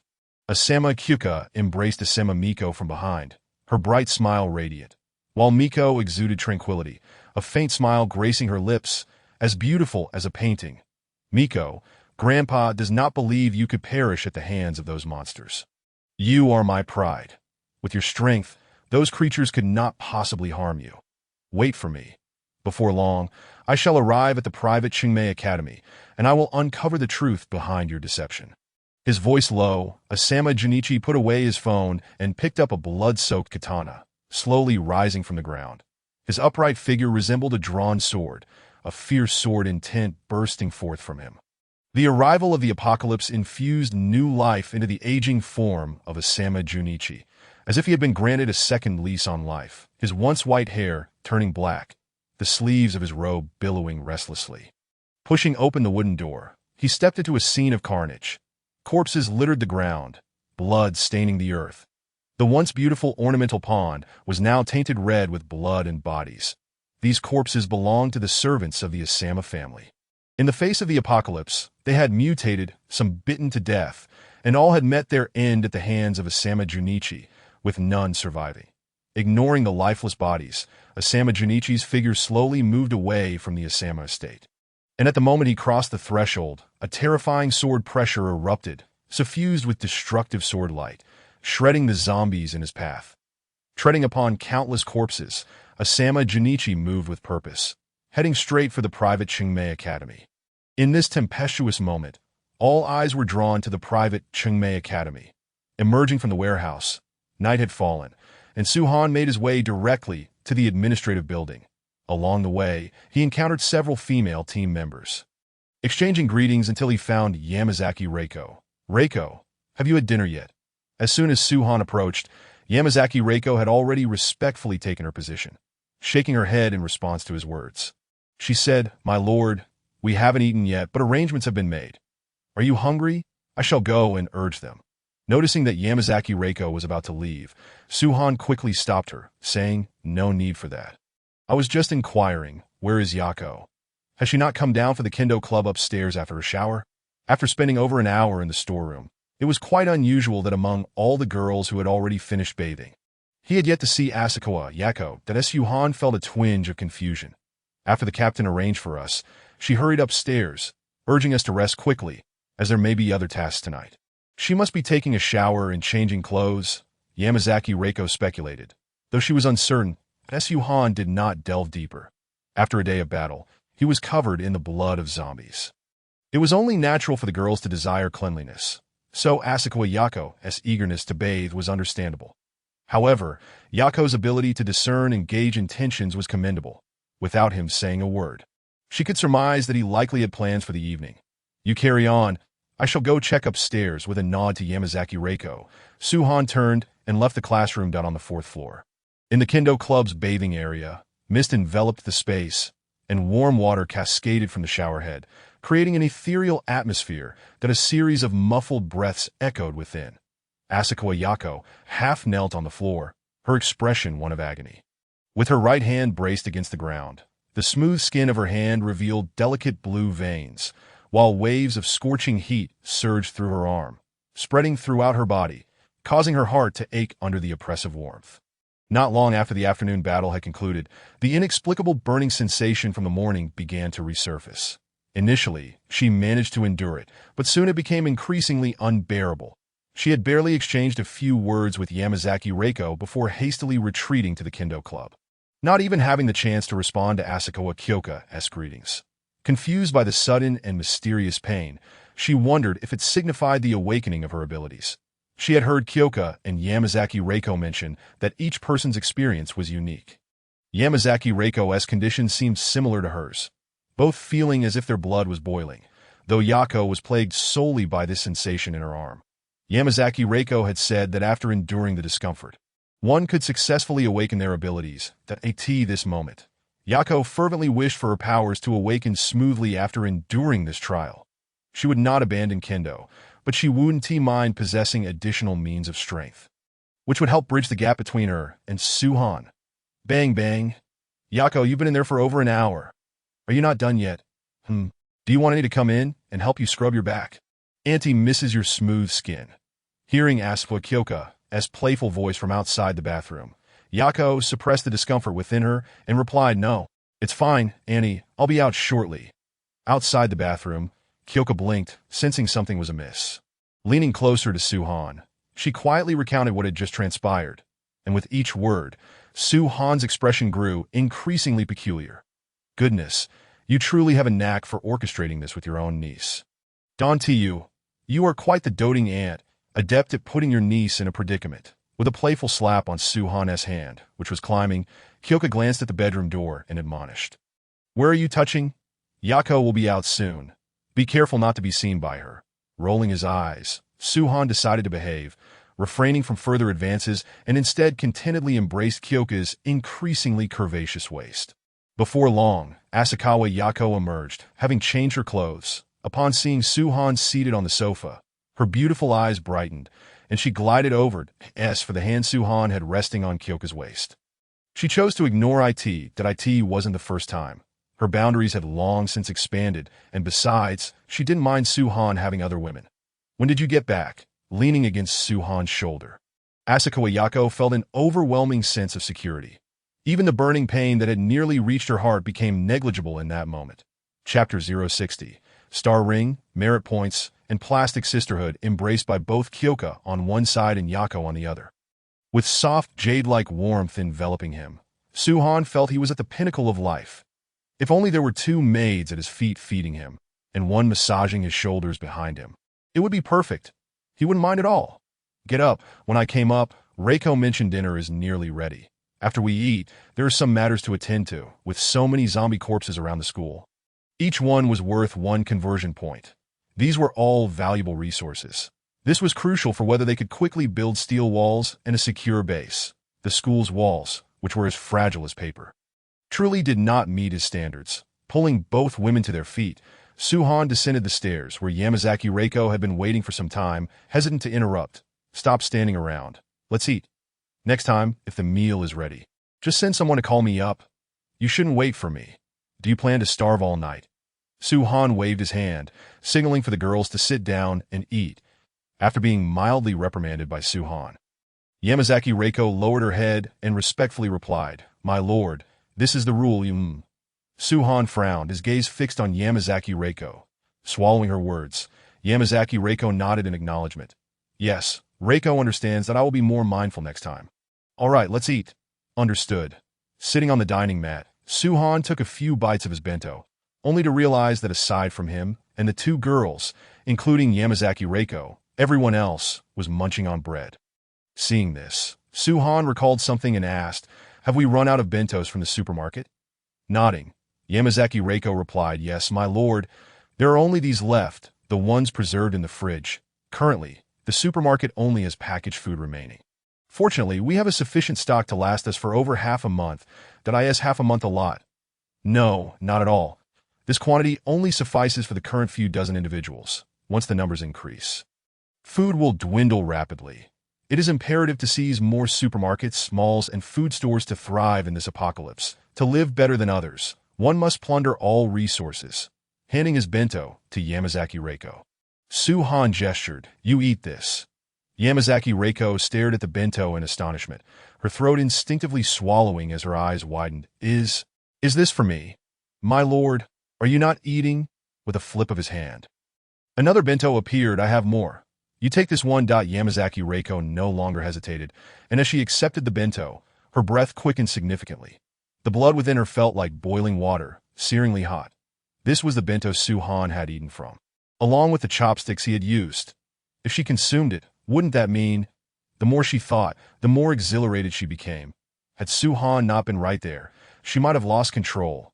Suhan, being a man, naturally had a larger appetite, and after breaking through to the second tier, his consumption had doubled. By the time he finished eating, all the girls in the classroom had already finished long ago and were seated together chatting, quietly observing. Unbothered by their gazes, Suhan stood up from the dining mat and clapped his hands, drawing the attention of all the girls. After our efforts, there are no living zombies left in the school. Our safety is only temporary. I believe you all have felt your strength increasing. While you can grow stronger, so can the zombies, not to mention their numbers in the hundreds of thousands. Do you think the school's walls can withstand tens of thousands of zombies? Once the walls break, we will be left with no escape. Do you wish to die? The girls shook their heads in unison, expressing their reluctance to perish. Exactly. I don't want that either. Suhan raised his hand, revealing a white bracelet. Holding the white bracelet aloft, Suhan scanned the room, noticing the dozens of girls fixated on the object in his hand. This item was called a star ring, a system terminal that, when worn on the wrist, would bind to the individual. It would record how many zombies you have killed and how many tasks you have completed, all of which would convert into merit points. Merit points will serve as the universal currency for our faction. With enough merit points, one can acquire anything, from the first-tier divine weapons used by Yako and the others, to potions for enhancing abilities, to superpowers unattainable by ordinary individuals. And if you wish, you can spend merit points for the opportunity to dine with me, provided you think it worthwhile. As Suhan explained, the girls' eyes sparkled with increasing excitement, especially at the end, where dozens of them appeared to be glowing with envy. Seeing this reaction, Suhan knew his words had not gone in vain. The star ring was exchanged from the system shop at a modest price of just 10 points, and he had redeemed one, subsequently placing it into the material converter. Through the material converter, 5 material points could be transformed into a star ring, which was far more economical. The key was that material points were easily acquired. One only needed to collect some trash. Handing the star ring to Asakawa Yako, Suhan raised his hand, and a white box appeared in his grasp. Reiko, please distribute these to the other team members. Once that is done, I have a mission to assign. Upon hearing this, Yamazaki Reiko's expression turned grave as she took the box and began distributing the star rings. The women, anxious and eager, craned their necks in line to receive them. Observing this scene, Suhan continued, in addition to recording your acquired merit points, the star rings also possess communication and positioning capabilities. Theoretically, as long as you remain on Earth, you should never encounter a signal loss. As the apocalypse unfolds, basic utilities like water and electricity, including the internet, may still be operational in the early stages. However, as time progresses and without maintenance, the network will inevitably fail, and the supply of water and electricity will cease. If the great empires resort to nuclear weaponry, these utilities will vanish even sooner. The functionality of the star rings serves as a precautionary measure. With them, at least you need not worry about information being cut off or communication difficulties. In no time, the star rings were swiftly distributed among the dozens of individuals. The milky white rings adorned their arms, contrasting beautifully against their fair skin, and each woman wore an expression of delight as they curiously explored the device. Suhan himself possessed a star ring. Glancing at the time, he noted it was nearly 8 in the evening. Time to commence operations. With the star ring successfully bound, he issued the task. As the future base, the school certainly could not be overrun with corpses. Now that everyone possessed a star ring, they were to collectively dispose of the bodies within the school into the warehouse. Each zombie held a value of 0.1 merit points, so let us set to work. The amount of merit points you acquire will directly correlate with your exertion. 0.1 merit points for each corpse? The women were momentarily taken aback, their fingers dancing upon the star rings until they quickly located their desired option. Dining with Suhan. Cost, 1,000 merit points, limit. Once per week, current count, 11. A staggering 1,000 merit points. This meant that by transporting just 10,000 zombie corpses, one could obtain an opportunity. Of course, this was contingent upon no one else redeeming it first, as there was only one chance per week. a luxury that could not be bought even with wealth. In the past, moving a single corpse would leave them utterly exhausted. Yet now, they could dash away carrying two with remarkable speed, with 1,000 merit points at stake. It was certainly feasible to gather that amount swiftly, provided there were enough corpses. With this thought in mind, the group of young women cast wary glances at one another. At this moment, there were no more good sisters. Charge! There was no need for Yamazaki Reiko to rally them. Dozens of girls surged forward, leaving Suhan and Yamazaki Reiko staring at each other in disbelief, the classroom now empty save for their presence. Have they all just fled? Chapter 061. Keys. $2 each, $5 for two. How many do you deserve? Under the night sky, shadows flitted about at the prestigious Qingmei Academy, like figures sprinting swiftly across the campus.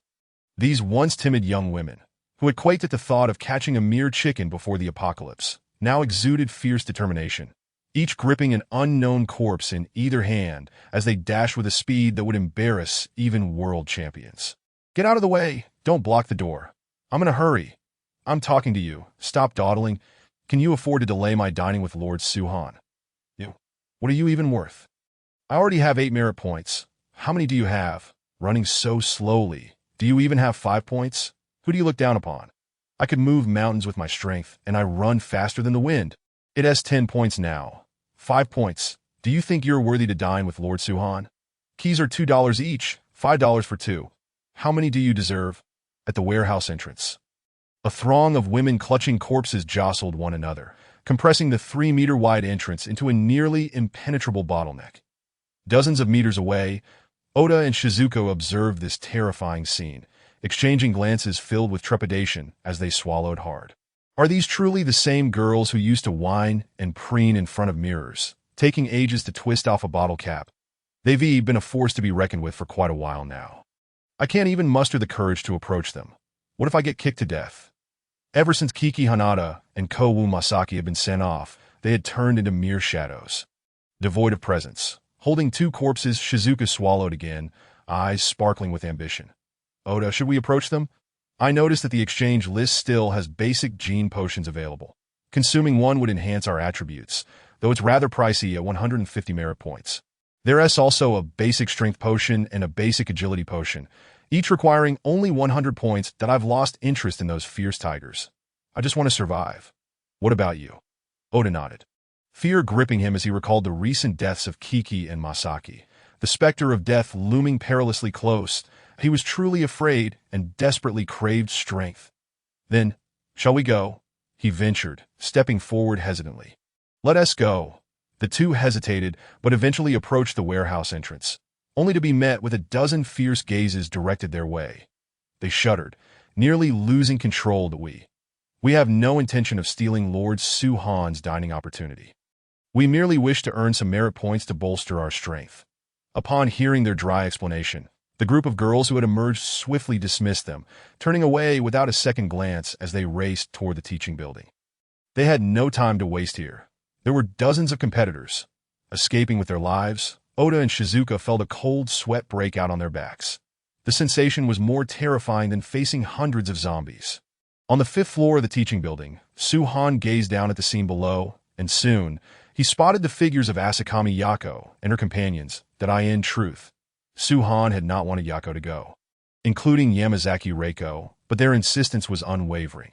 The basic gene potion for enhancing strength can be provided to me, but I do not wish to accept it. That I have hands and feet. Why can I not procure it myself? I wish to become your ally, but not through consuming your resources to grow. Others can do it. So can I. I am not inferior to them. I love you, and you love me, but that does not grant me the right to indulge myself.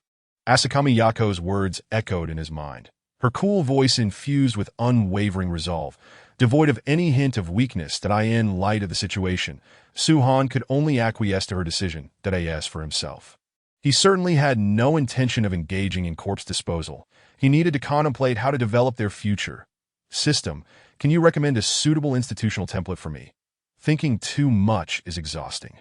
After several minutes of contemplation, Suhan felt a headache coming on. It was too taxing for him. That there is significant illness for not utilizing the system. Filtering for you now. Filtering complete. That a crisp notification echoed in his mind. and a faint blue light curtain appeared before Su-Han's eyes. The ethereal blue virtual screen displayed a myriad of systems. Ancient, modern, sci-fi, and fantastical, each with its own intricacies and complexities. After perusing the options, Su-Han selected a template that was straightforward and not overly cumbersome. Template purchased successfully. Cost, 10 points. The current template is divided into 11 tiers, ranked from lowest to highest. Center, civilian, soldier, squad leader, team leader. Captain, commander, governor, consul, overseer, and you are above all tiers. That a wealth of information flooded his mind, detailing the roles and associated powers. After digesting this knowledge, Su-Han nodded in satisfaction. Please print 100 copies. Printing complete. Sent to temporary storage. Valid for 24 hours. These documents were intended for distribution to all, ensuring that everyone comprehended the system for it to be effectively implemented. After observing the commotion for a while, Su-Han turned to leave. And in the air, a flash of lightning flickered that in the next instant, his figure appeared at the school's entrance. Standing atop a pillar, he surveyed the multitude of zombies on the street. Having advanced to Tier 2, nightfall posed no hindrance to his vision. Night and day were indistinguishable to him. Within just a few hours, the zombies on the street grew increasingly dense, as though the more than 5,000 slain in the daytime were but an illusion. Under the night sky, the zombies became exceedingly lively, exuding aggression, a stark contrast to their daytime demeanor. While the zombies of the day could still be dispatched by ordinary individuals wielding weapons, those of the night had transcended what mere mortals could contend with. Their strength and speed nearly doubled. Moreover, as time passed, Su-Han discerned that these zombies were subtly growing stronger. Activating his Eye of Fate, he cast his gaze upon the rampaging, howling zombies, and soon, their attribute panels materialized before him. Ordinary zombie strength, 13-3, nighttime enhancement agility, 14-3 mental, 2 physique, 14-3 tier, 0 status, enhanced by night, attributes slowly increasing, ordinary zombie strength, 14-3 agility, 12-3 mental, 1 physique, 15-3 tier, 0 status, enhanced by night, attributes slowly increasing. As he observed the information materializing before him, Su-Han's expression darkened. That it was not mere illusion. These zombies had indeed grown significantly stronger over the past 2 days. His initial speculation had proven overly conservative. With their newfound strength and speed, even ordinary individuals who had never slain a zombie would find it immensely challenging to eradicate them.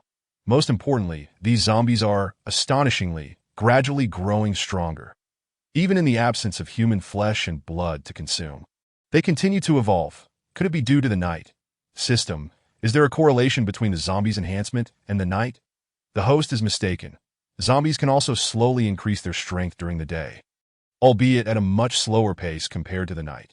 This indicates that if humanity does not strive to enhance their own abilities, it won't be long before the prospect of gaining strength through slaying zombies becomes exceedingly arduous. Su-Han felt a profound tremor within, his astonished gaze fixed upon the countless zombies in the streets, akin to wild beasts, sending an overwhelming chill down his spine. Chapter 062. The Thunder Python Descends. Annihilating all, shocking Yabin Tetsuya into existential doubt. The speed at which the zombies' strength escalates exceeds expectations. The night serves as a breeding ground for them, allowing for gradual enhancement even without human sustenance. Which is genuinely alarming. At this rate, it is feared that before long, all these zombies will evolve to the first tier, thousands, tens of thousands, even hundreds of thousands of first-tier zombies. What terror that would entail! Ordinary fortifications would be utterly incapable of repelling these swift and immensely powerful zombies. Even if this process takes half a month, or even longer, it remains dreadfully frightening. At that point, the city would become humanity's grave. The only chance for survival would be to flee to the outskirts, to the wilderness where zombies are scarce, for only then would there be a glimmer of hope. Yet, to flee in a panic is not what Su-Han desires. Being driven like a stray dog by zombies while possessing a system would render him utterly inept. The iron walls must be constructed. No matter how fearsome the first-tier zombies are, they cannot breach the iron fortifications. The walls, the strength of his subordinates, must be developed concurrently. Both fronts require rapid advancement. Gazing down at the throngs of frenzied, roaring zombies, Su-Han took a deep breath, raised his hands, and unleashed torrents of lightning. The thunder serpents dancing wildly, sparks flying as two thunderballs materialized in his palms, that an unending surge of electrical power flowed into the thunderballs, the ferocious energy howling. Within the spheres, a colossal lightning python struggled to break free, wreaking havoc across the boundless expanse, showcasing its terrifying might. Observing the two thunderballs in his hands, Su-Han's face was filled with fierce determination, and with a sweep of his hands, he launched the thunderballs imbued with destructive power. Boom, boom! The cacophony of thunderous roars erupted, the inky night illuminated by the brilliant lightning, transforming into a deep blue hue, countless lightning serpents bursting forth, the thunderballs detonating, releasing a gigantic lightning python nearly a meter in diameter, which spiraled into the horde of the undead. Hiss! The piercing shrieks were deafening as the terrifying lightning serpent, nearly a meter thick and dozens of meters long, rampaged along the streets, leaving charred zombies in its wake. With debris reduced to mere ash point, two thunder pythons, originating from the school gate, darted in opposite directions, ruthlessly harvesting the lives of zombies, while Su-Han's mind was inundated with a barrage of notifications. Killing a regular zombie, points 1, current points 13907. Killing a regular zombie. Lightning ability experience 1, current experience 4250-10000. Killing a regular zombie, points 1, current points 16035. Killing a regular zombie. Lightning ability experience 1. Current experience 6378-10000. Points surged. The lightning ability experience nearing the 10,000 mark, Su-Han's expression grew solemn as he controlled the two thunder pythons to wreak havoc upon the streets. As time passed, his mental energy waned significantly, and Su-Han's complexion turned increasingly pale. Ugh! Stifling a groan, feeling a sharp pain in his mind, Su-Han relinquished control of the thunder pythons. The uncontrollable serpents roared twice before exploding, the deep blue shockwave of lightning radiating outward in a circular pattern, obliterating numerous buildings along the street. Killing a regular zombie, points 1, current points 17296. Killing a regular zombie. Lightning ability experience 1, current experience 76391000. But the final notification echoed in his mind, and Su-Han exhaled a breath of stagnant air. The emptiness within his body coupled with the pain in his mind, rendering him quite uncomfortable. His footing felt unsteady, and his figure wavered slightly. Glancing down at the street, Su-Han suddenly chuckled at himself. If I were to lose my balance and fall, would I become the first protagonist of a system genre to traverse to another world, only to die midway before reaching the pinnacle of life or be infected by zombies? If the host were truly to meet such a fate, you would become a legendary figure. Hearing the playful voice in his mind, Su-Han rolled his eyes. Legendary? What a load of nonsense. I would undoubtedly be nailed to the pillar of shame. Turning away, he leaped down from the pillar, hands clasped behind his back, strolling leisurely towards the administrative building like an elderly gentleman taking a stroll in the park. He felt slightly lightheaded, yearning for his aunt's gentle embrace. Oh no! Jingxiang has also gone to move the corpses. Suddenly stomping his foot, Su-Han recalled this matter, realizing the severity of the situation. Yazi has misled me, letting out a couple of mournful cries. Su-Han's demeanor appeared significantly more despondent. 3 kilometers away, atop a commercial building, a fully armed squad was stationed, 7 or 8 individuals peering through binoculars at the direction of the private Qingmei Academy. In addition to this building, several others also housed small teams, ensuring that no observation angles were missed.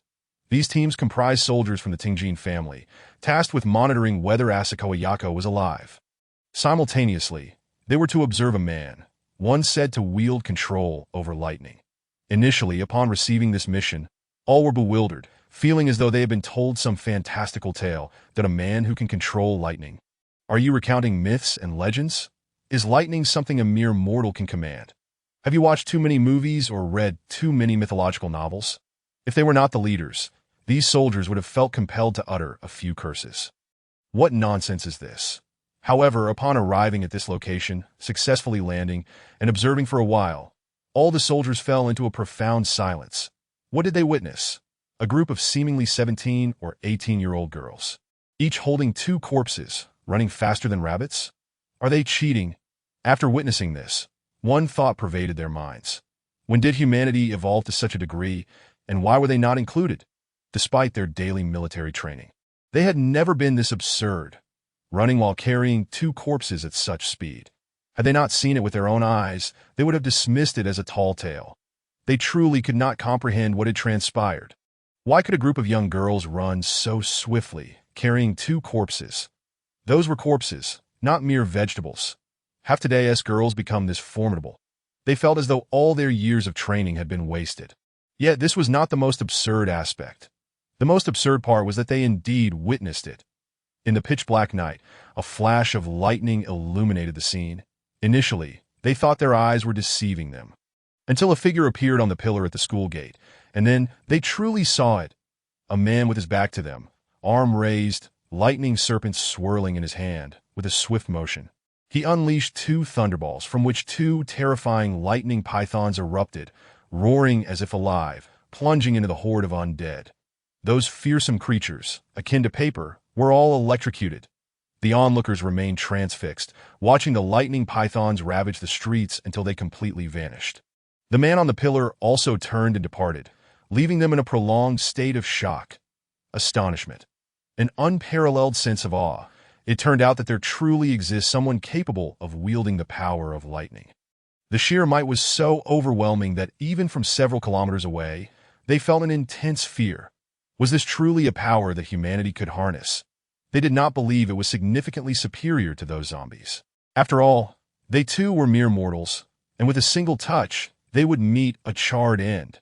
Taking a deep breath, Yab and Tetsuya lowered the binoculars, observing the team members beside him, mouths agape, still in shock. An idea suddenly struck him. Could it be that the Tingjin family intends to oppose such a terrifying anomaly? If so, should he consider making an early escape? Or perhaps find a suitable burial site and purchase a fine coffin to lie down in early? Or if all else fails, should he consider eliminating the head of the Tingjin family? The plot thickens. Chapter 063. Signs of a new era, at all costs. The world is in turmoil. Not only the Tingjin family, but also the Miyano family, eager to play the role of opportunists, had also taken their positions early, having noticed the peculiarities at private Chungmei Academy, swiftly transmitting recorded videos back to the Miyano family. Did I end the study? Miyano Akihiro shook his head after watching the video. Sighing, what a pity. This Tingjin Shizai did not let anger cloud his judgment. Either he is sufficiently rational or his wise advisors guiding him. Miyano Seiji nodded in agreement, still bearing traces of shock in his eyes. The might of those two lightning pythons was simply terrifying. What should we do if Tingjin Shizai remains composed? Should we just watch without taking action? If that man develops further, he poses a significant threat to our Miyano family. Miyano Seiji's face was filled with concern as he picked up the remote and replayed another video. I end this footage. A middle-aged man with slightly graying hair emerged from an ancient door, a katana at his waist, facing a multitude of roaring zombies. Without drawing a sword, a brilliant light flashed, and the air crackled with sword energy, the ground splitting with deep gashes as the advancing zombies were torn asunder in that instant. The more I look, the more I find this middle-aged man familiar. Yet Miyano Masashi cannot recall where he has encountered him before. Is this familiar, indeed? Miyano Akihiro chuckled, a flicker of wariness and reverence crossing his eyes. This image was transmitted from a satellite. The man before them is none other than the Sword Saint, Asama Junichi, that if I had not seen a photograph of him from his middle age, I would scarcely believe that this is the venerable Sword Saint, now in his twilight years. What? A gasp escaped his lips, and Miyano Masashi's eyes brimmed with astonishment. You mean this middle-aged man is that Sword Saint? But the Sword Saint was, Miyano Masashi stammered, gesturing animatedly. The Sword Saint in his memory was an elderly man with hair turned white, vitality waning, his face etched with wrinkles. The man before him, aside from his gaze, bore no resemblance to the Sword Saint he remembered. Masashi, the era of human evolution has arrived. This Sword Saint, who once overshadowed the Sakura Empire during peacetime, has been rejuvenated, a fresh vigor surging through his aged body. He has come back to life. Miyano Akihiro shook his head in amazement. Go. Let our soldiers slay the zombies with cold weapons that I need them to grow stronger. Moreover, expedite the research so that we too can become stronger. In this era of human evolution, if you and I cannot keep pace, we will be left behind. As for the Tingjin family, they are but a toad. They will approach that man without our prompting. The image paused, freezing on a blurred figure. Gazing at the woman-esque silhouette in the frame, Mayano Masashi understood. Asama Mei, the Sword Saint Asima Junichi's cherished granddaughter, and his chosen heir. The Mayano family had previously received the Sword Saint summons. Wishing for no disturbances at the Shirobie Private Academy, he would personally retrieve his granddaughter's remains. Now that Asama Mei is alive, the Tingjin family likely harbors ill intentions. Conflict is inevitable. The Tingjin family, observing the footage, fell silent as Tingjin Shizuka saw Asama Mei's figure, along with Asama Kyuka. The video confirmed their survival. This is an opportunity, a chance intertwined with the Asama family. Even if they cannot be united, the Sword Saint will undoubtedly owe their family a favor. The Sword Saint's favor would be enough to elevate the Tingjin family.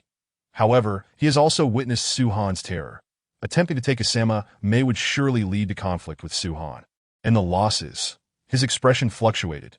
Beside him, Kusanagi Rumi remained silent for a long moment before Tingjin Shizuka made his decision. Passed down the order to keep a constant watch on that man's movements. If he is ever without Asama Mei and the other, eliminate him with missiles. Saturate the attack. Do not hesitate to expend missiles. Even if we create a chasm, I want him dead. As long as he is dead, whatever the cost, it will be worth it. Tingjin Shizuka has come to understand that Suhan is the greatest threat to Shirobie Private Academy. As long as Suhan is eliminated, taking Asama Mei will pose no difficulty. At that point, delivering Asama Mei and Asima Kyuka to the Sword Saint, he can almost envision the Sword Saint's amiable demeanor, praising him profusely. Yes, Chief. Kusanagi Rumi replied and turned to leave the room to convey the orders.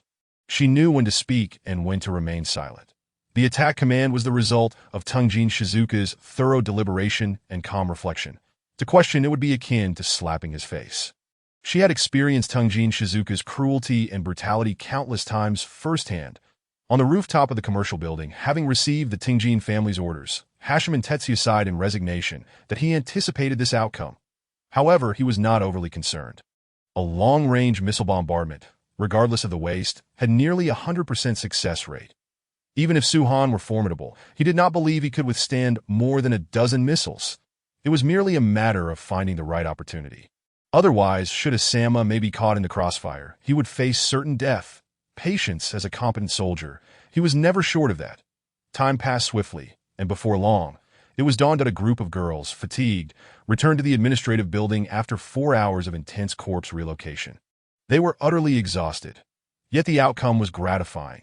Among them, the one with the least merit points had accumulated at least 20 points. 20 points equated to 200 corpses. They nearly ran their legs off. Though fatigued, not a single girl complained. Rather, they were filled with excitement. While 20 points may seem meager, a long way from 1,000 points, it mattered not. Little by little, they would eventually gather 1,000 points. Others may have more. But what of it? Once a week, their turn would come. Besides, slaying zombies also earns merit points, with each kill yielding 0.3 points. If they slay enough during the day, wouldn't they catch up? The outcome of the hunt remains uncertain. On the 4th floor, swordsmanship department, lying in the living room, Suhan was nearly asleep. After resting for a few hours, the discomfort had vanished. Had he not wished to sleep alone, he would have long since succumbed to slumber. In the past, sleeping alone posed no issue. After last night, as a new form of entertainment, how could he possibly accept it? He felt an incessant urge to gallop, rendering him unable to sleep. Creak, the door swung open. And upon seeing Mei walk in weary, Suhan sat up and complained, "I told you not to go, yet you didn't listen. Now you know how tiring it is gathering her hair behind her ears." Asama Mei smiled serenely, "But I found it quite enjoyable. And no matter how tired, it's earned by my own hands, not by relying on others' charity. You should know I didn't mean it that way." Suhan spread his hands in exasperation. "That I know, but I can't help but feel guilty. You men have your dignity and persistence, and I have mine that if I compromise, then my swordsmanship and my heart for the sword would be destroyed."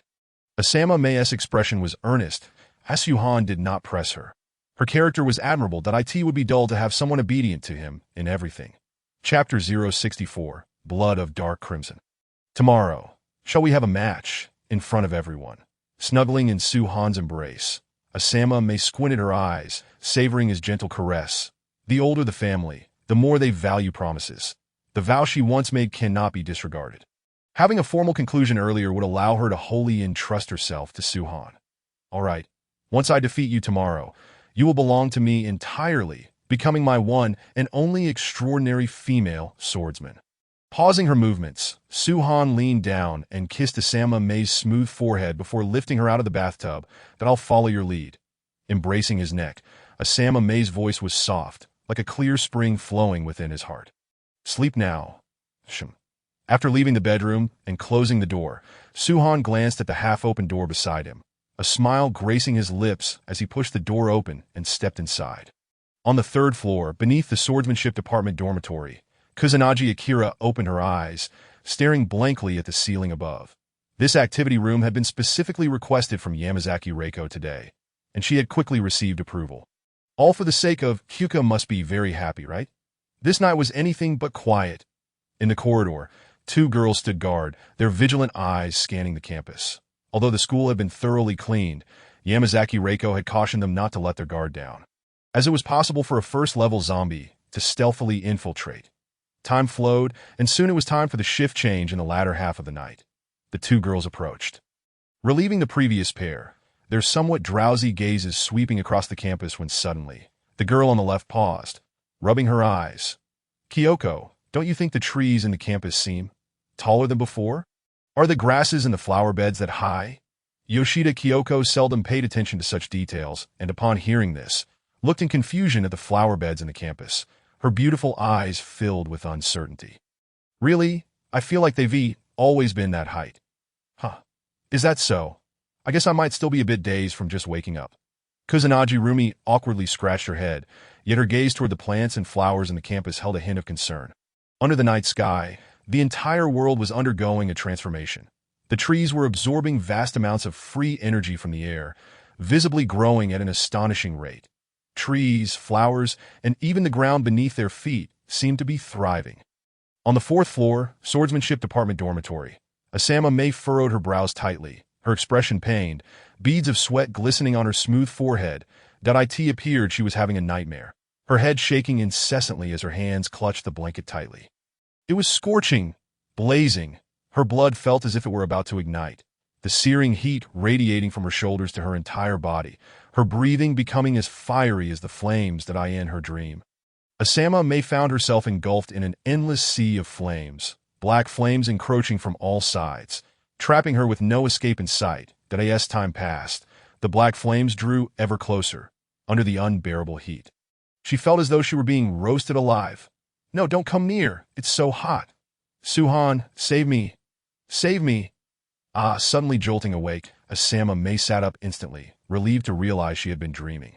No, gazing down in astonishment at her hands. The once porcelain-like skin had transformed into a rosy hue, reminiscent of a shrimp that had just been steamed, experiencing an overwhelming wave of heat coursing through her body. Asakawa Yako initially felt bewildered, followed by an exhilarating surge of joy. This searing sensation enveloped her entire being. Could it be that her extraordinary abilities were on the verge of awakening? With this thought in mind, Yako hurriedly rose to her feet, eager to rush out of the room and share this joyous revelation with Su-han and Asakawa Kyoka. However, just as she stood up and took a few steps, a wave of debilitating nausea surged within her, accompanied by a sharp pain in her heart. Unable to withstand it, Yako coughed up a mouthful of hot blood. Pooh, cough, cough. After expelling the warm blood, the intense heat that had engulfed her body began to dissipate, leaving her feeling significantly lighter. Yet, kneeling against the wall, she stared blankly at the dark red blood staining the floor, overwhelmed by disbelief. How could this be? The blood was a deep crimson, almost black. Wasn't this the very color of the blood from those zombies? Why was she experiencing this? Wasn't she in the midst of awakening her powers? When had she been infected? Lifting her right hand to examine the back, Yako's gaze became distant. Since the apocalypse began, the only injury she had sustained was a scratch on her right hand. Aside from that, she had suffered no other wounds. Recalling the incident on the second floor, a bitter smile crept onto her face. The notion of awakening her abilities was nothing but a delusion. She was merely deceiving herself. She couldn't comprehend what she had done wrong. Why had the world turned against her in such a manner? She desired so little, just the chance to wholly devote herself to Su-Han after today's competition. Why did the heavens choose to play such a cruel joke on her? Taking a deep breath, she picked up the cursed sword Muramasa, observing the eerie green glow emanating from it. Yako had no time to concern herself with this peculiar weapon. Her grip tightened around the hilt, drawing the blade from its sheath. She was not seeking to end her own life. She was not that fragile. She merely wished to confirm one last thing. The blade grazed her arm, and a line of dark red blood quietly emerged. Clang! The cursed sword clattered to the floor, producing a crisp sound as she watched the dark, red blood flow from the wound. Yako's eyes lost their luster, her gaze vacant, filled with despair. This was all too real. She had been infected by the zombie virus. The transformation was imminent. Chapter 065. The great change in the world. Yako had witnessed humans rapidly transforming into zombie-like creatures. She had even taken matters into her own hands. Anze Ippon, a student she had personally dealt with, had been bitten by a zombie right before her eyes at the entrance of the kendo department in less than half a minute. He had begun to spew forth black, foul blood. And what of her? It had already been 3 days, and she seemed to be holding on quite well. A self-deprecating smile crossed her lips, filled with confusion and resentment. She was on the verge of a life enviable by many. She had intended to grow stronger and remove all obstacles for Su-Han. Yet now, it had all come to naught. Knock, knock, knock. Yako, are you awake? It's time to get up. Your aunt heard you're competing with little Su-Han today. Upon hearing the voice from outside the door, Yako snapped back to reality. Aunt, I'm coming out. Quickly rising from the floor, she donned her clothes and cleaned the blood from the ground, ensuring everything was in order before finally opening the door. As she beheld her aunt Asakawa Kyoka standing outside, a fleeting glimmer of astonishment crossed Yako's eyes. Despite having seen her aunt countless times and developed a sort of immunity to her beauty, she couldn't help but marvel at her. She was breathtaking, exuding an astonishing mature allure akin to a blooming peony, regal and exquisite, utterly captivating. It left Yako momentarily speechless. Aunt, you look so beautiful today, Yako stammered, unsure of what else to say. Since the apocalypse began, she had noticed her aunt growing increasingly beautiful each day. What was going on? Did extraordinary powers have such a profound effect? Could they even enhance beauty? Feeling Yako's astonished gaze upon her, Kyoka felt a touch of discomfort. She had noticed the changes in her appearance that morning and had even been teased by Su-Han, who claimed it was all his doing. Aunt, may I ask you for a favor? Yako gently grasped Kyoka's arm. What favor? Just tell me. If Aunt can do it, I will surely help you. Biting her lip and meeting Kyoka's puzzled expression, Yako chose not to reveal her infection with the zombie virus. There was no point in adding to their troubles and sadness. Aunt, could you perform the redemption on me a few times? I had a nightmare last night, and I'm not feeling well that I wish to present my best self when fighting Su-Han. It is the greatest respect for both me and him. Yako had her own thoughts. If redemption could counteract the zombie virus, she wouldn't need to mention it that if it couldn't completely eliminate the virus. Even a slight suppression would be beneficial. She did not want to turn into a zombie before the competition even began. Oh, is that all? Kyoka replied, patting her swollen chest. This is a trivial matter. Of course, I can do it. Don't mention just a few times. I could do it dozens of times. After all, you are my most cherished niece, Clang. The cursed sword emitted a gentle hum, and the eerie green glow became even more pronounced. Momentarily taken aback by the sword's ominous glow, Kyoka felt a wave of embarrassment. What kind of cursed blade is this? Is it sick? Glowing green all the time. What nonsense, casting a glance at Muramasa. Yako remained unfazed. She had grown accustomed to this peculiar sword that frequently emitted light over the past few days. Aunt, can we begin now? All right. After regaining her composure and seeing Yako's earnest expression, Kyoka nodded, channeling her inner light energy as soft white light enveloped her palm. Redemption. Raising her hand to rest on Yako's shoulder, the gentle light surged into Yako's body, and within the white glow, faint traces of black mist were seemingly evaporated. The light energy coursed through her entire being, and the searing sensation in her blood lessened slightly. A flicker of hope ignited within Yako's IT seemed to be effective. But the effect was too minimal. Continuously channeling her light energy, Kyoko performed redemption on Yako time and again. After several attempts, she finally stopped, her face pale. All right, Anne has exhausted all her light energy. Yako, give it your all. Show me your absolute best, and give that little Su-Han a proper thrashing, so he knows the strength of the Asakawa women. With one hand on her hip and the other playfully waving her fist. Kyoko was now counting on Yako. Looking at her aunt's playful demeanor, Yako suppressed a smile, her heart heavy with sadness. Although Kyoko's redemption was helpful, it was merely a temporary fix. The issue was that the amount was far too little. After several applications, it had only reduced the burning sensation by about 1/5. She could feel the heat rapidly returning, and the next wave would be even more intense. Aunt, let's go. Yako could hardly wait. She was running out of time. Making their way to the third floor, Yako found Su-Han standing in the corridor, intently gazing out the window, surrounded by several female teammates who wore expressions of confusion. Instinctively, Yako looked outside that in her haste to descend earlier. She hadn't noticed, but now, she was astounded to find that the trees in the campus had grown to an extraordinary height. The once ornamental plants and flowers appeared to have doubled in size. As if they had consumed hormones overnight. It was as though the world had transformed while she slept. What was happening? Hearing a voice beside her, Su-Han turned to glance at Yako, his previously furrowed brow slightly relaxing. This world is on the brink of chaos, entering a deeper despair. Yako was utterly bewildered by his words. What could they possibly mean? Su-Han offered no explanation, as he too struggled to articulate his thoughts. What could he say? Should he inform Yako that the energy levels in the world were rapidly escalating, that the free energy in the air had doubled since yesterday? How could he even determine that? There was no need to explain. In due time, she would understand. Rather than dwell on such matters, it was better to hunt more zombies. After breakfast, under the expectant gazes of the female team members, Su-Han waved his hand, that I know you all have been waiting for a while. Let's head downstairs. After informing everyone that he would be competing with Asakawa Yako, anticipation filled the air, as her previous declarations echoed throughout the private Chingmei Academy.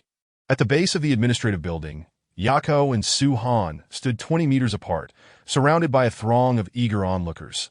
From a distance, as he gazed at Yako standing resolutely before him, Su-Han sensed an unusual pressure in the air, though he could not pinpoint the reason. Yako, make your move.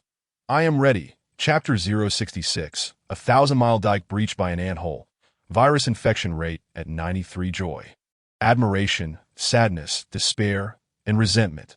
A myriad of complex emotions flooded Yako's heart, rendering her gaze exceedingly intricate. Feeling the imminent resurgence of the burning sensation, Yako closed her eyes, taking a deep breath. When she opened them again, there were no distractions, only unwavering focus. Her aura surged dramatically, a torrent of sword pressure erupting from within her, her eyes locked onto Su-Han as her right hand gracefully rested on the hilt of her sword.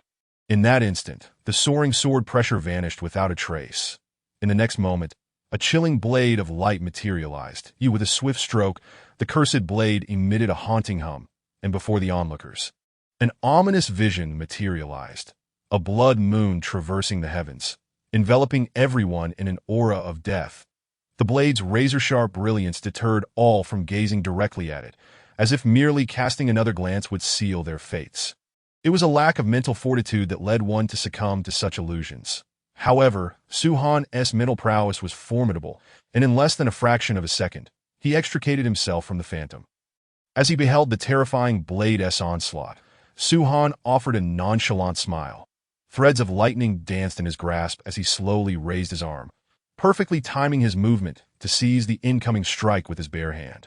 The blade's fierce energy quivered, reverberating violently, yet with a subtle exertion, Su-Han's palm crackled with electric light. Crack, crackle. The half-meter-long blade's energy shattered piece by piece, ultimately dissipating into the air. The spectators, witnessing this extraordinary feat, were left in a state of shock, their eyes wide with disbelief. Among them was Reiko Yamazaki, who, like the others, pondered how Su-Han could effortlessly obliterate such a pinnacle strike from Asakawa Yako, a blow that could only result in death or injury. As Su-Han surveyed the astonished faces surrounding him, he couldn't help but smirk internally, awarding himself a perfect score for this display of bravado.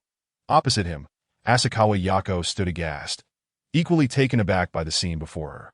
This was a culmination of her utmost effort, a strike that drew upon every ounce of her strength, expending the very last vestige of her vitality. She believed it to be the most flawless execution of her skill. Even if given another chance, she could not guarantee the same perfection. And yet, what was the outcome? Suhan had effortlessly countered her with a single hand. Had the chasm between them grown so vast that her full-powered strike failed to even compel a response from him? In this moment, she felt a sense of resignation. Even in her absence, Suhan would not be alone, for he had his aunt, Reiko Yamazaki, and countless girls who revered him as a deity, eager to offer themselves. That was sufficient. A fleeting shadow of despair crossed her features as the relentless spread of the zombie virus overwhelmed her exhausted body, that in an instant, a searing heat engulfed her, akin to molten lava. As her blood boiled like water on the brink of eruption, gasp! Scalding blood erupted from her mouth, staining the sky red, as dark veins spread rapidly across her neck and face point 20 meters away. Suhan was stunned by the sight. His pupils constricted as he observed the ominous veins creeping across Asako Yako's neck. Without a moment's hesitation, he propelled himself forward, shattering the ground beneath him. And in an instant, he was at her side, cradling her before she fell. "What has happened to you?" he asked urgently, but before she could respond, he activated the Eye of Destiny. Character: Asakawa Yako Strength, 24 Agility, 26 Spirit, 26 Constitution, 25 Rank, Level 1 Loyalty, 100 Status, Infected with Zombie Virus, 93. As the attribute panel materialized before him, Suhan's pupils widened in disbelief. Zombie virus? When did this occur? It was inconceivable. With Yako's strength, a zombie should never have been able to touch her. How could she possibly be infected? He had meticulously checked her for injuries during their baths over the past 2 days and was certain she bore no wounds. System, what is happening? I can assure you, Yako has not been injured since we have been together. How could she be infected with the zombie virus? Is there any way to save her? Suhan's tone was frantic as he bombarded the system with questions. During this moment of inquiry, the infection rate surged to 94 to host. While it is true that Yako was not infected while in your company, it does not negate the possibility that she contracted it before your encounter. What? You mean before I met Yako? Suhan racked his brain and quickly recalled the scene on the second floor, where he remembered Yako had collapsed. Could it have been then? Damn it, system. Why didn't the Eye of Destiny detect Yako's infection earlier? Suhan recalled that when he first acquired the Eye of Destiny, he had scrutinized Yako's attributes, and there had been no indication of any issues. The system's voice was tinged with exasperation. A 1,000-mile dam can be breached by an anthole. The infection Yako sustained was minimal. Initially, it was a shard of glass tainted with zombie blood that grazed her hand. After receiving treatment, most of the virus was purged, and only a final application is needed for complete eradication. Which is why it did not appear on the panel. Given Yako's physical prowess and the speed at which she enhances her abilities, she could have easily ignored this trivial infection. However, her repeated exertion of strength provided the virus an opportunity. Compounded by the accumulation of ambient energy, especially at night, allowing the virus within her to thrive. The virus has suppressed her latent abilities, or rather, it has begun to consume them. Initially, she could have held it at bay until evening. But the recent battle exhausted her completely, and without any restraint, the virus began to voraciously invade her body. Damn it. Suhan felt a pang of frustration. Was there no way to save her? You can't be saying there's no hope. The system, of course, had a solution. It was all powerful, that as long as the host had sufficient points, a single snap could solve any problem, let alone a mere zombie virus. Double purple sweet potato, double the joy? Just say it. I'm pressed for time. Gritting his teeth, Suhan glanced at Yako's attribute panel. The infection level had already soared to 96. All right, host, listen closely. Plan 1. X serum. Upon usage, not only will it reverse the infection rate of 96, it can even restore her if she is turned into a zombie. However, the drawback is that it will obliterate everything she has achieved thus far, including her years of swordsmanship training. That in simpler terms, she would become a shell of her former self. Even if she were to start anew, it would be an uphill battle. Plan 2. U virus. This is a terrifying virus, essentially a ritual of ascension that can unlock all of a person's potential. It is both an angel and a devil, as those who consume it either transform into demons or angels. It will propel the user to an extreme. If successful, the zombie virus within Yako will be rendered insignificant and easily eradicated. Not only will her strength remain intact, but it will also be greatly enhanced, and her latent abilities will become exponentially powerful. Yet if it fails, Suhan's heart tightened as he hastily pressed for details. What happens if it fails? If it fails, then congratulations, host. You will have birthed a creature devoid of reason, emotion, only knowing slaughter, destruction, and annihilation. Yako will become a nightmare for the entire world, and in a sacrificial act, she will achieve ascension, transforming into the most terrifying evil god, a demon. The revelation sent shockwaves through Suhan. He had never anticipated such dire consequences. Comparatively, the horror of a failed ascension far surpassed that of a mere zombie. And what is the failure rate? He asked, swallowing hard. The failure rate exceeds 90%. 90%? Suhan gasped in disbelief. What a cruel jest. Such a high failure rate could not possibly be anything other than a death sentence. The correlation between such a daunting failure rate and immense potential growth was evident. If successful, Yako could easily attain a level 3 strength, not accounting for any additional benefits from the Ascension ritual.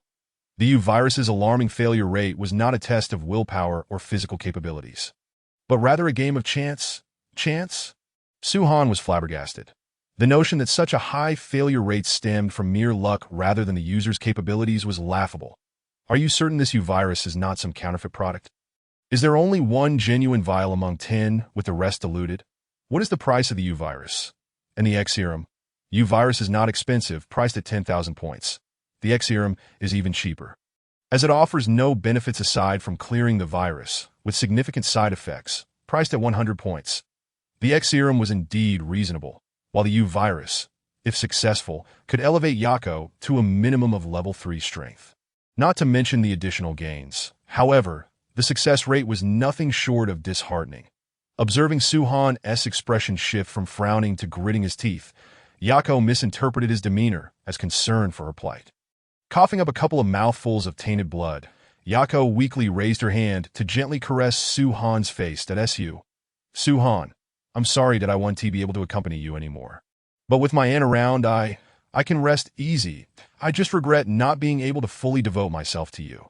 Snapping back to reality, Suhan gazed at Yako, whose face had turned ashen.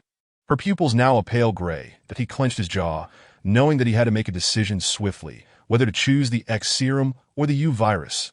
Erosion rate. 98, not far away.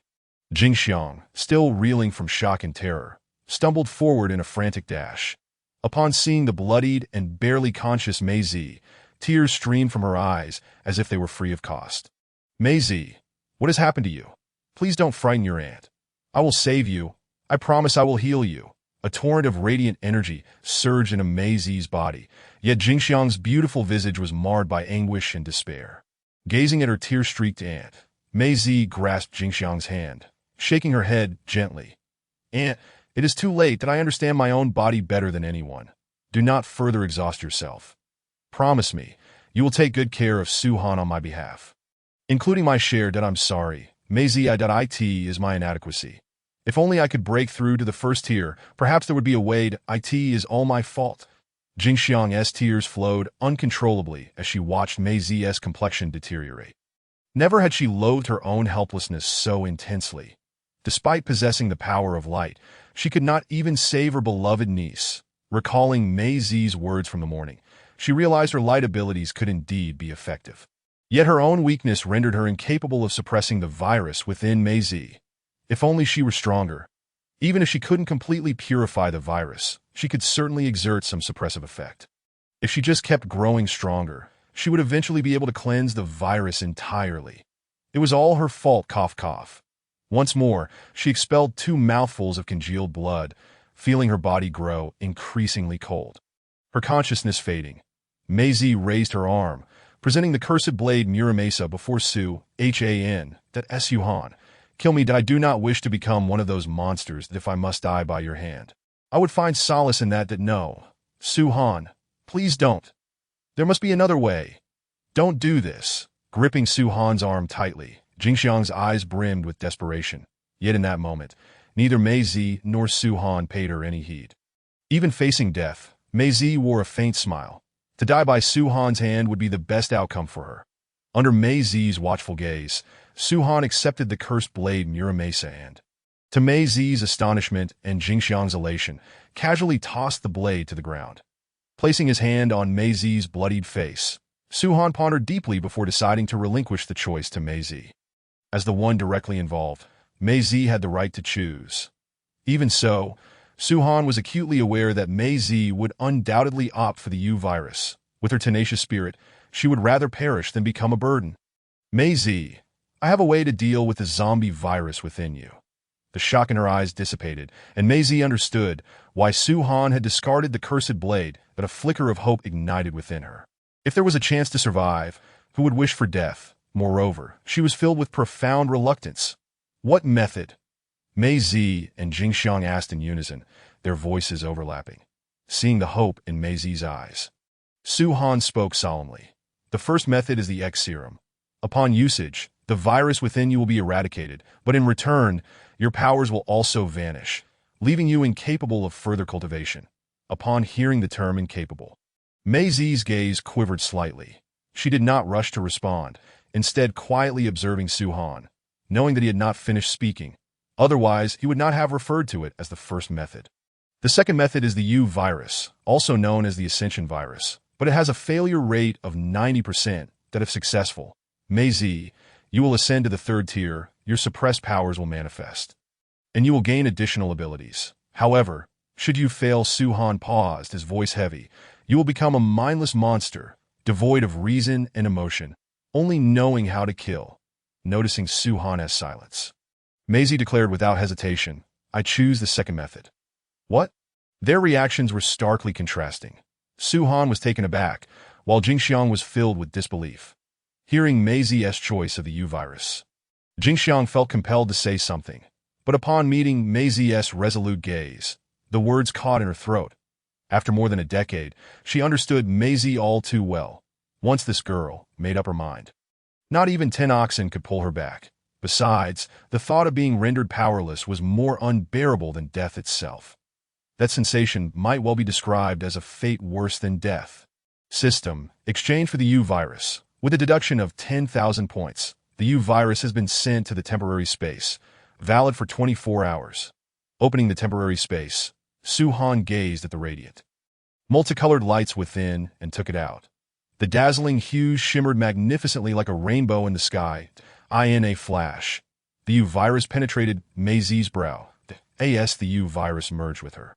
The dark blue veins on Mei Zi's once flawless face became etched in that moment. Erosion rate 99. Chapter 68. U virus inside the crystal cocoon of shallow interval Mei Zi, with an expression devoid of emotion. Su Han observed Mei Zi, whose complexion had returned to normal and whose body temperature had plummeted, but a sense of unease gnawed at him. The failure rate exceeds 90%. Were the odds not so grim? He would not feel this apprehensive. Although he appeared calm, Su Han was tense throughout, prepared to eliminate her instantly should she fail. He did not wish for Mei Zi to transform into a soulless monster, and he was certain she harbored no such desire either. Therefore, for both Mei Zi and himself, he needed to be ready to strike her down the moment she faltered. Character, shallow interval Mei Zi. Strength, agility, spirit, constitution, rank, loyalty, status. Through the eye of destiny, aside from her name, everything pertaining to Mei Zi remained a question mark. System, if Mei Zi fails to take the U virus, will the status bar be displayed? Yes, host. The status bar will manifest at the moment of failure, regardless of success or failure. Once the U virus has fully fused, the host will be in a state of utmost vulnerability. Nodding silently, Su Han ceased his inquiries. Beside him, as Mei Zi closed her eyes, Jingxiang's face was etched with anxiety and unease, her hands clasped together in prayer. Several dozen meters away, Yamazaki Reiko and the others refrained from advancing recklessly, patiently awaiting Su Han's command. Casting a glance at them, recalling some documents left in the temporary space, Su Han retrieved them and tossed them before Yamazaki Reiko. These are the regulations for the future forces. You all should take a look and remember them well. Picking up the numerous documents from the ground, Yamazaki Reiko nodded respectfully and began distributing them one by one in Su-han's arms. Meizi's beautiful eyes were gently closed, her demeanor tranquil. Deep within her consciousness, Meizi traversed through boundless darkness. Before her, a glimmer of light radiated. Tap, tap, tap. The crisp sound of footsteps echoed in the endless dark space as Meizi made her way toward the light, each step bringing her closer to the glowing point, which grew larger with proximity. Upon arriving at the light source, Meizi finally discerned what was emitting the luminosity: a crystal cocoon. The crystalline cocoon was transparent, allowing her to see a naked girl curled up inside. The girl had a delicate figure, her long black hair cascading down, concealing much of her snow-white skin. "You have come," that a clear, ethereal voice resonated in the dark space. As the voice echoed, the woman curled within the cocoon slowly opened her eyes, her exquisite form stretching out gracefully. Staring blankly at the reflection of herself within the cocoon, Meizi was momentarily entranced. Then nodded, "That I have come. Can you assist me?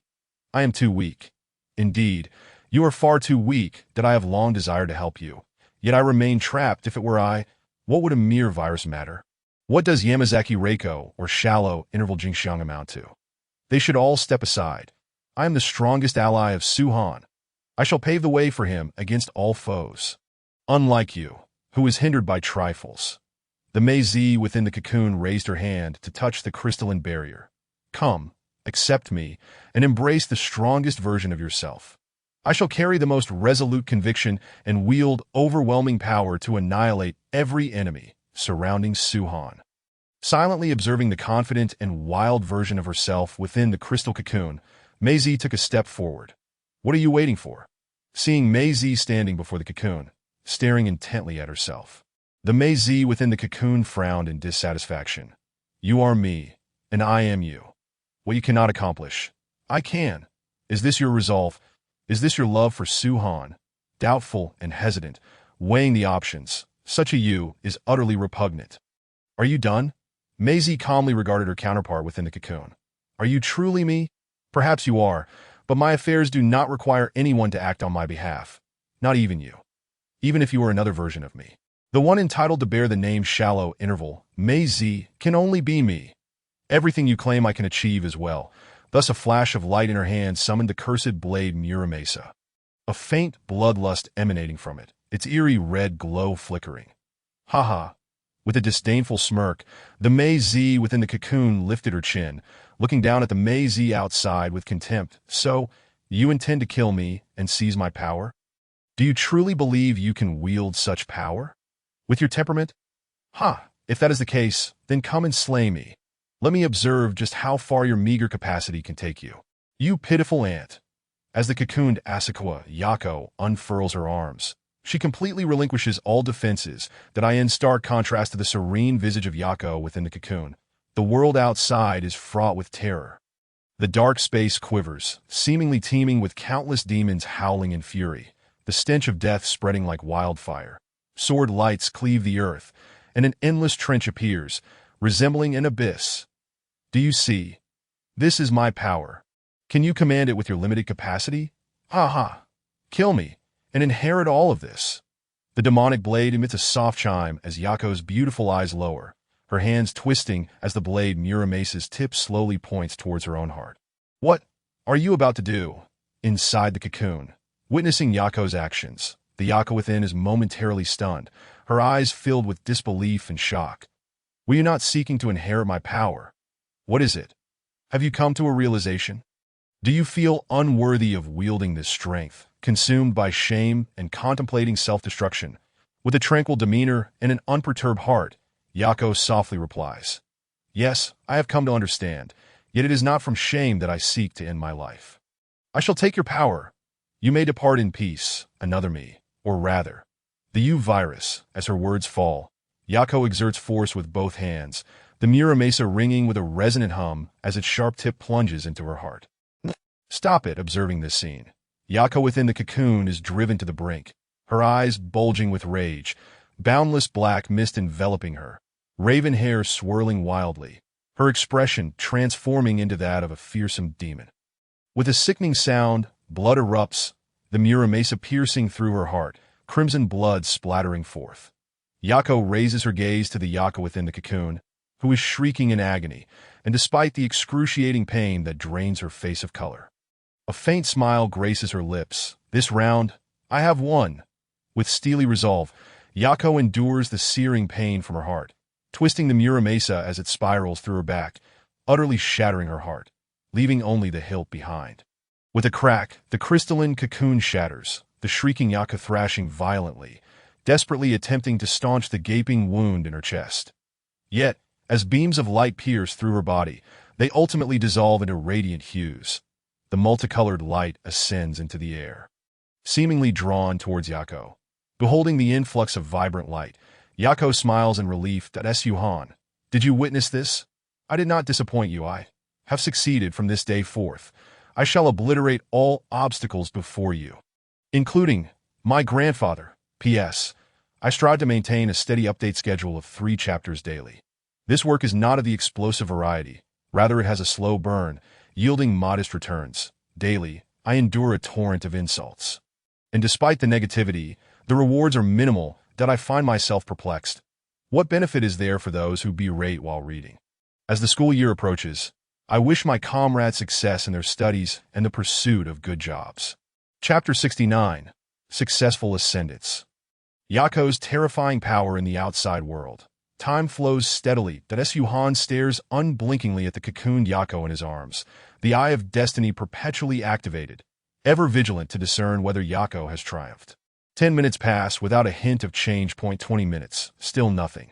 After half an hour, just as Suhan feels fatigue setting in, Yako's eyelashes flutter. Upon witnessing this, Suhan's heart clenches, and he hurriedly glances at Yako's status panel. Character: Asakawa Yako. Strength: 28 agility, 29 spirit, 25 constitution, 28 rank. Loyalty: 100 status. Ascending. The sight of these 3 words ignites a surge of joy within Suhan. System: does this mean Yako has succeeded? Yes. Host: if the U virus had failed, it would indicate mutation. Yako's fortune is remarkable. Not only has the U virus spared her life, but it has also propelled her further. You must strive diligently henceforth. At the mention of the latter, Suhan's expression falters. What do you mean I must strive? Even if Yako awakens as a Tier 3, I am not lacking, am I?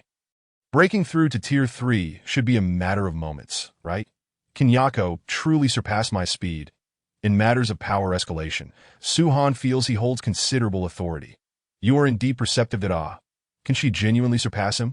The system is privy to his rate of power enhancement. If it asserts such, it must be true.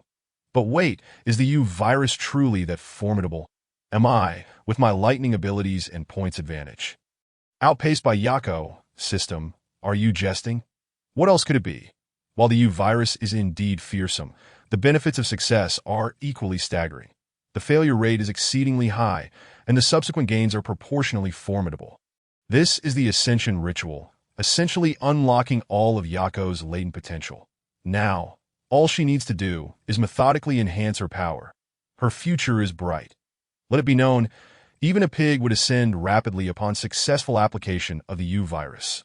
Thus, host, you must exert yourself, lest you find yourself overshadowed by a woman. What the hell? Suhan is astounded.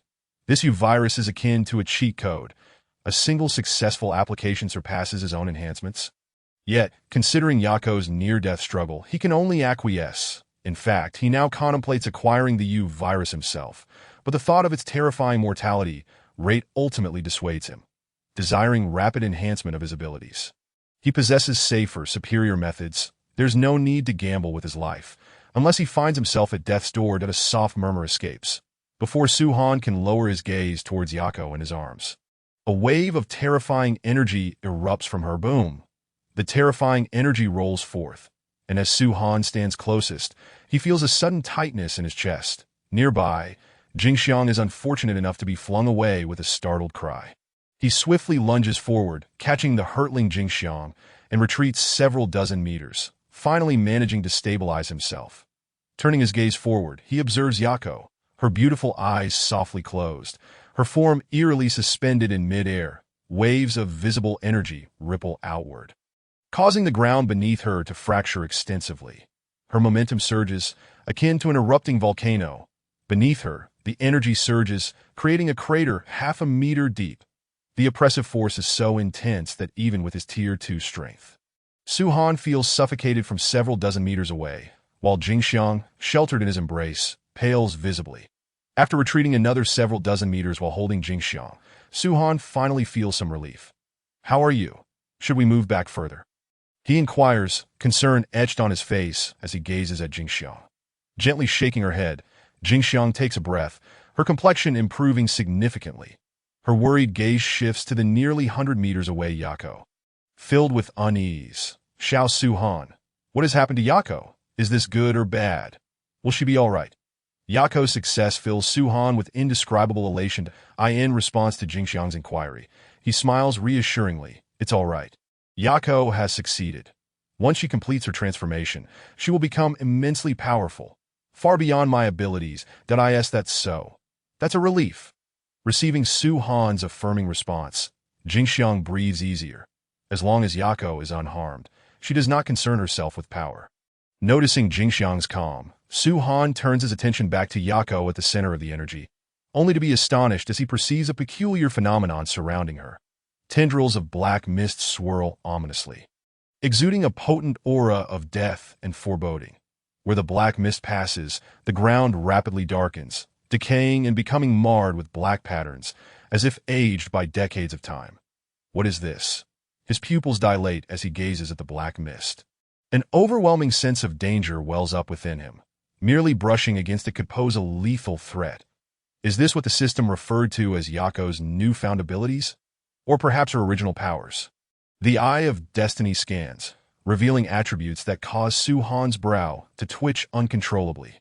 Character: Asakawa Yako Strength, 41 Agility, 43 Spirit, 44 Constitution, 42 Rank. Status: Ascending Ability, Space Shatter Skills, Annihilation Blade Strike. Absolute Kill of the 100 Demons, Spirit Fall Aurora Slash, Death Prelude. Soul Reaping Blade Origin, Death Loyalty. 100 Status: Ascending. Am I dreaming? It's still rising. Su-Han's eyelids flutter. What on earth is happening? The attribute points have doubled, and yet they continue to soar. The awakening of her abilities is one thing, but what is this source of power? And why does she possess so many skills? Each one exudes an air of overwhelming might. Do they truly need to be so fierce? Furthermore, what is this death prelude? What does rank signify? How is it that in such a short span? He finds it increasingly incomprehensible. The mortality rate of the U virus is undeniably high, yet the rewards of success are terrifyingly profound. Su-Han's heart was now filled with a tempest of emotions. Should he give it a try as well? The enhancement was simply extraordinary. He finally comprehended why the system insisted that he needed to exert himself. Was it not futile to chase after it without effort? Although resting below was less taxing, one could not remain there indefinitely. Darn it. He could no longer endure. He would soon venture out to annihilate the zombies. Boom. Another muffled sound resounded. A terrifying wave of energy surged uncontrollably. And at that moment, the aura enveloping Asakawa Yako reached its zenith. Boundless streams of darkness coalesced into a pillar of light that shot skyward. Under the immense concentration of deathly energy, the sky dimmed rapidly, casting a shadow over the private city May Academy, where not a trace of sunlight could be seen. The temperature plummeted by several degrees, as if summer had instantaneously transformed into the depths of winter. Su-Han could see his breath forming white mist. The bizarre phenomena brought by the breakthrough lasted only a few seconds before vanishing, the sun's rays once again illuminating the surroundings, and the temperature swiftly warmed. At that moment, Asakawa Yako opened her eyes. The demonic blade on the ground hummed ominously, its eerie bloodlight flickering. With her slender fingers, Asakawa Yako pointed into the air, and a massive surge of deathly aura, as if guided by an unseen force, rushed eagerly toward the demonic blade below. P.S. Isn't Yako's luck remarkable? If you don't understand, perhaps watching it a few more times will enlighten you. Chapter 070. Signal Disruption. Satellite Disconnection. Tingjin family's hidden watchers annihilated 0.3 kilometers away from the private city May Academy. Atop the building where Tingjin family's hidden watchers were stationed, the rooftop was thick with the stench of blood. Littered with the bodies of soldiers clad in combat uniforms, all belonging to the Tingjin family. Among the corpses sat a man in a suit, his legs crossed, gnawing on a severed arm with a voracious appetite. His sharp teeth resembling those of a steel saw, consuming the limb in just a few bites. Delicious. Compared to those lifeless bodies, these living beings were truly delectable. Wouldn't you agree, Mr. Hashiman Tetsuya? Takashita Michi observed with mockery as Hashiman Tetsuya, pale-faced and terrified, cowered in the corner, clutching his severed arm. The very arm that had been violently torn from him. Clutching his dismembered limb, Hashiman Tetsuya turned ashen, his heart brimming with dread. Earlier that morning, the door leading to the rooftop had been smashed open, and this man had charged in. A massacre. A complete and utter slaughter. Bullets had no effect whatsoever. The strange entity behind the man, emanating a black-red glow like wings, effortlessly deflected all the projectiles. Within mere seconds, over a dozen team members were torn apart. Had it not been for the assailant's apparent indulgence, he would have met his demise as well. What are you? We are soldiers of the Tingjin family. Even if you can block bullets, can you withstand missiles? Your actions will only invite catastrophe upon yourself. Hashiman Tetsuya was unwilling to die. He had to use words to negotiate for a sliver of hope.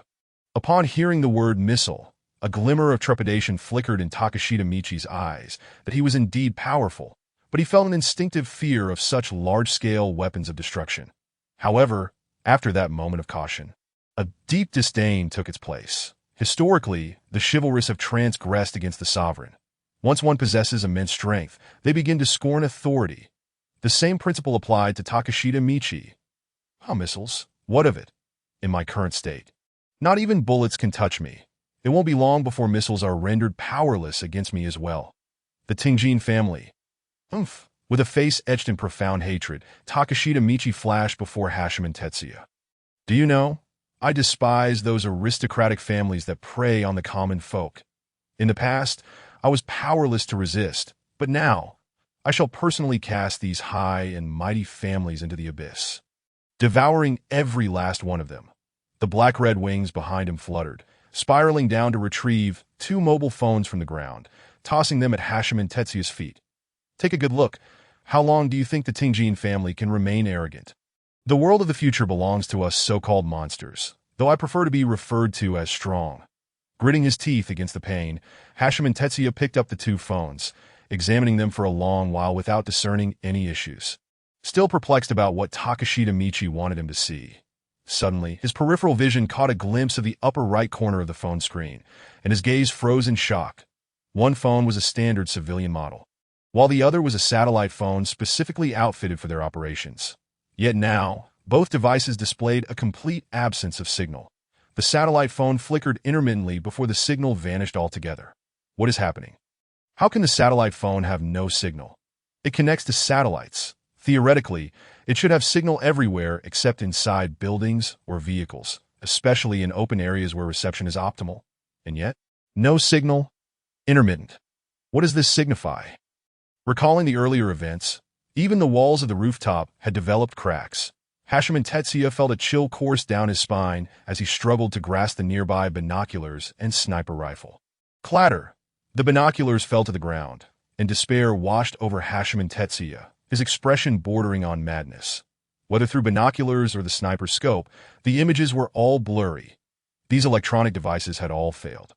Just like the satellites above, all of this was due to the cataclysm from the previous night. He had no idea what had transpired, but he understood that the true apocalypse had arrived. Oh, it seems you are beginning to understand. Do you still believe that the Tingjin family's missiles pose any threat to me? Observing Hashiman Tetsuya's state, Takashita Michi felt an inexplicable sense of delight. I don't want to die.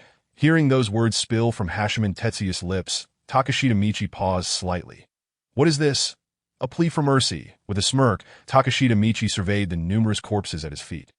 And a delightful thought popped into his mind. He kicked a corpse towards Hashiman Tetsuya, a mischievous grin on his face. Don't want to die? Very well, then. Eat it. Become like me. Witnessing Hashiman Tetsuya consume his comrade was a spectacle beyond compare. Just the thought of it thrilled him. His hands trembled as he gazed at the lifeless body of his close ally, Inada Jun, and now, to survive, he would have to devour him piece by piece. What are you afraid if? You truly are an interesting person. My interest in you grows." Before he could finish his thought, he saw Hashime Tetsuya begin to tear into the flesh, and Takashita Michi was exhilarated. The sheer ecstasy of the moment made him tremble with excitement. Whoosh bang! A shrill cry pierced the air. Sensing danger, Takashita Michi instinctively turned his head to the left, and the next moment, a sniper bullet grazed his face, striking the building behind him. The fiery sting on his skin ignited a furious rage within Takashita Michi. He had nearly lost his life. He was strong, yet he was still merely flesh and blood, unable to withstand a sniper bullet. Only the wings behind him could offer protection, but he had been too late to shield himself. With a furious glare, he fixed his gaze on the soldiers clad in combat gear, standing hundreds of meters away. Adorned with the insignia of the Tenjin family. Good, good, good. I shall obliterate the Tenjin family, leaving no trace behind. Takashita Michi roared, his massive black-red wings flapping as he soared into the sky, resembling a colossal bird diving toward the rooftop hundreds of meters away. What the hell? What kind of monster is that? Shoot. Bring him down quickly. We must take down this monster. The captain can't hit him. His speed is too swift. In the blink of an eye, Takashita Michi descended like a vengeful tiger among a flock of sheep, his wings slicing through the air like a razor. Wherever he passed, the soldiers of the Tenjin family were instantly torn asunder. From his descent to the completion of the massacre, not even 5 seconds had elapsed, and an entire combat team had been annihilated. After venting his fury, Takashita Michi's rage had yet to subside. His crimson eyes scanned the surroundings, soon spotting another Tenjin family squad atop a different building. Slaughter, a one-sided slaughter. In just a few minutes, every squad dispatched by the Tenjin family was completely wiped out. Only after eradicating the Tenjin family squad did Takashita Michi finally feel his anger dissipate. He returned to the previous rooftop, gazing at the corpses that had been entirely consumed, a flicker of surprise crossing his eyes. But where did Hashime Tetsuya go? Just as he was about to search around, a terrifying presence surged from afar, the dreadful aura of death, sending a shiver of fear through Takashita Michi. Turning to witness the black pillar of energy rising 3 kilometers away, Takashita Michi felt an overwhelming sense of dread and trepidation. What is that? Such a terrifying aura. Forget it. I must leave this place. Chapter 071. New species of cannibalistic beasts, higher life forms, the terrifying source of death. The horrifying aura of death emanating 3 kilometers away filled Takashita Michi with a sense of imminent danger. He could scarcely fathom the terror that awaited him up close. He did not wish to linger here any longer. He desired to flee far away, for he had a bright future ahead and did not wish to meet an untimely end. Whoosh! A low, thunderous sound surged behind him, moving at an astonishing speed. Takashita Michi's heart raced, and his black-red wings swiftly morphed into a shield. Bang! The immense force that surged from behind caused Hashimejitsu to lose control of his form. His wings trembled, propelling him several meters away before he turned to glance back. You, how dare you strike at me? You wretched scum, I regret not eliminating you outright just now, since you wish to perish. Allow me to oblige. To his astonishment, the assailant was none other than Hashime Tetsuya. Mijitsu was seething with rage, nearly bursting with indignation that he had initially intended to recruit a subordinate, yet within mere minutes he had been betrayed, nearly harmed while in a moment of distraction. This was utterly intolerable. Die. Suddenly, a figure plummeted from the sky, dark crimson wings transforming into lethal scythes aimed at Hashime Tetsuya. Tetsuya clenched his fists, an eerie crimson aura enveloping them, as he faced the oncoming wings head-on. Clang, clang! The sound of metal clashing rang out as fists met wings, sparks flying in all directions. Hashime Tetsuya grew bolder with each exchange, delivering heavier blows, leaving Mijitsu astounded. What was happening? He was being forced back in a direct confrontation. Hashime Tetsuya was his equal. Moreover, when did Tetsuya's arms regenerate? Hadn't he devoured them earlier? Mijitsu was utterly bewildered, retreating several meters as he gazed at Hashime Tetsuya, who was now relentlessly pressing the attack. That Mijitsu's fury surged. Damn it. You shall witness my true power. Enraged, Mijitsu swept his wings, sending Tetsuya hurtling away, while a barrage of densely packed black and crimson feathers shot forth towards him. Whoosh, whoosh! The piercing sound was deafening. Tetsuya forcefully clashed his fists together, a mist of blood enveloping him, forming a barrier before him. Thud, thud, thud. The feathers struck the blood mist, disappearing with muffled thuds as Mijitsu's heart raced. He realized that Tetsuya was unlike anyone he had faced before. Where was his weapon? Why was he relying solely on his fists? And what was that strange blood mist? Something was amiss. Mijitsu furrowed his brow. Not fearing defeat against Tetsuya, though the blood mist was peculiar. He could tell it wouldn't last long, that as more of his feathers surged forth, the mist visibly thinned, that it wouldn't hold out much longer. Reveal your original sin. You don't think you can fend me off with this blood mist, do you? I haven't even unleashed my full strength yet. Mijitsu scoffed coldly, intensifying the barrage of feathers that if he did not exert himself fully, Tetsuya would meet his demise beneath his blood-laden wings. With a sharp crack, the blood mist shattered, to Mijitsu's astonishment. A flurry of blood arrows pierced Hachiman Tetsuya's body, transforming him into a spiky porcupine. Had he just won inexplicably? Mijitsu wore a look of confusion, unable to comprehend why Tetsuya had not revealed his original sin. Just as he pondered this, Tetsuya, standing frozen, suddenly trembled, the arrows flying off him as his punctured body rapidly healed before Mijitsu's eyes. WF, Mijitsu felt an urge to curse. What kind of monstrous recovery was this? His head, heart, and other vital organs had been turned into a pincushion, yet he recovered in mere seconds. This regeneration was beyond anything he had seen. But so what if he could recover? How many times could he do so? Mijitsu's anger flared as he flapped his wings, unleashing a torrent of blood feathers once more. Hachiman Tetsuya cast a penetrating glance at Mijitsu before suddenly retreating. Then, before Mijitsu's horrified gaze, leapt off the rooftop. What the hell? Has he lost his mind? He dares to jump off because he has wings to fly. But what about Hachiman Tetsuya? Can he fly too? Mijitsu rushed forward, watching the rapidly descending Tetsuya, his head swirling with questions. What the hell? Is he jumping off without being able to fly? Is he seeking death? Smack! Tetsuya crashed to the ground like a rotten watermelon, splattering blood everywhere. Witnessing this scene, Mijitsu froze in shock. Damn. There truly are those who seek death. How unfortunate. With a cold snort of annoyance, Mijitsu turned to leave. Below the building, Hachiman Tetsuya's shattered form suddenly trembled, the splattered blood rapidly flowing back to him. And as the surrounding zombies gazed on in a daze, he stood up. Looking up at the rooftop, finding no sign of Mijitsu, Tetsuya exhaled in relief. Lowering his gaze to his hands, a flicker of fear crossed Tetsuya's eyes. What have I become? A ghoul. The realization that he had consumed flesh and developed an insatiable craving for the blood and flesh of the living, leading him to mindlessly devour all his comrades' corpses, granting him immense power, filled Hachiman Tetsuya with profound dread. Yet he was exceedingly hungry. The recent fall and subsequent regeneration had drained too much energy. He felt famished roar. The roar of zombies snapped him back to reality as he beheld the horde rushing towards him. Hachiman Tetsuya dared not linger. Enveloped in blood mist, he dashed away. Meanwhile, at the private Chingmei Academy, Suhan remained oblivious to the fact that, within a single morning, satellite signals and internet connectivity had been severed, and many electronic devices had ceased to function, that he was also unaware that due to Mijitsu's reckless actions, the already chaotic apocalypse had given rise to new species. As he gazed at Asakame Yako suspended in the air, Suhan was left in sheer awe.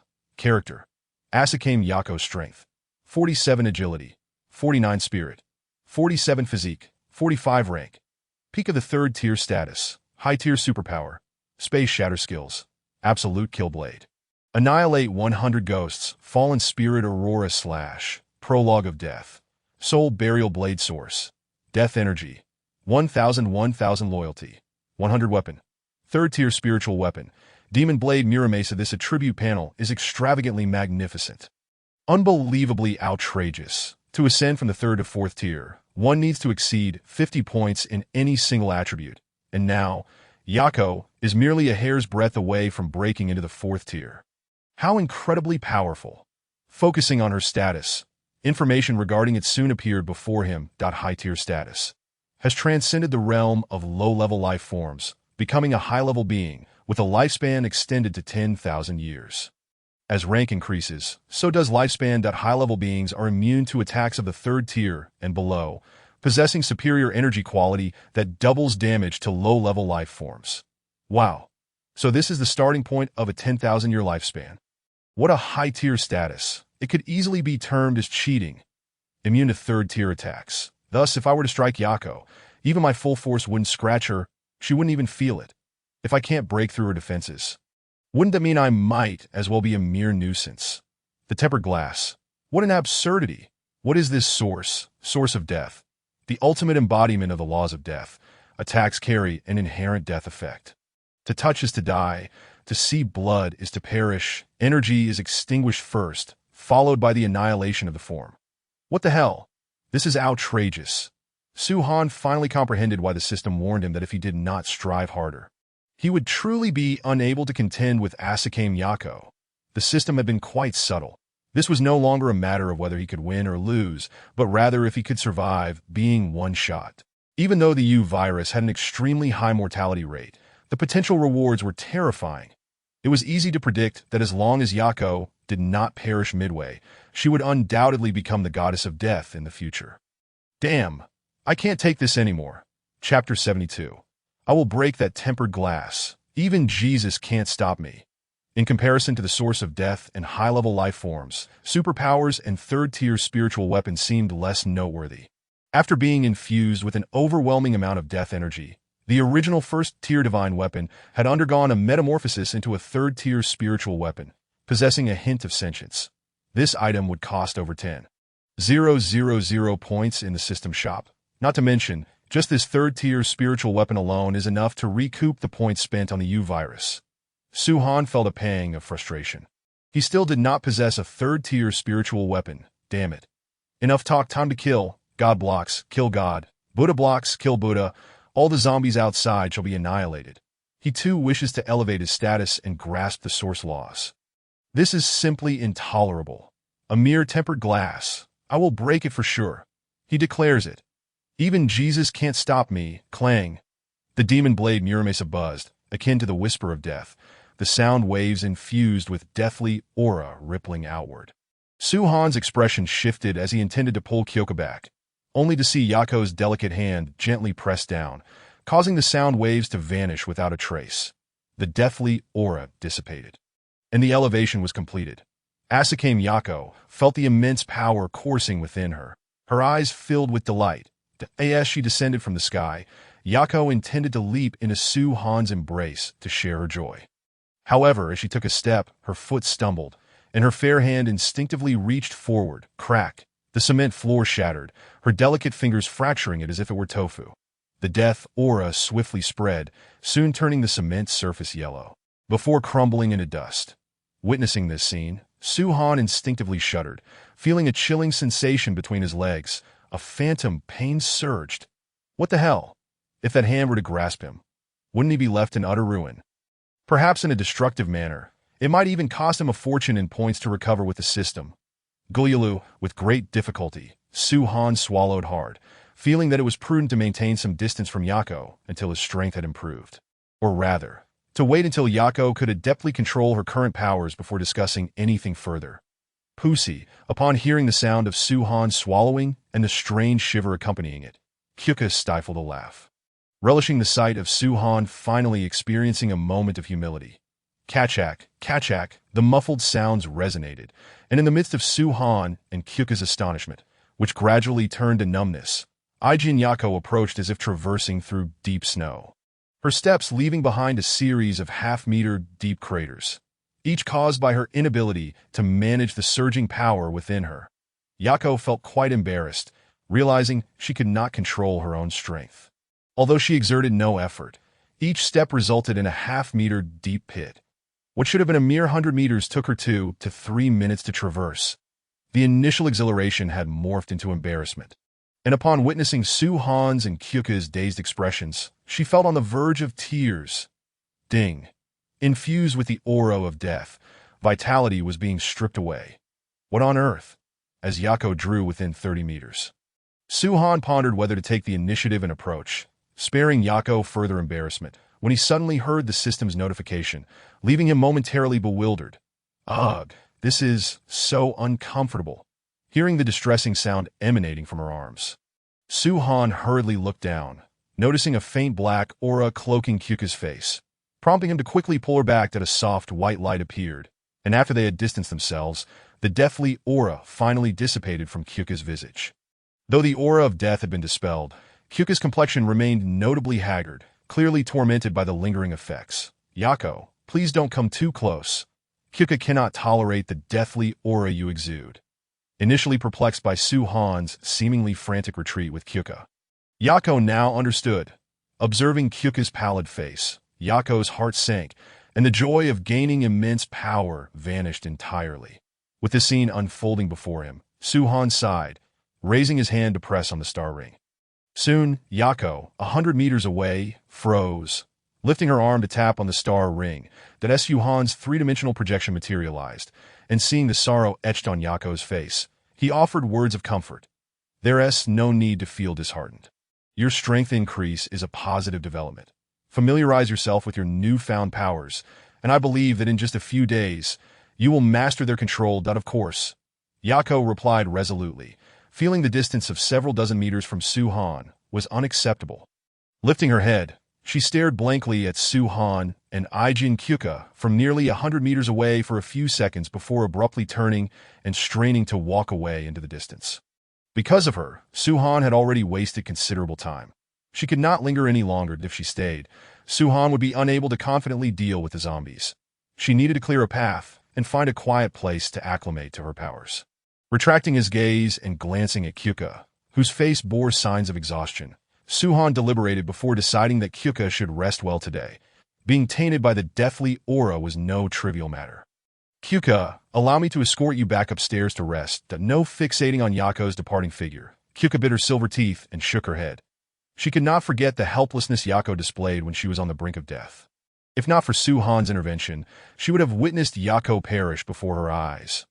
All of this stemmed from her insufficient strength, and now was even more pressing, although she hadn't voiced it.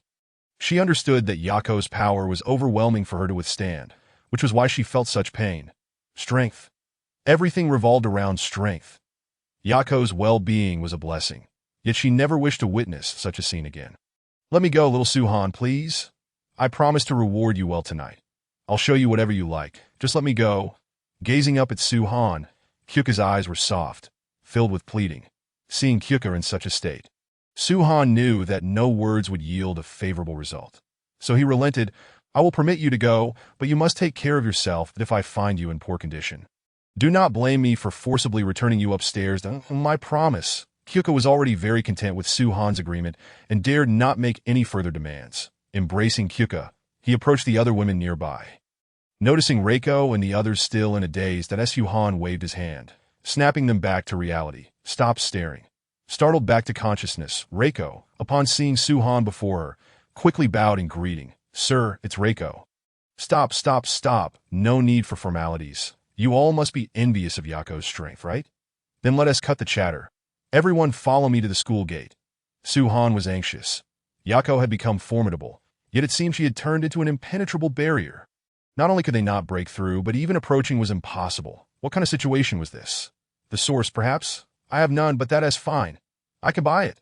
Strength, you say? No problem. Slaying thousands of zombies should suffice. He needed to elevate his power and expand it exponentially. With so many tasks at hand, he was determined to uncover good rewards. Leading the large group, they marched to the school gate, where the walls were riddled with cracks. And the school gate, twisted and deformed from the relentless assault of zombies, teetered on the brink of collapse. With a casual wave, a bolt of lightning surged forth, shattering the school gate completely. Roar! With the school gate breached, the zombies faced no further obstacles, pouring in like an unstoppable tide. Leaping onto a nearby pillar, Suhan paid no mind to the horde of corpses below. Those zombies could be handled by Reiko and the others.